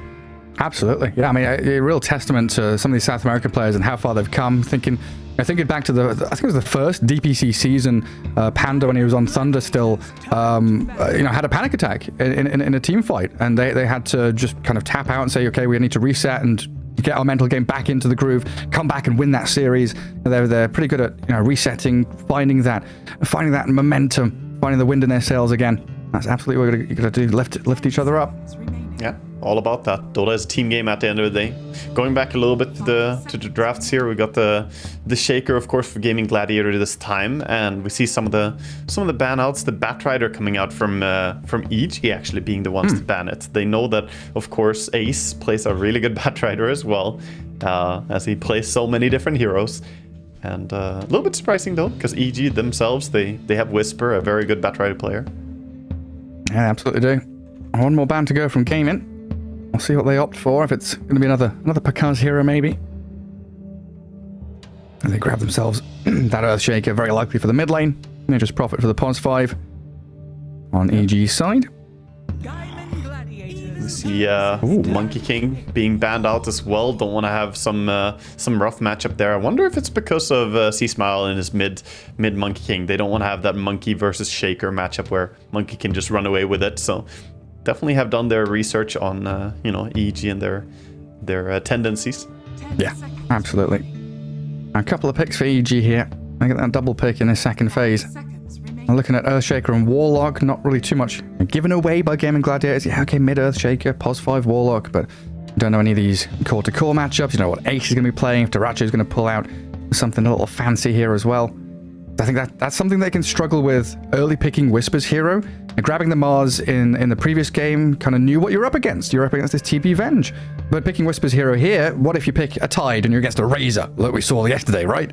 Yeah, the counter picks against one of the big tempo player like that can be really brutal, but EG are gonna go for a combination play here, getting Nature's Prophet and Dawn. So high aggression here. We've seen this type of stuff before. Still possible for him to go back for an IO as well if they want to go full in on this relocate, global play. Don't even really need to though. When you already have Nature's and Dawn, you're set up to have fast rotations. And Earth Spirit is still in the pool if you want to enable some gameplay like that.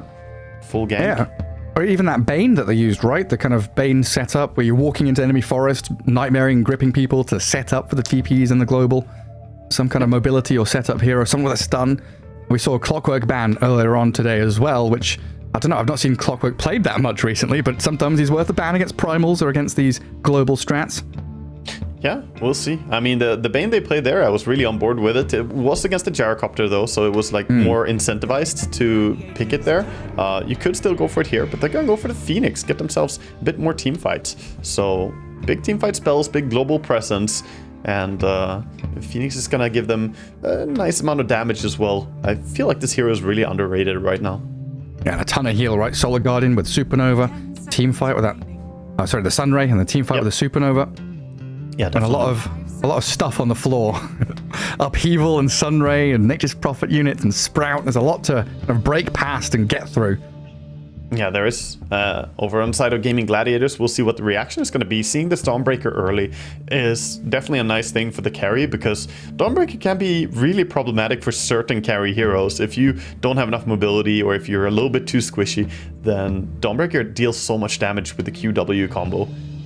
So now they can pick what they want to have. I feel like Drow Ranger is a big hero, stands out to me when I see the heroes on EG. So possibly something they might consider for the carry position here. Snapfire, they pick up a quick egg cracker. You get that solution to the egg coming in. Snapfire just takes care of it. Sure does. A hero that we've talked about in the past, especially when Sea Smile is on the board. Well, it was up against Quest, wasn't it? It was Noob and Sea Smile, and we didn't see Snap, and now we do. Are we looking at Snap as an offlane, as a pos 4? Is this just flexible as a pick here? It's a little bit flexible, but I think it's just a support. Okay. They could play it mid, but I really don't think that that's going to be what happens. They go for the Faceless Void, so they have good combos now with the Snapfire to follow into the Mortimer, like throwing Mortimer Kisses into the Chrono. That's what I always want to see. If you have Faceless Void, you need to have some support with a spell to dump into it. Skywrath or Snap, something like this. And this is going to be also a pretty good laner against Dawnbreaker, because she can try and combo, but Time Walk will mitigate all that damage. Yeah, Cookie away, Time Walk away. Get to safety. Good old Betty and Morty. And the team fight from Gaming Gladiators is looking ridiculous right now. One thing that they're getting a little bit caught up in, though, is that they have, again, very low tower push, the same way EG did in the previous game. So it's very focused on team fight. But I think they can still solve that. They have their offlaner still available. They haven't picked Ace's hero. Oh yeah, he is he's Sherlock Holmes, isn't he? That last pick for Ace. Anything you want, from Beastmaster to Broodmother to bloody anything. As EG grab up a lone druid. Picard's going to be playing that more likely than not. Gives them a ton of push and a pretty early tempo around that lone druid. Yeah, very interesting to see. Lone Druid and Nature's Prophet, they do go really well hand in hand, and definitely not going to have the same issue that they did last game. Haven't seen too much Lone Druid. This is where Amar, if he was standing in here, he'd be like, yo, Slark off lane, you know? Actually, they did nerf that, right? I think it doesn't work on the bear anymore. Because it did used to work, because it became a universal hero. But I think it's been patched out. Oh, the Essence Shift? Yeah, the Essence Shift against Lone Druid. Because they also had this weird kind of bug where, like, Lone Druid's bear was always a hero creep unit, right? And now it's more of a hero creep, you know? It's still special, man. It has weird interactions. There's a lot of weird stuff to talk about on Lone Druid, but yeah. Now you pull aggro for attacking it, which is a bit strange. So harassing the bear in lane can be pretty annoying to do as you keep pulling the creeps onto yourself. Well, a couple of bans to come. And do we target out everything that Sea Smile's got left here? Pango's gone, no Monkey King. Pretty likely going to be this Earthshaker matchup, so it's going to be Quinn saying, I don't want to play against these two heroes, please ban them. Yeah, I'm wondering. I mean, your Shaker mid does pretty good against a lot of things, but I feel like EG, they have a lot of tempo heroes on their team already. I have to suspect that it's going to be another one of those tempo heroes. Yeah, like the Spirit heroes, Earth Spirit, or even Storm, as they ban out here. Queen of Pain, maybe? Queen could do pretty damn well for them as well. Problem with Queen is that she can also get caught pretty hard by the Faceless Void, and these stunts later on from Shaker. But I think they're doing the right thing. Just ban the stuff that is annoying for Shaker to lane into. Starting with Storm. I would be I was just about to say I would be considering TA as well. Even though it's a bit greedy with Lone Druid, they ban out the TA here because that matchup, like I said last game, it's not a good matchup at all for Shaker. He struggles badly against it. So even if it would be a bit greedy to have TA and Lone Druid, it still is bad enough that they ban it here. Yeah, Gaming Gladiators, they're really deliberating, right? Using every second of reserve time. They've got 2 bans of time and then a pick to go. They're really talking about the 2 bans they want, and then obviously Ace's last pick to come in the end. As Queen of Pain's banned by EG themselves. Interesting. So they don't think it's a mid Shaker? Because these bans are telegraphing to me that that's a mid shaker. I guess they cover both bases with a Beastmaster and then the Queen ban. Not really sure on the flex potential. And a Shadow Fiend comes out. All right, do it in style, you know. When you're down, still going crazy with it. So you got the minus armor from the SF now with Lone Druid in your team, Dawnbreaker for a lot of physical damage, and get the fear the fear from the ulti as well. Gonna be pretty good amount of control added in. Yeah, the hero that usually does pretty well up against melee heroes in the mid lane, and then you add in that Nature's Prophet factor of TPing with a Sprout behind to unlock the triple raise threat. I think this could be a bit nasty for Shaker mid. Was it you and I yesterday, or did I talk to Storm about this? I can't remember why Shadow Fiend isn't played against all these Shaker mids as well. I've been calling for, you know, Shaker or for Shaker punishment heroes, and SF does well against those mid heroes that are melee. And there comes the flexing though. The sniper comes out. Not a great matchup mid for the SF. The Quinn sniper. So yeah, it is the Ace Earthshaker. They just swap things around. So it looks like they were onto something, EG, there with that Queen of Pain ban. Expecting something to come. They really were, but now they have a nice lineup on the side of Gaming Gladiators as well. This sniper works really well with Faceless Void. Sits really far back, can utilize that chrono in a great way. And he also got buffed, you know. We haven't seen much competitive sniper since the buffs, but now you have the reset on the ulti for free whenever you kill something. And the take aim, the bigger thing generally, the take aim was buffed on level 1. It's even more range now, so you have 130 range and then activated for plus 200. He does pretty well against even a hero like Shadow Fiend now. Yeah, feels incredible. And then outside of the laning stage, you know, let's posit a situation where EG do win laning stage and they get this push going and they're knocking on the door of the high ground. Now you're against a sniper, right? You're against a sniper on his high ground, pushing with a Lone Druid Bear who's getting peeped down over and over again. Pressing forward can be a little difficult because your frontliner is the Spirit Bear. Everyone else is kind of waiting for that second wave of initiation. Yeah, Gaming Gladiators, they're a little bit lacking, you know, in some departments, but their team fight is incredible, their late game is incredible, and their lanes are looking pretty solid as well. The one thing that EG can get ahead of here is that they have really good tower push early on. They got the Lone Druid, they got the Nature's Prophet, even SF can push really, really hard. So I would like to see them like play into that and try and get some control on the map. But it's easier said than done, because Gaming Gladiators with that teamfight draft, they're not going to give up buildings for free. Yeah, it feels like Gaming Gladiators, they just want to get level 6. Get level 6 on their support especially, and then they're looking to fight. A Blink and Earthshaker is nice. Yeah, but EG, these tier 1s are going to crumble pretty quickly for them to get their potential unlocked. I mean, what kind of item builds are we expecting? Because Shadow Fiend, Lone Druid, they're not really potent meta heroes. They're playing C-Smile on the Dawnbreaker, huh? I didn't even see that. Interesting. Oh, you're right. So C-Smile is going on the mid Dawnbreaker against the Sniper, and they're going to have carry... I would assume they're going to have carry SF here Fiend, as yeah. Pakas is playing it. And he could be going mid with it, but judging by item build, he bought a Magic Stick in lane, or a Magic Stick for lane, so that means he's not going mid. And Dawnbreaker is bottle rushing. So they're swapping it up a little bit. I'm usually not a fan of players swapping, you know, positions, so at least they stick to their positions, but this could be the best reaction. SF against Sniper is, you know, too Sniper favored, and Dawnbreaker doesn't do too poorly, I think. You can kill the creeps fairly fast. Still probably going to rely on help from Nature's Prophet, though. Yeah, I mean, Chad's probably going wild at us a couple of minutes ago, like blind casters not realizing. Yeah, I was saying Pakar's Lone Druid, because that he's the player that plays Lone Druid and EG, but they've given that to Whisper, so it's a kind of a three-way swap in that regard. Moving everything, all the pieces been moved around.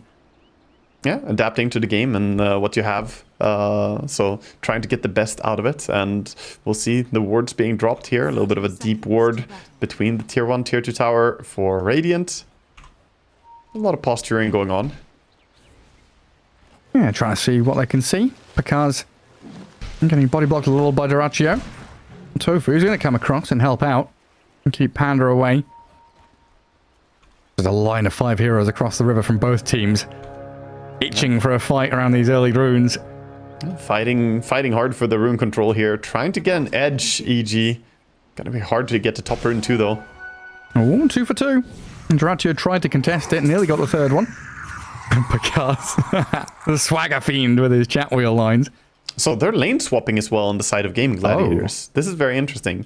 They're putting the the Shaker bottom, and they're gonna offlane the Faceless Void, who does pretty well against SF in lane, believe it or not, because you can time walk away from the races. So once you get one run race, two race, you can time walk, make sure you don't get hit by a third, and you don't take that much damage as well. 3v3. What is that? Oh, right. 5v5, they're just sticking around. Yeah. Hell yeah. That brings me back to my days of playing Dota 1. Pugna, Kotl, Lone Druid, Nature's... I mean, EG have a lot of these elements of just pushing in the mid lane, just send everybody. But nobody bought a Bassi. No one bought a headdress. They're not up to the task. Yeah, we'll see tips coming out. Both teams having a little bit of fun with it here as they're sitting around trying to get the D ward here on the side of EG. Gaming Gladiators protecting it as well as they can. He swapped in the Sentry Ward now on Snapfire, so he's trying to get it back, but it's cooling down for 4 seconds. I'll see if Matthew and Panda can make their way up there. Maybe we'll get a deny on the Obs Ward. Tofu just going to stick around. So we've got Lone Druid heading down bottom. Earthshaker down there. Going to be in that 1v1 for the first little bit, but there's another sentry placed. The Sentry Ward down, so Observer Ward is kept alive for now. Matthew and Panda are going to find their way back to lanes at this point, though. TP level 1 for Matthew. Can get himself across the map quite nicely, and yeah, you're right, he's holding a Sentry Ward still. So he can come back for the D Ward, while Whisper and Picard's lane swapping themselves as well. Lone Druid heading top, Shadow Fiend comes bottom for that Earthshaker matchup.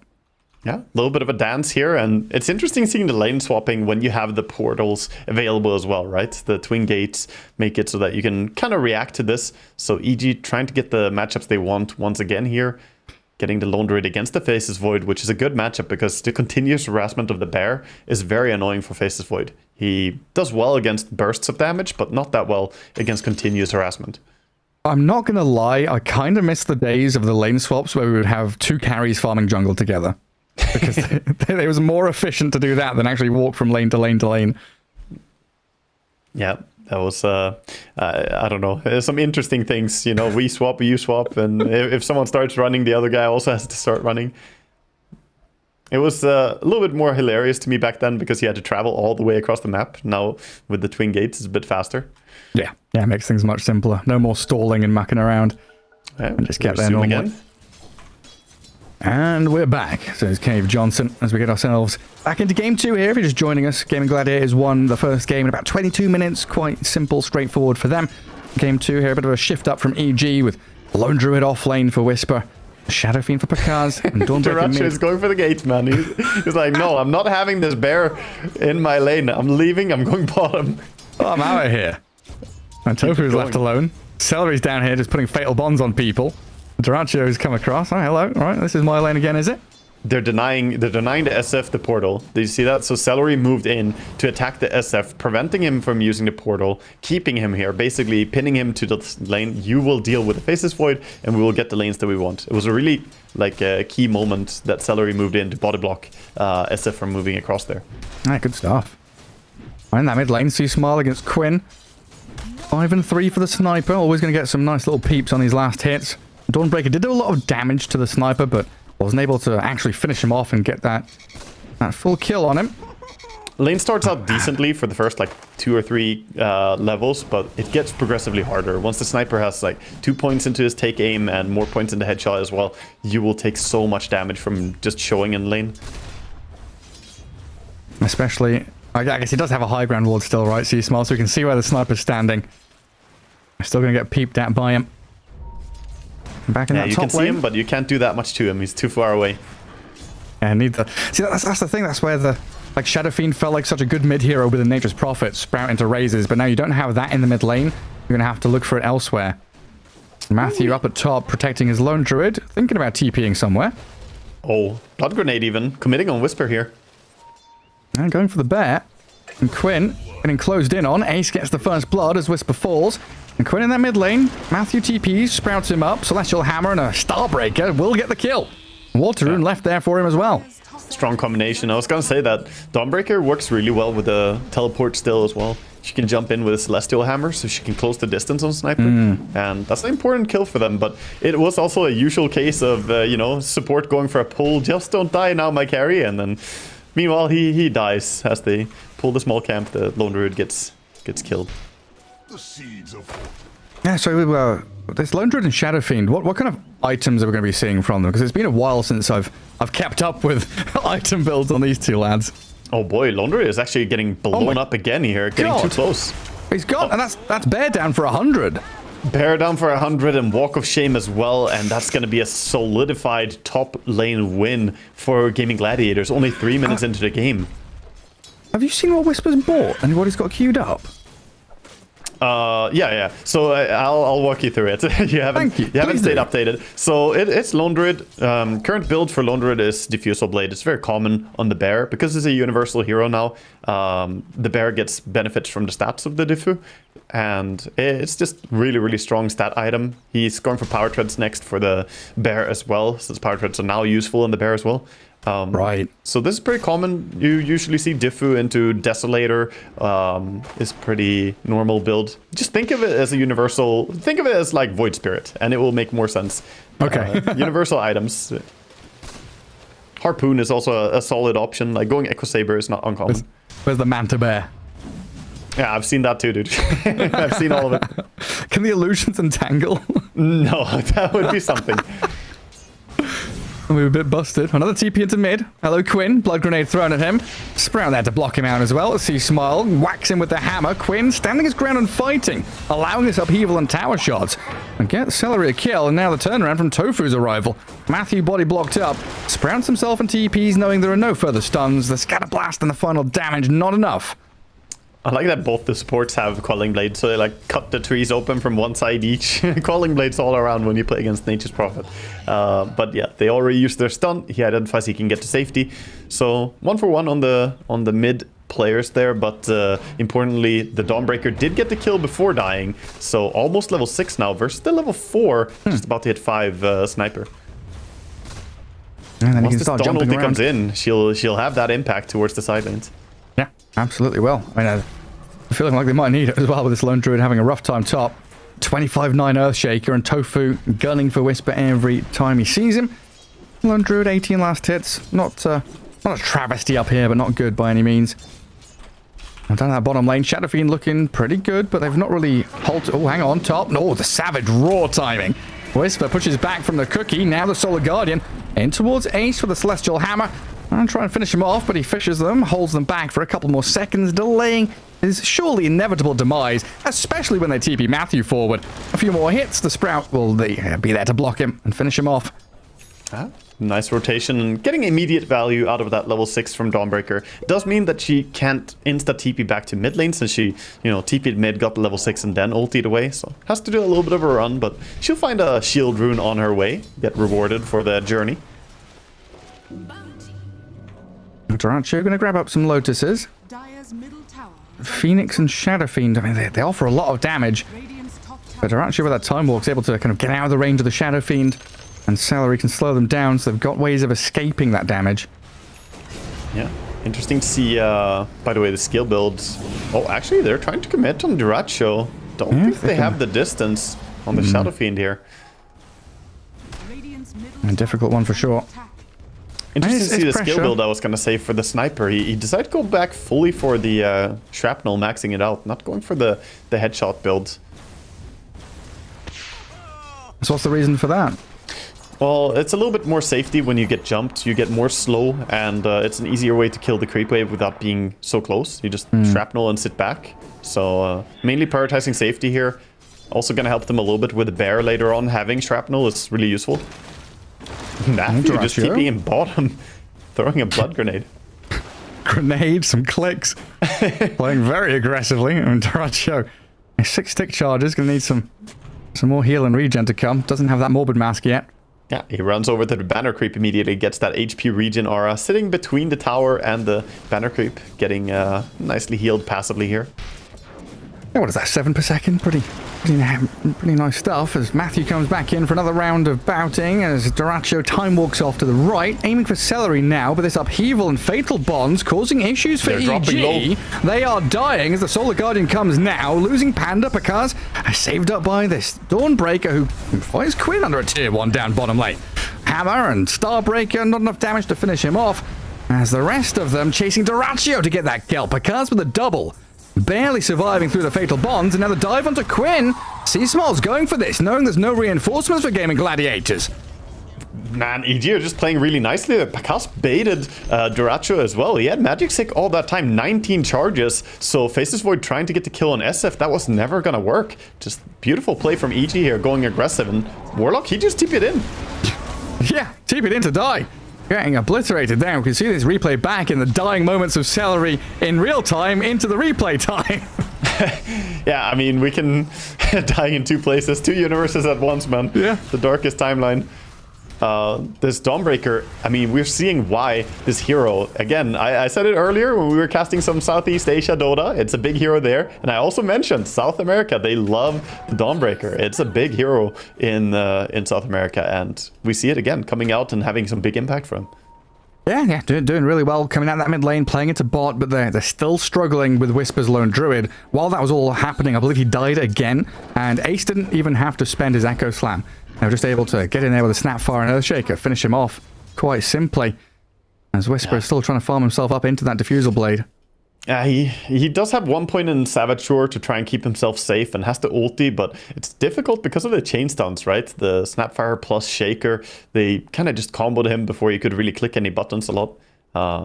But once he gets that Diffusal, it's a little bit harder for him to go on him. The Bear will have a built-in slow, which is really useful for trying to get Entangle as well. The Diffusal works super well on the Bear. Ready to get back underway. Just had a bit more packet loss. It should be all sorted. There's a little bit of calm now from EG. No Solar Guardian for 30 seconds, so they'll wait that one out before they look for any aggressive moves. Let's give a bit of time here for Pakaz to finish off his Mask of Madness, clearing out some of these large camp stacks and the Ancients. I think Dyrachyo is also doing a similar thing. Mask of Madness not too far away for him, and he can dip back into jungle if he needs to. Yeah, he's so far able to stay in the lane though. Dyrachyo getting the more valuable farm and mid lane, attempting to go a little bit on the Dawn, forcing her to jump away. Yeah, and I guess we are at that point in the game now. Snap is level 6. They've got that ability to go for Chronos and Kisses plays, but up at top, Ace being surrounded. This global pressure is insurmountable. He gets off the Echo, and the Kisses help out. They get a kill on Panda in his dying breath. Not really able to survive there. The Phoenix just got level 6 from the kill, but didn't have time to try and get the ulti out as the Snapfire was raining down the ulti. Then again, if he did go for the egg, perhaps the little Shredder would just come in and finish him again anyway. Radiant's top tower. It might not have been worth it. Whisper just keeps tipping Tofu here. Not sure what's going on between these two.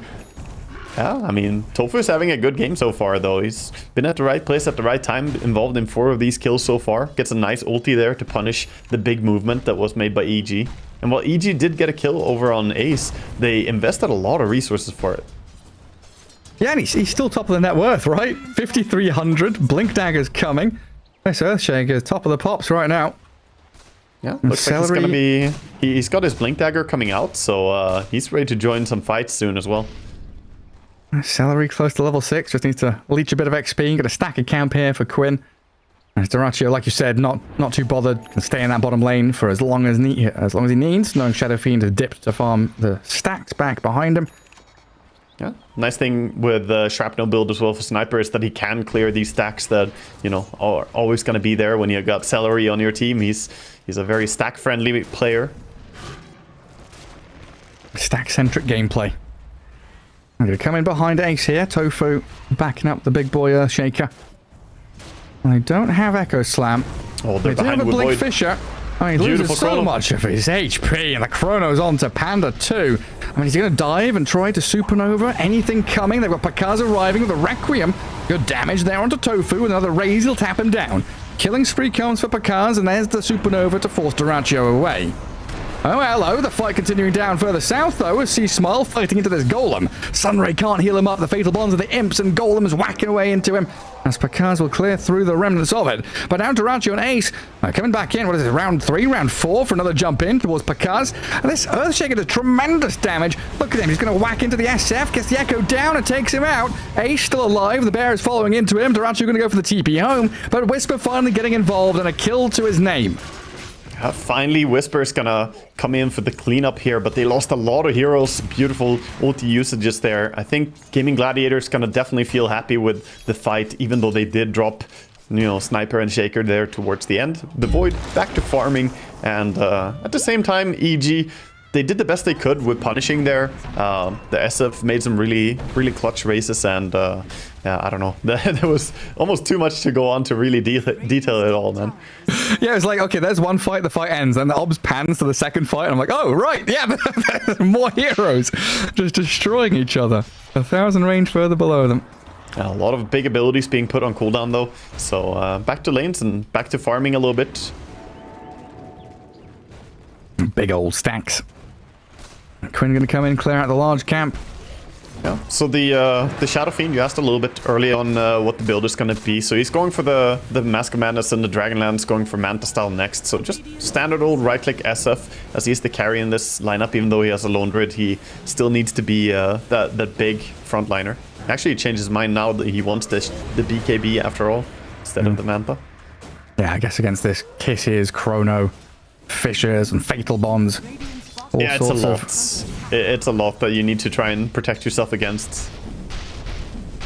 Lots of alliterative spells. Duraccio. Nice, there's been 14 minutes of laning stage for the Faithless Void, right? We've not had any of these tier 1s on the Radiant side really broken down, so laning stage has been pretty solid. Yeah, I think Gaming Gladiators are very happy holding on to their towers this long, because 14 minutes not losing a single tower against a Lone Druid, SF, and Nature's Prophet is a good job. At the same time, though, they haven't really made any real progress themselves. They did some damage to mid tower and top tower, but still have yet to crack any of them. I do have one thing to say about these Warlock players in competitive. I think they're not greedy enough, Wagamama. I think the Solar Crest build is nonsense, and they should be rushing Octarine Core and Hands of Midas and getting that shard as quickly as possible. Spoken as someone who has clearly not been run down by a Warlock Solar Cresting his Golem. The Solar Crest plus Drums build is terrifying. Golem just smacks you. Top, I just like casting Upheaval off cooldown. Oh, hello, Ace. Beautiful Blink Echo. Obliterates Panda. Whisper's going to get into true form. And turn around with the Solar Guarding. Duraccio! He dies, not spending Chrono. Now the Golem. Turn around. Back in towards Whisper's Bear. Tofu taking a pretty hefty hit there. The Upheaval slows Sea Smile and Whisper down. Ace finally gets the job done, and Whisper, the real hero's gone after he resummoned. That's tragic. Celery just sitting there with a soup, sucking EG into it, and annihilating 4 of them.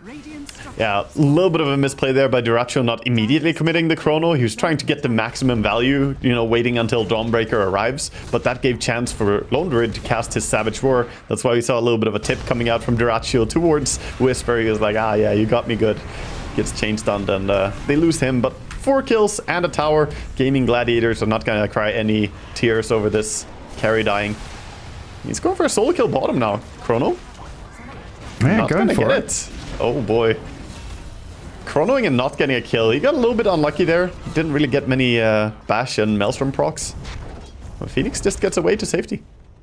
Yeah, but man, a Whisper resummoning that bear on his deathbed.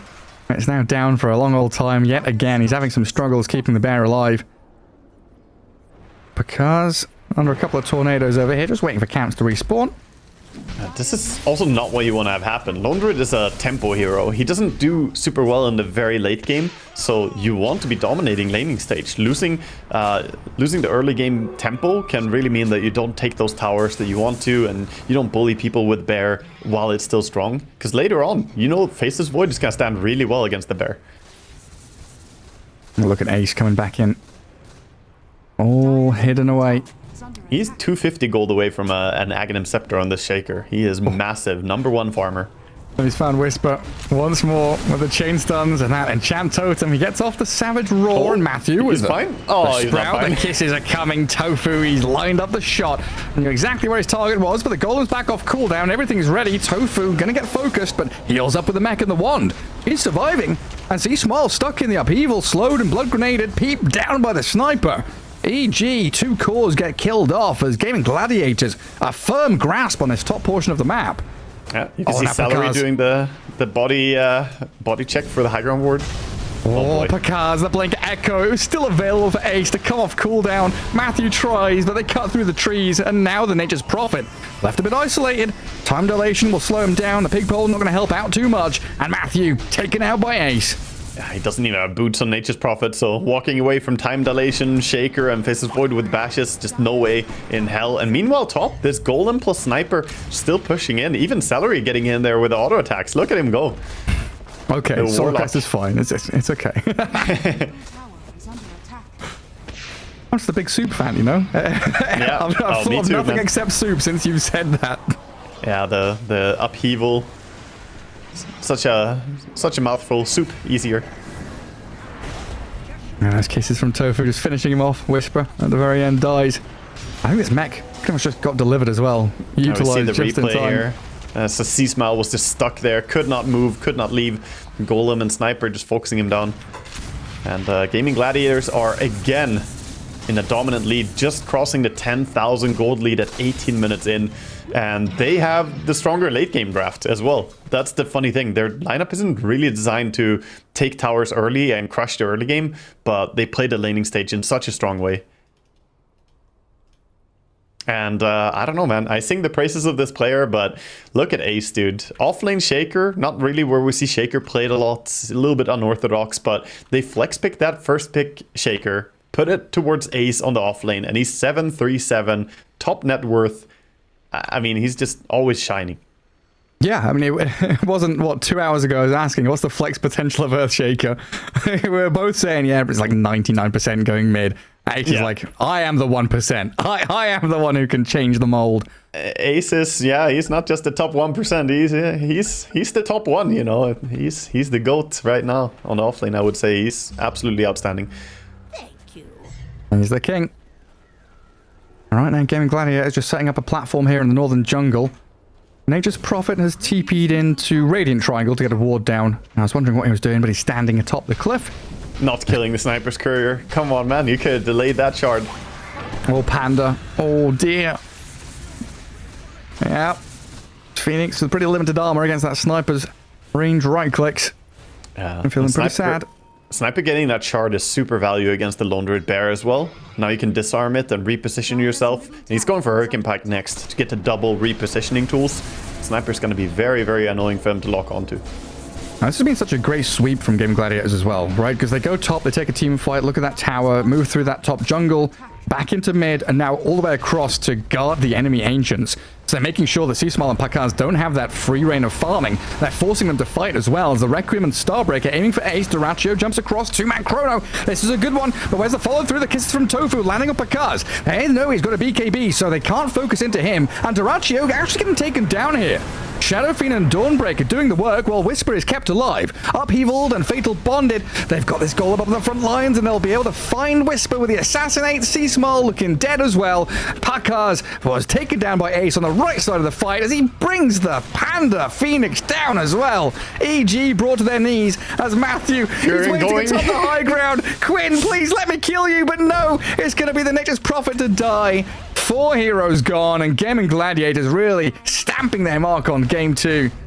Is this the third fight where they lose to Duraccio but then kill everyone else and don't lose anyone else? I feel like Duraccio is just an initiator of this game. He goes in and he finds a good chrono, lands really nice chronos, but then he's a little bit too overcommitted. And at the end of the day, while he goes down, his team is just, you know, reaping the rewards of his play. And back to farming. Team fight win, objective claimed, gather up all the goodies on the map. Oh my god, I can't believe how far he is spent. Shaker is going for a heart, and he has 3.4k gold with Blink and Aghanims already. This is getting very out of hands. I don't really see how you're going to get back into the game here for EG when your Lone Druid is at 6,000 net worth. He's at the half net worth of the enemy offlane. Not even that. Yeah, I mean, Phoenix has bought a Midas, gets a Philosopher's Stone, so I mean, just a pipe dream, aiming and angling towards late game as best they can. But yeah, this Earthshaker is going to have, what, like 3,500 HP, minute 23. Yeah, he's just going to be outside of bursting territory. Tofu sneaks in with a little bit of Wisdom Steal with this Invis rune here, making the most of it. It gets pinged, C-Smile, so it's gone. And they tip C-Smile for farming the Ancients instead of taking the Wisdom rune. Oh, Pakaz. dead in the mid lane. And Didn't even use the BKB as echo. well.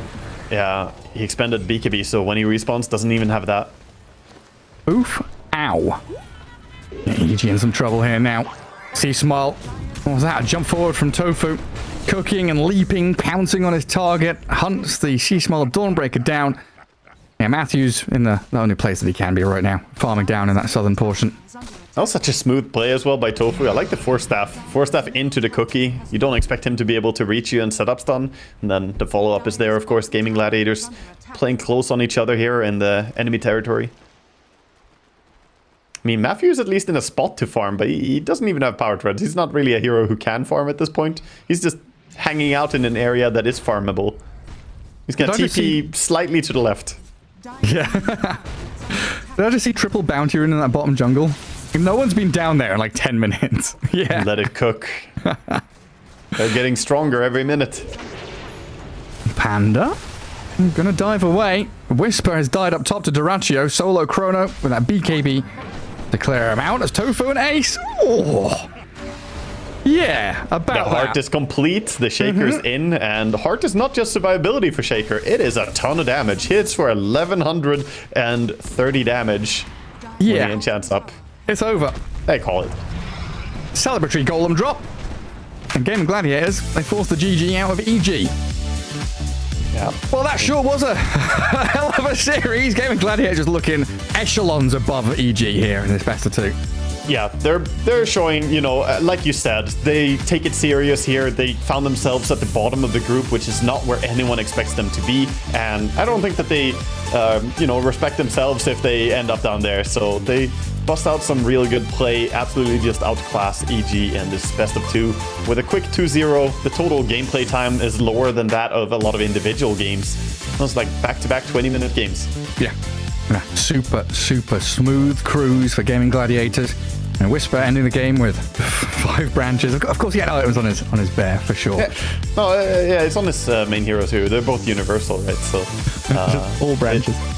Yeah, and yeah, that was an impressive performance for sure. Gaming Gladiators in form.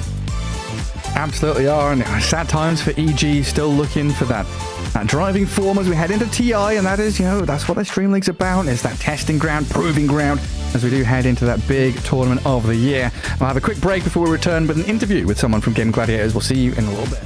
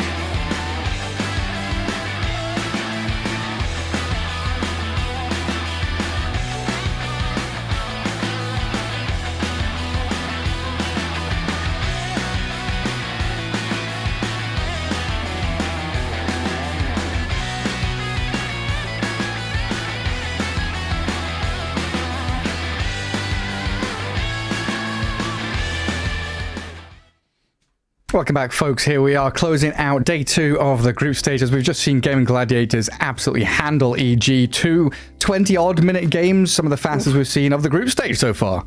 Yeah, those were absolutely dominant. I mean, that looked like just two teams from completely different levels. Gaming Gladiators, they had solid drafts, but at the same time, they also won way faster than you would expect for their drafts. Like second game there, they were running a Sniper and Faces Void and they win in 22 minutes. So it's just an outclassing, beautiful performance by them.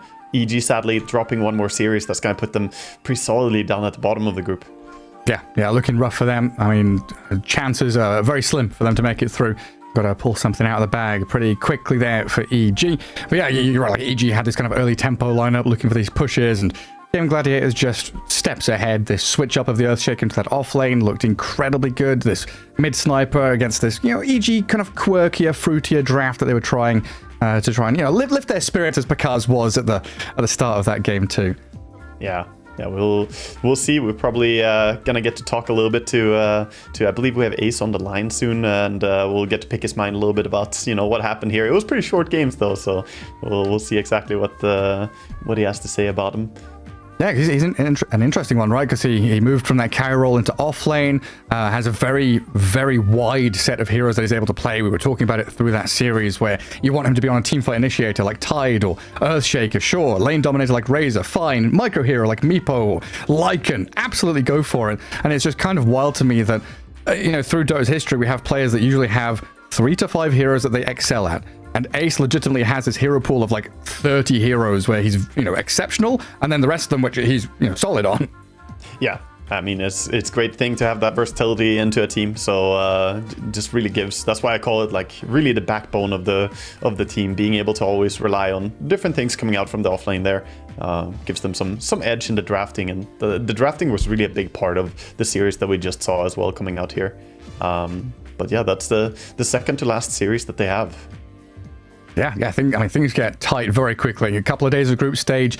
We so often, especially at majors and LAN tournaments, talk about day 3 of the groups being that hump day, that most important part where day 1 and 2, okay, you're getting in the groove, it doesn't matter as much, but day 3 and 4, you need to get those wins in to get yourself out of relegation zone, out of those knockout positions, as I believe we do have Ace on the line ready to join us here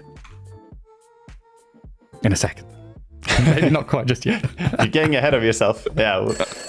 Oh, now I think I hear the phone ringing. Yeah, I'm one of those old school speakers where I hear the before the phone rings. I knew it. Ace, congrats on your 2-0 victory. Thanks for joining us, as you guys looked honestly spectacular there, coming back into the groove. Day 2, getting some victories under your belt. My first question for you, with such a wide hero pool where you can play everything from micro heroes to teamfight initiators to lane dominators, how do you keep all of these shifts of item builds and play styles and laning mechanics in your head? Like, do you adapt on the fly, or are they like preset in your brain? I feel like you kind of have some things in mind because you played it maybe like some half year ago or some month ago, but I also feel like I have to, like this Shaker for example, was kind of just on the fly. I didn't really play it in a long time. Like I'm finally, I'm happy I finally got to play it, but it's basically just you just remember some builds that you had done before. I feel like diving into your mind palace and pulling things out. Yeah, we were talking about. Like, a lot of the time, it's not really optimal. It's better if you're kind of up to date on it, but like you can wing it sometimes. Seems like right now at least worked out really well. I mean, Shaker with Blink and Aghanims, you were just having a lot of fun. That game looked like jumping around doing what you want. I want to ask you a question about when you might not have as much fun. Is there any carry hero that you find bothers you a lot? Like something annoying? What's the hero that you don't want to play against? Never mind if it's strong or not, just which hero bothers you? I mean, just those classic nasty lane destroyers like Monkey King, Razor, Bloodseeker. These heroes, man, I don't like playing them. I don't know. It's like you can get so owned.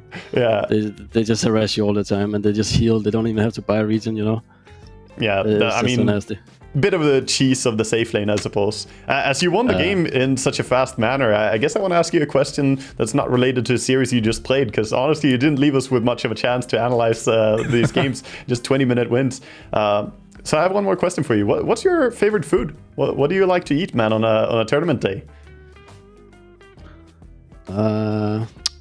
Like my favorite food is kind of, I would say, Japanese cuisine.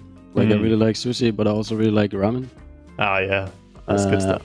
But it's not really like I eat it on game days that much, even though I would like to. But today I just ate some wraps. It was pretty chill. Yeah, good stuff. Well, I mean, Gareth, do you have anything more you want to ask? Yeah, I mean, your question's triggered one for me now. I mean, what's your favorite laning duo? You know, if you're with Tofu in a side lane, no matter what you're against, what's your favorite duo to play? Snapfire Earthshaker. I was about to say, like, actually, we never played Snapfire Earthshaker before, and this was not really a strat or anything, but I feel like after playing it, Snap is like the best suit for Earthshaker. Oh yeah. That was actually insane. He just gives you this little mini blink that you need. Yeah, you basically have a free Tumblr's toy, right? It's so nice. Yeah, I feel so bad for Whisper alone, honestly. It's so rough to download it like that twice. You just want to leave the game. Yeah, it was a real tough one for him. It was like resummoning bears as he was dying. But yeah, anyway, congrats on your 2-0 victory. We're looking forward to seeing how you guys move on the next day. It's been a bit difficult for day one for you, but thanks for joining us, and hopefully see you in the future. Yeah, congrats, man. Thank you for talking to us. No problem, man. See you guys. Bye. That's nice to hear. You know, even pro players doing stuff on the fly, making things up as they go along. That Earthshaker, not something he's practiced, but looked spectacular there. I mean, it has to be, because his hero pool is so wide. When you have players like that, it's the same, you know, you got to think about Yatoro when he was playing at TI, you know, playing a million different heroes. You don't spam all those heroes all the time. You just have to be ready, and it shows a great understanding of Dota in general. You know, it's not that you're constantly updating yourself on the different builds for them. You just know kind of what's good in the current patch and adapt it on the hero that you play. But yeah, it was nice to, you know, get time to talk to Ace a little bit there. Absolutely. I mean, that wraps up day 2. All our series are done and dusted. Not sure if the other streams are still going on, but there's plenty of Dota going on. And of course, we have day 3 of the groups coming up as well, as we can take a look back and into the present, where we've come from and where we are now. Shopify and Tundra at the top of Group A, BetBoom and Spirit atop Group B, and still with, you know, EG, Quest, Talon, Team Liquid down at the bottom. Yeah, Team Liquid, I mean, there are a lot of strong teams that are still struggling here to get above that, you know, threshold, being able to stay in. And Liquid, there's only one more series for them to play, right? So they need a win desperately now. Yeah, real tough spot. I mean, Mainstream and Ember Stream are both still live and in game, so if you're heading somewhere, head over there and keep yourself tuned in to this Dota 2 DreamLeague. They're going on some of the best Dota inter-regional play that we could ever enjoy. And there's a schedule for tomorrow, just a couple of regulation best of 2s for the group stage, with Entity against 9 Pandas and OG against Team Spirit here on the Storm stream. But then, of course, there's the potential for tiebreakers, which we may be involved in later on in the day, depending on how things go, Waga. Yeah, we'll probably be on standby for, you know, it looks like we might have tiebreakers coming in, because if Liquid are going to make it, they basically rely on Entity to not win, so that they stay on 4 wins, and then also getting a win for themselves. So it's gonna be tough here, and next couple of games will decide a lot of the future here. Yeah, absolutely. I mean, these Eastern European teams looking incredibly hot as we head into that final day, but I think that can wrap things up for our second day of group stage from myself and Waga. We'll see you guys next time.